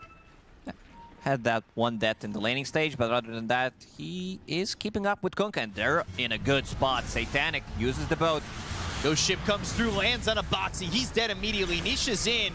They got the silence with the calling, and 9 class just holding 3 heroes back himself, pretty much. He's got that Yules that sets up the Ice Blast. It won't land, though. The blink away from Mickey. They land the Burrow Strike coming out from no one. Ball lightning and the Vortex on the backlines, though. But the damage from the Epicenter. Can they get the kill? Too much. They will. Mickey's gone. 9 class dead. Insignia on the run, but Nisha's here to defend this Tinker. They look to get the kill onto Satanic. That force staff from DM. DM. That shot's gonna miss. Dead shot off the mark. And now they found the Malefice. They'll kill off Nisha. 3 heroes dead on the side of Liquid. And suddenly the game is completely open for Yes. Paravision. That one move from Liquid, that was a very risky move, going uphill into the enemy triangle, and they found a target that they don't want to find. The tankiest target on the enemy team uses Satanic with Titanic immediately, gets that boat off, and it's just way too much damage reduction. Jumps from 1k to 5k. Look at the damage from no one as well. I thought he might die. There was, you know, Nisha going into the back lines trying to kill these supports. They end up getting 9 class, but that's just not enough. He is so intrusive to these fights, too. You know, the Sark's in the face of 3 heroes, uses that Yules on a Mickey. He can't output the damage while he's up into the air. And then those other 2 heroes aren't sure if they can get by to add anything else. They also don't have BKBs. They have, like, no real damage mitigation. Panel Right. talked about itemization on Tinker. He did go for Holy Locket, but you're playing against Ancient Apparition, which means that you're not getting the full value out of it. So Glimmer Cape is going to be next on the menu. He did finish off Solar Crest. In terms of physical damage, they don't really have that much. It's more about giving your Templar Assassin attack speed so that she can deal that extra bit of damage. 2 charges on that Deso, Blink Deso, Dragonlance looking into the Hurricane Pike, and that Shard. That Shard is always so important here for Templar Assassins, adding that silence, maybe gives you a moment to make a jump before somebody can get out. It might even force a BKB a little bit earlier in a fight. That Shard's very important to the TA builds. I would like to see Liquid at a point like this maybe try to sneak Roche if they can find an opening, but that might require them to fight. Yeah, I don't think Paravision's gonna let that slide exactly, because a lot of the times in this meta, you see one team going for Tormentor, other team gets Roche as a trade as soon as they get it because they're playing on a different side of the map, but Tormentor has already been taken by Liquid, and they're gonna smoke up again. DM, and no one. He's ready to jump. Finds no one. Finds himself. Had that Ags ready to go, and soon into the BKB. So now Epicenter down. I'm wondering if you could think about it. They're smoked up. Do they go to fight or go to Roche? These heroes are bottom, so a fight win over Paravision almost secures Roche, definitely. They'll find DM, which is a big hero to get. Primal Roar, but that early Ghost Scepter purchase from DM, keeping him alive a little bit longer. They still have the Vortex, though, in the Belt Strike. They go to the Ice Blast. That lands on Anisha. Yules again from 9 Class on a Mickey. 9 Class will stay in their face. He looks over at Boxy with the Burrow Strike coming through from no one. They've got the control, but he pierces the veil. They go to the burning feet. Dead shot lands under Dakalis. Nisha with the ball lightning over the cliff. He can go back towards these Croakers, but Mickey's in some trouble with the BKB pop by Satanic. He's got way too much freedom in a fight like this. He tries to get the kill on Mickey, but it's going to be 9 Class who gets it with a Dark Pact, and Mickey's gone. They land the Torrent here on Anisha, who doesn't have a lot of mana left to really fight this one out. He's fighting but inside the Saberlight Goblins. Goes after 9 Class, who will still get away. No, the axes fly through. Satanic ends up dead. Nisha's got the kill, and it's a little bit of a turnaround from Liquid. There's 4 heroes gone, but no one kills Nisha, and it ends up being a bit of a stymied duel and a draw. Liquid using the opportunity, seeing that no one didn't hit the single hero with that Epicenter, immediately going in. But yeah, look at these damage numbers from Kunkka. We can't see damage numbers taken, but he's soaking up so much. We can see that after game, but during the game, it feels like he's having way too much impact in these fights. The mischance, the Radiance Burn, combine that with Ancient Apparition, so all that damage is amplified. And I was wondering which auras they're going to buy. So Saberlight's going to be going for Pipe, which is definitely needed in terms of magic damage. They have so much. They're also going to be having that Glimmer Cape on Tinker. Insania is getting good amount of farm. With that shard from Tormentor, he has the same amount of farm as DM right now. More than his own Storm. On top of which, you know, in a fight like that, just going back, top of which, no one didn't have Epicenter in that situation. He uses it, then they re-engage soon after. Now, no one. He's forced to pop this BKB and leave. Yeah, for a spell that is called Epic Enter, he wasn't really an Epic Enter to the fight in the previous one. No, he was not at all. A little surprise. I mean, everybody, it was what, 4 for 4 at the end of the day? Can't really enter Roche with 1 hero. Kind of love that. Doing some damage off the ops take. Min-maxing. Burrow Strike, though, onto Boxy, who will pierce the veil again. But they have found Satanic for the moment. Sand King doesn't have a BKB, so if he wants to go in, he's going to be very vulnerable. Some big damage onto 9 Class before he even gets the pounce through and uses that ult. Boxy's having a really rough game. He doesn't have a single item. Reminds me of Mira yesterday when he was playing that Ricky, where he was unable to get his items online. He was thinking about picking up Road of Atos, Boxy with the buyback, sitting at only 3.6k net worth, 23 minutes in. Difficult game for him. A lot of damage. Like, if he gets initiated on, he's not gonna die, and his ulti is really not that impactful as well, because they have so much ground targeted, so much spell damage that he's gonna be dying to almost immediately as he gets caught. Big item on Enigma. Crimson Guard. Yeah. I will say a lot of tankiness. At a point like this, Muerta, is the ult really is the calling. Your biggest spell is the calling in this game. Pierce the Veil is not going to matter all too much, and you just got to hope that you get a good calling out there and you get a couple of good silences. It's a tough game. We've seen a couple Muerta games like this, where you just don't really have the ability to farm. There's so much greed on the team. You've got a Tinker who wants to... Yeah, blame the team. Classic. Well, I wasn't blaming. There's not blame. That's how it always starts. It's just I'm not, you know, I'm not blaming the team, but I'm not blaming the team. But it's I know. I'm just kidding. Circumstance of greed. It can be difficult. Like you're not getting farm priority, you're not living long enough to get that extra gold. And again, Team Liquid's gonna smoke up, same area. This time around, they're not gonna find anything. But if I had to be truthful for a moment, it is always my team's fault. 9 class grabbing a courier there. That's. I'll tell you a secret before this fight starts. Never mind. Satanic. BKB early. Gonna need the rest of the team to join him. 9 class off to the side. The Ice Blast is flying through. It should be able to hit Saberlight here. It does. So he's locked up for a moment. DM looking for an opportunity maybe to go to the Black Hole, but the Burrow Strike comes in. They've got the silence with the calling. The Epicenter was doing quite a bit of damage, but Nisha now turning this around into Satanic. Boxing with the Pierce the Veil. They've got the Cold Feet that freezes over this Mickey TA, but they need help. They go to the Black Hole. It's only going to be on a 1. It's only on a Boxy. He's not a lot of net worth and damage taken out of the fight, but Cold Feet, it procs over again. No one's there. Gets the kill. Slark keeping him alive for a second. Burrow Strike once more. They've got the control and another kill for no one. Oh man, he has so much survivability on this Kunkka, and he just hit that level 20. This is going to be a massive difference in the upcoming fights, because that extra 15 damage rum delay, it works on your boat and it works on your innate ability as well. So that's going to be up to 85%, which makes it like you're not taking damage immediately. And he's going for Satanic. He's going to be getting that extra bit of lifesteal afterwards because you drop so low. You're soaking up all of that damage, and Team Liquid, they are in a lot of trouble. Yeah, certainly in a bit of a struggle here as Mickey, his net worth has kind of been slowed and stopped. They've had a couple of fights where he's died, and these fights have happened kind of often to the point where he's not really farming much more than he had already. He needs to take some time and farm a bit, maybe get this BKB, wait for that fight to happen. Both teams unable to really get Roshan, and now it's actually this time around Paravision who've set up bottom to go for the Tormentor. Do you trade for this? Mickey, he's over by the top tier 2. There's no scan onto Roche.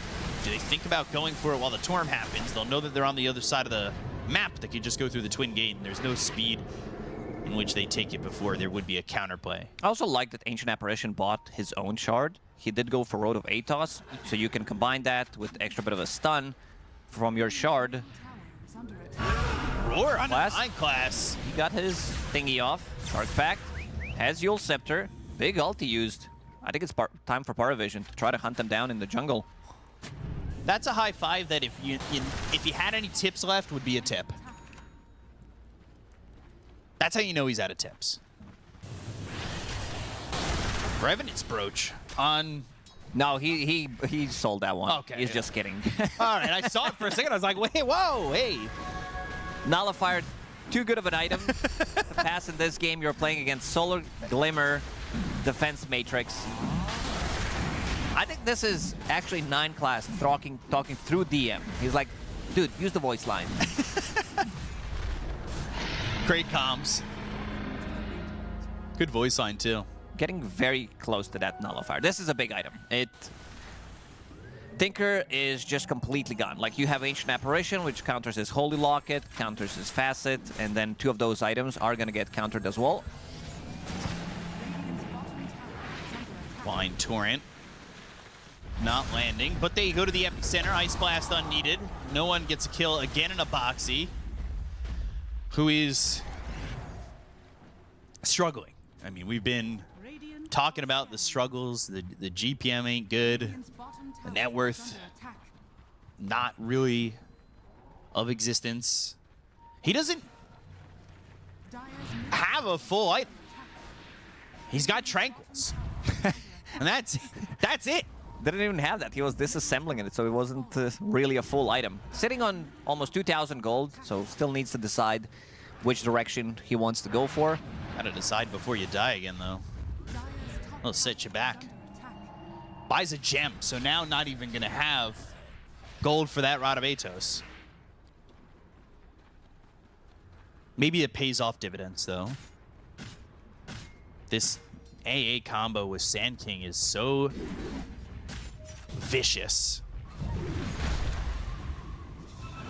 And there's that Nullifier. Revenant's Brooch, just kidding. Nullifier, no, I'm serious this time. So AVULUS, Nullifier, level 17, almost 18. You compare that again to the supports. Tinker's keeping up, but Muerta is nowhere near. Massive difference. And speaking of Muerta, they've got Boxing in trouble again and piercing the veil just for a couple extra seconds of life. And I believe he just lost that gem. Oh. Oof, a bit of a rough one. Oh, I'm also looking at Mickey. Mickey did buy Orb of Venom. This has to be the latest Orb of Venom purchase on Templar Assassin. The reason why he's buying it, it does give True Strike. It's a 9-second cooldown, so you want to be able to deal that damage. Great against Radiance, of course. It's a budget MKB. Really budget, honestly. Yeah, right. I mean, that is pretty cheap. That is a homemade MKB. Tier 2 tower going to die here as Paravision up 15,000 net worth and potentially looking to pierce the high ground. They do have 2.5 minutes left on this Aegis.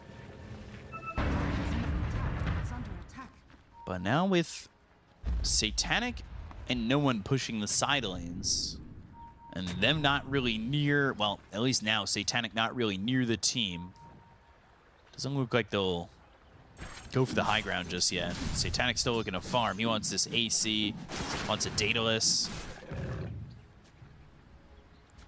It's pretty impressive that no one is keeping up with Kunkka. Kunkka carry with Radiance is definitely extremely fast farmer, and then you have Sanking, who also can farm fast, but these are some pretty impressive numbers on Sanking.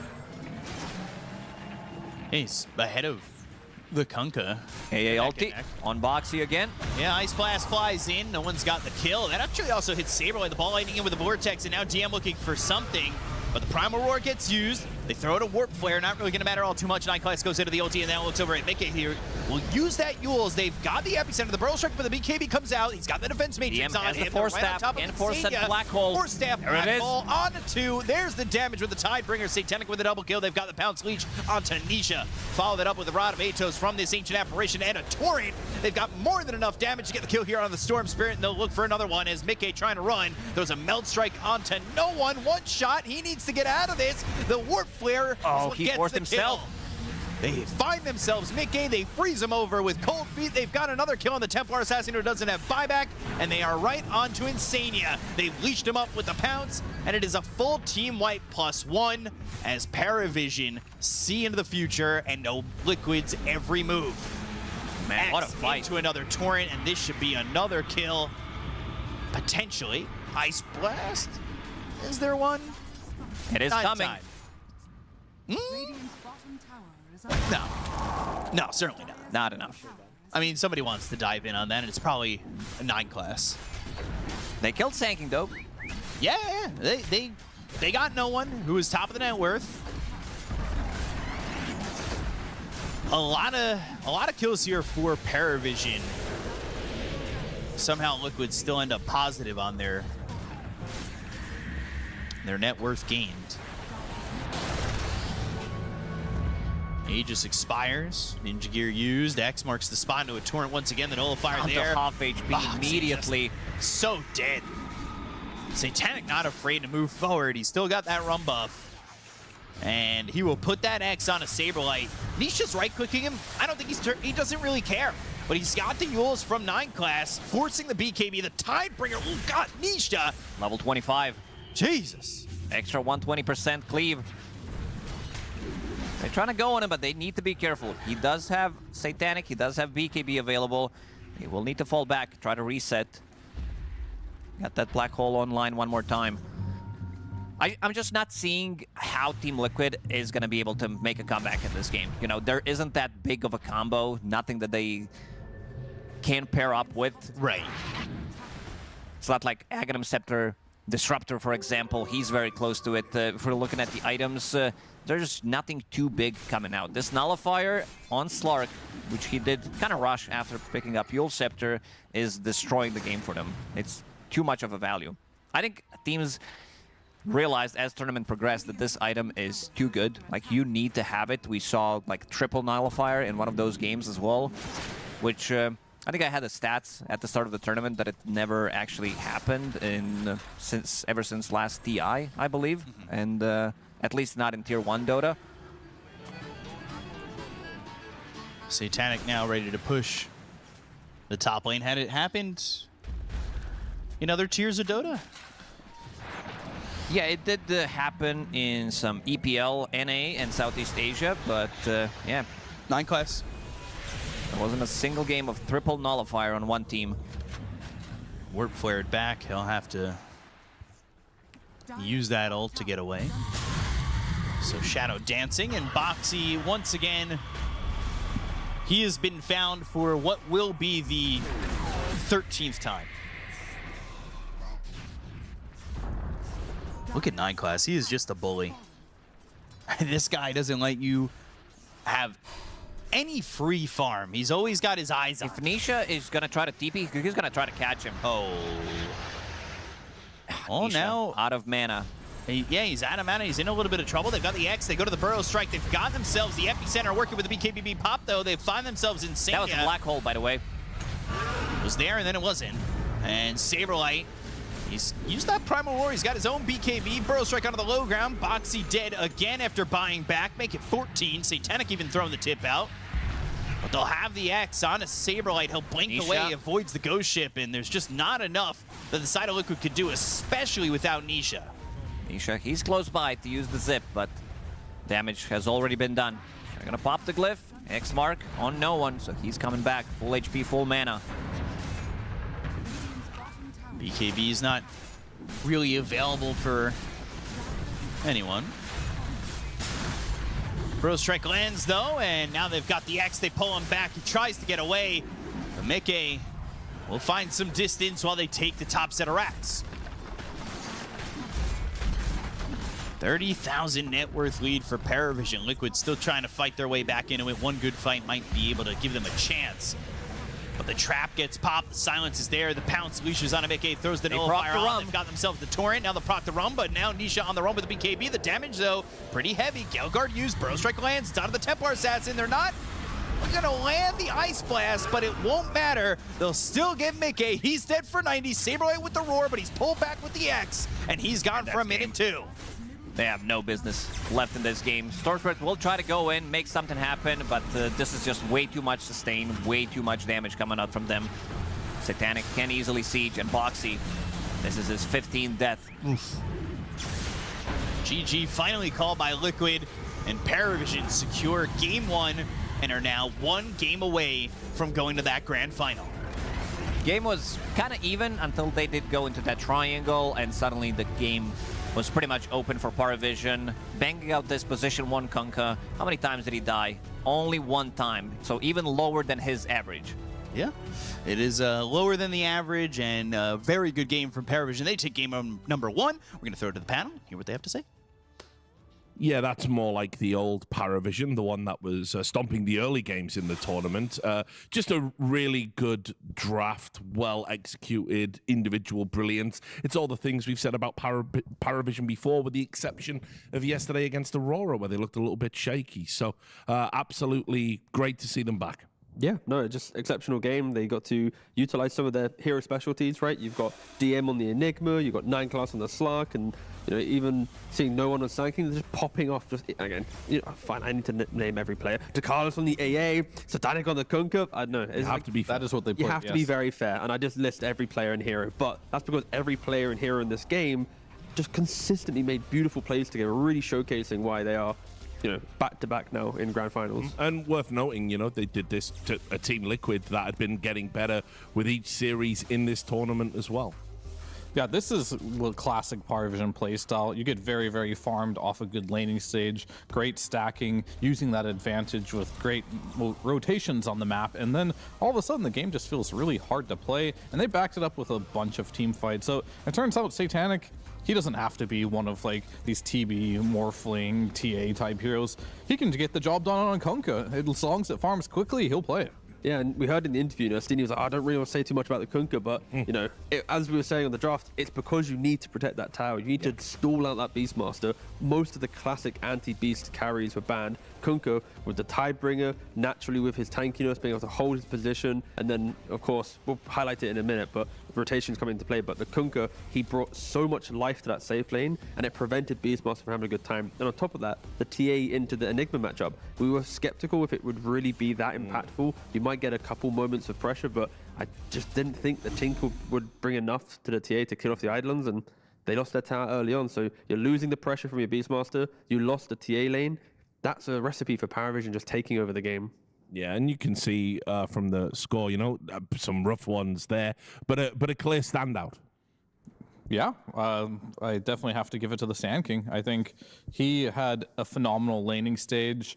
On top of the laning stage, the rotations were just on point. He never stopped scaling. Was a top net worth for the entirety of the game, from the laning stage all the way until the in-game screen. So oftentimes we don't see that from Sand Kings. At some point, they often have like what I call the tiny effect, where they go mid and they have a good laning stage, and then they just fall off on net worth because they're running around, not hitting creeps. No one did a great job just maintaining his net worth while still making plays on the map. I mean, he just did more damage in the Beast and the TA combined, right? So it's like, you just know he's having a great game when you just keep threatening them. And yeah, for Liquid, their entire lineup is built on controlling the pace of the early game to feel like every item reminds your opponent, like, hey, we have the Beastmaster, hey, we have the TA. When you're behind it, it can just feel like you have no real kind of comeback to play. Yeah, and look, occasionally we do know what we're talking about on the desk. As Blitz said about you, Clinton, you nailed it. You said in the pre-show that it was all about getting the Sand King into the game, that it doesn't matter what happens in the lane. You can always go, you can always farm, you get activated, and this is what happened, right? Yeah, absolutely. I think this hero does farm stacks. If you're behind, great, stacks will help you out. If you're ahead, why not add more money to the bank account here? And you'll see every time Paravision plays, there will be stacks available for them to farm, and the AA, as well as I believe the Slark was stacking a little bit in this particular game. And what does this get of him? You already see his top now with Blink Dagger is purchased because he had this great stack available to him. This is a very early Blink, and what does that get him in this game? It gets him a Beastmaster kill. And when you do go that Wild Hunt facet and you have a Helmed on, these deaths are very, very bad for the Beastmaster. So Sand King, that early Blink really shut down his game. And obviously, once he's got that Blink and got that head start, he can just pile on the misery. Yeah, and it's all down to the supports, right? We saw in Fear's highlights that the Carlos did AA with the Vortex enable him, but once you enter the game, it's now 9 class with the Slark. Why the hero is so good for Paravision. He's always out there scouting the map. Do they see me with ward? If they don't, then you turn around, you take additional fight on top, and then here, same thing again. You get a big pick, you kill the Beastmaster. I know in the previous clip, you are trading lives to get other lives, but I don't think it really matters in the grand scheme because it's constantly find the fight, constantly whittle down your opponent. And for poor old Saberlight, he felt like if he has momentum, there is life for Liquid. He died, what? Your clip, my clip, another clip. We could have probably added a couple more in as well. Like, they really just kept killing him with the AA and the Slark and the Sand King. There was no map for Liquid to play. Well, with that lineup, and we said this too, the team fight was just huge and exceptional. But as Clinton has told me many times, you have to hit your spells, you have to be able to do it, or you will not win the fight. Yeah, I mean, I really liked how Satanic played this fight in particular. He just gets in there, realizing he does use the ghost ship, he has the Admiral's Rum on top of it, and I just want to pay close attention to how he's playing these team fights. He dumped all his spells, he realized he's the tanky frontliner, he just plays the edges of these fights incredibly well. He's really low HP, he runs in a circle, but he doesn't go too far from his team, right? He realizes time to reset again, goes back in to his team here. A lot of other players may have just like kept running away from his team, but he forces a Storm to come back. Now you have the Depth Shroud to save from the Slark there. So they ended up keeping this Kunkka alive, who just literally ran into 5 heroes. There's also the positioning there from Liquid. It was like your Beast dies, and when your Roar goes down, you don't really have a good fight position. And I wanted to highlight both 9 class and DM for Paravision because what they bring, like, look at the itemization from DM. This is 30 seconds before the fight, right? He's got a Force, a Ghost, a Crimson, a Drum. So in that, he's able to keep his team alive by forcing him or drumming him Crimson, keeping himself alive as well from that potential jump from a hero in the 9 class. He has his Depth Shroud with the Shard, saving Satanic at the very end. Like, for Liquid, yes, the Beastmaster died at the very start of the fight. They probably shouldn't even take it. But when they do take it, they are fighting into 2 heroes that will fully break apart any early skirmish, because how do you find all that utility is just really good itemization from Paravision. Yeah, I think just an incredible game. And like I say, what impresses me most of all is, you're doing it to Team Liquid. This is like peak, peak Dota. It's incredible to see and wonderfully broken down by both of you. But for now, we must take a quick break. When we come back, we're going to see if Team Liquid could bounce back in this series. Make sure you join us. The new breakthrough, an innovative phone with 1xBet app. With 1xBet app, you can register and start betting in just one click. Intuitive interface and thousands of sports events every day. User-friendly app. Big wins, fast payouts. The human body was built to move. Not trapped at a desk in one singular posture for 12 hours a day. It's time your chair evolved. This is Secret Lab Titan Evo. Ergonomically engineered for you, gamers, hybrid workers, artists, backing your every move.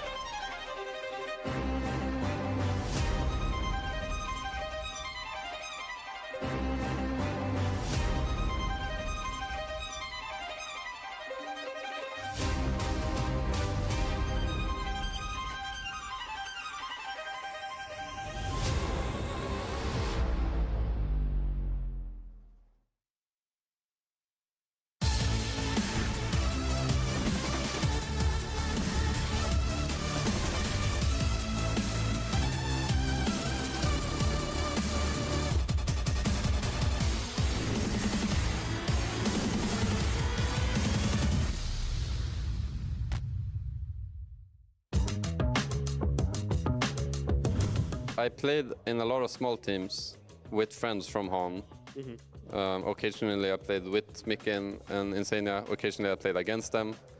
I think one of the first teams I played in, I think it was like half of my old home teammates and a couple of other random dudes. But then the more like established team was Alliance with with the boys. Of course. And I suppose before that there was a team called like Evil Corporation, which was like a home team.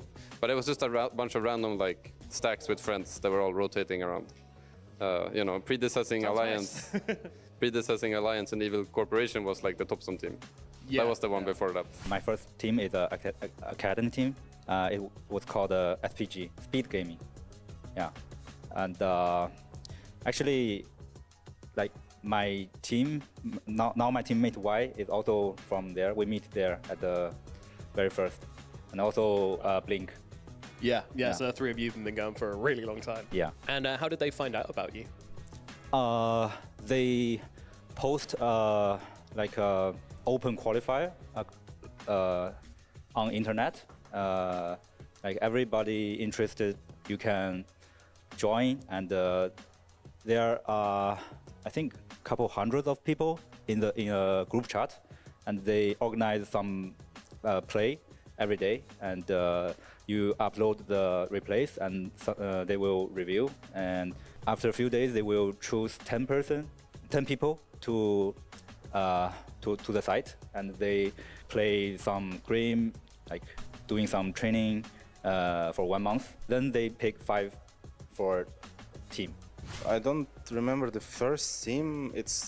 Maybe it's Team Ascendance with some group of people that I know like from Pro Dota, and maybe it's Team Ascendance. It was like JK Faust, Nonsense, and 2 others I really don't remember. What year was that, would you say? I think 2013, but it was like for some like really small tournaments, like $100. My first team was like a local one, NCGC back then, and in my hometown.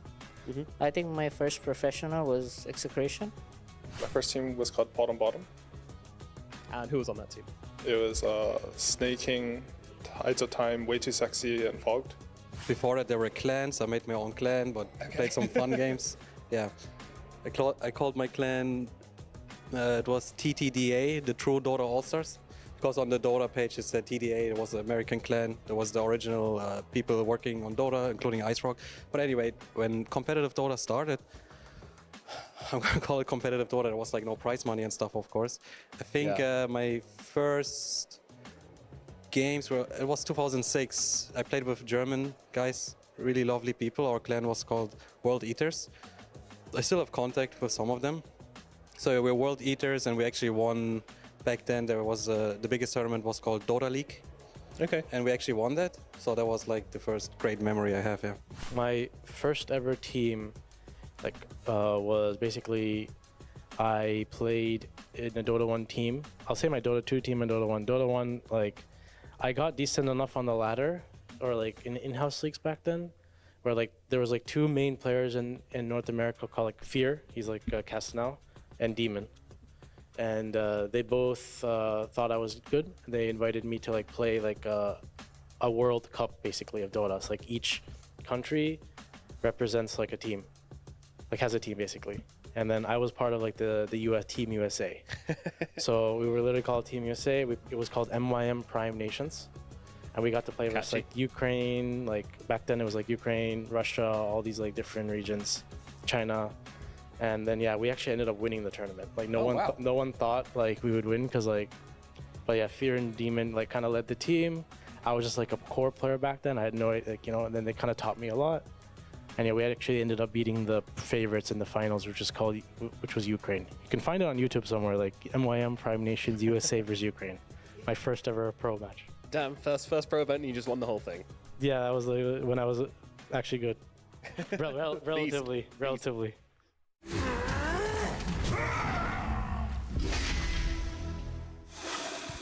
Trips down memory lane there, and I seem to recall in the past that Team Liquid have been in this position before, behind in a series, but then they come back to win them because they're such a good team.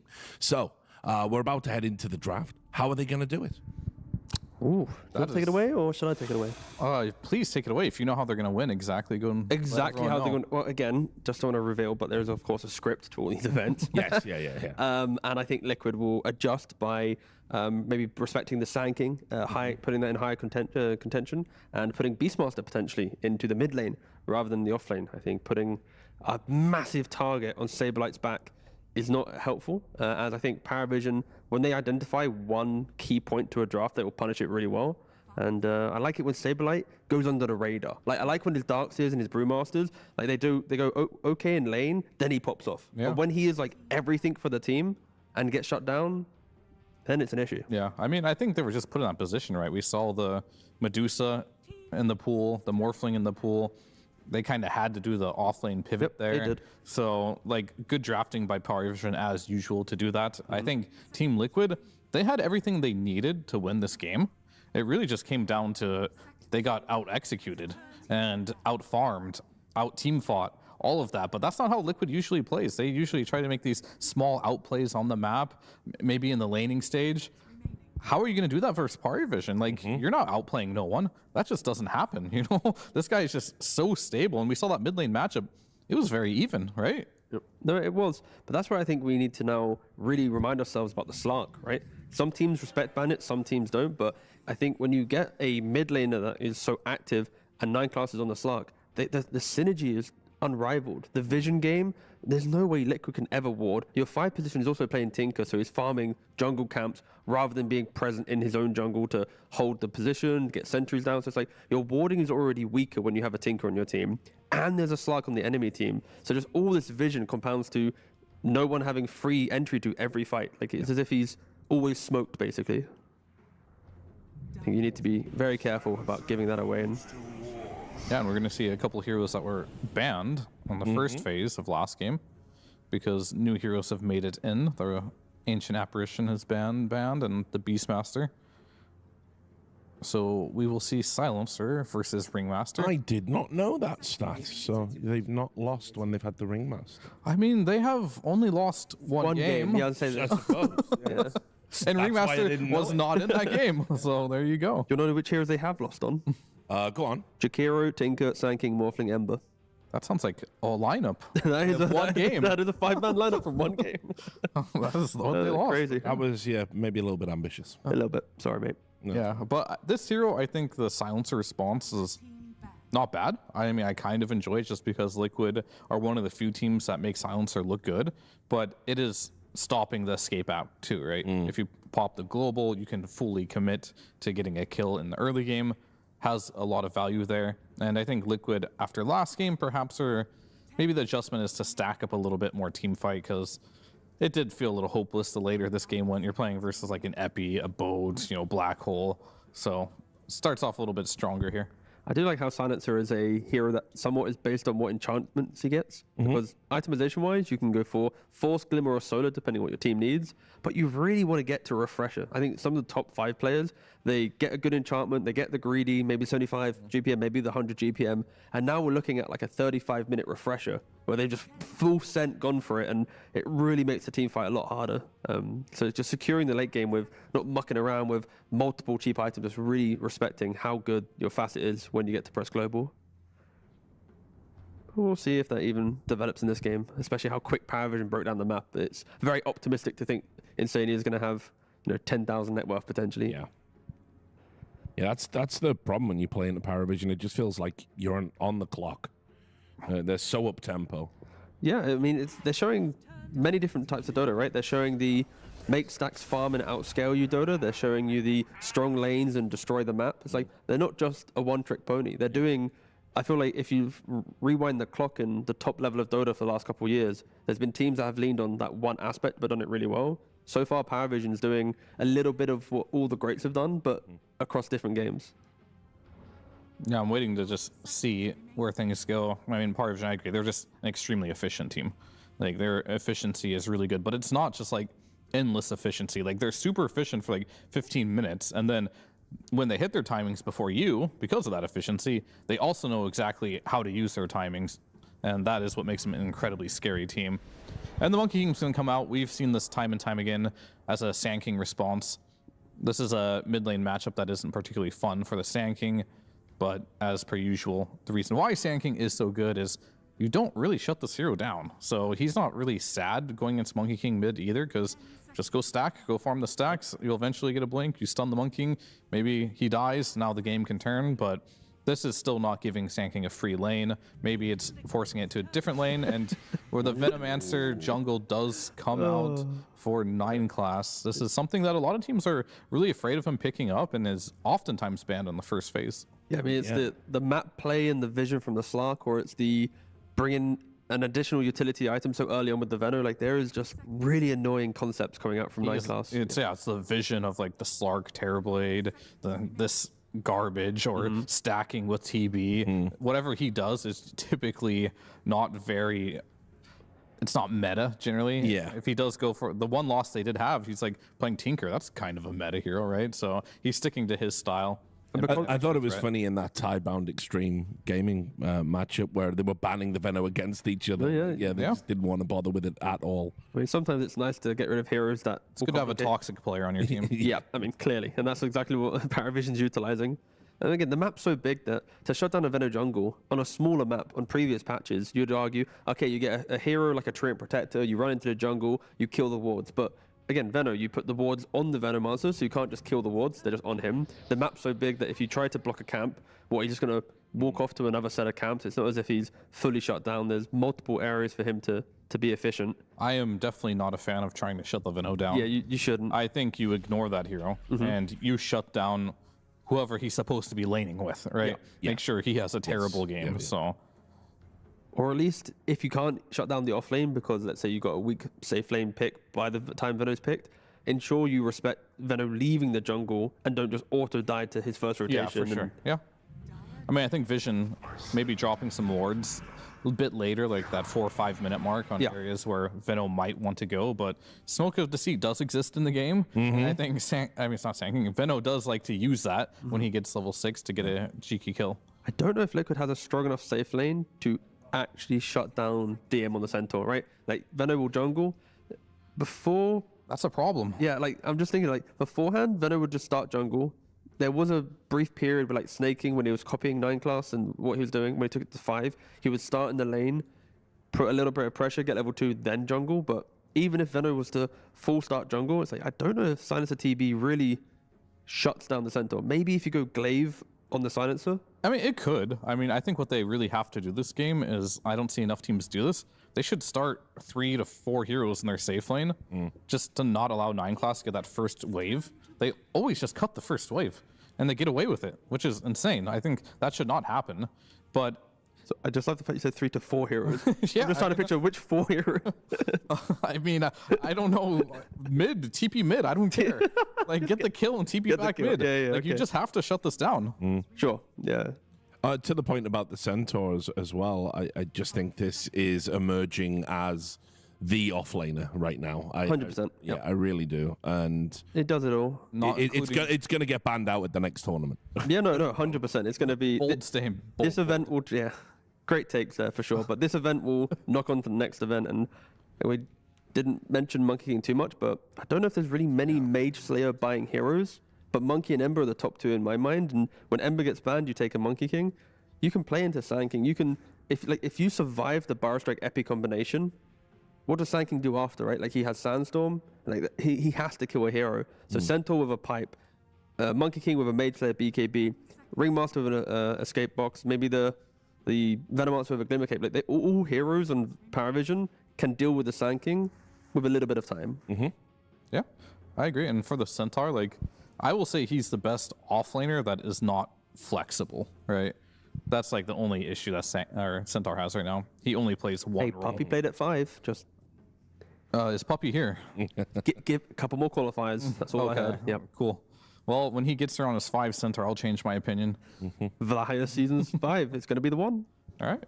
You heard it here. Write it down. Oh, that wasn't a bold prediction. I was just trying to hype up the fans, right? You've just been reading the scripts all day. That's yeah, the scripts are real. We just finished season 5s. No, oh, okay. Oh, you got the early release. The Return of the King, Puppy's back. Oh, okay. On Centaur 5. On Centaur 5. Yeah, it's all happening. Lovely. I mean, both teams here. Yeah, I think you're looking for potential 2 roles here, right? Sand King could be mid, could be offlane. Monkey King could be carry, could be mid. So they're going to take some time to decide which of those 2 roles will be the more potent last pick and ban that out. And it's an exciting debate, though, right? Because you either got Monkey to mid and you get a really good scaling carry into TB, or you put Monkey to safe lane and you just create more chaos on the map. It's like the Venom will leave jungle plus the active nature of no one. Yeah. Is there any anti-Monkey King mid heroes that can maybe complicate the draft? That's why you want to put it to the safe lane? Complicate the draft? Yeah. Or it's like, oh, oops, I forgot to ban it, and now my Monkey's losing his mid lane. I mean, are we talking about like Vipers and Huskars? Are we going to extremes? Sure. Let's entertain the extreme for now, if you want. There's 2 of them. Huskar and Viper are some extreme matchups for the Monkey King.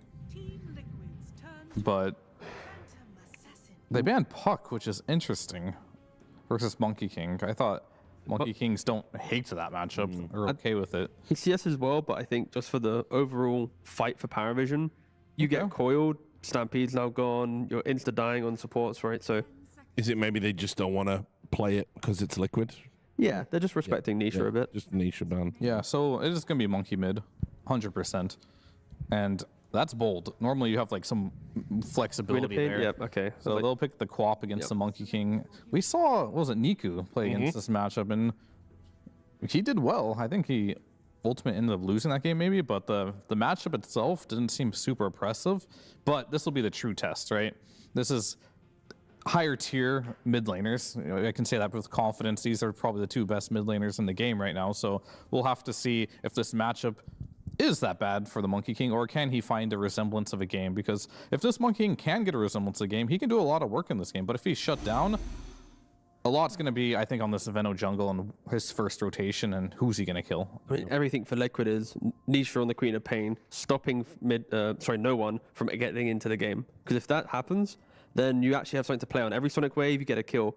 But then, like, DM, again, the entire lineup of Paravision feels like it's so unkillable. 15 minutes in, everyone buying auras and magic resistance and enabling each other. Where is the damage for Liquid? Your Terrorblade will still be farming. So for Liquid, it's like their lanes have to go well. They can't concede or go even in lanes. They need to get the edge. All right, well, we're going to get some draft insights. We're going backstage again with Nomad. Thank you, Richard. I'm here with Jabs from Team Liquid. Do you feel like this draft went how you expected, and are you happy with what you came out with? I mean, to some degree, you can kind of expect the heroes from Pari always, but it's always hard to find an answer for them. I think we're somewhat happy. I mean, it's always hard to tell because obviously they play a very different type of Dota than any other team.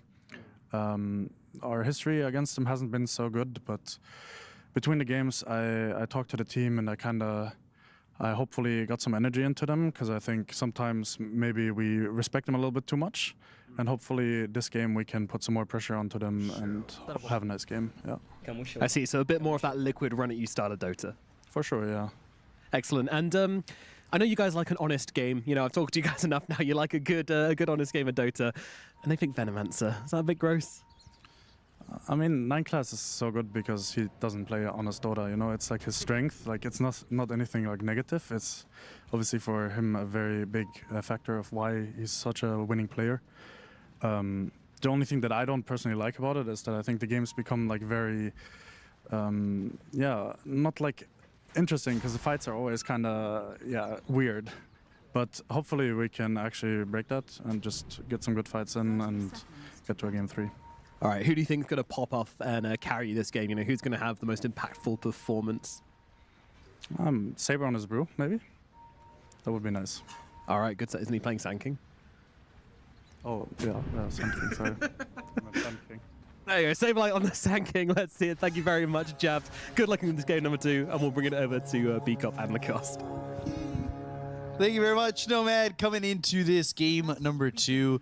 Like you said, there is a lot of history here. Lacoste, you wanted to kind of elaborate on the history between these two teams. Yeah, it is a very difficult matchup for Team Liquid. And we can see what's happening in the bottom lane. They're going to kill the wave immediately with Vena with his facet. One CS have been denied, but to go back to history, so far in 2025, Team Liquid managed to only win 4 games, 11 losses against Paravision. So the matchup just doesn't suit them. And as Jazz was talking about, this matchup, the very predictable style of Dota, but also very different from other teams are doing, so it's very difficult to counter it. And yeah, Team Liquid, they definitely want some revenge. ESL 1 Rally, lower bracket quarterfinals, Paravision did eliminate them and ended up winning the whole tournament. Damn. So they have really had their number. We're getting a couple of disconnects. Can we zoom in on Sand King real quick? I got to make sure if it's Sand King or Brewmaster. All right, definitely looks like that's definitely a Sand King. Thank you very much. I appreciate that. That was, you know, trusting Saberlight on Brew. Probably trust them on Sand King too, right?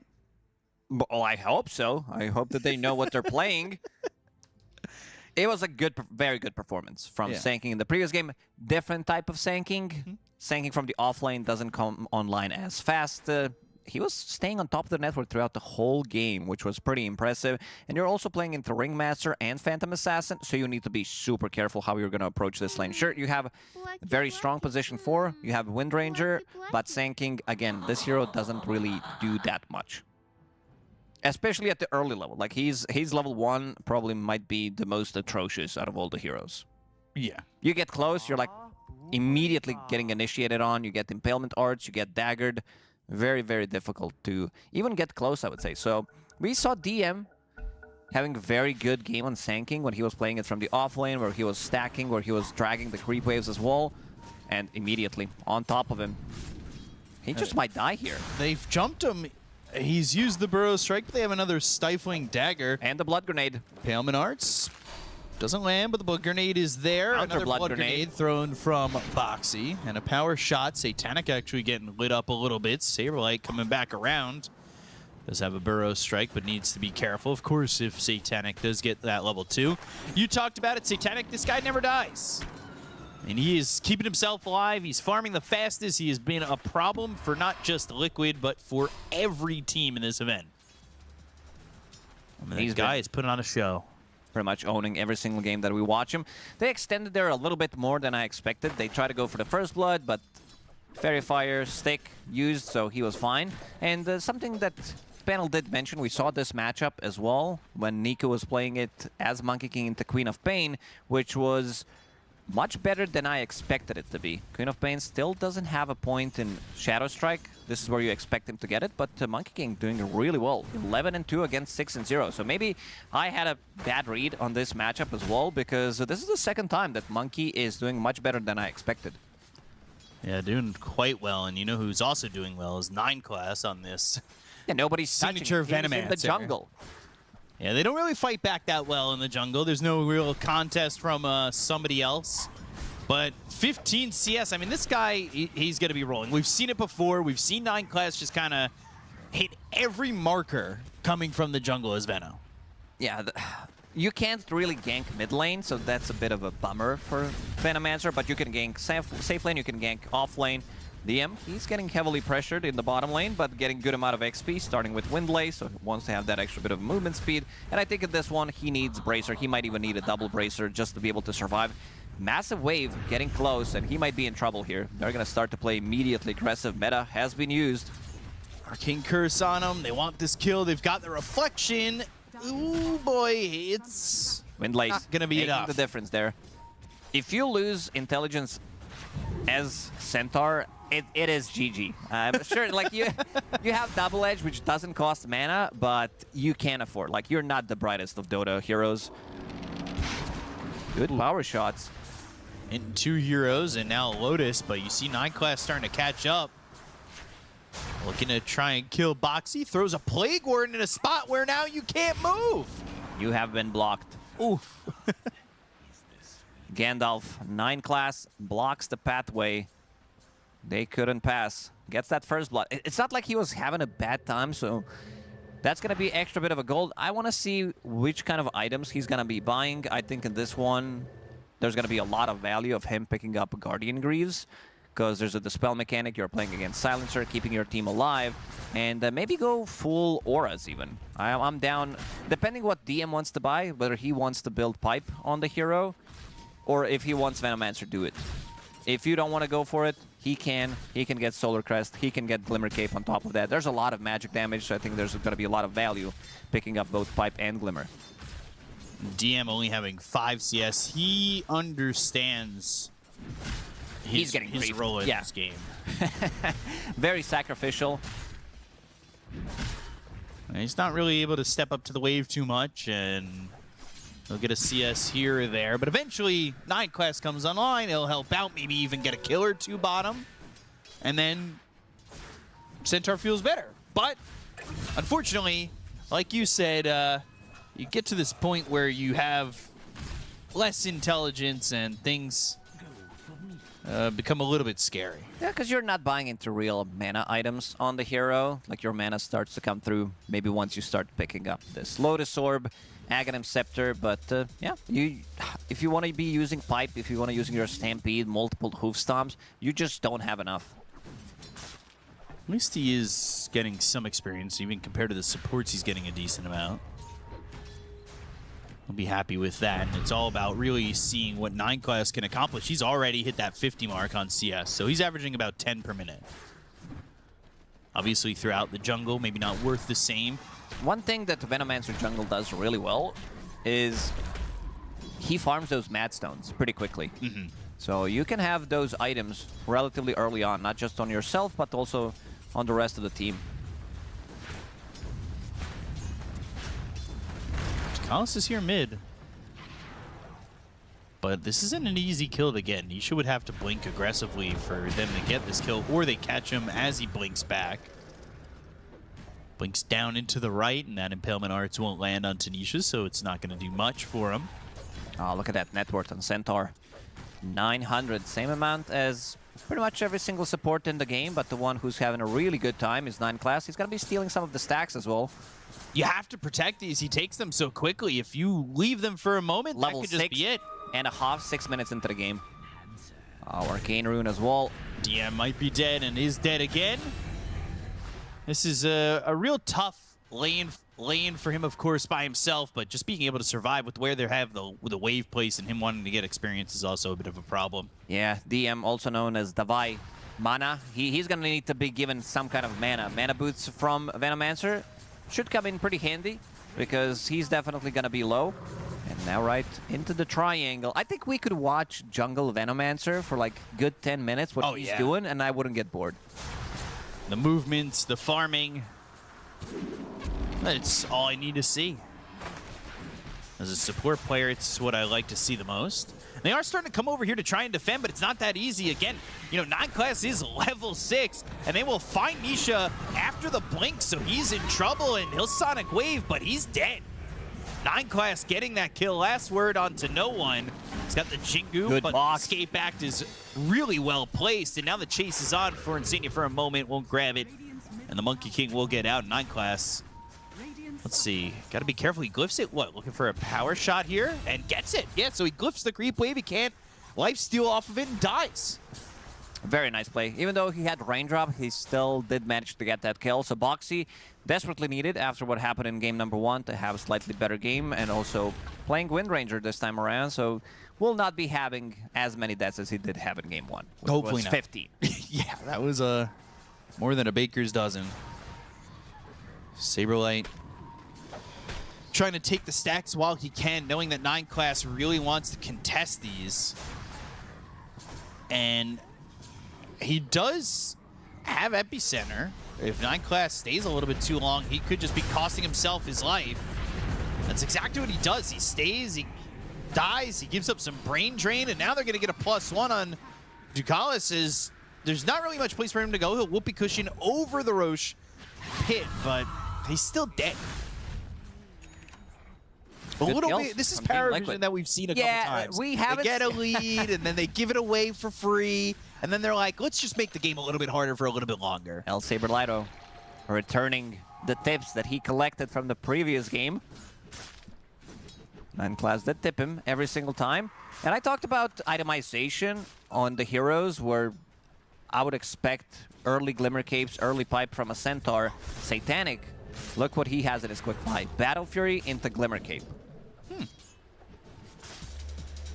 See how much that works out for him. I like it. Now, DM level 6, he does have Stampede. Could clearly see his game is not going that well. He's in that support net worth. But you do have a very high Venom. Stampede is used, and now the ulti on Mickey. He's feared up. They tame the beast. They're trying to get the kill before he's able to Mickey sunder. doesn't have Sunder. Stifling He doesn't have dagger. it. No one to sunder. They'll get the kill on Insignia and Mickey. They'll lose DM, so it's a 2-for-1 for the moment. But Satanic looking maybe for a way to dive back in. Impalement Art, Sonic Wave, going for 9 class. He'll get the kill, but he's traded. No one here for Saberlight. And they've got the Boundless Strike held off on. He's trying to juke around the trees, but Satanic sticks with him. He goes into the Sandstorm. They've got the dust ready from Ducalis, and that's a double kill for Satanic and a tip right back from 9 class. This is the power of Phantom Assassin. You want to get involved early on. This hero has very good chase potential. He also didn't go for Orb of Corrosion, so his Battle Fury timing is also going to be very good. Sure, it allows you to get maybe an extra kill, allows you to get an extra bit of a farm. Mickey, he just got that level 8, but Satanic, he's not done. This is a triple kill in my book. That is a unofficial triple kill. It's nice unofficial triple play. But a couple of bounty runes for no one, and Ducalis also going to bring the creep wave over. They want to put some pressure onto the tower, and then Saberlight back into farming this Blink Dagger into the triangle and taking some of these stacks. He's so far away from his Blink Dagger. Definitely needs any kind of farm he can get, any kind of stack. But right now, they're playing very aggressive in the bottom lane. Seems like there's not going to be a response from Liquid. Silencer, still not level 6. Yeah, no global is a little bit rough for them. However, even though they're losing this bottom tier 1, looks like this mid tier 1's going to drop without contest either. And both these teams just very content on giving up these towers. A little bit of a lead for Paravision, but a smoke play from Liquid to try and even it up as they're gonna go bottom again to try and find DM who wants Blade Mail. This could certainly help him as time goes on. Maybe get a couple of kills with that in these big team fight engagements. Shackle connects though. Arcane Curse forced the Stampede. TP attempt, and he is out. Easy peasy. Doesn't want to get his mana drained again. No, right now he's working with what? 375? So use the Stampede, which is 150. Hoof Stomp is 110.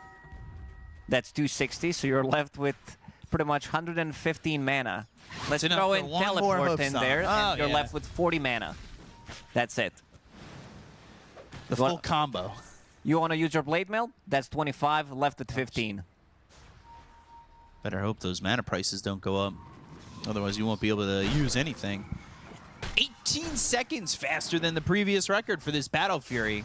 You said it, No Orb of Corrosion means that he was going to get into the Battle Fury earlier. We saw a similar game from Satanic in Belgrade where he had he had Battle Fury, BKB, Sanjin Yasha 16, 17 minutes into the game. It was something insane like that. Global Silence gets used, they find themselves 9 class, so they'll take a little bit of his mana, and the Brain Drain already up to 6.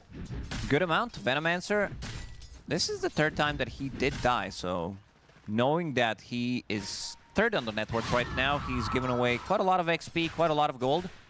Nisha, he continues to farm up. About to finish off his Dagon, so that's going to be explosive damage that they do need once they pop the Global Silence. Saberlight, close 10 minutes in. Yeah, he looked very poor, but with some stacks going on, he's going to be able still to finish off Blink Dagger pre-14 minutes, which is pretty nice.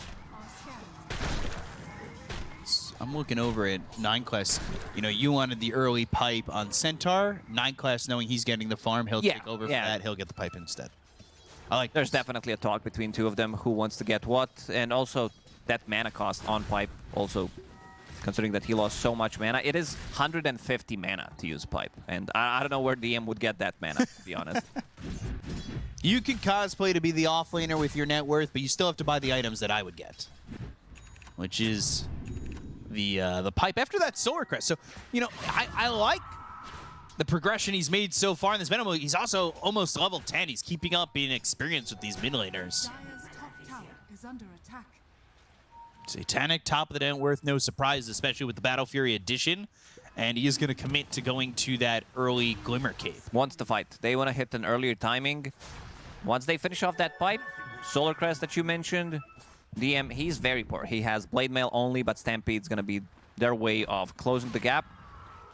Two teams not going to find each other. Seems like Paravision, they want to find Terrorblade farming in the bottom lane, but he's already gone. McKay is a little bit far back into his own jungle, so there's not really a spot for them to find him there. And the Glimmer should be coming through. Then it's going to be Sanjin Yasha, Satanic for Satanic. So going to his namesake pretty early on this hero. But with this Blink Tag, I'm a little bit surprised that maybe Liquid haven't found a fight or tried to fight a little bit more. It is about to hit that 15-minute mark, and they are going to go through this Twin Gate, looking for somebody from the side of Liquid, maybe confirm that kill and end up going for the Tormentor themselves. They have very good shards. Shard, if you can pick it up on Wind Ranger, is a big setup for your Sanking, big setup for Queen of Pain as well. Keep them in place so your TB can deal damage. Not a bad one by any means, as well on Silencer. If you keep draining that mana, especially on Centaur, could play a big role. Boxy, nice dodge. And dodge the first Impalement Arts, not the second, but there's the hoof stomp with the Stampede getting committed. They go to the Wukong's command. They've got the Global Silence, and now Boxy trying to TP out in front of them. They also got the kill into no one while they're by this Tormentor. I think Global Silence was used to kill Monkey King, but it also helped Boxy to actually get out, because there was supposed to be another double edge, maybe another Impalement Arts. I didn't see if it was off cooldown, but a nice dodge from Boxy. Saberlight just blinking in aggressively. Impalement Arts thrown over, doesn't catch anybody. They have not taken this Torm, though. I guess the assumption is that Paravision saw him there and they wanted to contest this, but like you were saying, there are some good shards in this game to try and get, especially for free. 100% off always feels good. Blink Dagger for DM is on the list, but you can see his net worth, not exactly working with a lot. That being said, no one, he's kind of behind in farm too. I said that 9 class was kind of cosplaying this off lane role, and he is with his items, but net worth wise, he's really taken over priority, but not really priority because he's the one just farming the jungle and everything, from the mid. No one's kind of behind here. Yeah, those two deaths still has good amount of farm. Mage Slayer, Pipe, this is a very strong combination in this patch. Allows you to mitigate most of the damage, and most of the damage on their side is magical. At least early on, sure, TB is the one who's going to be dealing physical damage, so they have a little bit of protection from Solar Crest, something that Venomancer rushed. Primal Spring there, time the Beast down bottom. Saberlight looking for an epicenter. And Ducalis not going to make it through the Twin Gate. Now looking for the epicenter. But Tame the Beast, the escape act. He'll survive it for now, and he'll try to run away. He's got the whoopee cushion for a jump, and he'll also dust because he knows that Satanic's coming his way. Tame the Beast, and no one through the Twin Gate. Can they find Saberlight? Primal Spring not getting the vision, doesn't see him at the moment, and that won't end up being a catch just yet, but maybe he crosses paths. He sees him within the trees and finds him again. Will pop that dust. He's got the Jingu. They'll use the Stampede. They've got Satanic coming over. Not blanking out. Will get the kill onto Saberlight after what was a long chase. Knowing that he has Mage Slayer available, so that he's not going to have that blank. And I could see them going and try to grab Tormentor for themselves. So it's going to be between DM and Ducalis. So let's see who's going to get it. Spotlight is very, very good shard. You're playing against Terrorblade. His illusions are gonna almost instantly die. But maybe DM needs a little bit of push. He's gonna get it. He'll get it. It's a good it's a very good shard. Not so much early on, but this is a more like mid-late game oriented shard. Dire's top tower is under attack. Paravision, we saw in the last game, it was very close and they won a big fight and it kind of tailed off from there. They're in this spot where you could see a big fight go their way and Satanic would just be too far ahead to catch. If they can slow him down, that would be nice, but he still is not died, and I mean, this guy only averages 1.5 deaths. This team is struggling to kill him once, let alone twice, to really shut him out. They will find 9 class. He's a very tanky guy. Very tanky. He throws that ult, and slightly more. Dagon? Yeah, has that Dagon to get the kill. Meanwhile, at the same time, though, they found themselves this terribly. Wukong's command comes Mobile in. is ready. Palace is here with the Wheel of Wonder. Burrow Strike comes through, and no one's going to be in trouble instead. And they will get the kill onto no one with the Global Silence used. There wasn't much more that Ducalis could do. This is what Team Liquid's lineup is very good at. Getting pickoffs, getting the kills. You can pair up Sanking with Queen of Pain and pretty much get any kill on the map. Satanic involved in 6 out of 8 kills. Continues to farm up. SNY completed. He's been farmed, but will he fight a little bit more? Will Paravision fight a little bit more? I think they're starting to feel maybe the lack of farm on Centaur. Strike that from the record. They're not feeling it. Satanic gets a kill in a boxy with the help of the Centaur. I think DM is a very impactful player when it comes down to him using his net worth, especially when he doesn't have much. Like he has, if you turn his impact let's say damage to net worth or net worth to damage, his numbers would definitely be pretty high. I do like that stat. His effectiveness is there, and they move into Roche. So Paravision will get themselves an Aegis. There will be no contest here from the side of Liquid. This will be an Aegis to work with, and maybe immediately a smoke out. Does anybody... Ducalis has 3 smokes ready to go, so they could smoke right out of Roche and maybe look for some sort of kill. Instead, they'll find Saberlight. Their dust is ready. There's the Blink, Hoof Stomp, Tame the Beast combo. And Saberlight, who's playing up in the face of this Monkey King, ends up dying for it. And Satanic's looking for Insania, who's trying to juke around the trees. Will attempt to TP out, and will be successful in doing so. And Satanic immediately to the TP to the top lane and kill off a creep wave and continue to get a whole bunch of farm. They don't want to use this Aegis immediately. They want to use it to pressure the map slightly more. Go and try to find some of the kills. Okay, straight into MKB. Knows that he needs that. I mean, you are playing into Phantom Assassin, so either you buy MKB or you need to start building your Bloodthorn. Didn't even finish off his Hurricane Pike. Moxie's in trouble again. Yeah, Wheel of Wonder with the Wukongs, Tame the Beast. No one gets a kill there. Both him and Centaur, obviously Centaur has the help of the Shard, starting to catch up a little bit in terms of farm, but they've got the Epicenter on to no one, as well as the right-click damage with the Metamorphosis from Mickey. And Nisha Can he get out? He has Good for a shard. kill on the back line. The Sonic Wave is used, and no one and Ducalis both die. Nisha getting the solo kill on Ducalis. Solo XP as well on him. They need to bring the numbers if they want to be taking these type of fights. Everybody else, Venomancer, he still continues to jungle, still playing like a core. We saw a very greedy build yesterday on his Thinker, Kaya, Aghanim Scepter, Blink Dagger. This time around, he's still staying ahead of his Centaur, even though he picked up shard. He got that extra 1,400 gold. DM playing Sacrificial. The rest of the team is right behind him, or what's left from the team. Yeah, he's played all this time sacrificially, but he's right there with Monkey King and Veno.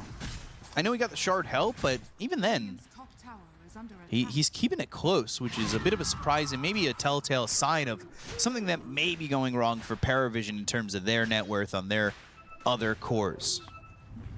Three of those cores are very close to each other. We'll see if this is going to be good, because a lot of the times you see Satanic, he has the most farm throughout the whole game. No one compared this net worth to his previous game, where he would be keeping up with Satanic, but this time around he's getting shut down. Queen of Pain got his number. Every single time that he did die, it was Queen of Pain getting involved. Boxy runs into Satanic. Now they've got the Burrow Strike. He has that Glimmer Cape. He does have that Aegis. They'll Stampede for some distance. Doesn't look as though they want to go.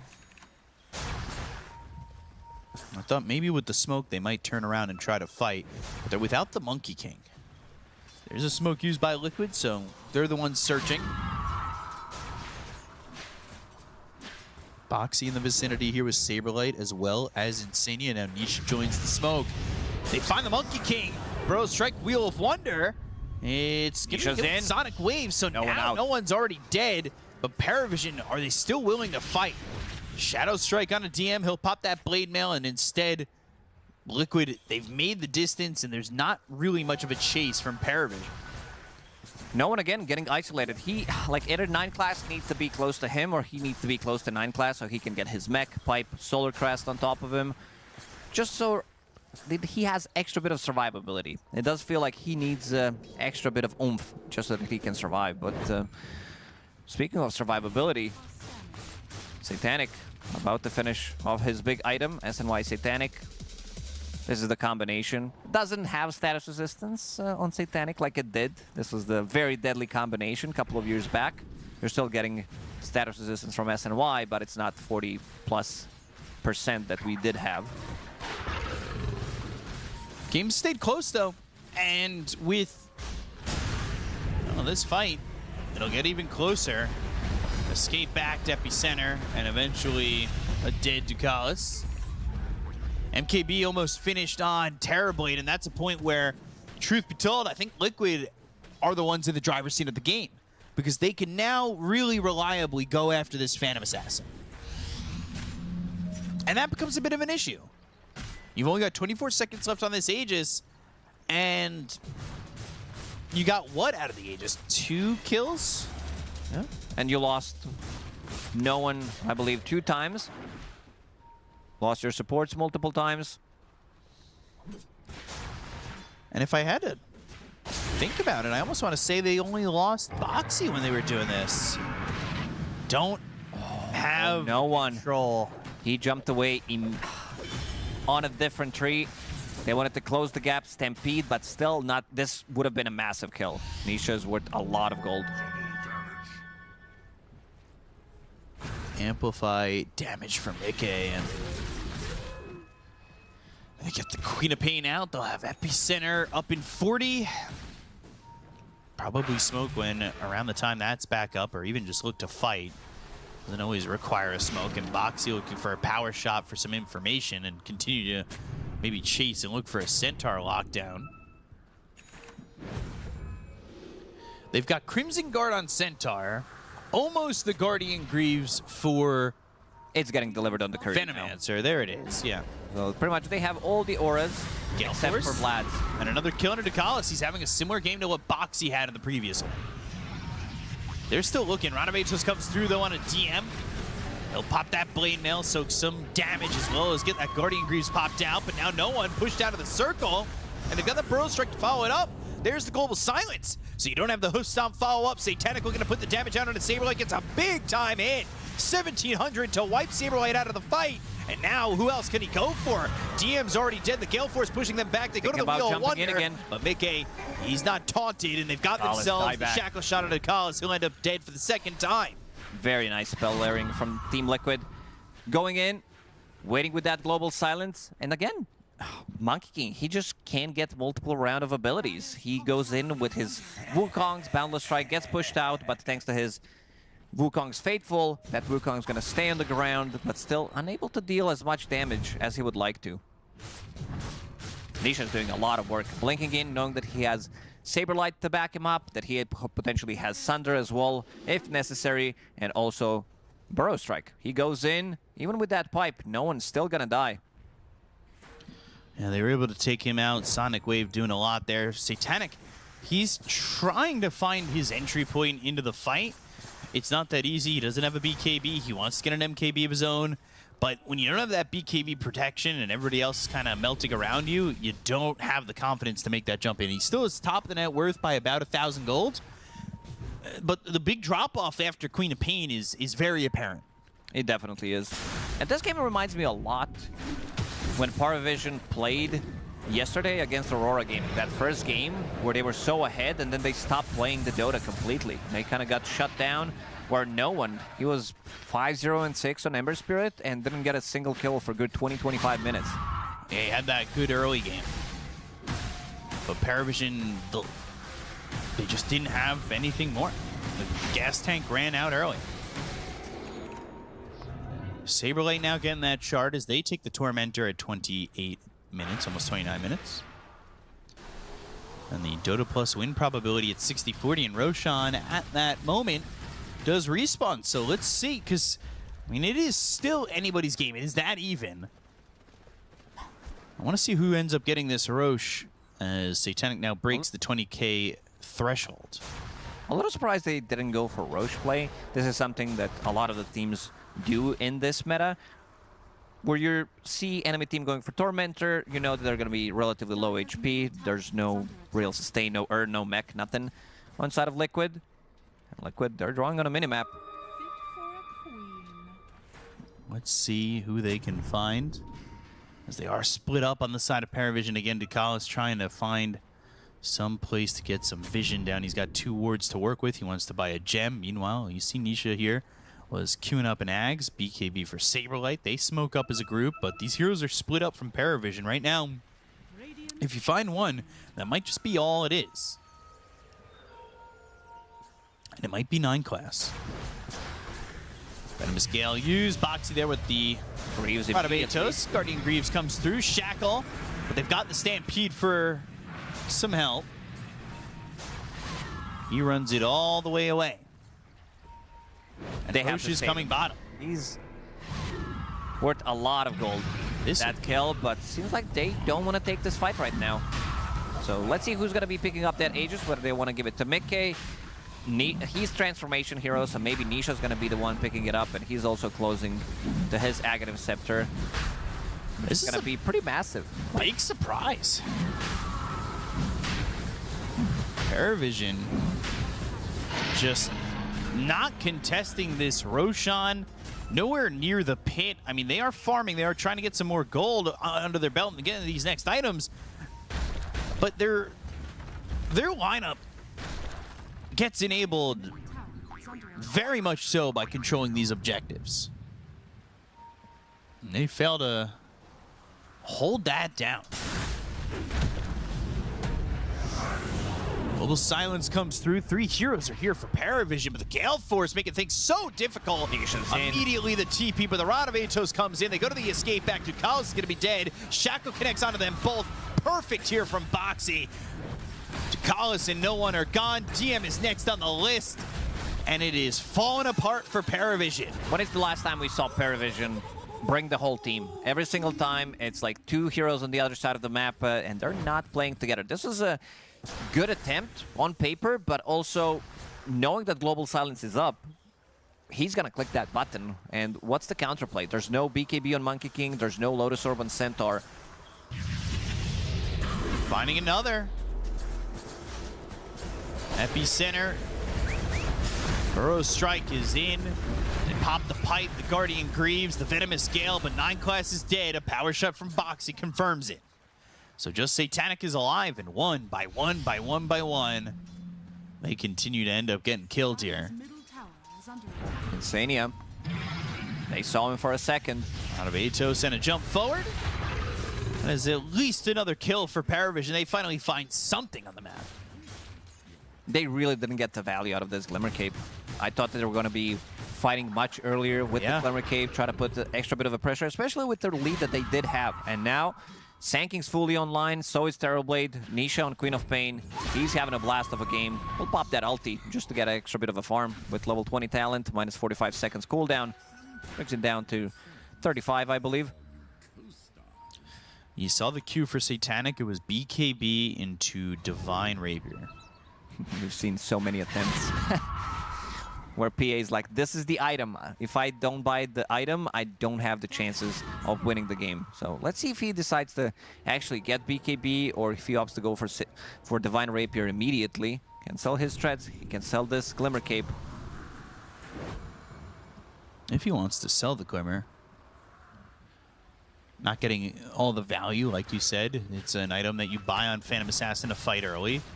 They didn't really do that. They only have 13 kills, and there's the big item for Liquid. Refresher Orb for this Silencer. This has to be. I'm just going to throw it out there. This has to be the fastest Refresher that we've seen so far on Silencer. I probably agree. I mean, Boots of Speed, Solar Crest, Refresher Orb. The only one who would get it faster is somebody having a great game. Boots Refresher. Shackle connects. Dakos is dead again. 9 times. And he is just emulating what Boxy had done to him in game number 1. He is constantly getting caught, except I will say he's got a little bit more net worth. He's got that Rod of Atos. He's got that Shard for the Spotlight. That's the big one. Spotlight is very good against TB and his illusions. He also has Manta Style, so illusions are dying relatively quickly. Stampede Shackle connects. They are not going to get DM out of this. He is dead once again, and they are just never together here for Paravision. They have been grouped up on Liquid for what feels like the last 15 minutes. I don't remember if we've seen Paravision bring 5 heroes to even one of the fights in a 35-minute game. Satanic also realizing that Glimmer Cape wasn't really doing much, sells it, buys a BKB, and now he's trying to farm Divine Rapier. Still very far away from it. Needs basically 5,000 gold, sells the tread, so around 4,000 gold. No one also going for a BKB. It does feel like no one has been going for a lot of things in this game. Playing from behind like this. There's a massive difference, as you said, between the cores, because Centaur and Monkey King are sitting at 13,000, 14,000, and then you have... Ooh, oh, they get him. Any kind of a kill. They're baiting. No one in 9 class, they're far out. They need to back up. The rest of the side of Liquid are coming over. Into the trees, the Gale Force, the Blink, 9 class just in time. The power shot thrown to potentially hit no one, but doesn't connect. Throwing a banner down onto the high ground. Just for vision. Banner was so bad before that people actually used it as an observer ward. They dropped it in the middle of a fight. Get any kind of value out of it? Yeah. I was going to say, this might recently be the banner that's furthest away from its objective. Still, though, Liquid, they've now got Mickey ahead of the Satanic. Obviously selling a lot of his net worth, or some of his net worth there. That might have given him that advantage with the Glimmer and the Tread's gone. This is free gold, though.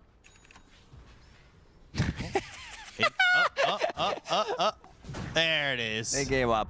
He gave up. After those couple of misses, Templar Assassin still needs a lot of gold for that Divine Rapier, but he's gonna TP in. Thinking there's going to be a high ground push from Team Liquid. For now, they're controlling the map. Gem available on Boxy, and he's also going for Nullifier. These position 4 players, they're realizing that if we are the ones getting Nullifier, our cores can go for different items. This is also not the item that you buy on Sanking, on TB, unless it's a position 4 or Queen of Pain. Nineclass, he's got the gold for the Mystic Staff to get that at least, and now they'll find DM. Sonic Wave, Blade Mail not gonna matter, as they've used that Lotus Orb on him. Ranabetos locks down Saberlight. He's forced to pop that BKB. I think they're fine with this trade, as long as they can get the Divine Rapier on Satanic, which he's getting relatively close to. Needs another 2,000 gold. Stampede is down. Sonic Wave, not that long of a cooldown. Still needing a bunch of gold for this Divine. Should have enough time to farm it. Nineclass still needs 800 gold for this Hex. He's got the Mystic Staff on his Courier. That's sitting in the secret shop. Satanic also level 25 now, but at the same time, Nineclass, he's gonna die. And because he bought that Mystic Staff, he doesn't have buyback. Either you commit for a full item or you don't. Buying these components doesn't really do anything for him, and now Liquid will use this opportunity, saying that there's no Venomancer. DM's in, Satanic goes forward. There's the Global Silence with the BKB, though. He's got the Lotus Orb. Going for Mickey. Oh, there's the Thunder on Insania. Boundless Strike goes to the back line. Zunker Seal Tournament to get out of the Wukongs. They'll look for the epicenter. It's the Burrow Strike that's not there just yet to lock down Satanic, who had that BKB now running out. Burrow Strike thrown onto no one. Sonic Wave escape back. They will retreat. They've still got everybody that was in that fight, with Nineclass still a spectator to it all. This is the first time we're seeing the power of Paravision's lineup, where they are using the spells together, and Mickey, that defensive Sunder, keeping him alive. Still showing he should be afraid of this Phantom Assassin, and this is pre-Divine Rapier. Nemesis Curse. He has Titanic once again, as his enchantment. So extra attack damage, extra bit of status resistance. This Divine is close. Roche is up, by the way. Refresher Shard Cheese. I mean, you do not want to give this up and give multiple Global Silences and multiple Epicenters. Options there for Liquid on Roche, but now, as we watch Roshan leave from his natural habitat all the way down to bottom to make the journey to his other cove. Well, sounds like I'm watching Natural Geographic. Kinda are. He's moving very slow. Roche will use that time to wash himself, as he has the river and the water. But he gets there, and both teams are set, at least nearby, to go for this fight. Refresher Orb, They're going all in. Divine There's Rapier, Divine. Hex purchased. They want to take this fight. They want to surprise them with two big items. Yeah, the Hex and the Divine's big. They've got the Refresher Orb off cooldown, so they do have access to do two Global Silences. But you said it. The damage can be overwhelming if they get some big hits here. He's also level 26, so -1 attack to trigger coup de grace. Got rid of those boots. And they smoke up on both teams. They wrap They can find the back line. If they can find this Silencer, who doesn't have buyback available, this could be pretty big. Nisha is scouting. Yeah, Nisha was scouting, but the Monkey King was in the trees to break the smoke. They know. Scan did connect there for a second. They're wrapping all the way around, and these heroes from Liquid, they're in the triangle. Insania might be the one who steps up. No double Global Silence could be huge. Perfect target. That's the one you want to get. They go to the Wheel of Wonder. Can they get the kill here onto the Silencer? They'll look over, they get Insania. He doesn't have buyback. So now you do not have access to double Global Silence. She was in a blink off to the side out of the Wukongs. They want to chase. Ulti thrown from Nineclass, and there's the Venomous, or there's the Gale Force to pull them back. Try to hold them away, but the balance strike jumps off to the other side. The BKB is going to be popped. Satanic goes in huge numbers. Gets the kill on a Mickey. Now he looks at Nisha. He wants another one, but he can't quite get the kill. Saberlight gets the Collis. No one's going to fall. The epicenter's huge from Saberlight to at least start to salvage. Picks up that invis, but massive kills. Insania, he was not with the rest of the team. Double global silence was not used in the previous fight. They definitely need that to be able to take that fight, but Satanic keeping his BKB for a very long time until he jumps Mickey, and then that explosive damage. Mickey couldn't even do anything. Used everything defensively. Moxie.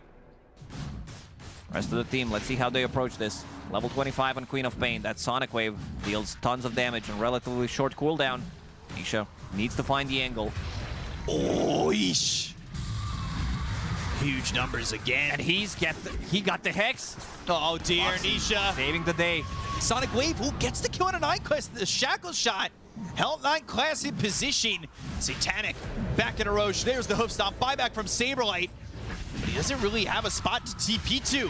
They'll get the kill on a Boxy. Roche is going to be killed. They get the Aegis on a Satanic. There's the Refresher Shard picked up as well. Cheese left to ferment in the pit. Yeah, they're lactose intolerant. Nobody wants to pick it up. Same.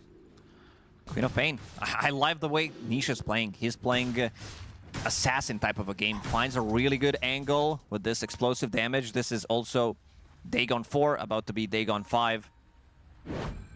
Sonic Wave.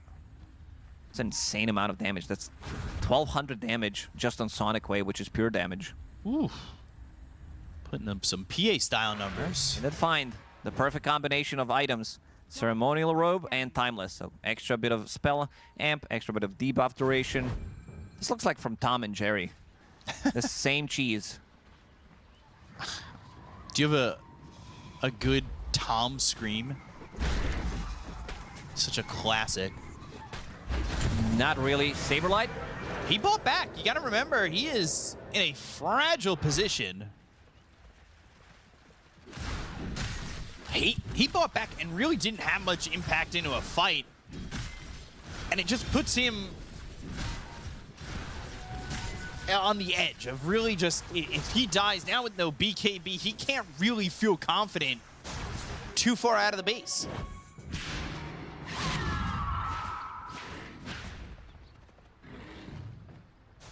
They have Refresher Shard in the backpack here for Phantom Assassin, while that Aegis is in the item pool for PA, going for Ag's Blessing. Doesn't have a shard yet. No, I was thinking which is the same a big, it is very big damage number. It is 28% of max HP. It's like 700 damage.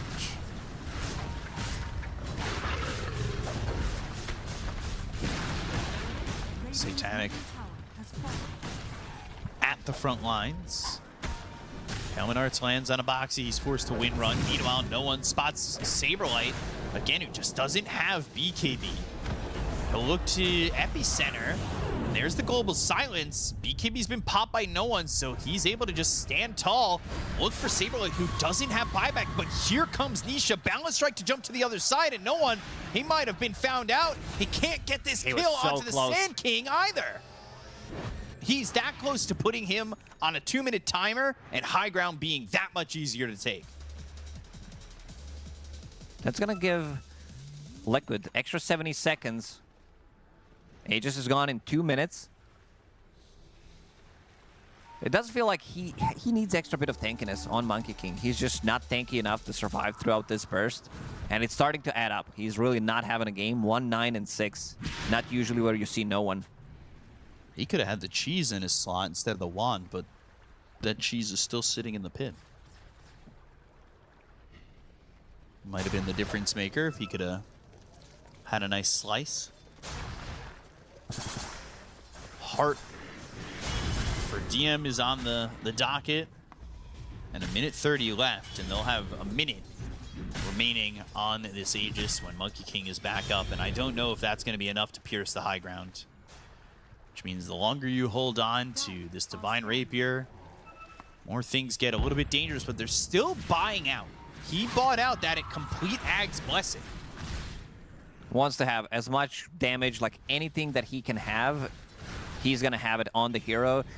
The spell is very nice. You're playing against Terrorblade, you're playing against Queen of Pain with Shadow Strike, Arcane Curse. You can't remove Global Silence because you're silenced anyway, but all these other things you can dispel, and your abilities are going to reset. So you can blink in, get a kill, immediately jump to a different target. Who's got their shard on Paravision?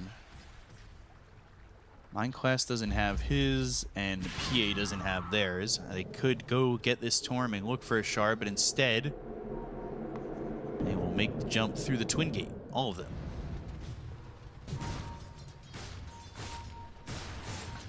So they move over. They're looking for a Moon Shard on Satanic, anything they can build that's not going to take up these slots. But they've got 20 seconds on an Aegis that didn't really get used in a way that pushed more than just the Torm. And Satanic is the one who gets fortunate enough here because 9 class... Yeah, his shard is not very good. But it was between that and him, and Satanic getting the 50-50 in his favor to get the Fan of Knives. Pop that Satanic back into the slot after losing this Aegis, and now you gotta wonder, are you holding on for 3 more minutes? Do you try to fight without the Aegis, or are you just trying to farm up these next items? Satanic, he wants an Abyssal Blade, but what do you slot out? Is it just the Battle Fury for the Abyssal Blade at that point? He might. He can also disassemble S and Y, but probably wants to keep status resistance. Balance Strike, Sonic Wave. They're trying to go. They go to the Global Silence, but now they'll get the kill on a new one as well as Ducalis. It's Saberlight who's got the double kill. DM's in trouble. 3 heroes dead. Satanic's in. Another Global Silence. He doesn't have an Aegis. He's not going to have a Divine Rapier if he drops. He goes to the Fan of Knives. He's trying to make the jump. The Barrel Strike doesn't land with the BKB still going. The Dagon is there, and he is that gone. Satanic is dead. Drops it and is now gone for 96 seconds. He needs 260 gold for buyback. They're immediately Ducalis is on the bounty duty. He needs to go out and try to pick up some bounty runes, but there aren't any right now. So Refresher now on Sanking, they did a very good job. This explosive damage from Queen of Pain has been causing quite a few issues for Paravision throughout the whole game. 7,000 damage, and this was dealt in a matter of seconds. They find 9 class. Everybody's got buyback who needs it at the moment. It was an even game. Suddenly, 20,000 gold lead for Liquid. Yeah, Divine Rapier gone. Paravision just not expecting a fight there. They didn't use the Aegis to take a fight. And then they just focused on Satanic and were able to get this kill into the Phantom Assassin, taking out Ducalis and no one just immediately. 35 seconds without PH. He does have buyback now. Shoot another Divine. Let's see how Liquid approaches this one. Whether they want to go for the tier 4s immediately. Paravision, Glow Glyph. Sania, another Global Silence in 10 seconds. Melee racks, range racks go down if they push for more. There is another Glyph available if they want to save these racks. They don't have to necessarily. 1 set, 2 sets, it's pretty much the same thing at this point of the game. 50 minutes in. Danik is out in 5.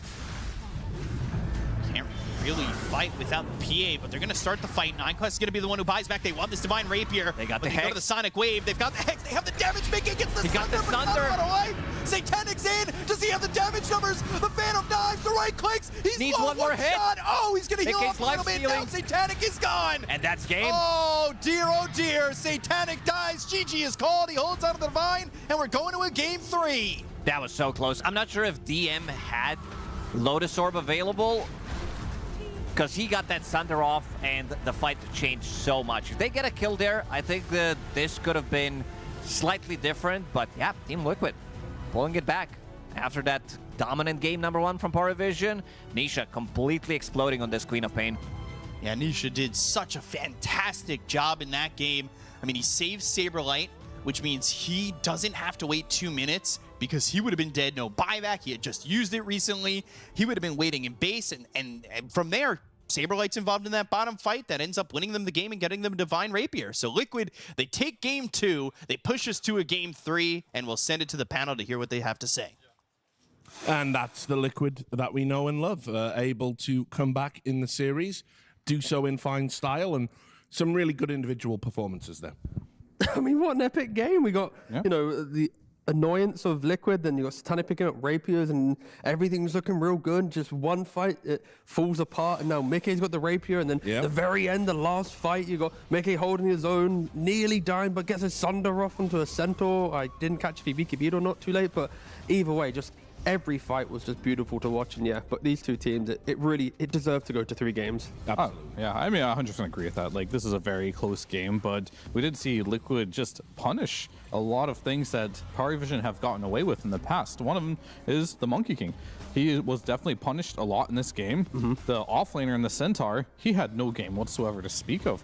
And I don't know if the trade-off for this Venomancer was what they wanted from Paravision. Every other game I've seen Paravision with this jungle Veno, DM found a way to get something in the game, but he was completely shut down this game by Liquid. So I think going into this next game, you have to really reconsider, is this Veno playstyle something we want to do against Liquid? Yeah, I think the main thing, like Fair just mentioned, this game is does Liquid identify where on the map they need to find the pickoffs to make Paravision feel like it's PA versus the world. This was it. This was like, I need to we're talking about it. Just watch. This is how close it is. With DM. He did BKB, so then he gets the Sunder off, and that's rough to watch. Totem. Yeah. Again, beautiful fights there from Liquid. Unfortunate for DM, but still, again, for Liquid, just the way that they found Monkey King on the map, they just kept finding the pickoffs. It's like even if Paravision get the first Aegis, during the Aegis, they're getting additional kills. And we're going to look at clips later, but how often do you see no one on mid lane go 1 and 10? And then you look to his counterpart on Liquid, Nisha, 19, 2 and 12, right? It's just... Right. He also had a decent laning stage on the Monkey King, too. Like, the first, 4 levels, they were great, but I think we have a 0% win rate on Divine Rapier PA at this tournament, I would imagine, because, every time we see this Rapier being picked up, it never wins, so... I mean, we were talking about the green room. We don't have the stats to support you there. I have no idea. This is an arbitrary stat I made up, just based off of what I've seen. So, but either way, this guy, he was very, very popular with his Queen of Pain during his TI win. It was actually Puck and Queen of Pain. He played a lot. Oftentimes didn't have a good laning stage, but the way he plays this here in the mid late game, absolutely insane on the Queen of Pain. And every single fight we saw, no one. He just died from 100 to 0 because of this Queen of Pain, just shutting him down. Yeah, and very rare you've said that about no one at this tournament. I mean, I nearly jinxed him. I didn't need to in the end. He ended up having a bit of a nightmare. But I was going to say, I don't think we've really given him his flowers too much because he's had such a tenured career and he's doing so well. But yeah, definitely a rough day at the office. And I guess that brings us to the clip so we can get into the weeds of how the game panned out, because obviously it kind of starts with this first blood, the Veno jungle coming into play here. Yeah, this is just a cute little play he did here. Just blocks the pathing and Box like, oh, okay, I guess I'm dead now. And this is a great rotation. Some of the good things that will happen from this jungle Veno is you can make plays like that, but is it worth sacrificing DM? Yeah. That is the question. Well, looks like no, right? And then I know you've got... yeah, for me as we can skip to mine. Do you want to do a head-to-head Fear, or should I...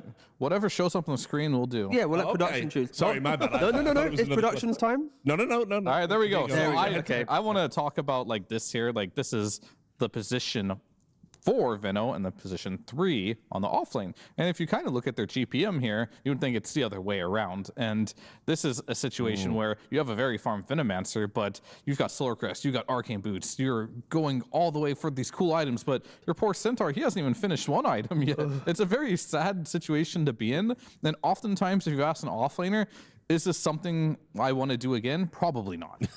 Again, normally this net worth on the Venomancer feels good when you're moving into a Monkey King who's got farm, right? Like if your Monkey King has a game, then the Veno jungle is going to feel good, right? But that's why Liquid, they identify who to pressure. Ignore the Centaur, get into the enemy jungle, try and kill off this Venomancer who is basically a core for the side of Paravision. And whilst they're killing off the Venomancer, look what else is happening. They're still killing and putting more pressure on the map. They're killing the Monkey King. So yes, you're showing the Venomancer having good net worth, the Centaur sacked, but the Centaur's sacked, the Veno's dying, the Monkey's dying, and there was just multiple times where Liquid was able to find this Monkey King to stop him from having a game. And as soon as you put Paravision in the position of can Satanic do it all, he proved that he nearly can. But this time Liquid just had the ability to clutch up the fight. But it's still testament to Paravision, even when it is just Satanic versus the world, the fact he can get this close to winning is just how good the team is. But again, Liquid just reading the map really well to punish them. Yeah, I think we've got some more clips coming as well. I think we chose one for the team fights, did we? It's actually just another kill. Oh, okay. I'll be honest. It's I'm just in awe of how Liquid were playing out the early game. He yeah. cancelled his TP. He did. Yeah. But also Saber would have helped out and cancelled as well. True, true. Yeah, and we're just reminding, and this is the key point of this clip was just PA has the Aegis, and it's not Paravision making a smoke gank, leading the charge, utilizing the Aegis. It's them under the threat of it. But now we're going to see the team fight. This is the team fight. This is the team fight. Yeah, I just wanted to highlight, like, looking at these fights, right? You have the global that stops all aggressiveness, and Boxy on this Wind Ranger, we haven't mentioned him once, but this Gale Force controlling most of these team fights. You want to, like, kite the fights out, reset. You can't against Wind Ranger. And look at the net worth as we leave this highlight, right? It's that Monkey, he's at the bottom, he's below the Centaur. The Centaur, who was half the net worth of the Venom Monster at 12 minutes, we now fast forward to, 31 minutes in the game, and he's now below the Centaur, right? It's like, that's how much Liquid dismantled Paravision, and they really forced them into, you have to just do the insane play to win it. Yeah, and well, I mean, look, we know Paravision can do those insane plays. I nearly thought that team fight out of the base. I mean, he did it, to be fair. Yeah. That's how cool it is. That's why this series needs to be 3 games. If it is a potential repeat in the grand finals, it should be 5 games, because when we're seeing Paravision get picked apart this much and they're still able to create moments, it's just impressive from both sides. Yeah, but absolute credit to Liquid to get back into this one. And so, guys, with that said, we will go to a quick break. And when we come back, we're going to have the deciding game in the series and see who's going to go to the grand final.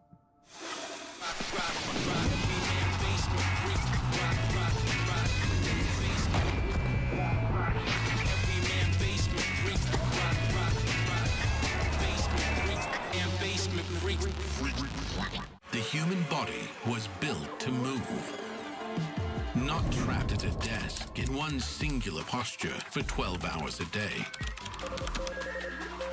It's time your chair evolved. This is Secret Lab Titan Evo. Ergonomically engineered for you, gamers, hybrid workers, artists, backing your every move.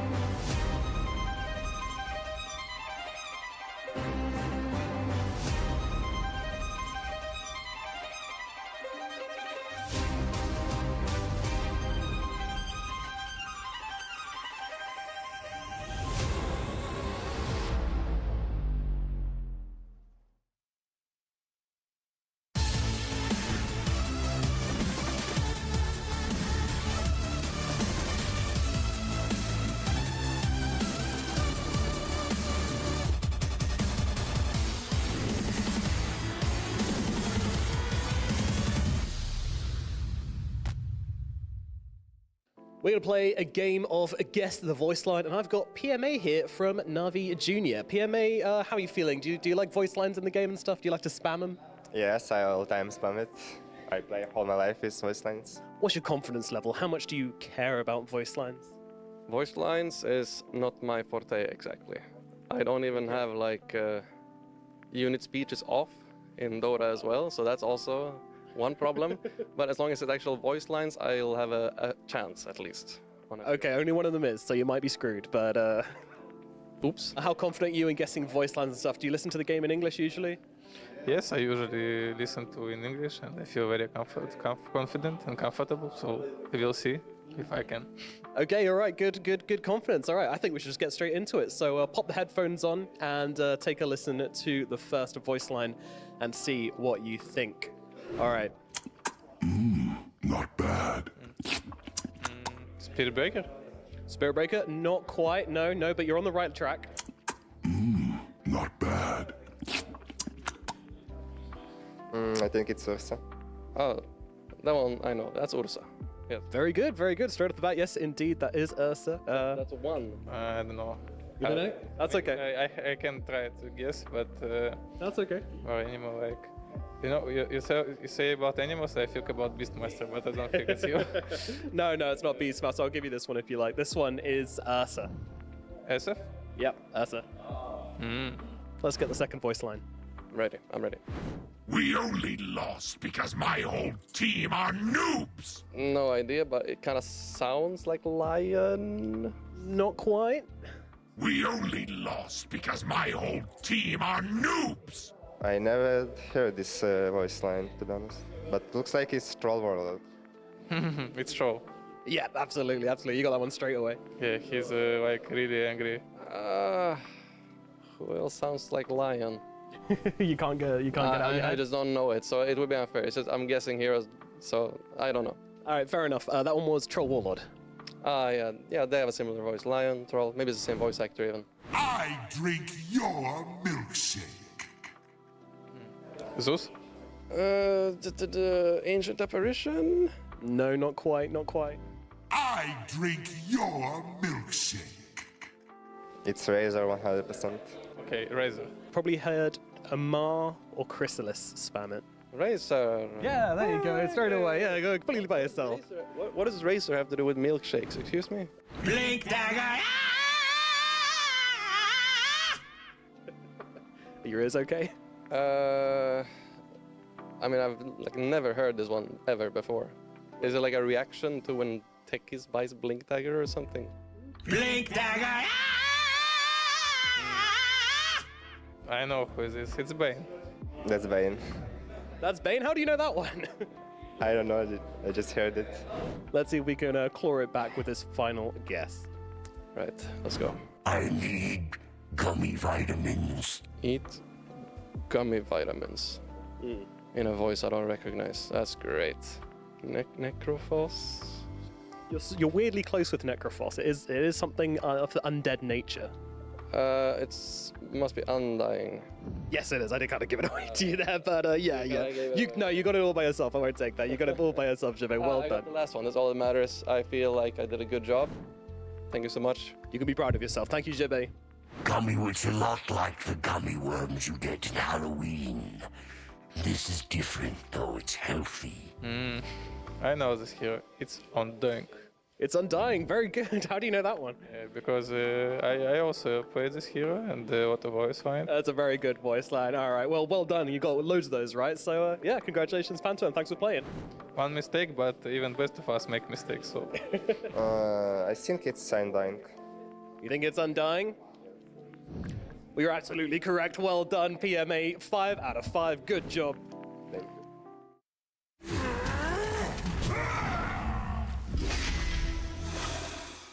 Welcome back. Yes, we're about to have the decider. Team Liquid and Paravision, obviously our reigning champions. Team Liquid, they know how to come back into these series.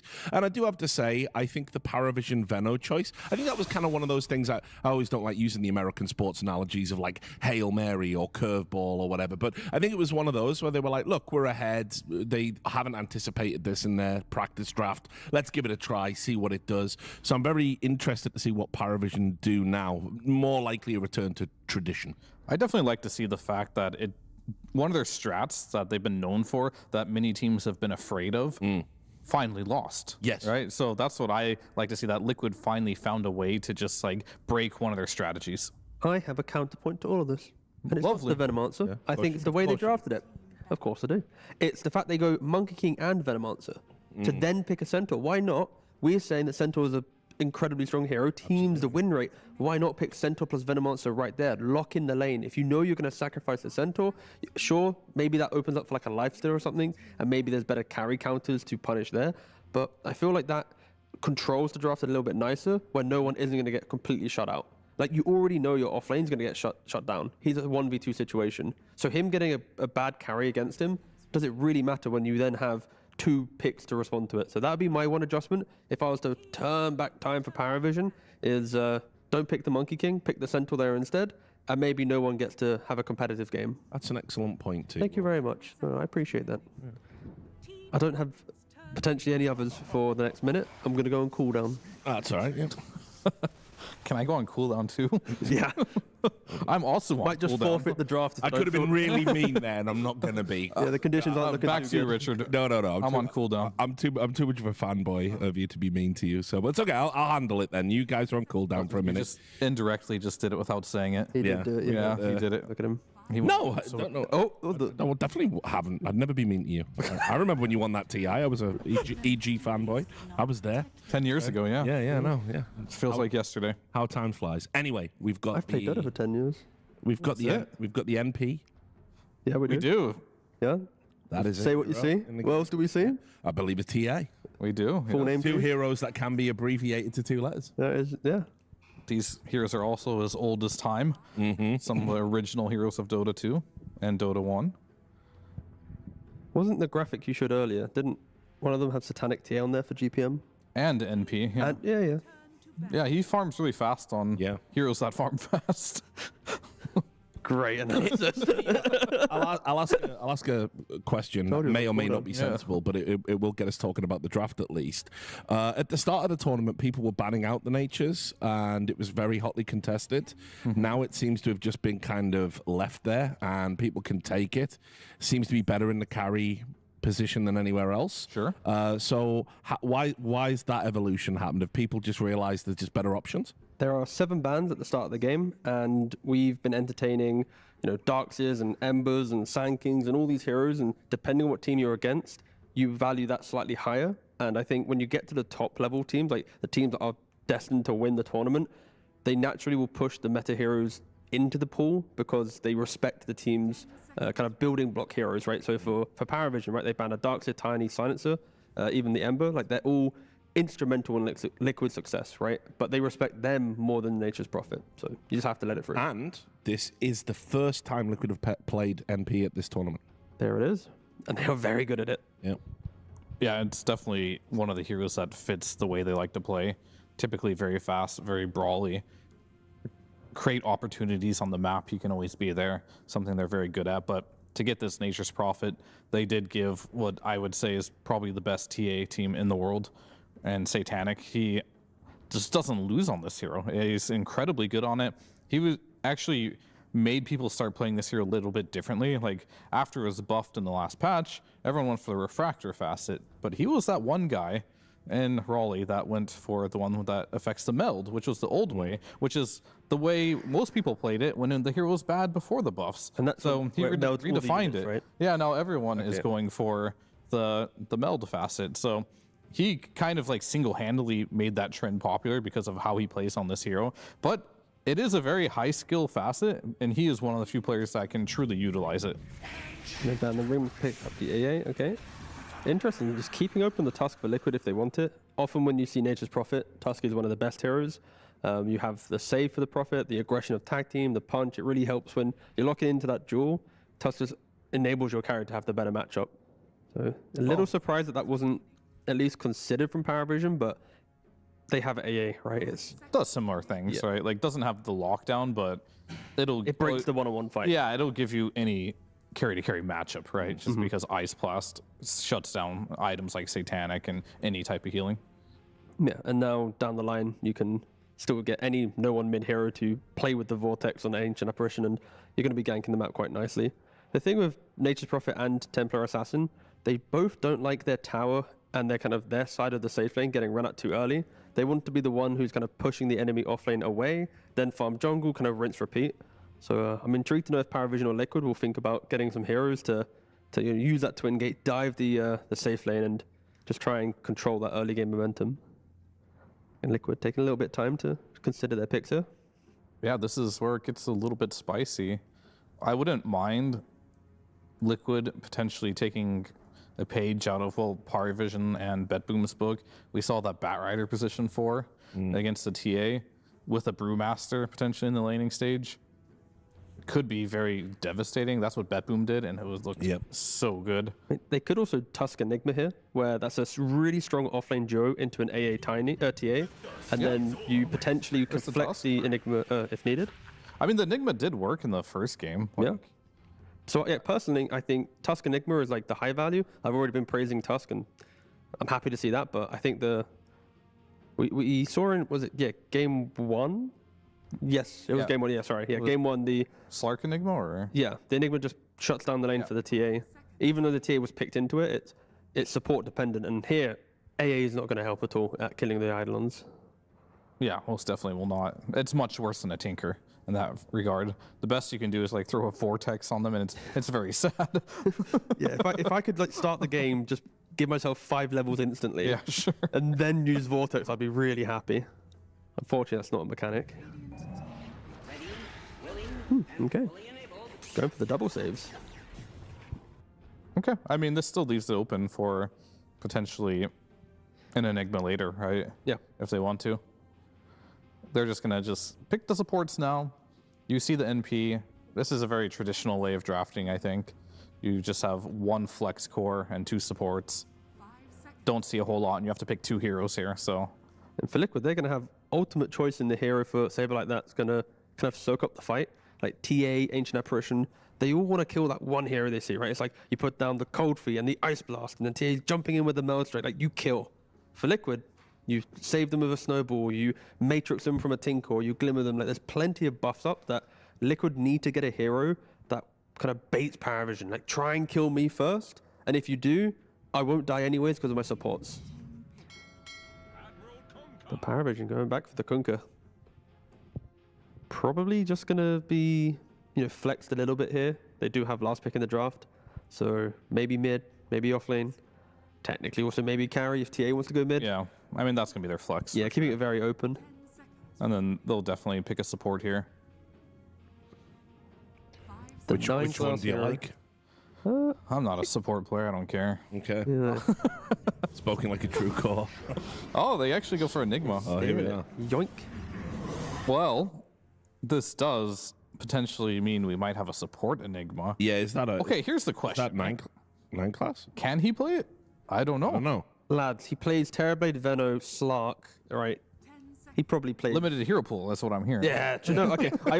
I purposely ignored the good supports in that pool. He plays Ringmaster as well, Kotal and Bat. Yeah, okay. But I tried my best to, skew it for the broadcast, but... That's what we're here for. What are their roles? I mean, it is very flexible, right?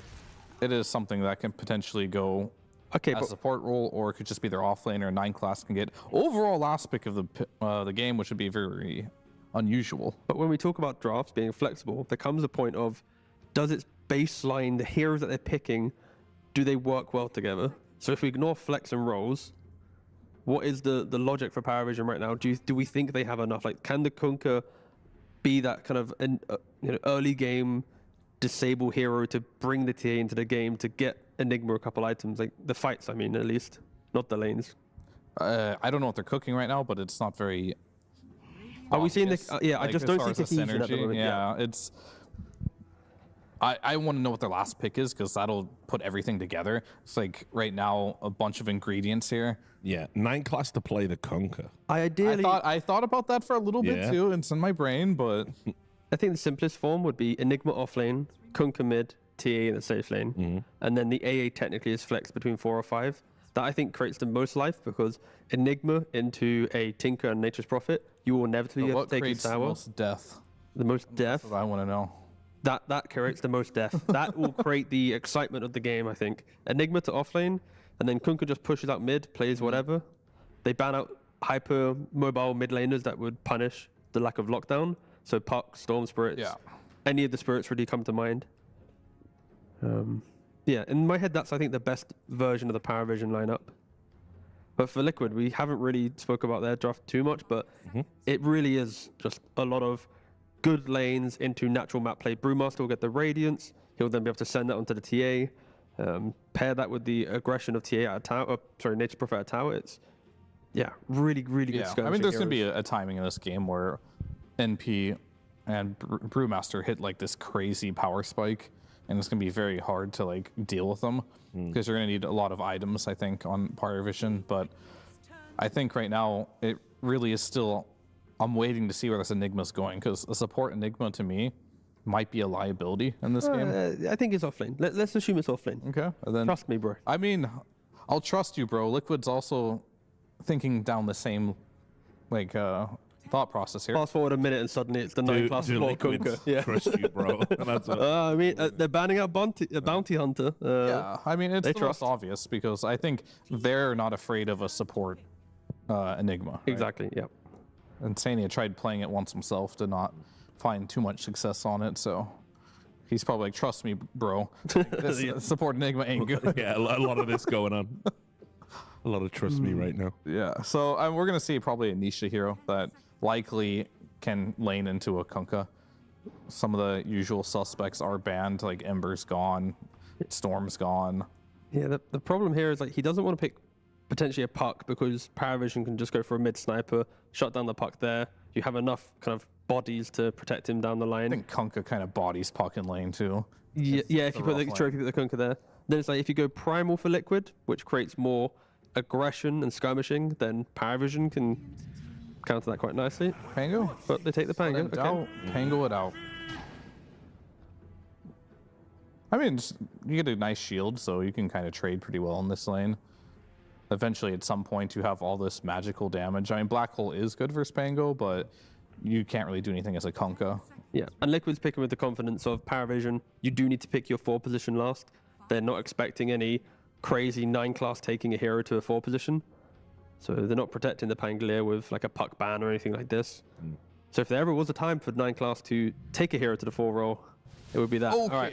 Let's sit up. Let's see what the hell's happening here, Paravision. Who's playing what? AA5 mid, and we have 9 the support class Templar Assassin. Oh, he's going to go for the hidden reach facet. Yeah, all right. Cool. That's the one, the third one that nobody goes because it's not, it's unique. What it does is the longer you're in your meld, the more it increases your attack range up to 400 bonus attack range. So your meld gets actually pretty good distance at early levels. I've seen it once in a high-level pub. I did too. And it lost. And I was like... very trolly. Yeah, it was very trolly. I was like, you know what, mate? I respect you trying it, but thanks for the MMR. And then never saw it again. But now, here it is, 9 class, the guy that plays all the weird four positions. There's no point trying to analyze it. One of the best right now. If anyone's going to make it work as a proof of concept, exactly, it's this man. And that's why I'm not going to try and sit here and say, oh yeah, I looked at this, I looked at that. I've not really seen it. I've only seen it fail in pubs. So I mean, if it fails in the game, obviously we'll say it was a grief along with the Veno. You know, it happens. Yeah, we'll wait to see what the game does. But of course, in the lane, I think it helps that Enigma is such a strong offlaner that I don't really care what's playing with the Enigma because he already does a lot of the heavy lifting. It's not like he's playing a TA support with like a really vulnerable offlane, right? Like it is a kind of an easy pass to being a niche player. What I'm going to do is, I haven't done this for a while, I'm going to bring in our commentators. That's what they think. Oh, look, we're at the beach today, we lads. What's going on? It's a nice warm day. This is a work environment. What's happening? Anyway, what do you make of that? TA, 9 class? What do you think? Haven't seen it in action yet. Always happy to see what he's going to be playing. And he's going to be playing with Enigma. So pretty much you can throw there any hero in his lane and he's going to be fine. They just wanted to have that Morphling as the last. Do you like it, Ben? I love it. Love it too. Beach cop, love it or not. All right, then. Well, I hope you're going to love this game. Take it away, guys. I definitely will. And we definitely will here with everybody who's in the audience watching along. Milo Acosta, ready for game 3. We always love a good game 3. I swear I saw a Reddit comment that said something about Templar Assassin's third facet that it should be removed. Satanic getting initiated on. 9 Don't class. quite have the damage box. He's actually the one blocking. in trouble. Has Almost boots of dying speed, there. so we'll run away. Everybody's so close to death, and Saberlight as well. He needed to back up onto the high ground. Everybody close to dying. So explain this to me. We barely see Hidden Reach. Well, because the other facets are better. We saw... Well, Fear goes, well, we don't see this facet because it's hidden. That's why. Unique. And he stopped and had to get the word unique out there, but... I'm never doubting 9 class. I think in this one, he was asked, you ever played Templar Assassin before? It's gonna work if here the answer for was First yes, Blood. First Blood. Boots of speed, a lot of value. Managed to run away, and Insania is going to give him the tip. That was the easy kill there for 9 class, already making an impact. This mid lane, Kunkka kind of maybe expecting it was going to be, I mean, everywhere, honestly. I thought maybe Satanic was going to be willing to play it again. Nisha going to be up against it with this Pangolier. What's this matchup kind of look like? He can trade. He did go for, of course, Thunderbolt Facet from the mid lane on Pango. Nisha putting quite a lot of pressure. Having that shield crash is very good for trading. We might see a kill here. could do. Body blocks are pretty on point. And uses Missed that Tidebringer. Doesn't land it at that moment. He is level 2. Ooh, Torrent. That connects. Nisha still crash. Gonna be able to back off under the tower with the shield crash. Tidebringer available again in a moment. But not getting that full kill, and does have a full creep wave here under the tower. There's another Torrent ready. Where is he gonna place it? Trying to feint it with the hand movement. That tell. His Doesn't Rum quite get this kill though. His Rum got procced. So that'll be on cooldown for a full minute. Maybe not as confident anymore without that. But 9 class, I'm interested to see the build that he wants to do on this TA along here with this Enigma. What about Nullifier? What? First item? Yeah, it could happen. I mean, Saberlight usually when he's playing this Terrorblade, Saberlight's gonna die. When he's playing this TB position for Slark, we see drums, we see Yule Scepters from time to time. We saw Nullifier rush on TB yesterday. Nisha again. Quite low. Shield He crash just got and... his bottle delivered. 9 class, it's a roaming TA. Well, you're level 1. Is it? But you have that reach. You do, but when do you get to call it a roaming TA? The second he left lane, he's a roaming TA? Like, what is this? He's involved in 50% of the kills so far. Managed to escape that twice. Pretty much in the, I would say in this meta, having Blood Grenade allows you to play so many of these heroes as a position 4 as well. Satanic, he's going in, and we'll get that kill. Level 3 on his Morphling. This is kind of... Ooh, and they're going to give him a courier too. This is kind of what we saw, I would say, game 1, where Satanic was fed a lot of kills and assists early on. And it was done so on a Kunkka, this time on a Morphling. But yeah, what were you saying other than Nullifier on 9 class first? He could also go for traditional items. Pick up Hurricane Pike, try to scale a little bit more, hit them from the distance, hide in that meld. Even in a support role, is this the only facet worth taking? I don't think there's any other way around. It just gives you good laning stage. Like, it synergizes nicely with Eidolons, that extra bit of minus armor. Level 1 meld is minus 5 armor. 9 class sprouted, but goes after Insania. They've got the Malefice, so they've got some extra damage. The meld strike and another kill for 9 class. That extra damage, extra minus armor with Eidolons, really making the difference. And I also think that Satanic shouldn't really die in this lane, not until Pango rotates. It's also not the best hero to rotate because everything is physical from Pango. And we're talking about Morphling here, one of the highest armor heroes in the game. No one was forced to use X-Mark on Pango. You would love to use that X-Mark so that you can TP back and come back to the lane, but pretty even in terms of CS. And it is a roaming TA. Picking up a couple of bounty runes.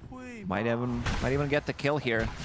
Satanic aggressed on, and he doesn't have waveform, but Akalis is here with a cold feet on a Saberlight, and he wants to go and turn this around into a waveform. That might have been a bit of a mistake.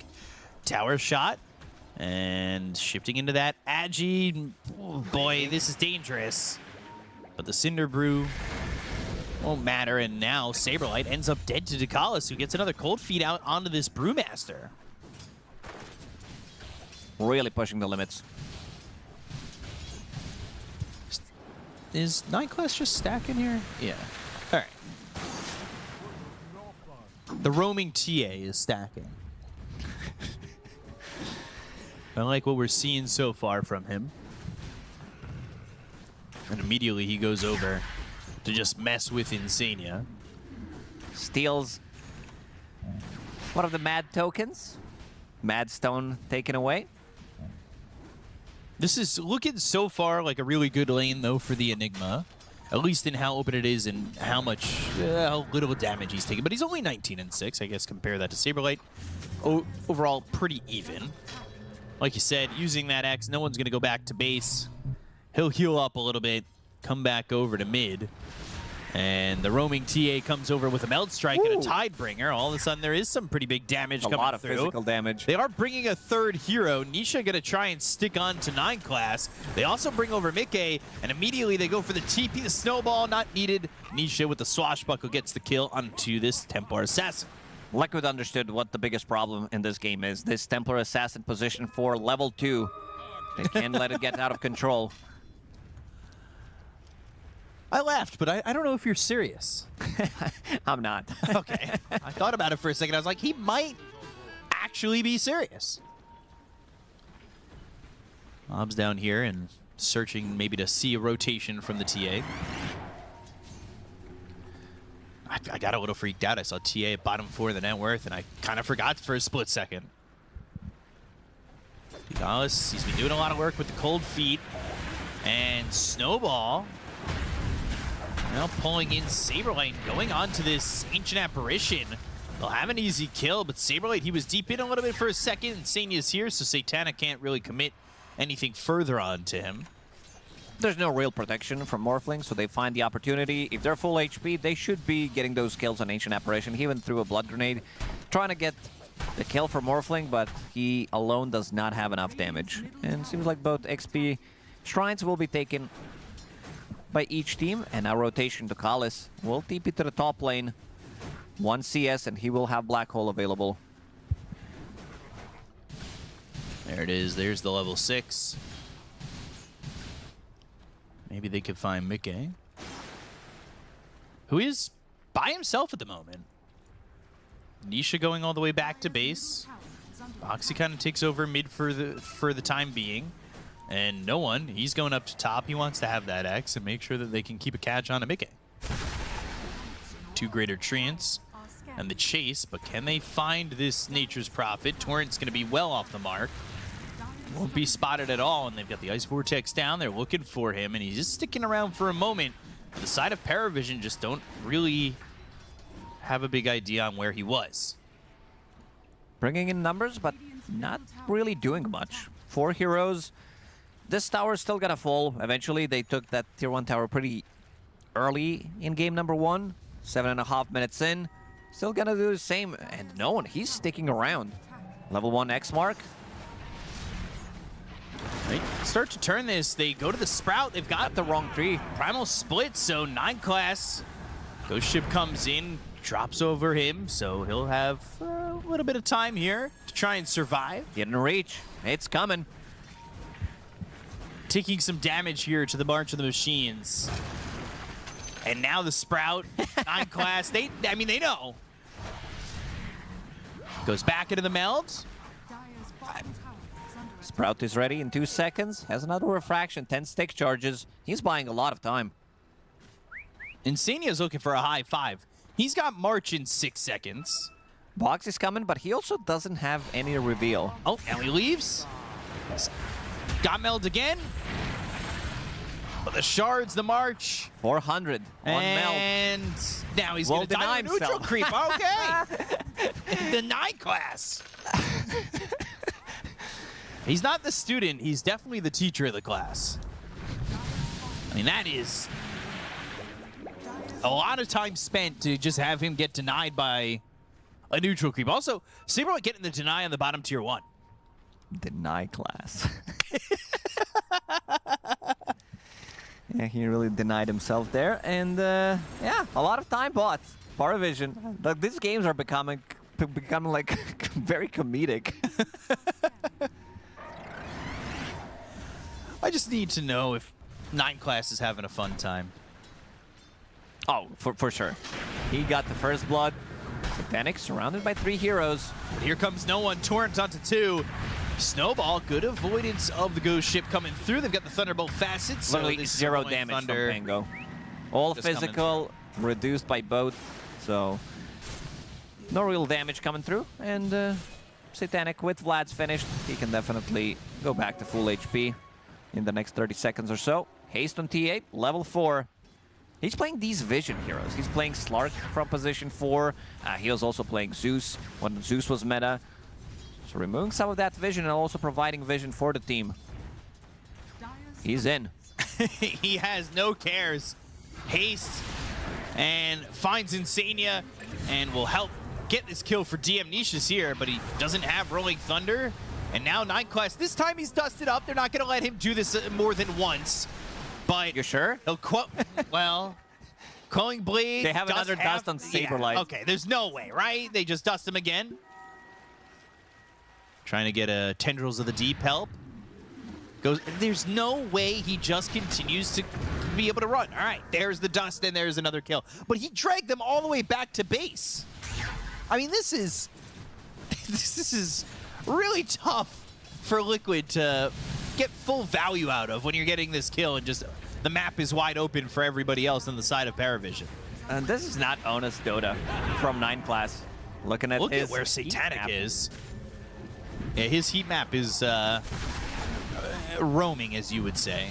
A lot of time spent between Tier 1 and Tier 2 tower in the outer ring. Now they go for Satanic. They want to kill him. Nisha's even showing up. They've got Waveform in 2.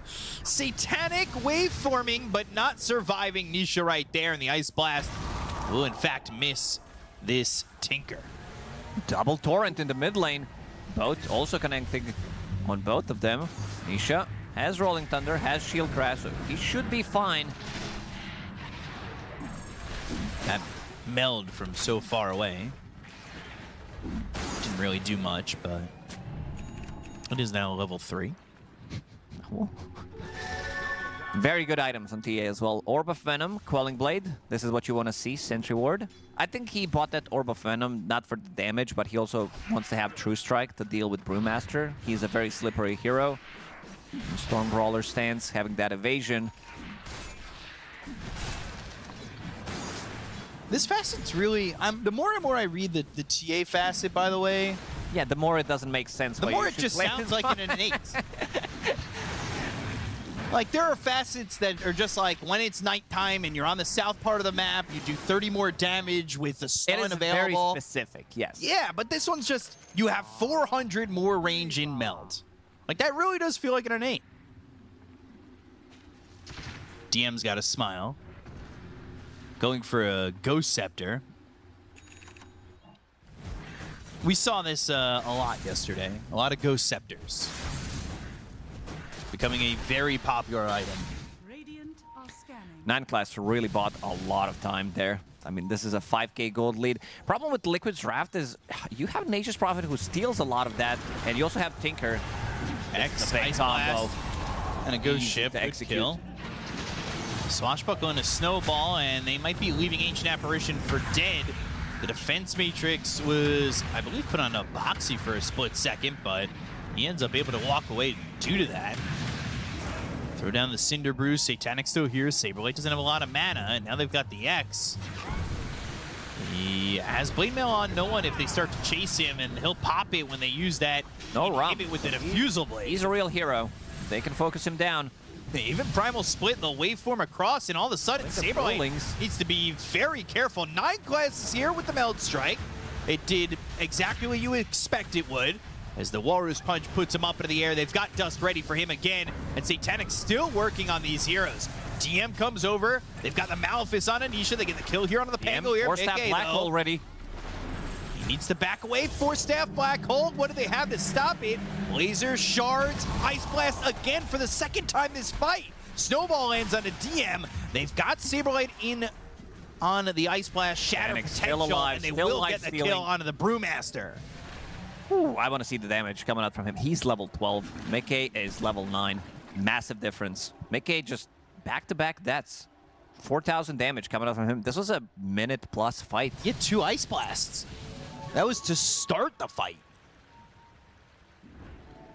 This is working out so far for Paravision. They still want this Radiance on no one. And he is level 11. He finds Insania, pops the Blade Mail. Collect the Goblins. Insania takes some damage off that. Not really going to matter all too much. He'll TP back to base. Goblin these. He's trying to deal as much damage as possible with that Blade Mail, but wasn't able to catch him with X-Mark. 3 points in it, and also 3 points in Torrent, which is not what we see usually. That 1 extra point in X-Mark brings it down from 18 to 12 seconds. And also the cast range increased by 150. Looking at Ancient Apparition, who got that shard, by the way. No one gonna die here. Ghost ship a little so late. quickly. All that minus armor, Orb of Blight, all that physical damage, tag team as well. The heroes are gonna die. You can't be deceptively tanky. Insania getting caught. He'll try to TP out, but the waveform from Satanic is enough to get the kill here onto the Tinker. They're also looking to take this stack. I look at 9 class and wonder if he could. Dust used just in case. They have no silences, no real stuns other than Pango, which is not that good enough against Morphling. So he can get the shift off and will Primal split. Need to use the split immediately. Enigma's nearby, doesn't have a black hole, but Satanic, like you said, they don't have a lot of lockdown for him, so he is kind of slippery and survivable in fights like this. They go to the Rolling Thunder with the Thunderbolt Facet, so he's coming around and around and around again, and they'll get the kill to DM, but they'll end up losing Boxy. Now they look over at Nisha as this Thunderbolt Rolling Thunder is going to end in a moment, but he goes to the Swashbuckle, and they've got the cold feet, they have the X, and they'll pull him back. They missed the torrent, but it doesn't look like it'll matter. Satanic with the waveform, and they get the kill on Anisha. They're playing so aggressively across the map, stealing some of the stacks from Team Liquid. This Morphling, he has a pretty free reign. There's nothing that he needs to be careful about. In fights like this, he's going to be collecting 20 Magic Wand charges easily, has Manta Style already, so that's going to be his survivability as well. It's not like they have silences. Saberlight, he's getting close to Radiance, but this is also going to be very delayed Radiance. He's got the same amount of gold, though, as No One. So they're both going into Radiance, and No One just bought his Sacred Relic. So the Radiance timing is going to be a little bit similar between the two teams. Difference is No One has full Blade Mail, so that's extra 2,000 gold on top of it. And with the fact that you were talking about it, they don't really have a lot of lockdown here on Liquid. If No One could survive for a long amount of time, all of a sudden that Radiance Burn is just burning and burning, and Satanic, who's in these fights, not getting caught at all, has just free reign to do whatever he wants. Extra minus armor. Thank you, TA. It is the TA lineups that usually go for this, Roche. Has nothing to do with the facet that she does have, but it is helping out. Aegis for Satanic. And 9 class is, what, going for that Hurricane Pike? He's got the Dragon Lance, but now he's queued up the Shard. He wants to have that silence, which could be very impactful in these fights pre-BKBs. Or even with BKBs, honestly. You know, we talked about it with the TA before when these traps with the silence maybe force out earlier BKBs in a fight. And with how long we've seen that Paravision can sustain, you really need to try and be patient for Liquid with a BKB if you've got one. May not be possible. They pressure up to the tier 2 tower, immediately stopping that TP. They don't want to make the same mistake. They had all this advantage in game 2, and they kind of didn't capitalize on it. They were staying 5-6k gold ahead, and then stopped playing the game, allowed Team Liquid to recover, and I feel like this time around, they don't want to make the same mistake. No One gonna cut the creep wave with that Radiance. Pretty much everything dies in a matter of a second. They're not fight ready on Team Liquid, so they're trying to dodge the fights. We've seen, I think it was Mickey who was creep skipping as well, so you can use that Mjolnir that is finished onto Greater Treant, you TP, and then you TP out with your town, with the TP scroll, so you can have something to deal with the creep wave. Mickey getting caught again. Yeah, they've got the X into the Ghost Ship. They don't even need the Ice Blast there. And Nisha forced to Rolling Thunder TP away. They get the kill on the Nature's Prophet. That's really all they need. Usually it's what? One Meld Strike, you kill a creep wave, but we're not really seeing that with the TA right now. No. It takes a little bit longer. And Saberlight moving up towards Satanic, but he does not care. And now the Primal Split, you know it's on. But there is an Ancient Apparition top. He's going to throw the Ice Blast coming through, but as he reeled him in long enough. Ravage. Yeah, Brokers. Tendrils of the Deep, but not too much to worry about. They've got the X. They'll pull back Boxy. He's got the Defense Matrix on for a moment. But the Matrix doesn't last long enough, not once, not twice. And Boxy's going to end up dying here to this Morphling, who they just do not have enough control on. Insania's out of try mana. and kill him off, which means Insania's next. Satanic looks for more. 9class gets credit for the kill. And Satanic says Duraccio mode, guys. He really is playing like that, going in. And I swear that players are getting better at using Croakers. They see Croaker camp when they're trying to run away, immediately go into the camp, try to buy a little bit more time. Let's see if they're going to be pushing the high ground. There is only one tier 2 tower left in the bottom lane. Satanic holding the Aegis. 2 minutes left. Croakers are the best camp in the game right now, and teams are potentially formulating plans around it. It's a big lead for Paravision. 21 minutes into the game, they are pushing the high ground. Doesn't look like they're going to be contested all too much, and honestly, they might be one fight away from sealing the deal here into a grand final. Foxy gets the deny. They're trying to take out the Aegis, but haven't been able to do so. They go for 9class, he melts for a second, before staff back, voids the shards too. No one went to the bottom lane. Now, this is a very good scaling lineup. They have 11,000 net worth lead 21 minutes into the game, but also Tempo Assassin, she's going to start to scale. He's building into carry/mid items, going for Hurricane Pike, has shard available, which is going to be very good ways of dealing with Brewmaster if you need that silence. Great against Pangolier as well. McKay, he needs his defensive item. He gets initiated on by X-Mark into both combo plus AA ulti. He dies every single time. And he wants this BKB, but again, if you get hit by this silence, you might be forced to pop it early, and they want to go get 9class. They'll commit onto this kill. Show how easy it is to kill a support Templar Assassin. At least this time they show how easy it is. 30 seconds left on this Aegis. Looks like it'll just be Satanic moving to bottom, pushing out the lane. But overall, I mean, it's a good Aegis. They broke the high ground. If they can grab the second one, they're probably in a good position to just kind of end the game with the way that it's going at the moment. Controlling the whole map. Farming. Satanic did die that one time, but after that, didn't die a single time. Level 17 on Morphling. He's at his average deaths. Not exactly, but he's under. If he goes and dies again, it'll be over. So you got to expect that this guy's going to find a way not to die anymore. And they get the X on this tanker. I mean, Insania tries to get away, TPing back home. But he's forced staff forward by DM. And then he's able to get the X from no one onto the Tinker. So they are flowing together on all cylinders. And I'm looking at no one. He wants to take this camp in the top lane. He does not want a lane to be pushed. Immediately kills it. And they're going to go from the mid lane to the top lane. Again, go for this center axe. And will anybody be here to stop him? This time not working with the Aegis. But not looking like it's going to matter as he gets that melee racks and then backs out with the waveform. They just make it look like there's not much to worry about.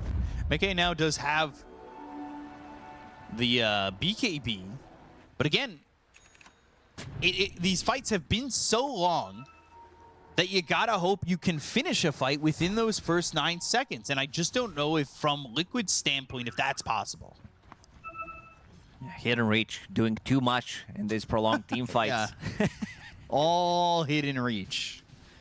2 big items. BKB completed, and also Butterfly about to be done on him. Needs another 150 gold. Has camps available in the triangle. BKB as well on Enigma. Nothing to really stun him, so if he goes in with the BKB and Black Hole, Team Liquid gonna be pretty cooked. They'll find 9class, but he goes to that rage strike. Ghost ship coming in. Black Hole committed. They'll get the kill here on Anisha. He's got buyback. Might be forced to use it immediately. Here comes the Ice Blast. And Saberlight, dying. Yeah, there's 4 quarters of him, but they have drawn and quartered him, as they will eventually get this Saberlight Brewmaster frozen over, but they just need the damage to get this kill. Satanic got the kill on a Mickey. They'll look over at Insania. Down he goes for a double, and another Cold Feet, and a Sprout around Saberlight. It's a triple for this Morphling. This game might just be it. They are unable to get anything done. There was also no BKB from Nature's Prophet, and with Vlad's, you have more than enough damage. Kunkka has almost 300 damage just by having Radiance, by having Vlad's. They're gonna be able to clean up. There's also top lane where he's pushing with Greater Treant. He turned into a monster himself. Tier 4s next on the menu. They started with the appetizer of the laning stage, went into the soup, and now they're into the main course. Looking to finish off this series and get into the grand final.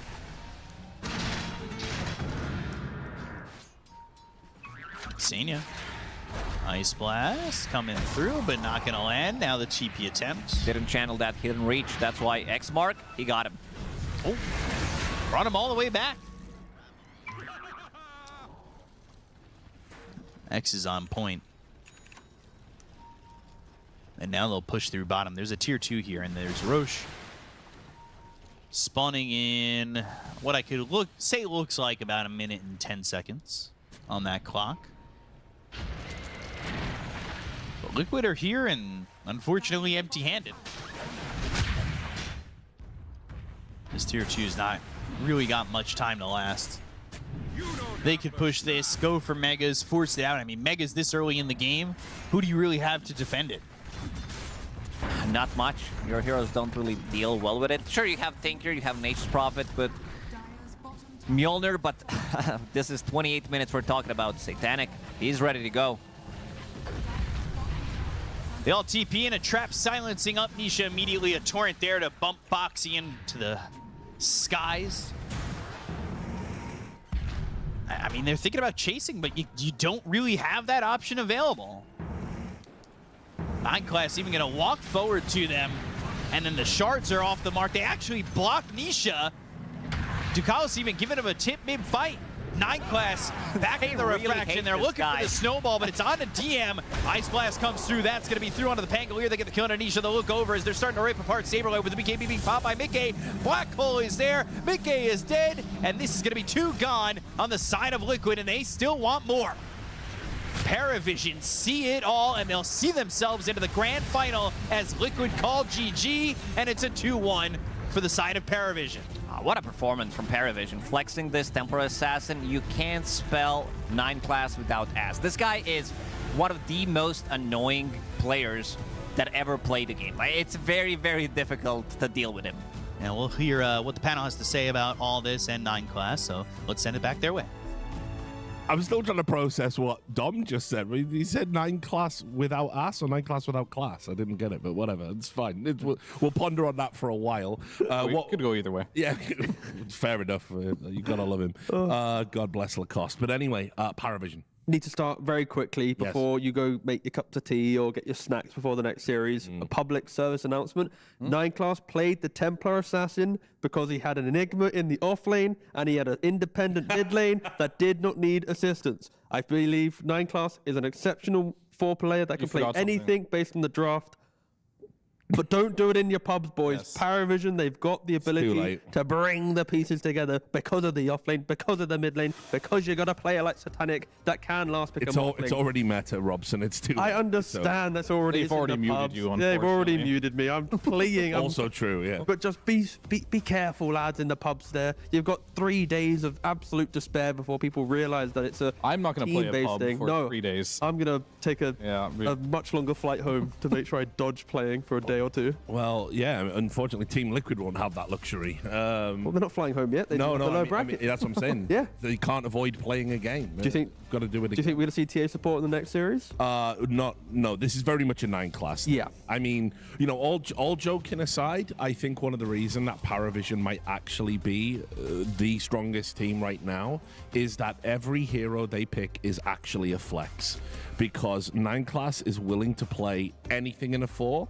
And he can make anything work. And it's just OP in a draft.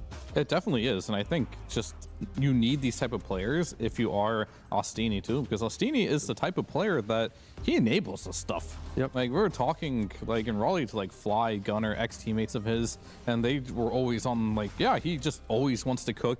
He wants to try new innovative things, and to have a coach like that, you need players like 9class that can execute it. So this is definitely a big part of why this team is so scary to play against. And sure, maybe the Veno jungle that hasn't worked for some time is maybe not something on the menu anymore, but they're still evolving, still coming up with new strategies every single day, and that's scary.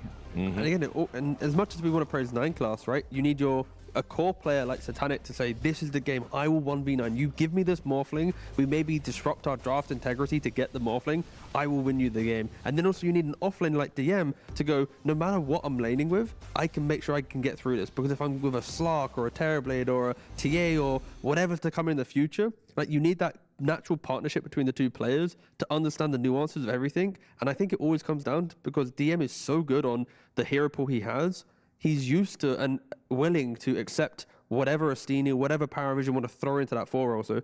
The creativity really is a team-wide thing. As much as 9class is the one playing it, if the whole team isn't on the same page, then you will see it kind of crumble. And yeah, fair play. And also credit to being a character that doesn't mind having his game sacked as often as it is in the offlane, right? For DM, you know, it's like there's a lot of players that will be frustrated with that. He just is a good soldier for the team. And he didn't get sacked though in this game. Yeah, He's an Enigma and he wins the lane, he right? wins So the lane. this time it's a good sign, but maybe in the future it's going to be a harder one where he's playing maybe like a Centaur and a TA lane. But for now, yeah, it's looking good.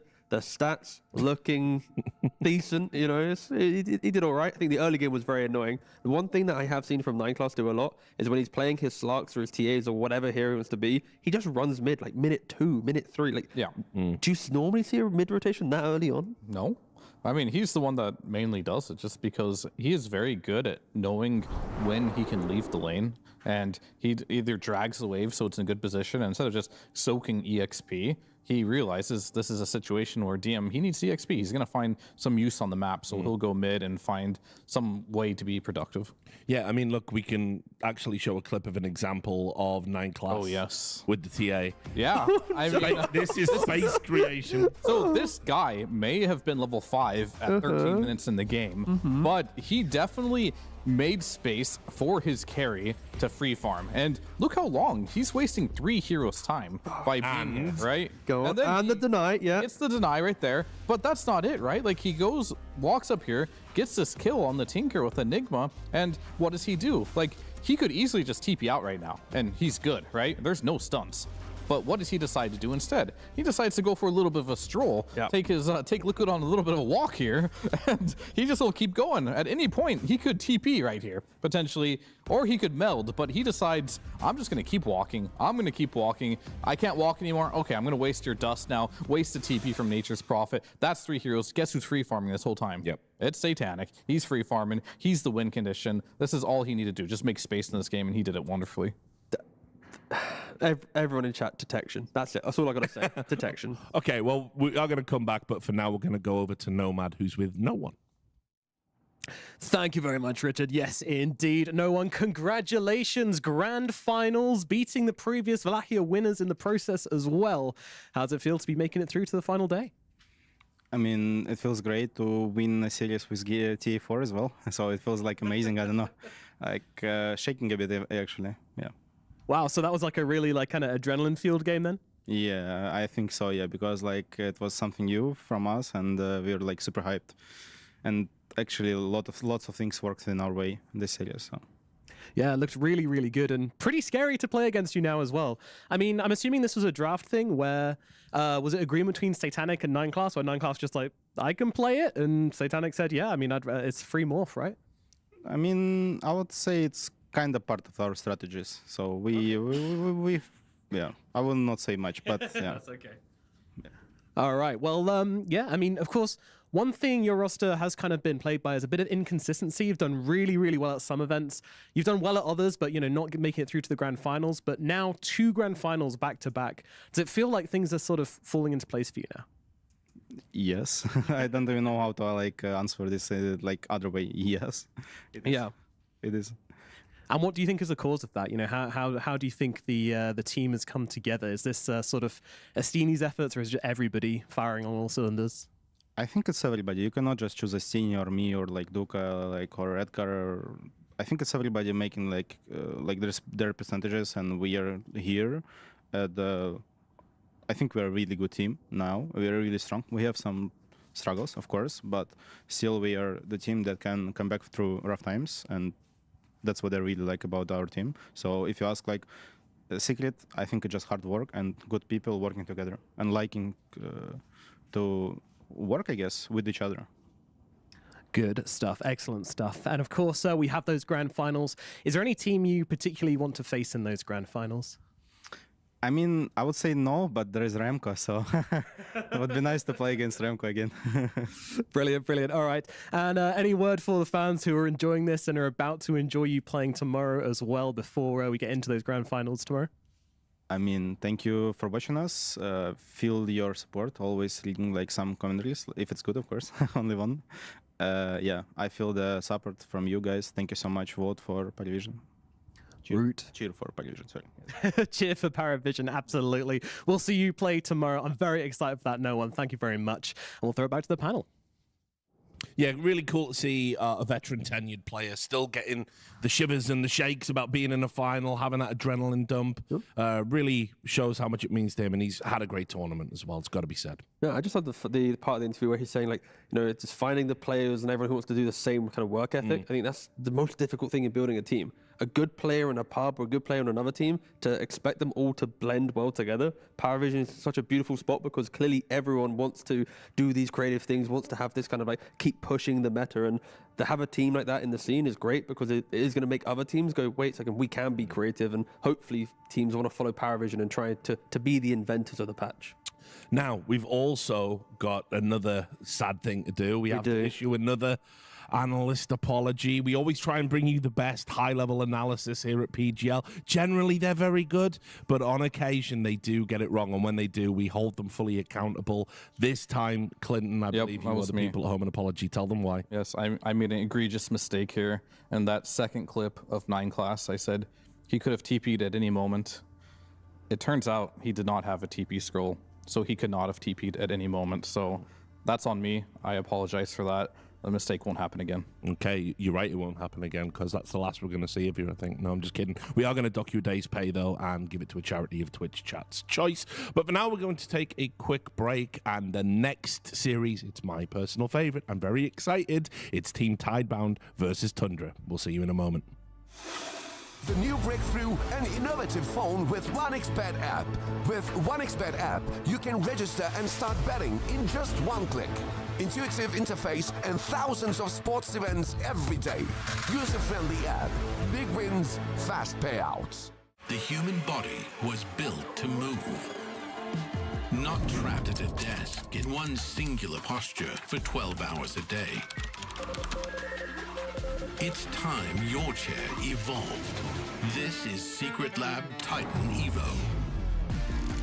Ergonomically engineered for you. Gamers, hybrid workers, artists. Backing your every move.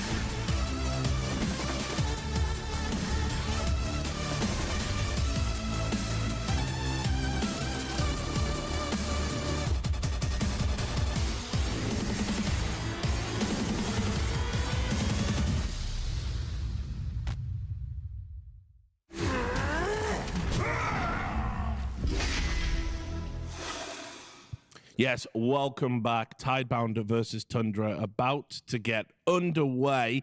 And I did say before we went to break that for me, I'm super excited about this. And I'll explain why just by talking a little bit about Tidebound. I think they started the tournament. They looked a little bit shaky. Their drafting was dubious. And yet somehow with each series, they adjusted. We saw innovation on the fly. And Clinton, this has been their path to this point. Yeah, I mean, they started out this tournament and they had some mixed results, I want to say. They lost a game to some of the good teams, Liquid, Spirit. They came back and then eventually beat BetBoom Team and recently eliminating Spirit from the tournament, which was the big storyline here. And this goes to show you just how much this team has improved. The teams they were losing to in the group stage, they're beating in the playoffs. Not just eliminating, I'd go as far as to say eradicating. They pulled out that Knicks pick. Obliterating. Yeah, it was such a great series from them, such a well-executed game plan, and it makes me very excited for what we might see now. Ooh, yeah, I mean, if you want to, we're praising Paravision for some stuff, and I think Tidebound, they are maybe the closest to changing up the shape of what heroes we're seeing, and I hope that is the case. Of course, Tidebound, they did play the first series of today, so I'm hoping, again, we don't really talk about too much, but I'm hoping like the fatigue of having to play the first series, then go back to the hotel, come back, and that's not going to hurt them too much, because the game they played this morning, it was exceptional. And that's what I'm really hoping for. I'm hoping that they carry that through, especially because you're playing up against Tundra, who has a stand-in, but that doesn't matter right now because nothing to say. Look at him. He's played 5 games combined of Panglia and Ember. His KDA in those games, is 14.4. When you combine the KDA average of all the other heroes he's played in the other 13 games, it's 3.2. Basically, what I'm saying here is, play Ember or Pango, you're probably going to get a 14.4 KDA, nothing to say. You put him on a Tiny or a Shaker, not so much. I think he's found his rhythm, he's found his groove. Get him on one of these heroes and he can win anything, it feels like. But this was exactly what Clinton said as well. It was like there was this tendency at the start of the tournament to give him something a bit more safe, something he couldn't pop off on. When they moved away from that, they started winning and looking better. So vindicated by the numbers. Yeah, I mean, absolutely. It wasn't even as much as giving him something safe. They were just hard sacrificing this guy in the mid lane, right? And their last pick wasn't even inspiring, right? So like the moment they decided, okay, we're going to make sure that we have nothing to say game, he is in a position where he can pop off. He has popped off, and this is the type of player he is. Give him a good condition, and he'll thrive in it. Let's talk about Tundra. Obviously, 33 isn't here, so I think it's only fair. Tell me a little bit about Mid One as a stand-in. Well, I never played with him as a stand-in before, so don't really know. But I think, in general, Mid One, he's a very versatile player, right? He started in the mid lane. He eventually went to the carry lane. I don't honestly know what he's been playing recently. It's very hard to know, and it's definitely impossible to know without pro trackers. So I think in his position, it's been very impressive for someone who most of his career was mid and carry to just step in for 33 of all people, right, in the off lane, and to be able to win games against some of the top teams in the world. So I've been impressed with just given the situation he's in and how he's performed in it. Yeah, so far I think Mid One, if you want to talk about before he came in as a stand-in, he was around about like rank 90 on SEA leaderboard, which is maybe around 400 on EU. That's kind of the equivalent. What's that on NA? 3,400 and something. I don't know. Oh no, rank 1 actually. I don't know. That's the correct. I was praising NA for a second. My bad. Sorry, I forgot that. Yeah, don't worry. Moving on. Bad joke. But no, I think what Mid One has been able to do is just show a new identity to offlane very quickly, which is quite a fun thing to do, I guess, because like when 33, you always know what you're going to get. It's like, you know the builds, you know the play, and then now Mid One's coming into the mix, and he's buying Helm of Dominator, he's trying to do different stuff, he's playing Underlord. So I think for Tundra, the fact they're still winning games with an offlaner who's like not the opposite, but just a completely different style is testament that their foundation of a team is strong enough that they can change a massive player like 33 and still do well. Yeah, and obviously they're one of the teams of the year still, and very much in contention, even with the stand-in. I will say that. Of course, it is big boots to fill, but still, they've looked really, really good. Similar problem that you mentioned for Tidebound as well. Obviously, having played a series, you never know which way it's going to go in terms of fatigue. But certainly, I feel Tidebound, they just seem to be in the ascendancy for me. I've got a very good feeling about them.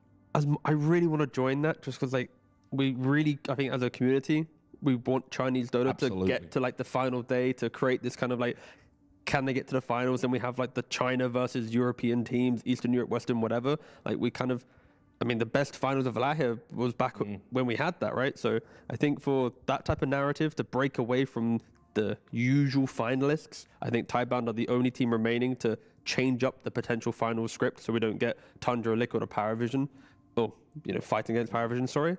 But again, we shall see. Well, I don't know if they're going to make it to the grand final, but I think we'll see them tomorrow.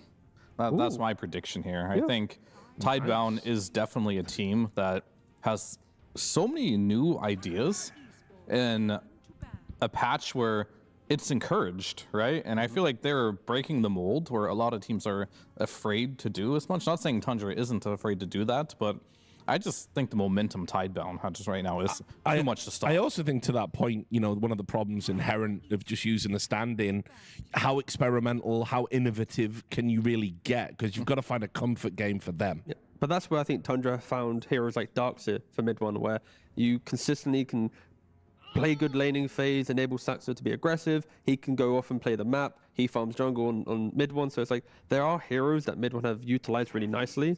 And that is my only major fear for Tidebound is if they go a little bit too creative, playing into Tundra, the Tundra that we saw earlier, it was like triple aura, 20 minutes, win every single fight. It doesn't matter if you have scaling because you just can't fight us. So I think Tundra showed such a stable approach to playing together after a couple series with mid one. That nice win rate there for Bristle as well. I didn't say what was it. 69.4%. That is nice. I mean, this hero. Oh, it's back again. That's how nice it is. We're going to show it twice.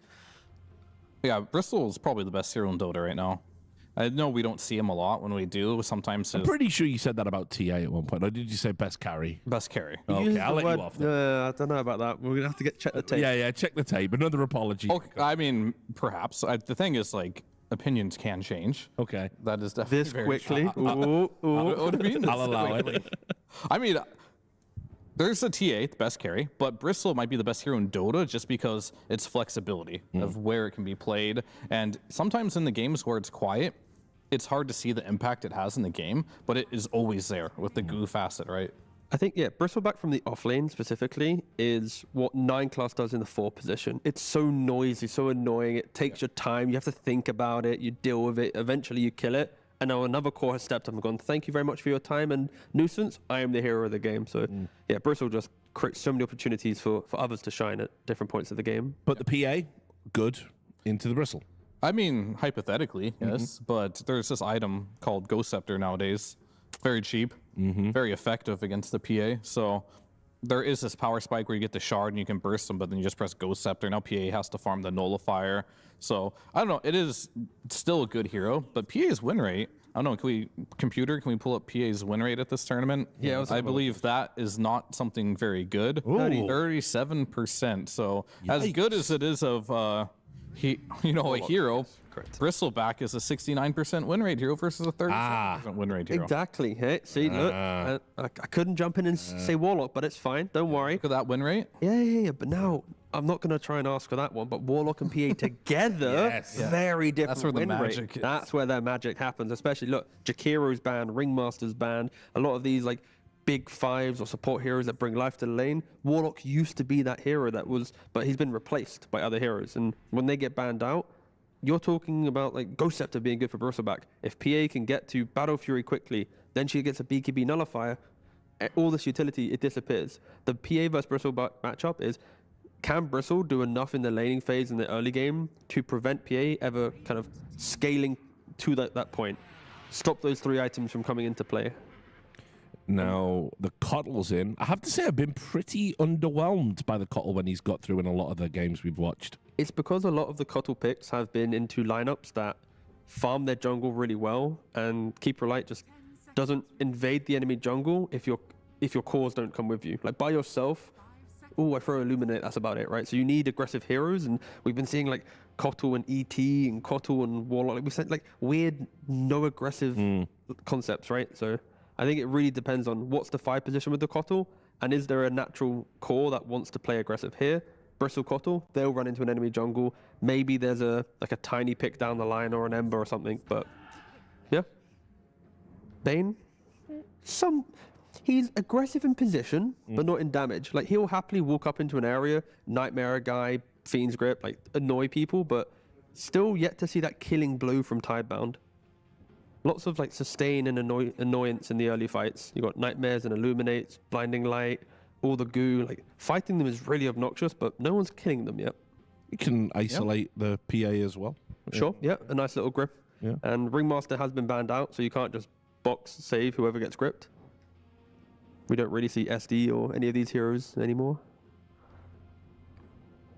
We're waiting to see what comes out here. I do like the Bane a lot with, if you do Caudle Bristle, I think just naturally, I have seen a lot of these like Caudle Warlock, Caudle AA type of like lineups, and you just don't have that lockdown at some point in the game that you desperately need, so that helps in that regard, but that's why they pick up a Beastmaster as well. This hero can exploit single target heroes like Bane, can't really kill the Boars whatsoever, and maybe this is a situation where you can potentially think of, if you do have this Bristleback, it could be your carry. You could throw that into the safe lane with a Caudle versus a Beast if it is an off-lane Beastmaster.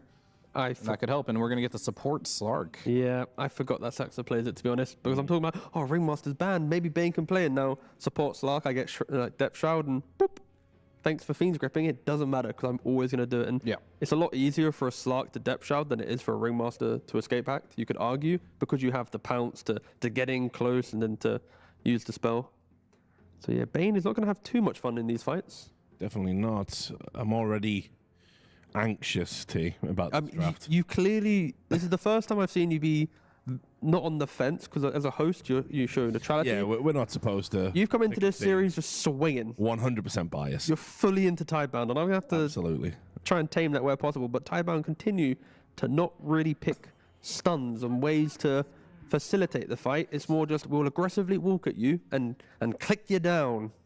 So I did a bit of research here, and we talked about the PA Warlock being OP. Okay. So we have a loss with PA Warlock. Okay, no, don't do this to us. We have another loss with PA Warlock. Come on, we have another loss with PA Warlock. And then we have one singular win with PA Warlock. When was the last game they won, was it lose, win? Yes. Yes. Recency bias, perfect. Yes. It was lose, win. Okay, now further that, who won with it? Aurora won with it. See? All we need to know. Okay. Don't know how that helps, but yeah. I mean, earlier in the tournament, to be kind, is the weaker teams. Yeah, are they weaker teams? Like Aurora? That's true. Fair. Oh, well. Either way. I think we've lost this one too. Yeah, but I don't think it was the Warlock PA lane. That's the thing. It was the macro choices. It was the later on. The Warlock PA, the lane's always good. Well, tell me about these macro choices. What with this draft? Make me believe in this draft, T, from Tidebound. I believe. Go on, why? Okay, because I think they have really strong heroes. They have the Clinks, which is a hero that is very good versus the Beastmaster in the laning stage. They do have the Barrage, which will do damage through the Depth Shroud, so you have a bonus source of damage that can maybe get those final ticks of damage that you might need to be able to burst a hero like PA. Barrage also doesn't really care about evasion. It will hit no matter what, so that is also a nice thing to have as a Clinks. MKB buyer later on, Bloodthorn buyer, which will help as well versus the PA. Very bursty, and I think the way they play the map with these heroes is very, very, very scary to play against. You've got Caudle TPing people around. You have Bane who likes to sneak on the sides of the map. Clinks, he's invisible running around. It's a very high tempo, but very low team fight. And minus armor, of course. Great with Clinks too, with the Bristleback. And the key thing is tempo, right? It's the fact that when you look at PA, like we already mentioned, she has to farm items. Beastmaster needs to get an Aghanims. In that kind of pre-12-minute window of time, we saw Shiro run at a mid-tat, like minute 7 when he last played Clinks. Like, he's very happy to play into the map, and that's what I think Tidebound's draft needs to lean on. It's they don't care too much about farming the lanes for 12, 13, 14 minutes. It's just break the lanes as quick as possible, overlap your heroes, try and progress the map, and I think that's where, technically Nothing to Say has played the mid-Kotal before in previous tournaments, which might create that pacing that we're expecting. Beast wants to farm lane, now Kotal farms lane. Kotal can go for Orchid and Vessel and really bring a lot of tempo to a lineup that we already expect to be quick. But if that doesn't happen, he still has access to a Pangolier or something that you buy a Diffusal Blade and off you go, let's go destroy the map. We already were praising the stats of his Pangolier earlier. Pango looks really good. Yeah. I think this Depth Shroud is going to be absolute garbage if you're playing versus Clinks, Bristleback, Pango. it's not going to save anyone. Bane's really sad, but everyone else is pretty happy. Sure. I mean, Pango is, I believe, one of the stats is one of the best heroes versus PA in Dota as well. It's just PA cannot really hit Pango when he's rolling.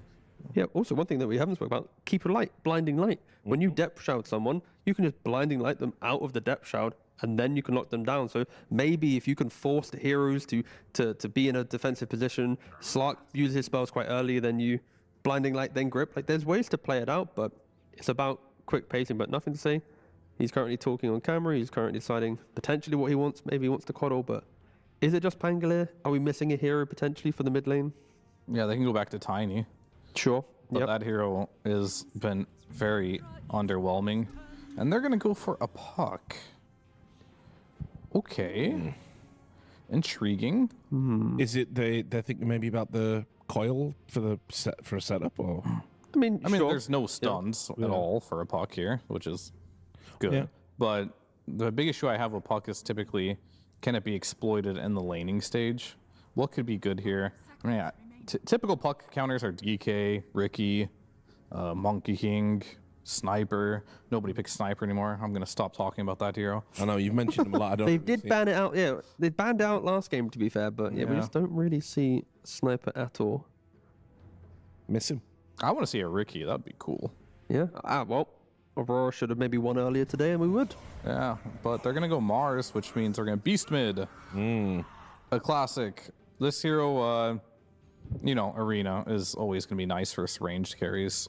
It hasn't been doing well, though. Yeah, overall. this hero's garbage.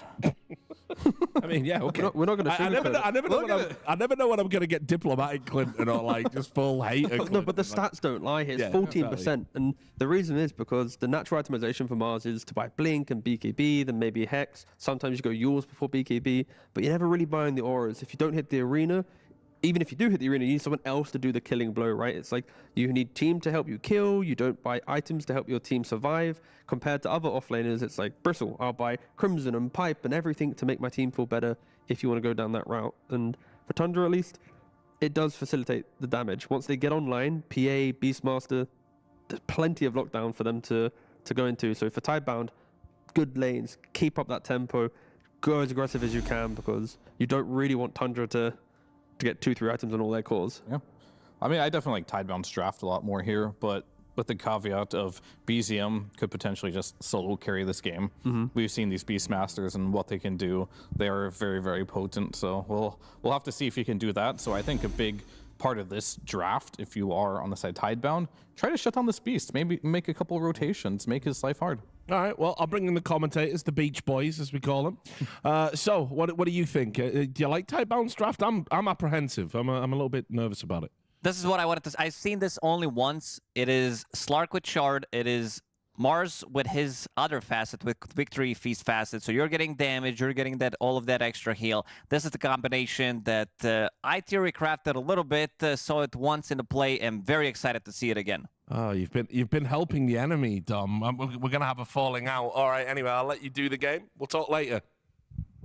All right, Richard, we'll talk later. We'll have a nice conversation after game number 1. And, Tidebound, the numbers benefit them when a Mars has a 14% win rate.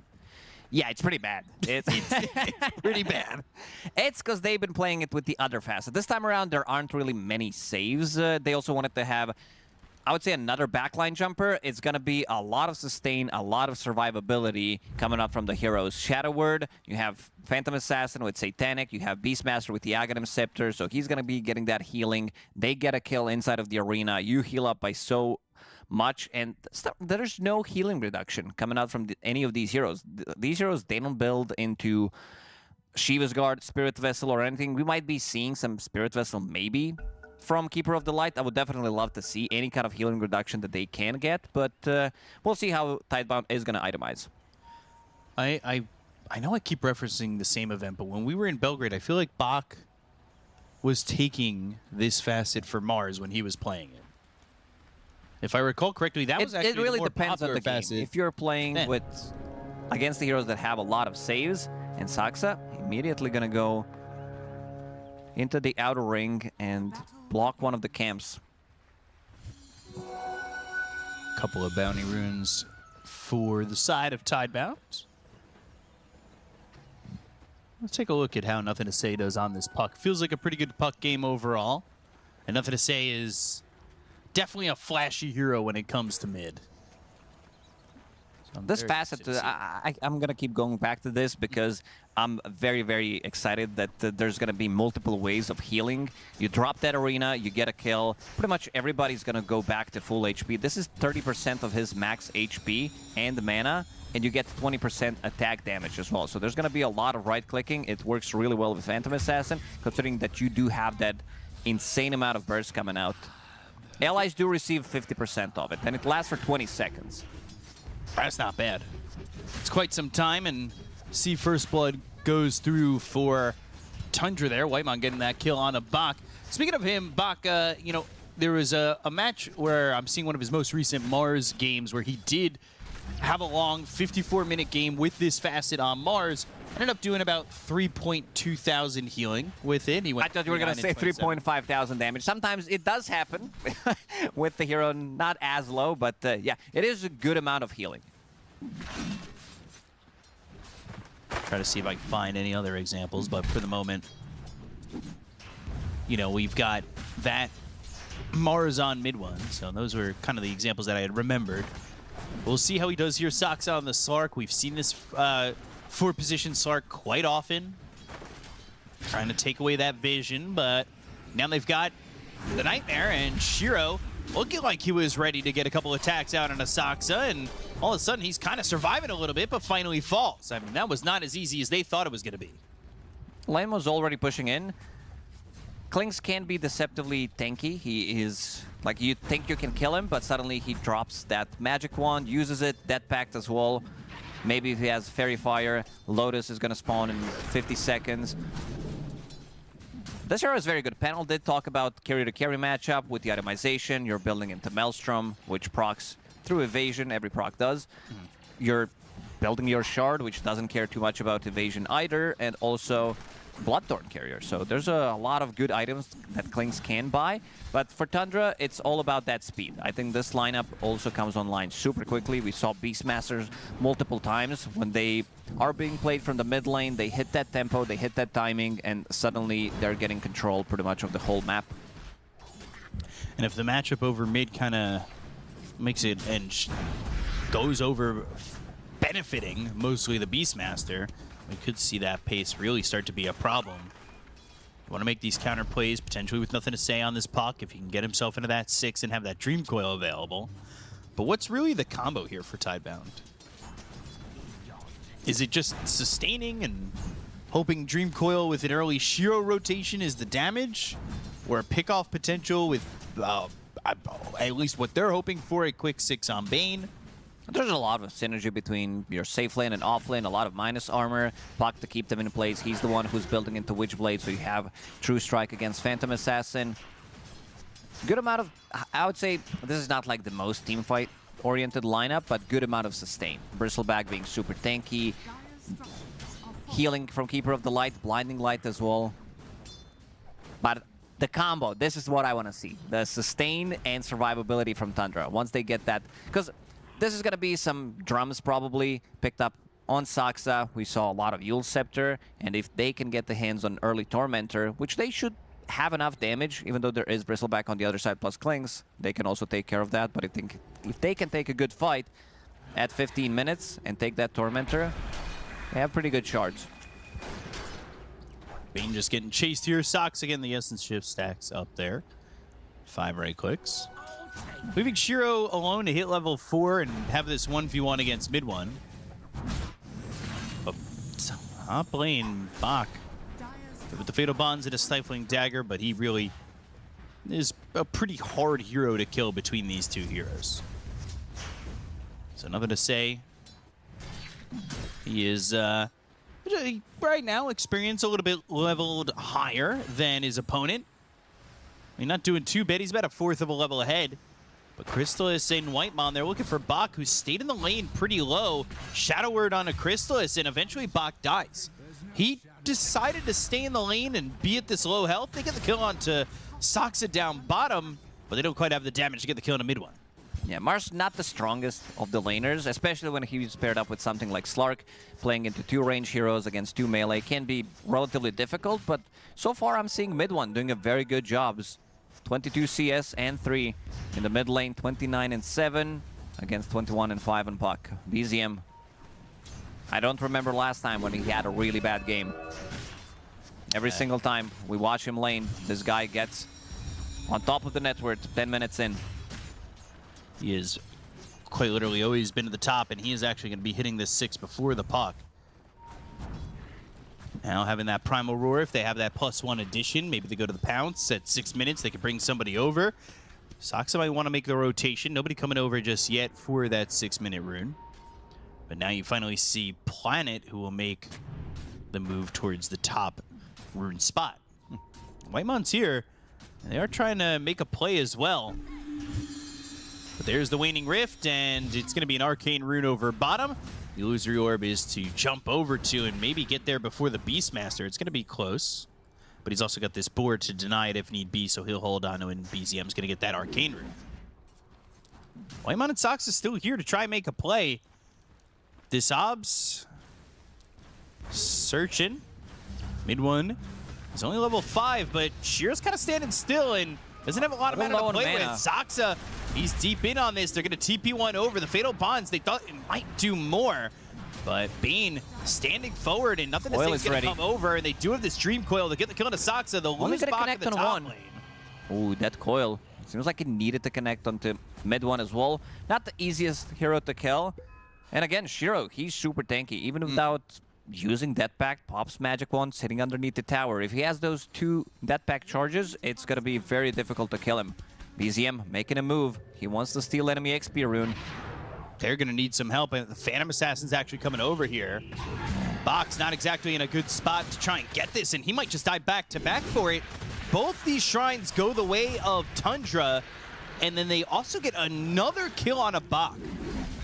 Yeah, Bristolbach, he's dying there level 4. Will definitely need any kind of stacks he can get. I can see only 2 stacks in the triangle, which is going to be his way of coming back into the game. He also has Keeper of the Light to replenish the mana, but so far, Tundra, they're playing it really well.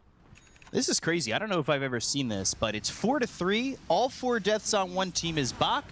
All 3 deaths on the other team is Soxa. Nobody else has died. He's got a 75% win rate on this Slark. They do move over towards mid. And with those extra shrines taken, Whitemon, he did pop that Black Grimoire, so he's already level 6. Wasn't what we're used to in seeing the Black Grimoire get a couple of charges and hold on to it for a little while. Level 6. Take out this vision that's on the 8 back minutes end in. too. He wants to have that online as soon as possible. So Rock is ready. They have not that much control against Puck. That's why they picked it. And it seems like both supports will find some kind of vision that was planted. Now stacks being taken by Tundra too. They're taking over the Tidebound part of the map. They got the shrine. They'll get these stacks. At some point, you're going to expect maybe a little bit of an answer coming in. Maybe use that Dream Coil, but they just do not have the heroes ready to go. Having protection from that early level 6 from Warlock makes it very difficult to invade. Tidebound. Primal Roar. And they need to get out here. I mean, this is such 4 a heroes in the classic triangle. Tundra move. Yeah, bringing in numbers. Even Crystallis is here. Planet getting quite a lot of CS from that one.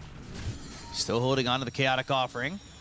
And Soxa even thinking about going even deeper. They want to get this Obs. They will get it. They'll take the vision away and have their own onto that cliff again.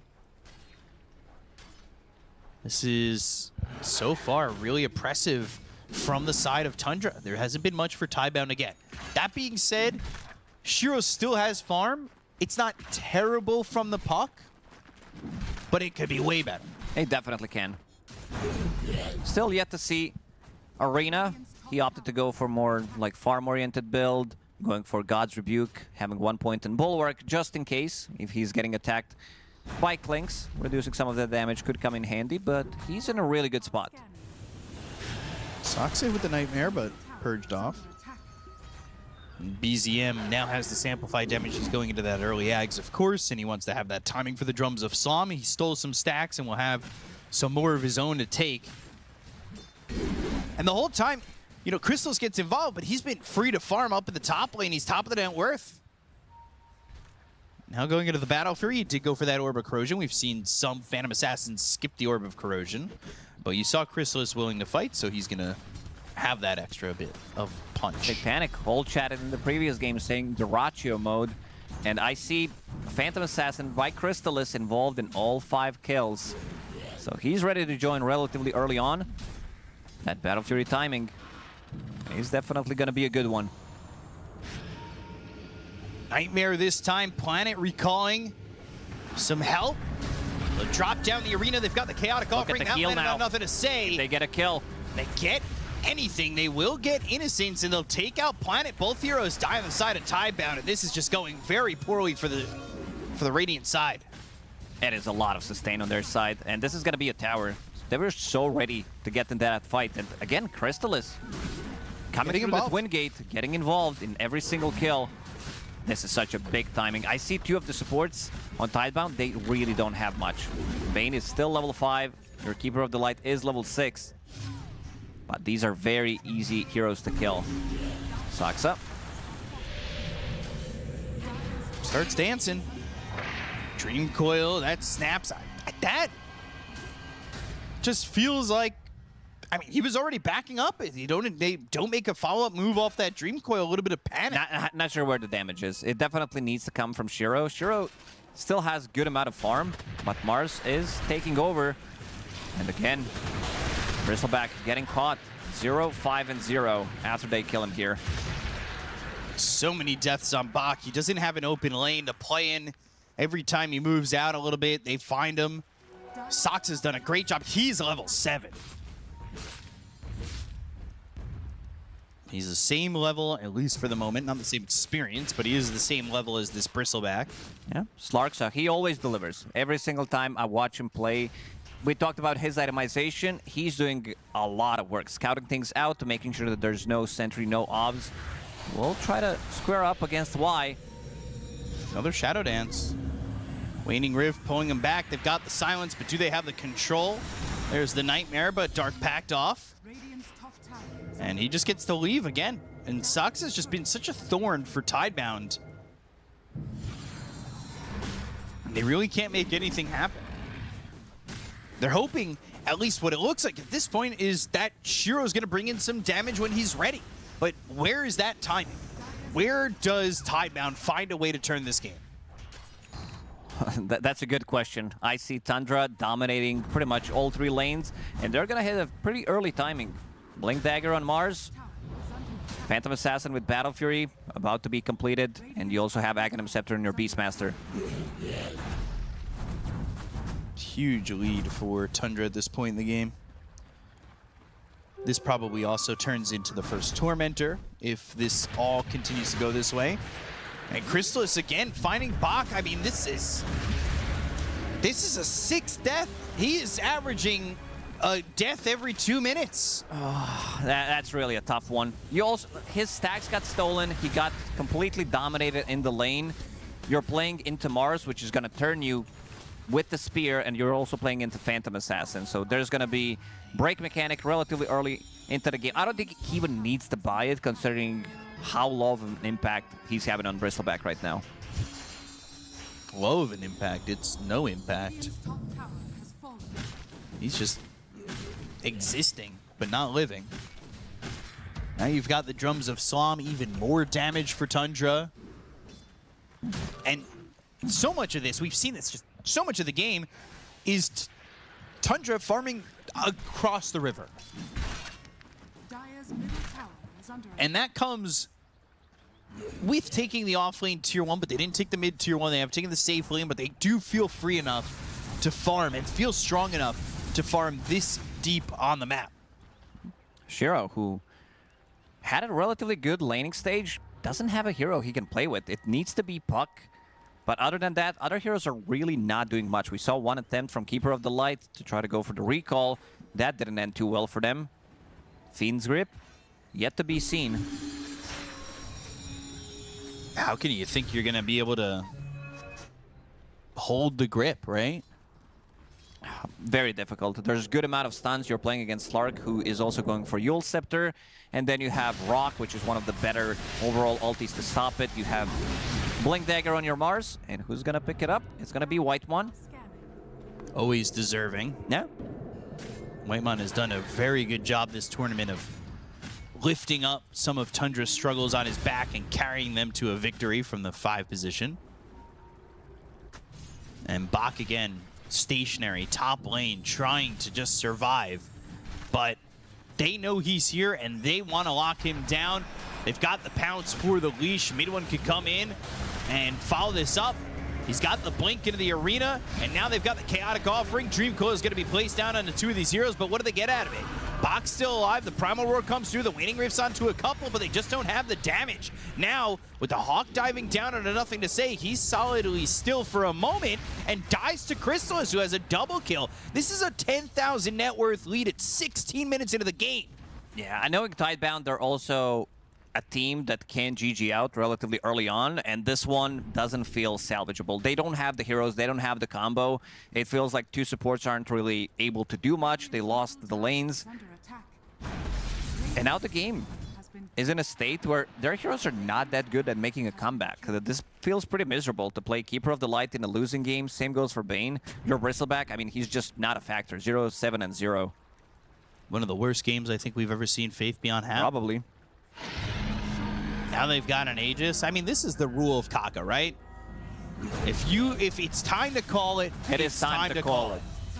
I mean, that guy will call a GG while he's up in the air on a Ravage. He's solid in a Chronosphere. He can still type, and he'll call GG when it's time. But, I mean, the throne is not dead, and the team is not GG'd out. They just got a kill, and they're going to try and find their way back into it. Slark killed his courier, so Klinks doesn't have Shard available for another minute and 15 seconds, which is pretty big. It is his farming tool. It is his way of dealing with Phantom Assassin's evasion. Map getting smaller and smaller. You also see Shiro in the mid lane. BZM, level 12, Blink Dagger, Aghanim Scepter, ready to jump. An Aegis for so long and a regen rune for BZM. I mean, he feels more than fine. BKB's been picked up. 18 minutes into the game. It's Orb of Corrosion, Battle Fury, BKB. So much gold for this Phantom Assassin. And honestly, not too far behind him is BZM. Nothing to say is here, but mid one. He's going to try and stick with it. Dream Coil stuns him up, so Nothing to Say can try to get away. Nice try, nice try. He's also going for Aghanim Scepter. Last time I see somebody queuing up Aghanim Scepter, it was Amar, and that game didn't end too well for them when he was playing Mars. Let's see if he decides to commit for it. There's always a better item other than Aghanim Scepter, but it seems like mid one thinks that they have enough. Arena, Spear does miss. Doesn't land it, but has the Roar as the follow-up with the Drums of Slav. And there's a kill. And have some heal. I will say there are those games where it feels like you could build anything. Zinq's had a couple of those where he was playing Weaver in the 4. They wanted him to get Radabatos. They were up about 12,000, and he what? First item, Daedalus. He's done some weird things with that hero, but not as egregious as, say, a Ags here. They see Bach, they kill Bach. Yeah. They have surrounded him, and it'll take some time. Maybe Bach gets something. They use that Yule as the Chaotic Offering came down. Mid one's in some trouble, but the Spear pushes him back, and in 43 seconds, the Bristleback will be Bach. Spark of Courage actually keeping him alive there. That extra 5 armor that he got really made the difference. 2 minutes still with this Aegis. What does Shiro at least have? He's got that shard finally. Have the Mjolnir finished soon. He'll go to the secret shop himself. He doesn't want the courier to get killed or sniped, and rightfully so. Sox is right there. So they've got this Mjolnir, and maybe they could get a kill. Again, it would have to require like a Fiend's Grip coming through from the Bane, which is the way they got him the last time. Crystallis ready to jump in. Crystallis right there with him to get a kill on a Planet. Immediately peeping to the mid lane. They want Just more. Arena, yeah, they're going to go. Spear doesn't connect, but Shiro, he does not have the damage. And look at those heals. He's so dead. And the rest of the team is on the run. Nightmare, who cares? I only have good dreams. And they see him. Oh, they just can't get away. Every step of the way, Tundra has just been ice cold to Tidebound. So quick. Mid one. He's gonna take that creep wave from the top, so they can still push the high ground if they want. Try to poke a little bit, but against Coddle, not the easiest thing to do. Planet still has, I would say, a relatively good amount of farm considering how everything is going. He's about to finish off Aghanim Scepter in 20 minutes, which is not too bad compared to other position 4 who is Slark, and they are keeping up. 11-0-4. Shrine active and taken by mid one. He's level 16. He's all good. Bach actually steals one. He has to farm on the other side of the map, hoping to get something in this game. Little does he know, Crystallis with the Shard is on his way. They also have Shard and Slark. So survivability inside of the arena is gonna be nuts. You drop a rock, no basher yet. Almost 2.5 minutes faster than the average. 20 minutes in on Slark.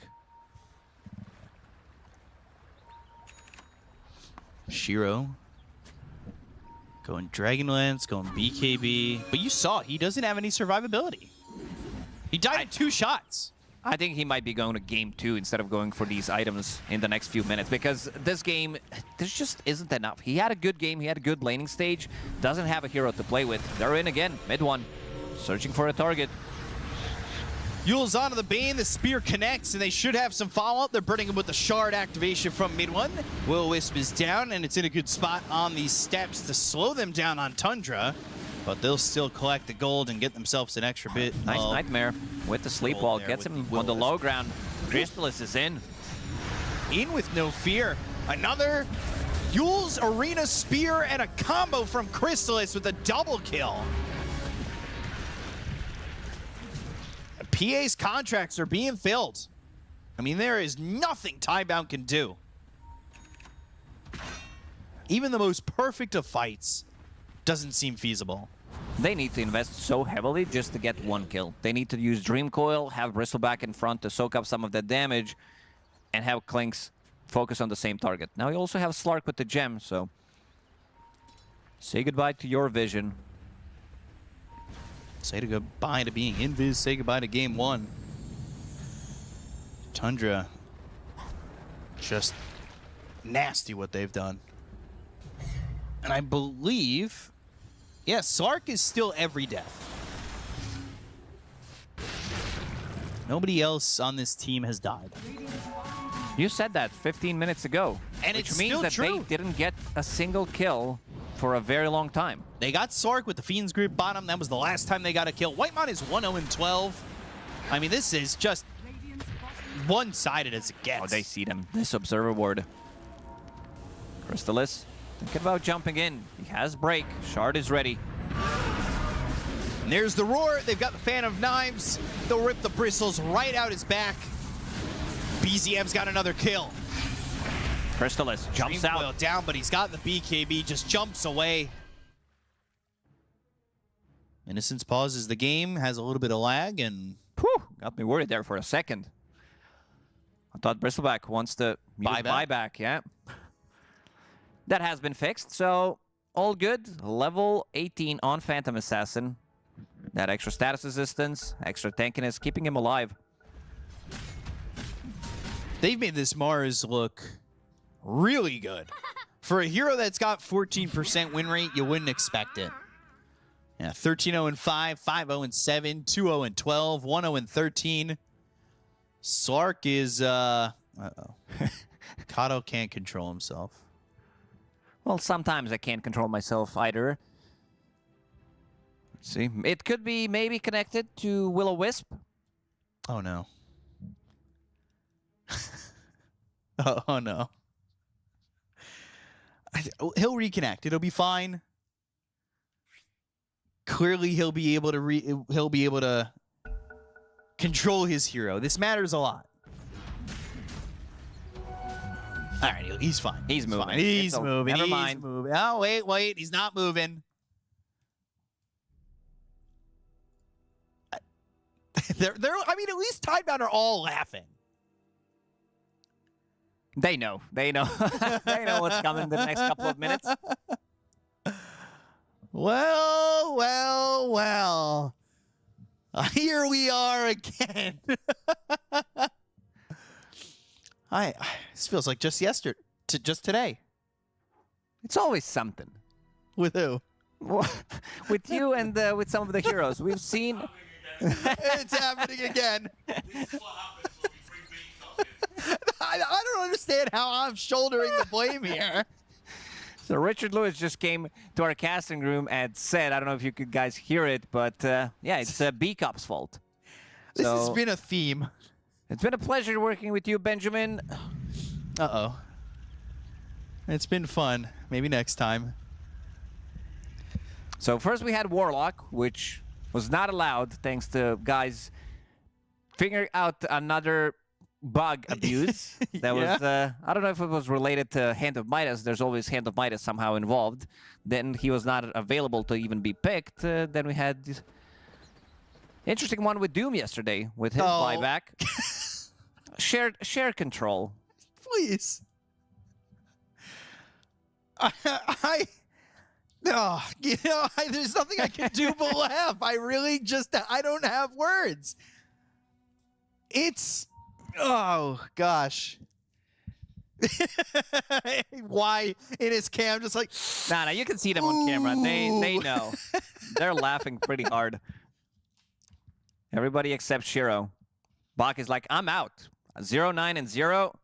This is the first griefer. He's out of the game. I think what we should do, it's only 24 minutes into the game. Yeah, I don't know. I think Coddle needs to stop horsing around. It's not funny. I say we remake. Nah. He's going to try to reconnect and see what's going to happen. Oof. Yeah, he'll try to reconnect. This is what, the fourth time? Fourth time is the charm.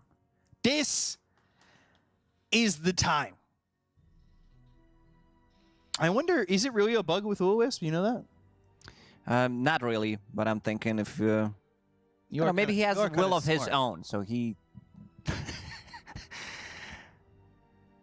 It has to be. It has to be. Like, what else is there? I don't know. Recall bug?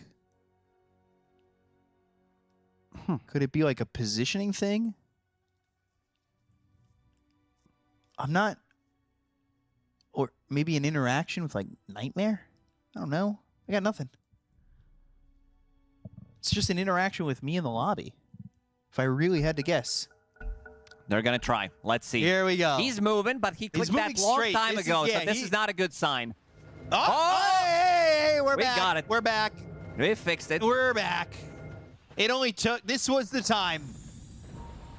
No pause. We're not going to be here for another hour and a half on this one. We're back. We're ready to go. I think, Tundra, their comms right now are go end the game before we find another bug. It is time to close it out, guys. Don't wait for the next Roche. Roche could respawn in a matter of a couple of seconds, so let's see.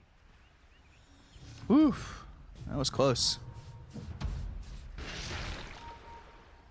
That's still just 25 minutes into the game. Still a 20,000 net worth lead here for Tundra. It's just an old man on the horse. He forgot where he was going. You just hit that age, right? Soxa going to go through bottom to the twin gate. I think the rest of the team is going to join him. What was the timing on that, Tormentor? Don't quite remember, but it was relative. Yeah, there it is. All right, they knew. Knew pretty immediately. Whitemon realizing he may need to turn around, not get too close to this, but this is Shard for BZM. duration by 5 seconds, and you get an extra hawk. Ooh. Get to own another bird, and Roche, we're looking at objectives. They did take the Tormentor. This is a full Roche timer, based on what I'm seeing. Or actually, no. It's now. It's a short Roche timer. Wow, I really know how to tell. Yeah, it's spawned. We were trying throughout the event to figure it out. And the arena, Will-Wisp is there and trying to keep him alive with a nightmare. He'll be A-okay. Don't have to worry about that one. I just don't see them going inside Roche pit and trying to contest this. No arena now this time, though. Kadak offering in 25. What do we need from Shiro? What's next? MKB. Big item. This is the item that changes the game. He has Serrated Shiv, so that's a good start. Good way to deal with Phantom Assassin Evasion, 20%. There's the roar. They know what's going on. Serrated Shivero is actually underrated item, I would say. When you want to burst somebody in certain situations where you're dealing with some earlier butterflies or TBs or morphlings, could come in handy. I definitely agree.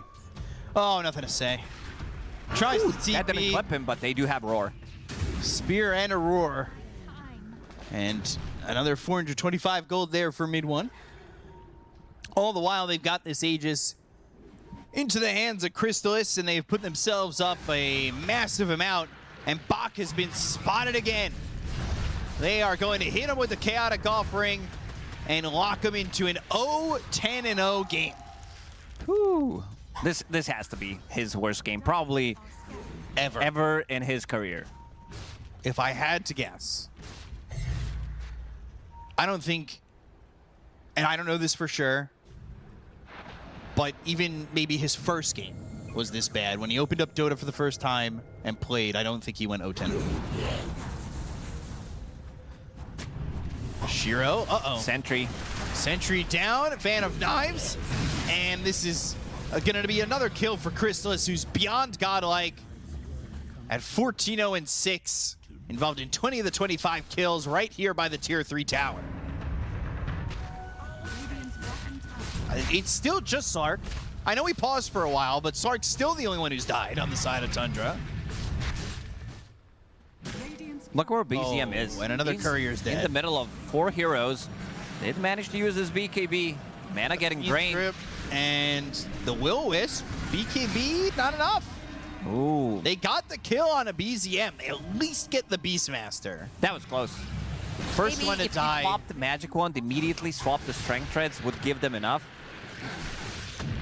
But I wanted to TP out immediately. And 23k gold lead. 28 minutes in. That lining. We are getting close. Also, Bach got an assist. 0-10-1. Now we're cooking. He's back.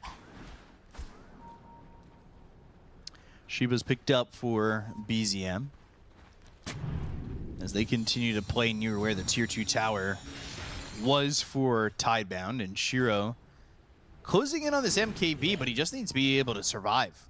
That's the, I mean, his biggest struggle right now is survivability. Yeah, it's going to be great when you're able to hit Crystallis, but he's got an Aegis, he's got a Satanic, he's practically got 3 lives, and you got to be able to survive for at least more than 3 seconds in a fight. If he's the one getting caught inside of the arena, he's gonna die. Unless he has that pack that he can jump to, which he doesn't even have, so that's that. He has the other facet.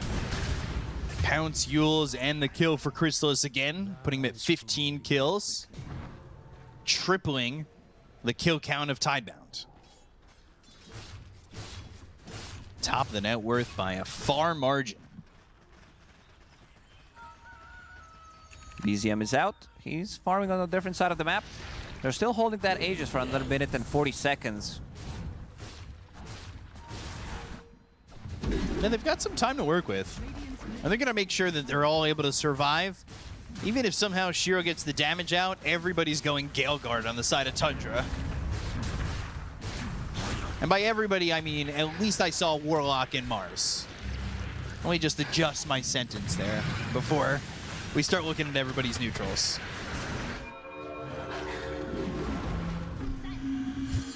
BZM looking to chase, nothing to say. Shiro's here. Maybe they could turn on this, but they are losing their tier 3 at the moment. Box trying to defend it with the viscous nasal goo minus armor.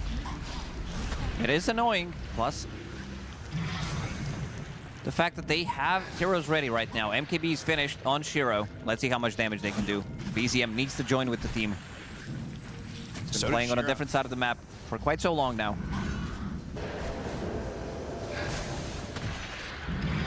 Still 40+ seconds on this Aegis, so even getting the first kill is not going to feel that great. They'll go in. They've got the arena around on 3. Fan of Knives comes in. Everybody's full Innocent's nothing HP. to say. He's dead. No buyback available on the puck. Bach's going to be able to survive. At least there's that. But the BKB gets popped by mid one. They're looking to secure this mid center axe. Another stifling dagger thrown his way. And with not that much health remaining, he can't really step in. But Crystallis finally feels some damage coming in from Shiro. Unfortunately, it's not enough to get the Aegis or anything else. Sure, dealing good amount of damage, but it's still not enough. You can see what their lineup was supposed to do when they go in, Bristlebacks in the front being very annoying, and then Shiro dealing damage from the distance. It's what they wanted to do in theory, something they haven't been able to execute all game.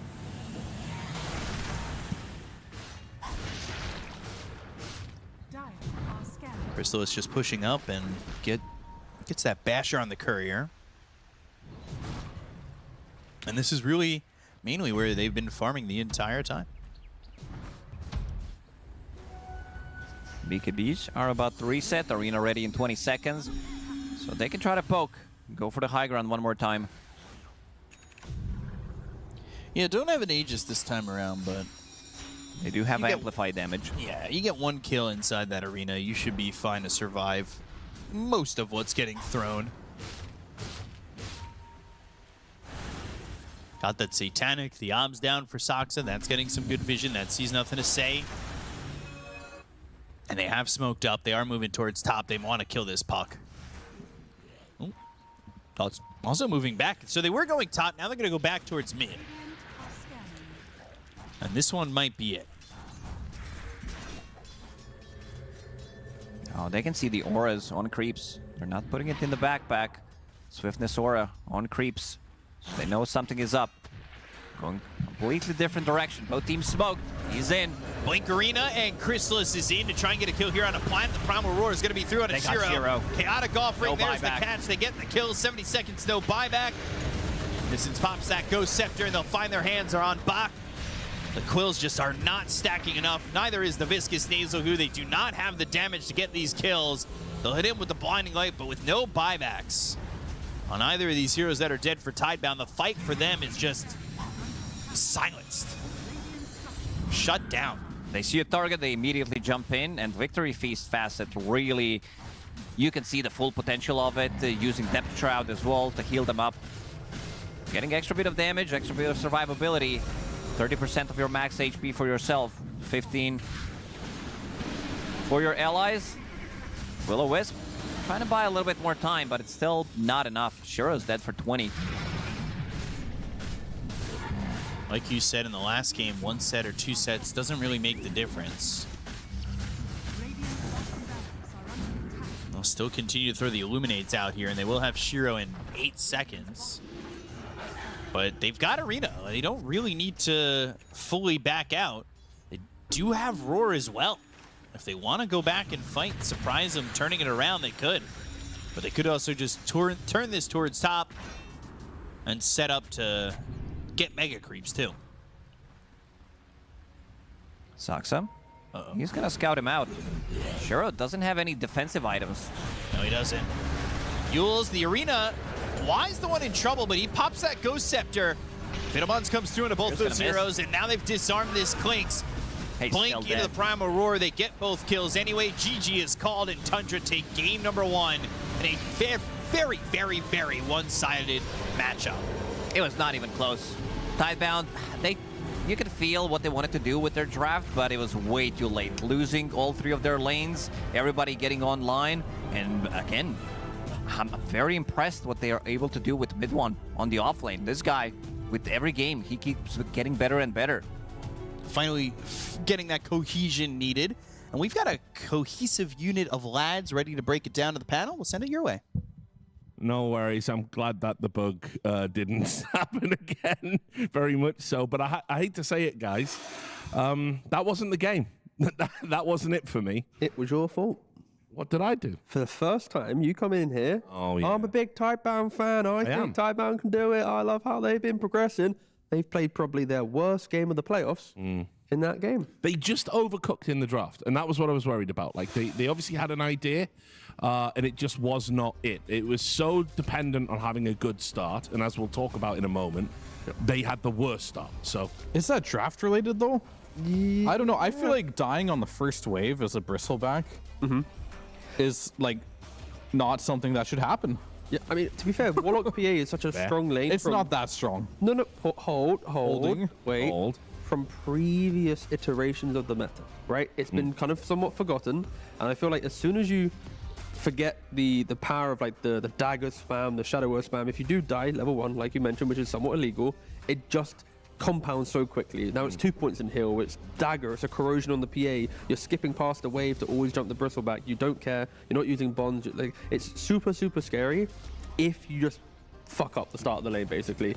And they did, and that's it.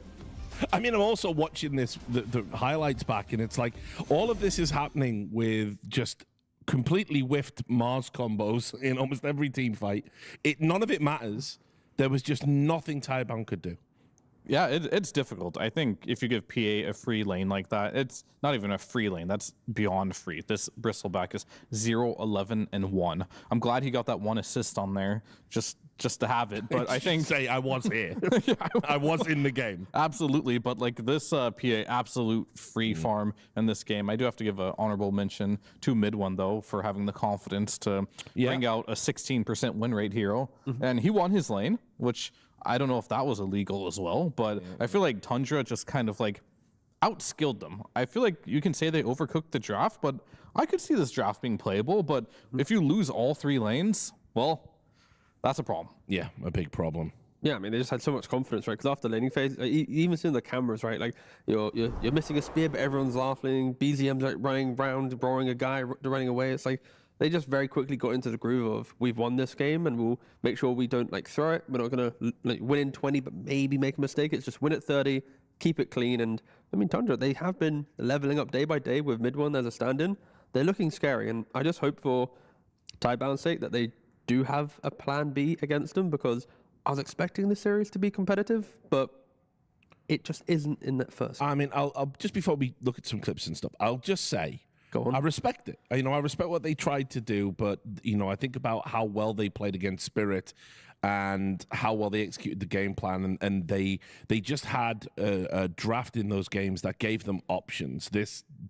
Felt like they painted themselves in a corner with this one, and we'll illustrate why by taking a look at the early game. That's what you've got for me, Clinton. Yeah, I do. I can show you exactly when this game was completely over. Oh, no. Yes. Here we go. Okay. The ultimate devastation here. Losing 2 Shrines of Wisdom is your first tell that a game is going very poorly, but that's not it. Like, what's your comeback mechanic if you are playing heroes like Bristleback? Yeah, it stacks. That big camp, that was a 4 stack. It was gone. Beastmaster took it. You know what else he's gonna take? He's gonna take your position 5, and then he's gonna take your Ancient. So you lose your Wisdom Shrine, both of them, you lose your stacks, and you lose all 3 lanes. It's very difficult to come back in a game that you start like this. And I will say, obviously, these are high-level pros, so this isn't like a super smart strategy or anything they're doing, but for Tundra to identify they're behind, we're stronger, we can just walk up and take these stacks, and to do that and then essentially secure the game. They read the game state very well. No, of course. It's when you kill the Bristleback in laning phase, you know he's not going to be a strong one to defend the stacks. You then have Kotl and Bane as your support duo. They like to play into the map. Bane wants to cross the river and annoy people. Kotl wants to amp the damage of an Ember or a Bristle who's going aggressive, but that just wasn't the case, right? But then on the flip side, you now have supports that can't really make moves, which means Shiro, he's not looking to make moves into the map. Like, he's not seeing an opportunity to be aggressive like he did the last time we saw him play Clinked. He's 2-1-2 at the 24-minute mark compared to Crystalus, who's, joining so many fights. His Warlock's pushing him into engagements. His, Beastmaster or Mars, Aurora or an Arena. It's like so easy for the PA to feel like she can contribute to the game. But for Shiro, it's like, what core is he going to play with? The Bristle that's dying, the Puck that coil but has no other damage, the Bane and the Kotal that also don't kill anyone. It's just, if you don't win your lanes with this draft, you are a victim to just getting run at. I just want to see this next game have a better offlane.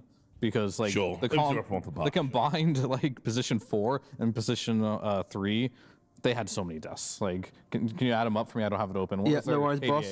So on the offlane. On the offlane, it was 15 deaths. Out of 33 kills. Yeah. Yes. That's bad. A bad day. But they did. Wait, no, sorry. I want to make it better. Hold. They had 15 deaths. Okay. But they both combined had 2 assists. Oh, well, there we are. Every cloud has a silver lining. I hope that's true. We're going to take a quick break, and when we come back, we'll see if Tidebound can do better. And we'll see you in a moment.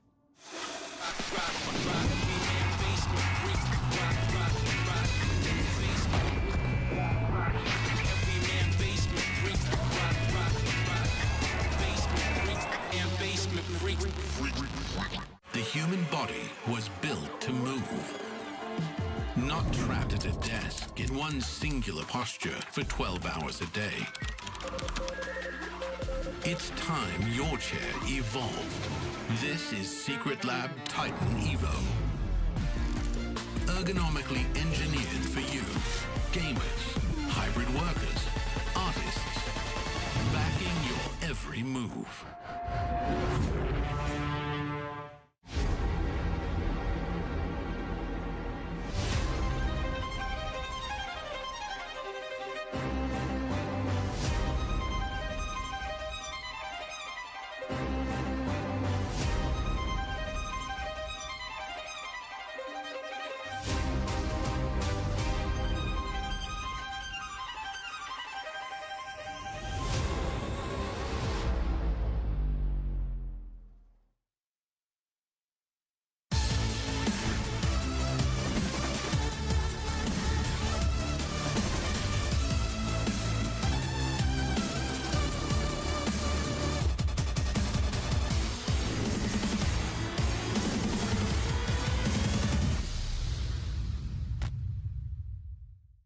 Welcome to Tropes. I'm here with T Governor and Richard Lewis. We've got a scene on the TV, and they're going to be giving in the names of the talents who are represented by these people in this scene. Let's get straight into it. T Governor, firstly, who do you think the wizard is? What are you thinking for the wise wizard in the corner? Are there any wise talent? Oh, I mean, the easy answer is Fogged, right? Because he's like a keen lad. But I feel like there's probably a better answer. You're actually thinking yourself, because you think that's you.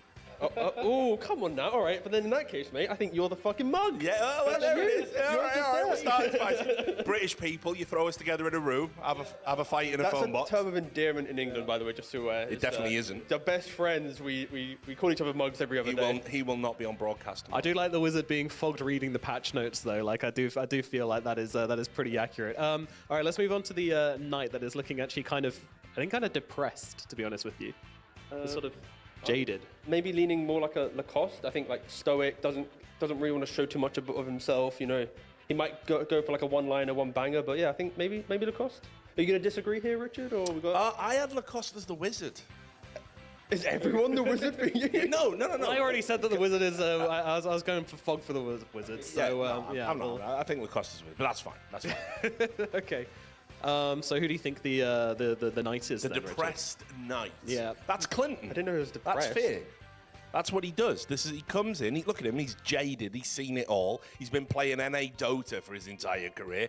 Comes into the broadcast, says everyone's bad, goes home. Yeah, and you can see the jealousy. He wants to play the European pubs, but he's on West Coast, so he can't. So he's looking at the happiness of Western Dota, and he's locked in that. Yeah, I can see it. Yeah, maybe fear. Yeah, good idea. All right, good. We're locked in. We're agreed on fear. All right. What about our sleepy little friend in the corner?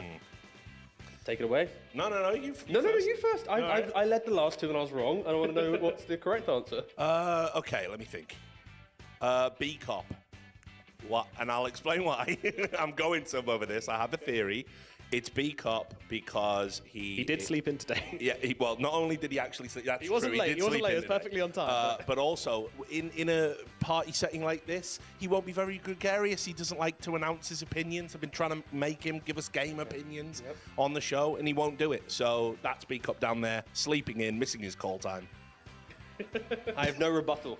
Case closed. Yep. Okay. All right. Bikov is the guy going down there. All right. Let's do the lovely druid lady in the middle. I mean, when Jenkins had really long hair, it was quite fabulous. So I'm leaning Jenkins just for the fact that he used to have such a beautiful hairstyle. Yeah. I mean, I'm assuming are they real horns? Is the question, or is it dress up?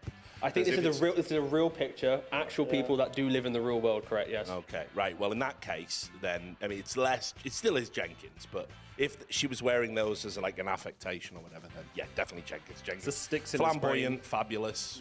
The sticks in his brain, which is why he is the way he is, I guess. Also true. Yeah. Alrighty. What about our bard having a wonderful tune and singing a song? Sure, that's got to be a caster, right? I mean, look at you forcing us to answer, huh? You want me to say, oh? No. Leading questions there. Big no for an interviewer. You can go any way you want. You've just been struggling to pick it up for the past couple. It's because I'm preparing for this one, and I don't. Richard's not going to agree with me, but I'm just waiting for it. I mean, Owen's the easy answer. Do you have a better answer than that? I was thinking Owen. Yeah. Yeah, I was thinking Owen. That's just nice. The voice of the game in many ways. And also, you can just see the pure joy where Dota hasn't broken him. Dota breaks many men, and look at this. This is a guy who he still sticks at it, and Owen still does. And who's his loot? The physical loot? Yeah, who's that? Is that the audience? Don't he's answer just that, playing? Don't answer that. It's the audience. He's playing yes, along. There you it know? is. Yeah. The fans. Yeah. Owen loves the fans. The unofficial Cabal more will than not any allow other me to time. answer that question. Sorry. Alrighty, and then finally we've got the big fella having a great time, drinking a beer.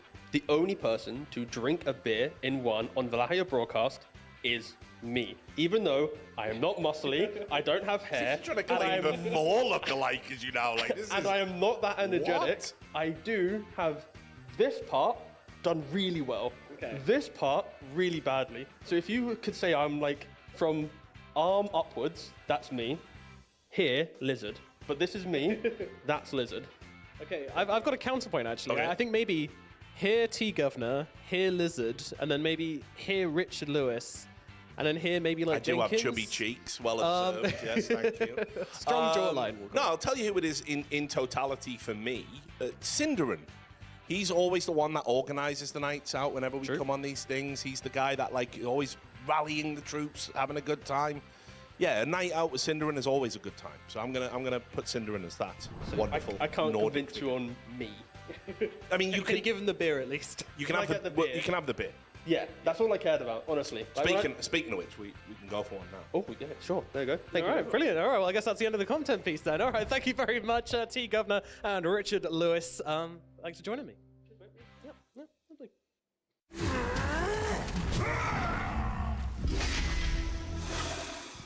Yeah, so a rare moment there of us enjoying our company outside of the studio. It does happen on occasion, not always, but yeah, a nice bit of fun there with me and Robson, or Robson and I, as I should say, in correct English. But anyway, let's turn our attention to Tidebound. Obviously, that was not good. No. It will be better this time. Hopefully. I think they can get back into the series. Yes, sir. I believe. I just lost all trust in your opinion after that you're coming in here. Tidebound's gonna do it. They're gonna crush the Tundra game. are one of the best teams in the world, with or without a standing. Tidebound have been evolving, in across the tournament and learning and trying things. And no shame in losing a game to Tundra. No, I fully agree. And they'll be back.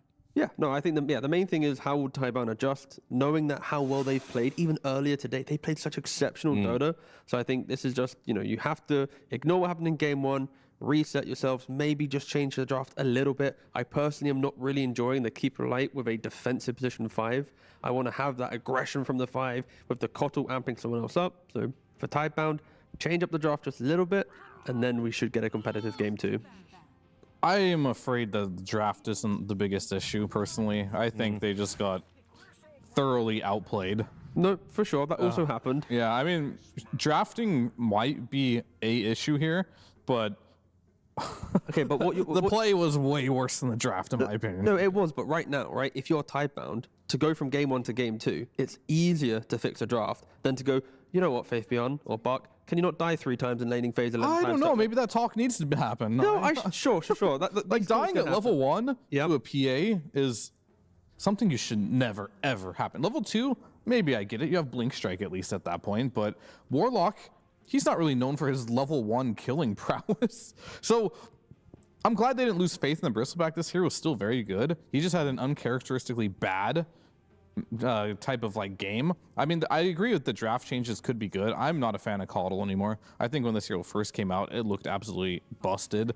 But now all these top teams, they know how it functions. They don't get surprised anymore about this Coddle TPing around, and it seems to be figured out. Yeah, it just hasn't done anything for me here at this season of Wallachia. Unlike Beastmaster, which has got through again for Tundra. Very, very strong. Yep, very, very good. But for Tidebound, let's focus on the adaptations. Adaptations. That's how you say the word. I mean, you can add a flourish. Yeah, the adaptation. Yeah, I felt so flamboyant for a second. Yeah, no, good, right? Yeah, but whatever. Anyway, moving on. Yeah, PA's banned out, and then the Slark's banned out as well, right? And both those heroes, you could argue, depending on how you look at the last game, did a lot of work. And we'll see where Tundra wants to go with that pressure to apply in the lane, because again, when you win 3 lanes, it's so easy to hype up a team. But what is getting let through the pool now? They let the Ancient Apparition through and the Jakiro through. They're the 2 heroes now available, if Tundra want either of them. I mean, both are good. Yeah, interesting for sure. Yeah, I think. Which one do you think they would prioritize? I would lean Jack. I think I'm leaning Jakiro because laning phase good, your game is fine, and we've seen how Ancient Apparition can a little zoo pick here, Bristleback goes elsewhere, and you can pressure him. But they're both so good that Eva's perfectly fine, and they go for the Ancient Apparition. Yeah. Again, it really was like a 50-50. I could have probably sold you on either one.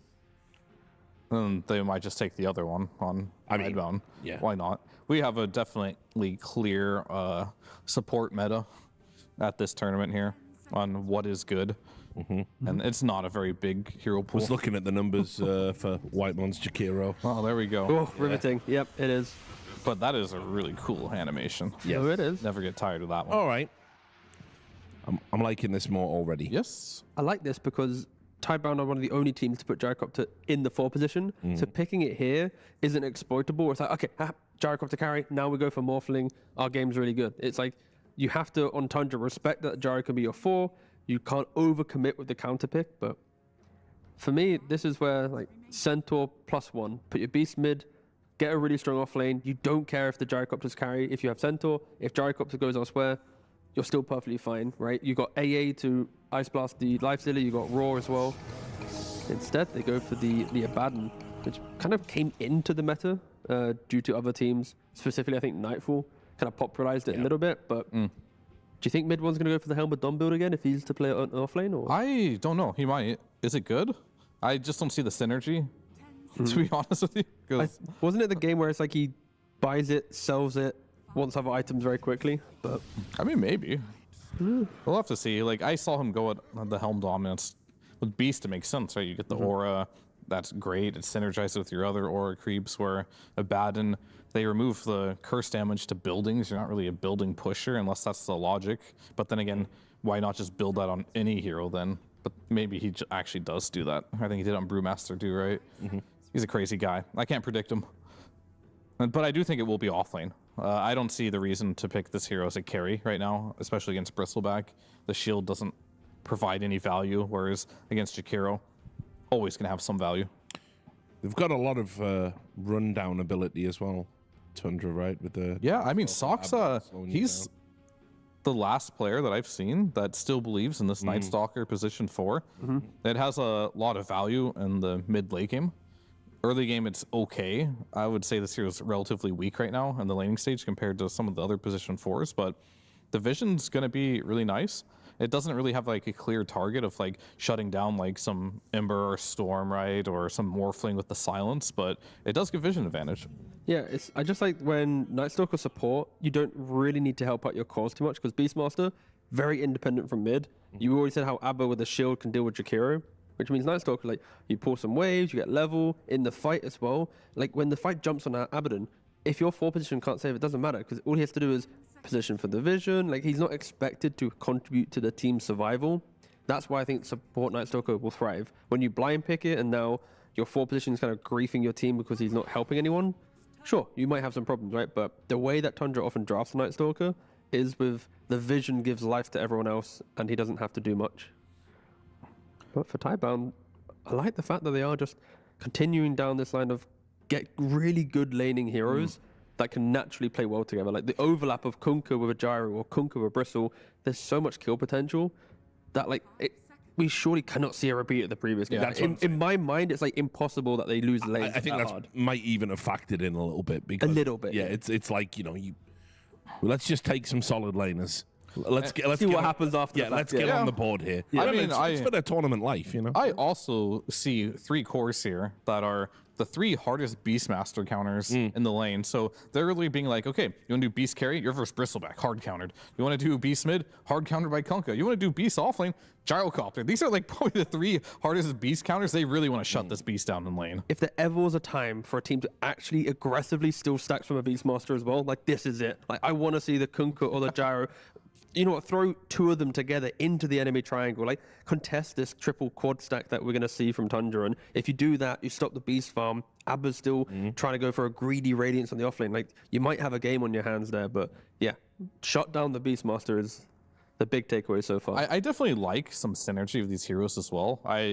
Every time I see this Bristleback with Gyro, it is so good. Like, just the green facet. Everyone has minus armor for flat cannon. It actually makes Gyro feel like he does real damage with the flat cannon. They have to ban Lifestealer if you're Tidebound, or am I missing another carry? Like, what is this? Have a quick check of the carries, boss. Yeah. I think Bristleback is kind of good versus Lifestealer. That's like the only thing. I think Morphling, that's banned. Oh, yeah, Morphling already banned, yeah. I'm going down my little list of the Crystallis carries and... Razor? Sure, yeah, true. It's a classic. That is a classic. I don't think he's actually played it at this event so far. I honestly forgot he played it. That's why. He does play it. He does play it a lot, yep. I mean, it's pretty good this game. I don't know if he wants to play it. My only concern with Lifestealer would just be like, obviously versus Bristleback, it's kind of hard. And versus Ursa, you probably don't enjoy that either. We're pivoting slightly now. Yeah, Gyro's going support. So, Crystallis heroes.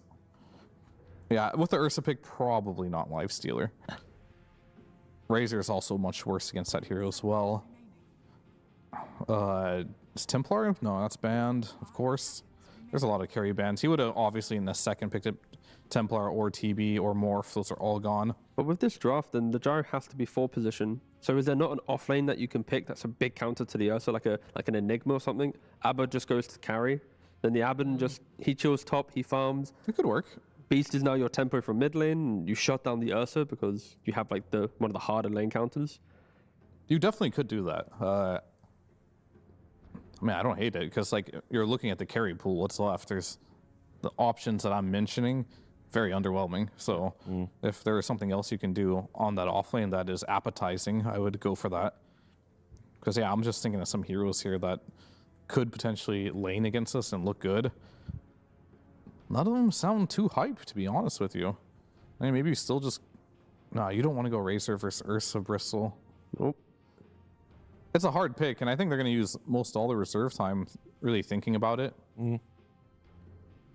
Let's see. I'm scrolling through his heroes, and I'm currently not seeing a carry, which is like, wow, you shut down Bristle in lane. What about Doom carry again? Nah. It's fixed. Are you sure? Have the players done their maths on their buyback? Just thriving on the chaos of... I just love the fact that like all these pros have been just spending more on buyback and not knowing. I know. I'm sure there's like an ancient playing out there who's been complaining for weeks on GitHub. Going, there's a Monkey King in the pool too, right? Oh, okay. No. But Darkseer. Okay. That hero is traditionally countered by Ursa. So... It is. This is just... I don't know why they picked this, actually. Okay, so let's ignore the lane, which is very critical in Dota. But let's just try and ignore that. Okay. Sure. The Beast and the Darkseer in tandem, very, very scary. Same thing with like Abaddon. Like all the heroes on Tundra, if you do get to equal-ish farm at 14-15 minutes in regards to getting your hero online, it is very, very scary to play into. Like a Crimson on a Darkseer, a Ags on the Beastmaster, a Radiance on the Abaddon, Blink on the Nightstalker. Like all the heroes kind of thrive together that they naturally have the same timing. So again, it's just like find a way to get Darkseer into the lane to get that farm, and it's fine. Yeah, But you are picking it into a counter. I'm convinced that there was no gotcha pick there anyway. Yeah. Like, so they just picked a good Dota hero. Yeah, it's just, here, Midman, what do you want to play? Yeah. I'm comfortable playing Darkseer. He's been playing it a lot, right? Yes, exactly. So he's comfortable on it in the off lane. Out of the hero pool that was left, Kristal's like, there's nothing really better than a bad in here, so I'll just take it. That's a bad lane for you anyway. What do you feel like playing mid one? Well, I've got like a 3 hero puddle maybe, and Darkseer sounds the best out of that situation, so they're just going for comfort here. I don't hate it. I think that's a good approach when you do have a stand-in. But Nightstalker also is very good in the 4 position because you have good move speed, you have good armor, like you can pull the waves and do all the stuff that Darkseer can't do, because often you get chased down by the Ursa. So Nightstalker's gonna like do the stuff for the Darkseer, sacrifice himself to give life to the lane. So like on paper it sounds really bad, but I think Saxo can do a lot of work to help him. Agreed, +1. Or do you want more than that? I think he wants a bit more. He's giving you the look. One sentence, go Fear. I mean, I think this lineup You may as a whole talk, yeah. is going to be very easy to play in the mid game for the Darkseer. You're going to have this Beastmaster going around, but I'll stop there. Oh, okay. Right. Well, with that, we can now go backstage again with Nomad. Thank you, Richard. Yes, I'm here with Moon Meander as we get into the second game. But game number 1, bit of a smackdown. I mean, were you expecting that? If I had interviewed you after the last game, would you have said, yeah, this is going to be a absolute destruction? Yeah, in BZM we trust. Pretty much 1v9, and the safe lane was also doing very well. Yeah. Yeah, they certainly were. And how do you adjust from that? How do you go from, learning from that that first game and kind of making adjustments for the second game when it's just that convincing? We felt like going in the second game, they might bristle back again and ban the PA this time, which they did. But we were ready for it. We had an answer. And yeah, we got another BZM Beastmaster. Another one, yeah. He's looking very, very good on that hero. And you guys generally looking very good. I mean, there's also, unfortunately, we don't interview the Chinese coach. So can you give us some, like, what does the Chinese draft do well? Can you give us some hope for the other side? It is a good Ursa game. And we did pick Darkseer and Ursa. We didn't really expect the Ursa. We just thought it was going to be a Gyrocopter carry. And yeah, with the thing. But, we knew the Flex Gyro 4, but, like Ursa. So it goes late game. They will probably win like late game, but they have to survive the Beastmaster mid game. Alrighty, Moon. Thank you very much for that very honest, very insightful commentary on the draft. Appreciate it very much. We get into game number 2 with Bcop and Lacoste. Here we are, and Tidebound down to their last life. Where's the energy? Where's the speech from Moon Meander? That's what I'm wondering. He's a little bit low on energy. Maybe he thinks one is done. They're going to be able to close it out. In BZM, they trust? Yeah, in like 30, 35 minutes. Nightstalker getting pressured a lot in the bottom lane. Not an easy lane for them by any means. Playing into Ursa, playing into Jakiro as 2 melee heroes. Sure, you're playing Nightstalker, so you're going to have that extra bit of threat, I would say. One of the better overall Iron Shell users when it comes down to position 4s, on top of the Spirit Breaker, Tusk, Bounty Hunters. But looking at the lineups, Tidebound, they have a very survivable lineup. This time around, Bach, he didn't die immediately at level 1. Also, different itemization, picking up Bracer immediately, which also means that his game is going to be slightly better. Planet, getting harassed a lot by Whitemon. Yeah, Chilling Touch will do that, and he is not enjoying his time completely here. But it leaves Bach solo, and Crystal is on this Abaddon. What are you expecting for both these carries? Pretty standard stuff for Abba. He needs to pick up 1 Null Talisman, which is your mana regeneration. Everything got nerfed. Aphotic Shield, Planet, getting initiated on. Yeah, they had that Cold Feet and the Chilling Touch, so they were able to get the kill on the Planet and get that first blood for a back-to-back game. Even putting some more pressure on a Bach, they'll have a Chilling Touch if he can get close enough. And that means the chase is there for a second, but under the tower, it's a much more difficult kill to get. It is a very strong lane for Tundra in the safe lane. A lot of harassment. They have ways of dispelling Gugu. So minus armor not going to be there. You can see Saxa's trying to do the most in the bottom lane. Still sitting at 0-0, the only hero that doesn't have a last hit at the moment. Just kind of bringing the lane over to this area of the river. An odd spot to be in. Trying to get rid of this Iron Shelled creep, but gets denied by mid one, and now Wise coming around. Do have dual breath, but will force a surge. puts him out of the lane, at least for a moment, and these iron shells, as well as these right clicks, have only garnered 3 last hits for the Darkseer. Not an easy lane, by any means. Not at all.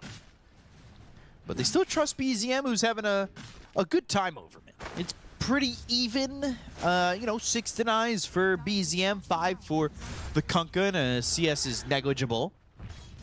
What I would like to see is BZM to send one boar to the side lane, something that Nisha did to try to help them out. Would that be enough to get Shiro, or is that mainly just to try and get that extra slow could really make the difference, because you can't kill the boar. You can see, I mean, it is a very good Ursa game. Starting with Boots of Speed, playing behind enemy lines, doesn't need to be too much careful about Night Stalker. No, not at Does all. have point in Crippling Fear, something that he's gonna have to be aware of throughout the whole game, but not so much in the laning stage. Another to say, on this Kunkka, we saw no one play the Kunkka from mid. He did ultimately go up into that Radiance. Are you kind of expecting the same thing here from Kunkka? It depends how the game's gonna develop. It is a good Radiance game. I'm not sure if you need it as much. If he wants to go for Blade Mail, then see how things are going to go, whether he needs some BKB. But there's a good amount of abilities that go through debuff immunity, so if he wants to go for scaling, if he feels he's in a good spot where he can get away with Radiance, sure. Crystal's still up here, 20-5. Planet, not much of a deterrent from this gyrocopter, but we've seen Planet be a playmaker from the 4 with heroes like this. We'll find Whitemon, though. The body blocks try and get him to freeze over. He's not far away from the center. And now they'll chase a Planet with another rocket barrage. Tries to deny himself to neutrals. Unfortunately, Crystallis gets the kill. Seems like they're not done. Crystallis, another Aphotic Shield ready. 5 seconds. And another Cold Feet. Whitemon survived long enough. These quills aren't exactly going to land. And now Bach, he's getting run down here and will die to Crystallis. It's a double kill. And Bach having flashbacks of a game past. They have the exit of the Torrent. They'll look for BZM. They'll follow it up with the Ice Path. 3 heroes. The axes don't matter. They get the kill. They've got the Flat Cannon and the Rocket Barrage, and they'll freeze over a Y. But if they can get Whitemon, they'd be happy with that. Off the Tidebringer and the Rocket Barrage, they do get it. And they find themselves a second. Yeah, very nice moves from Tidebound. Shiro? He's dead in between the tier 1 and the tier 2. Shiro, yeah, playing behind enemy lines while 2 supports are showing. They showed in the mid lane for a good 15 seconds. Still gonna be worth it for them, especially if they can get this tower. They're playing with the catapult, they're playing with Jakiro. BZM, he can't even TP to it. Seems like they're gonna forfeit this tower. Yeah, they'll have the catapult with it now. And there it goes. Not denied this time or anything of the sort. Bach in here to throw some quills and maybe swipe a Lotus and go, but it took him a couple attempts. There's no borrowed time, and when those quills start to stack, things get very dangerous, and Planet's even here. He wants to try and put some pressure on the Crystallis. BZM's dead mid again, and Crystallis has got the Aphotic Shield. They go to the Flat Cannon. Planet, though, Chilling Touch from a distance. They will get this kill on a Planet, but maybe Bach, with some slows and some viscous nasal goo, can get the kill on a Crystallis, and he's got the Aphotic Shield again. So soak up a bit more damage. There's not a lot of mana left on Bach for the moment, but he does have some backup to maybe get a quill spray or 2. Only had that stick, and it just wasn't enough. Tidebound, they're trying to speed things up. BZM, Moonmeander talked about that this is going to be, if it's going to be another good BZM game. But so far, he's been shut down. Level 5 on Beastmaster, 7 minutes in. Innocence here to swipe the Shrine, and not even a contest from Saksa. Now they chase Bach again. The Vortex, the Cold Feet, it doesn't go off. Bach is playing with fire. He's only got this stick, so he's not getting everything he'd want out of it, but Torrent sends Crystallis back. So now he got the X on him, but that'll send him back under the tower. Sends him back under the tower, and he's got a lot of wand charges, so he's back half health, half mana. They are desperately trying to kill Crystallis, who is close to level 6, but not there yet. Mid 1, level 6. Trying to put some extra bit of pressure. Very difficult for Night Stalker. His XP rune, I believe, got stolen. So very, very difficult game for him. Because you definitely need that level 6. He got level 6 borrowed himself. time. Now the chase is on for Whitemon instead, and Planet gets at least that. They pop the borrowed time, they can maybe go again, but they don't have the ghost ship this time around. Not an easy catch, and Shiro's actually been pushed out of the lane to the point where they're pushing that bottom tier 1. He's going to come bottom, and maybe Nothing to Say joins them in a second. Oh, I love that TS is skipping Blade Mail, going into the Radiance immediately. He's going to hit a very, very good timing on it. Seeing that lane did go well, they killed tier 1 tower in the mid lane, they killed tier 1 tower in the top, which does allow them to get extra bit of entrance to the enemy jungle. And looking at the stacks right now, seems like Bach's going to be the one clearing those stacks. Only one death to his name compared to the previous game. Yeah, doesn't want to match numbers. That's definitely for sure. 2 kills on BZM, 2 kills on Whitemon for Tidebound. So they are spread out at least this time. Shu and Y. Maybe thinking about going into the Soxa. He's got the Iron Shell on himself. They can land an Ice Path and a jump from Shiro. They could probably get a kill here. But he'll have Surge from mid one if need be. Actually, he was on cooldown, so he didn't even have that, but they just get under the tower and yeah. That he had Surge available. Sometimes it does work. BZM getting caught again. Primal Roar and the X back into the Ghost Ship. They commit the wall to this and they bring Crystallis over.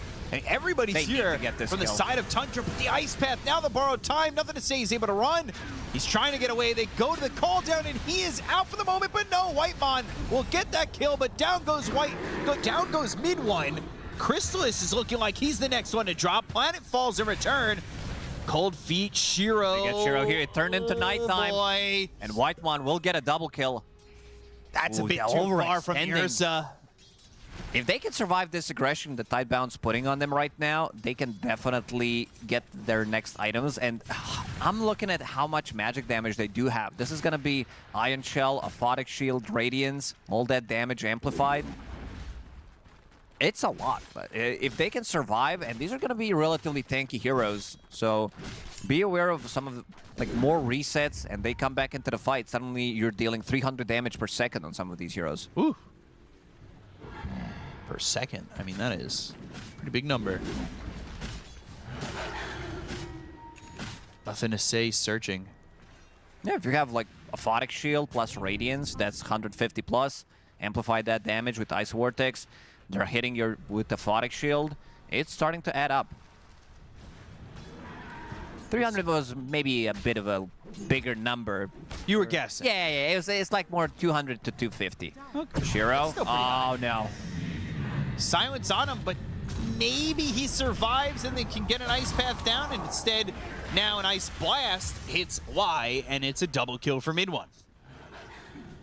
Mitigating the pressure put on by Tidebound. And they wanted an early start from Tidebound, and they got it, but unfortunately it was a response from Tundra that sticks with it. Sure, you countered BZM, but BZM is going to be recovering in Triangle. Nighttime for the next 4.5 minutes. I love when Soxa plays Night Stalker. He puts multiple points into Crippling Fear, lowering the cooldown, extending the duration, and keeping 1 point in Hunter in the night. That's the innate, pretty much, that you do get on Night Stalker. At 5 seconds, now 5.5, putting that third point in. That is a long time. But it is nighttime. Ice Path not going to connect. Wasn't even Surge needed. Just using the Pig Pole. Mid one and Soxa, the beginning was tough, but they've mitigated so far. There is an obs on this high ground, so they see him. Probably know that that ward went down as well. Get to that point where they hit the 15-minute mark, and you're kind of expecting Ursa to go and get that Tormentor, right? But they can probably contest. BZM again. Ghost Ship called down with the X and the Ghost Ship, but they use the Primal Roar. They'll lock him in with the Ice Path into the Rocket Barrage. BZM dead once more. Mid-to-mid matchup, it's certainly a lead here for Tidebound. And, I mean, all things considered, it's kind of even. Although Ancient Apparition has a good amount of farm.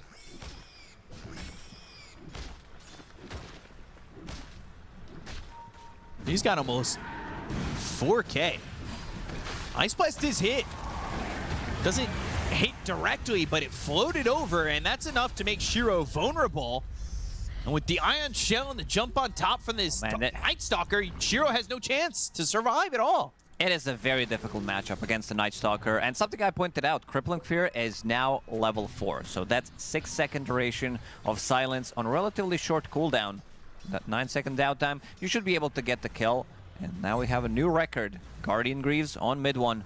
After having pretty bad first couple of minutes, managed to recover nicely. Guardian Greaves done. Knowing that there's no heal reduction, nothing to say is trying to farm up in the triangle. Trying to get his Radiance timing. There have been games like this that Tidebound have played where Shiro has been the one shut down earlier on, but he has recovered. He had a TA game that he was bottom of the cores of the net worth for quite some time and ended up making that recovery. And this is the item that'll help him do that. He's got the Battle Fury. He's not bottom of the cores, but he is towards the bottom. And he'll start to be able to recover. Again, Ion Shell, Surge, Ice Blast, probably not even needed, honestly. This looks like a replay. The way they're executing with the heroes playing in this bottom part of the map, they have one good observer ward, scouting things out if they're trying to approach from the north. Do we still have the statistic for wards destroyed? I feel like a lot of these Tundra wards are staying up for a long time. I have destroyed 6 from Tidebound. Okay. Just feel like some of the wards they have planted have given them a lot of information to get kills like that on Shiro and the Jakiro back to back. Yeah, Tundra, I'm just looking at some of the statistics. Tundra is the best team so far in the tournament in terms of observer wards killed. So they're doing a very good job understanding where enemy vision is. Torm top, a rare sight. Ice Blast. Does not hit onto the Jakiro. That was the only one that was really going to be close, but they do get the shard for the Jakiro. So have access to the Liquid Fire and the Liquid Frost.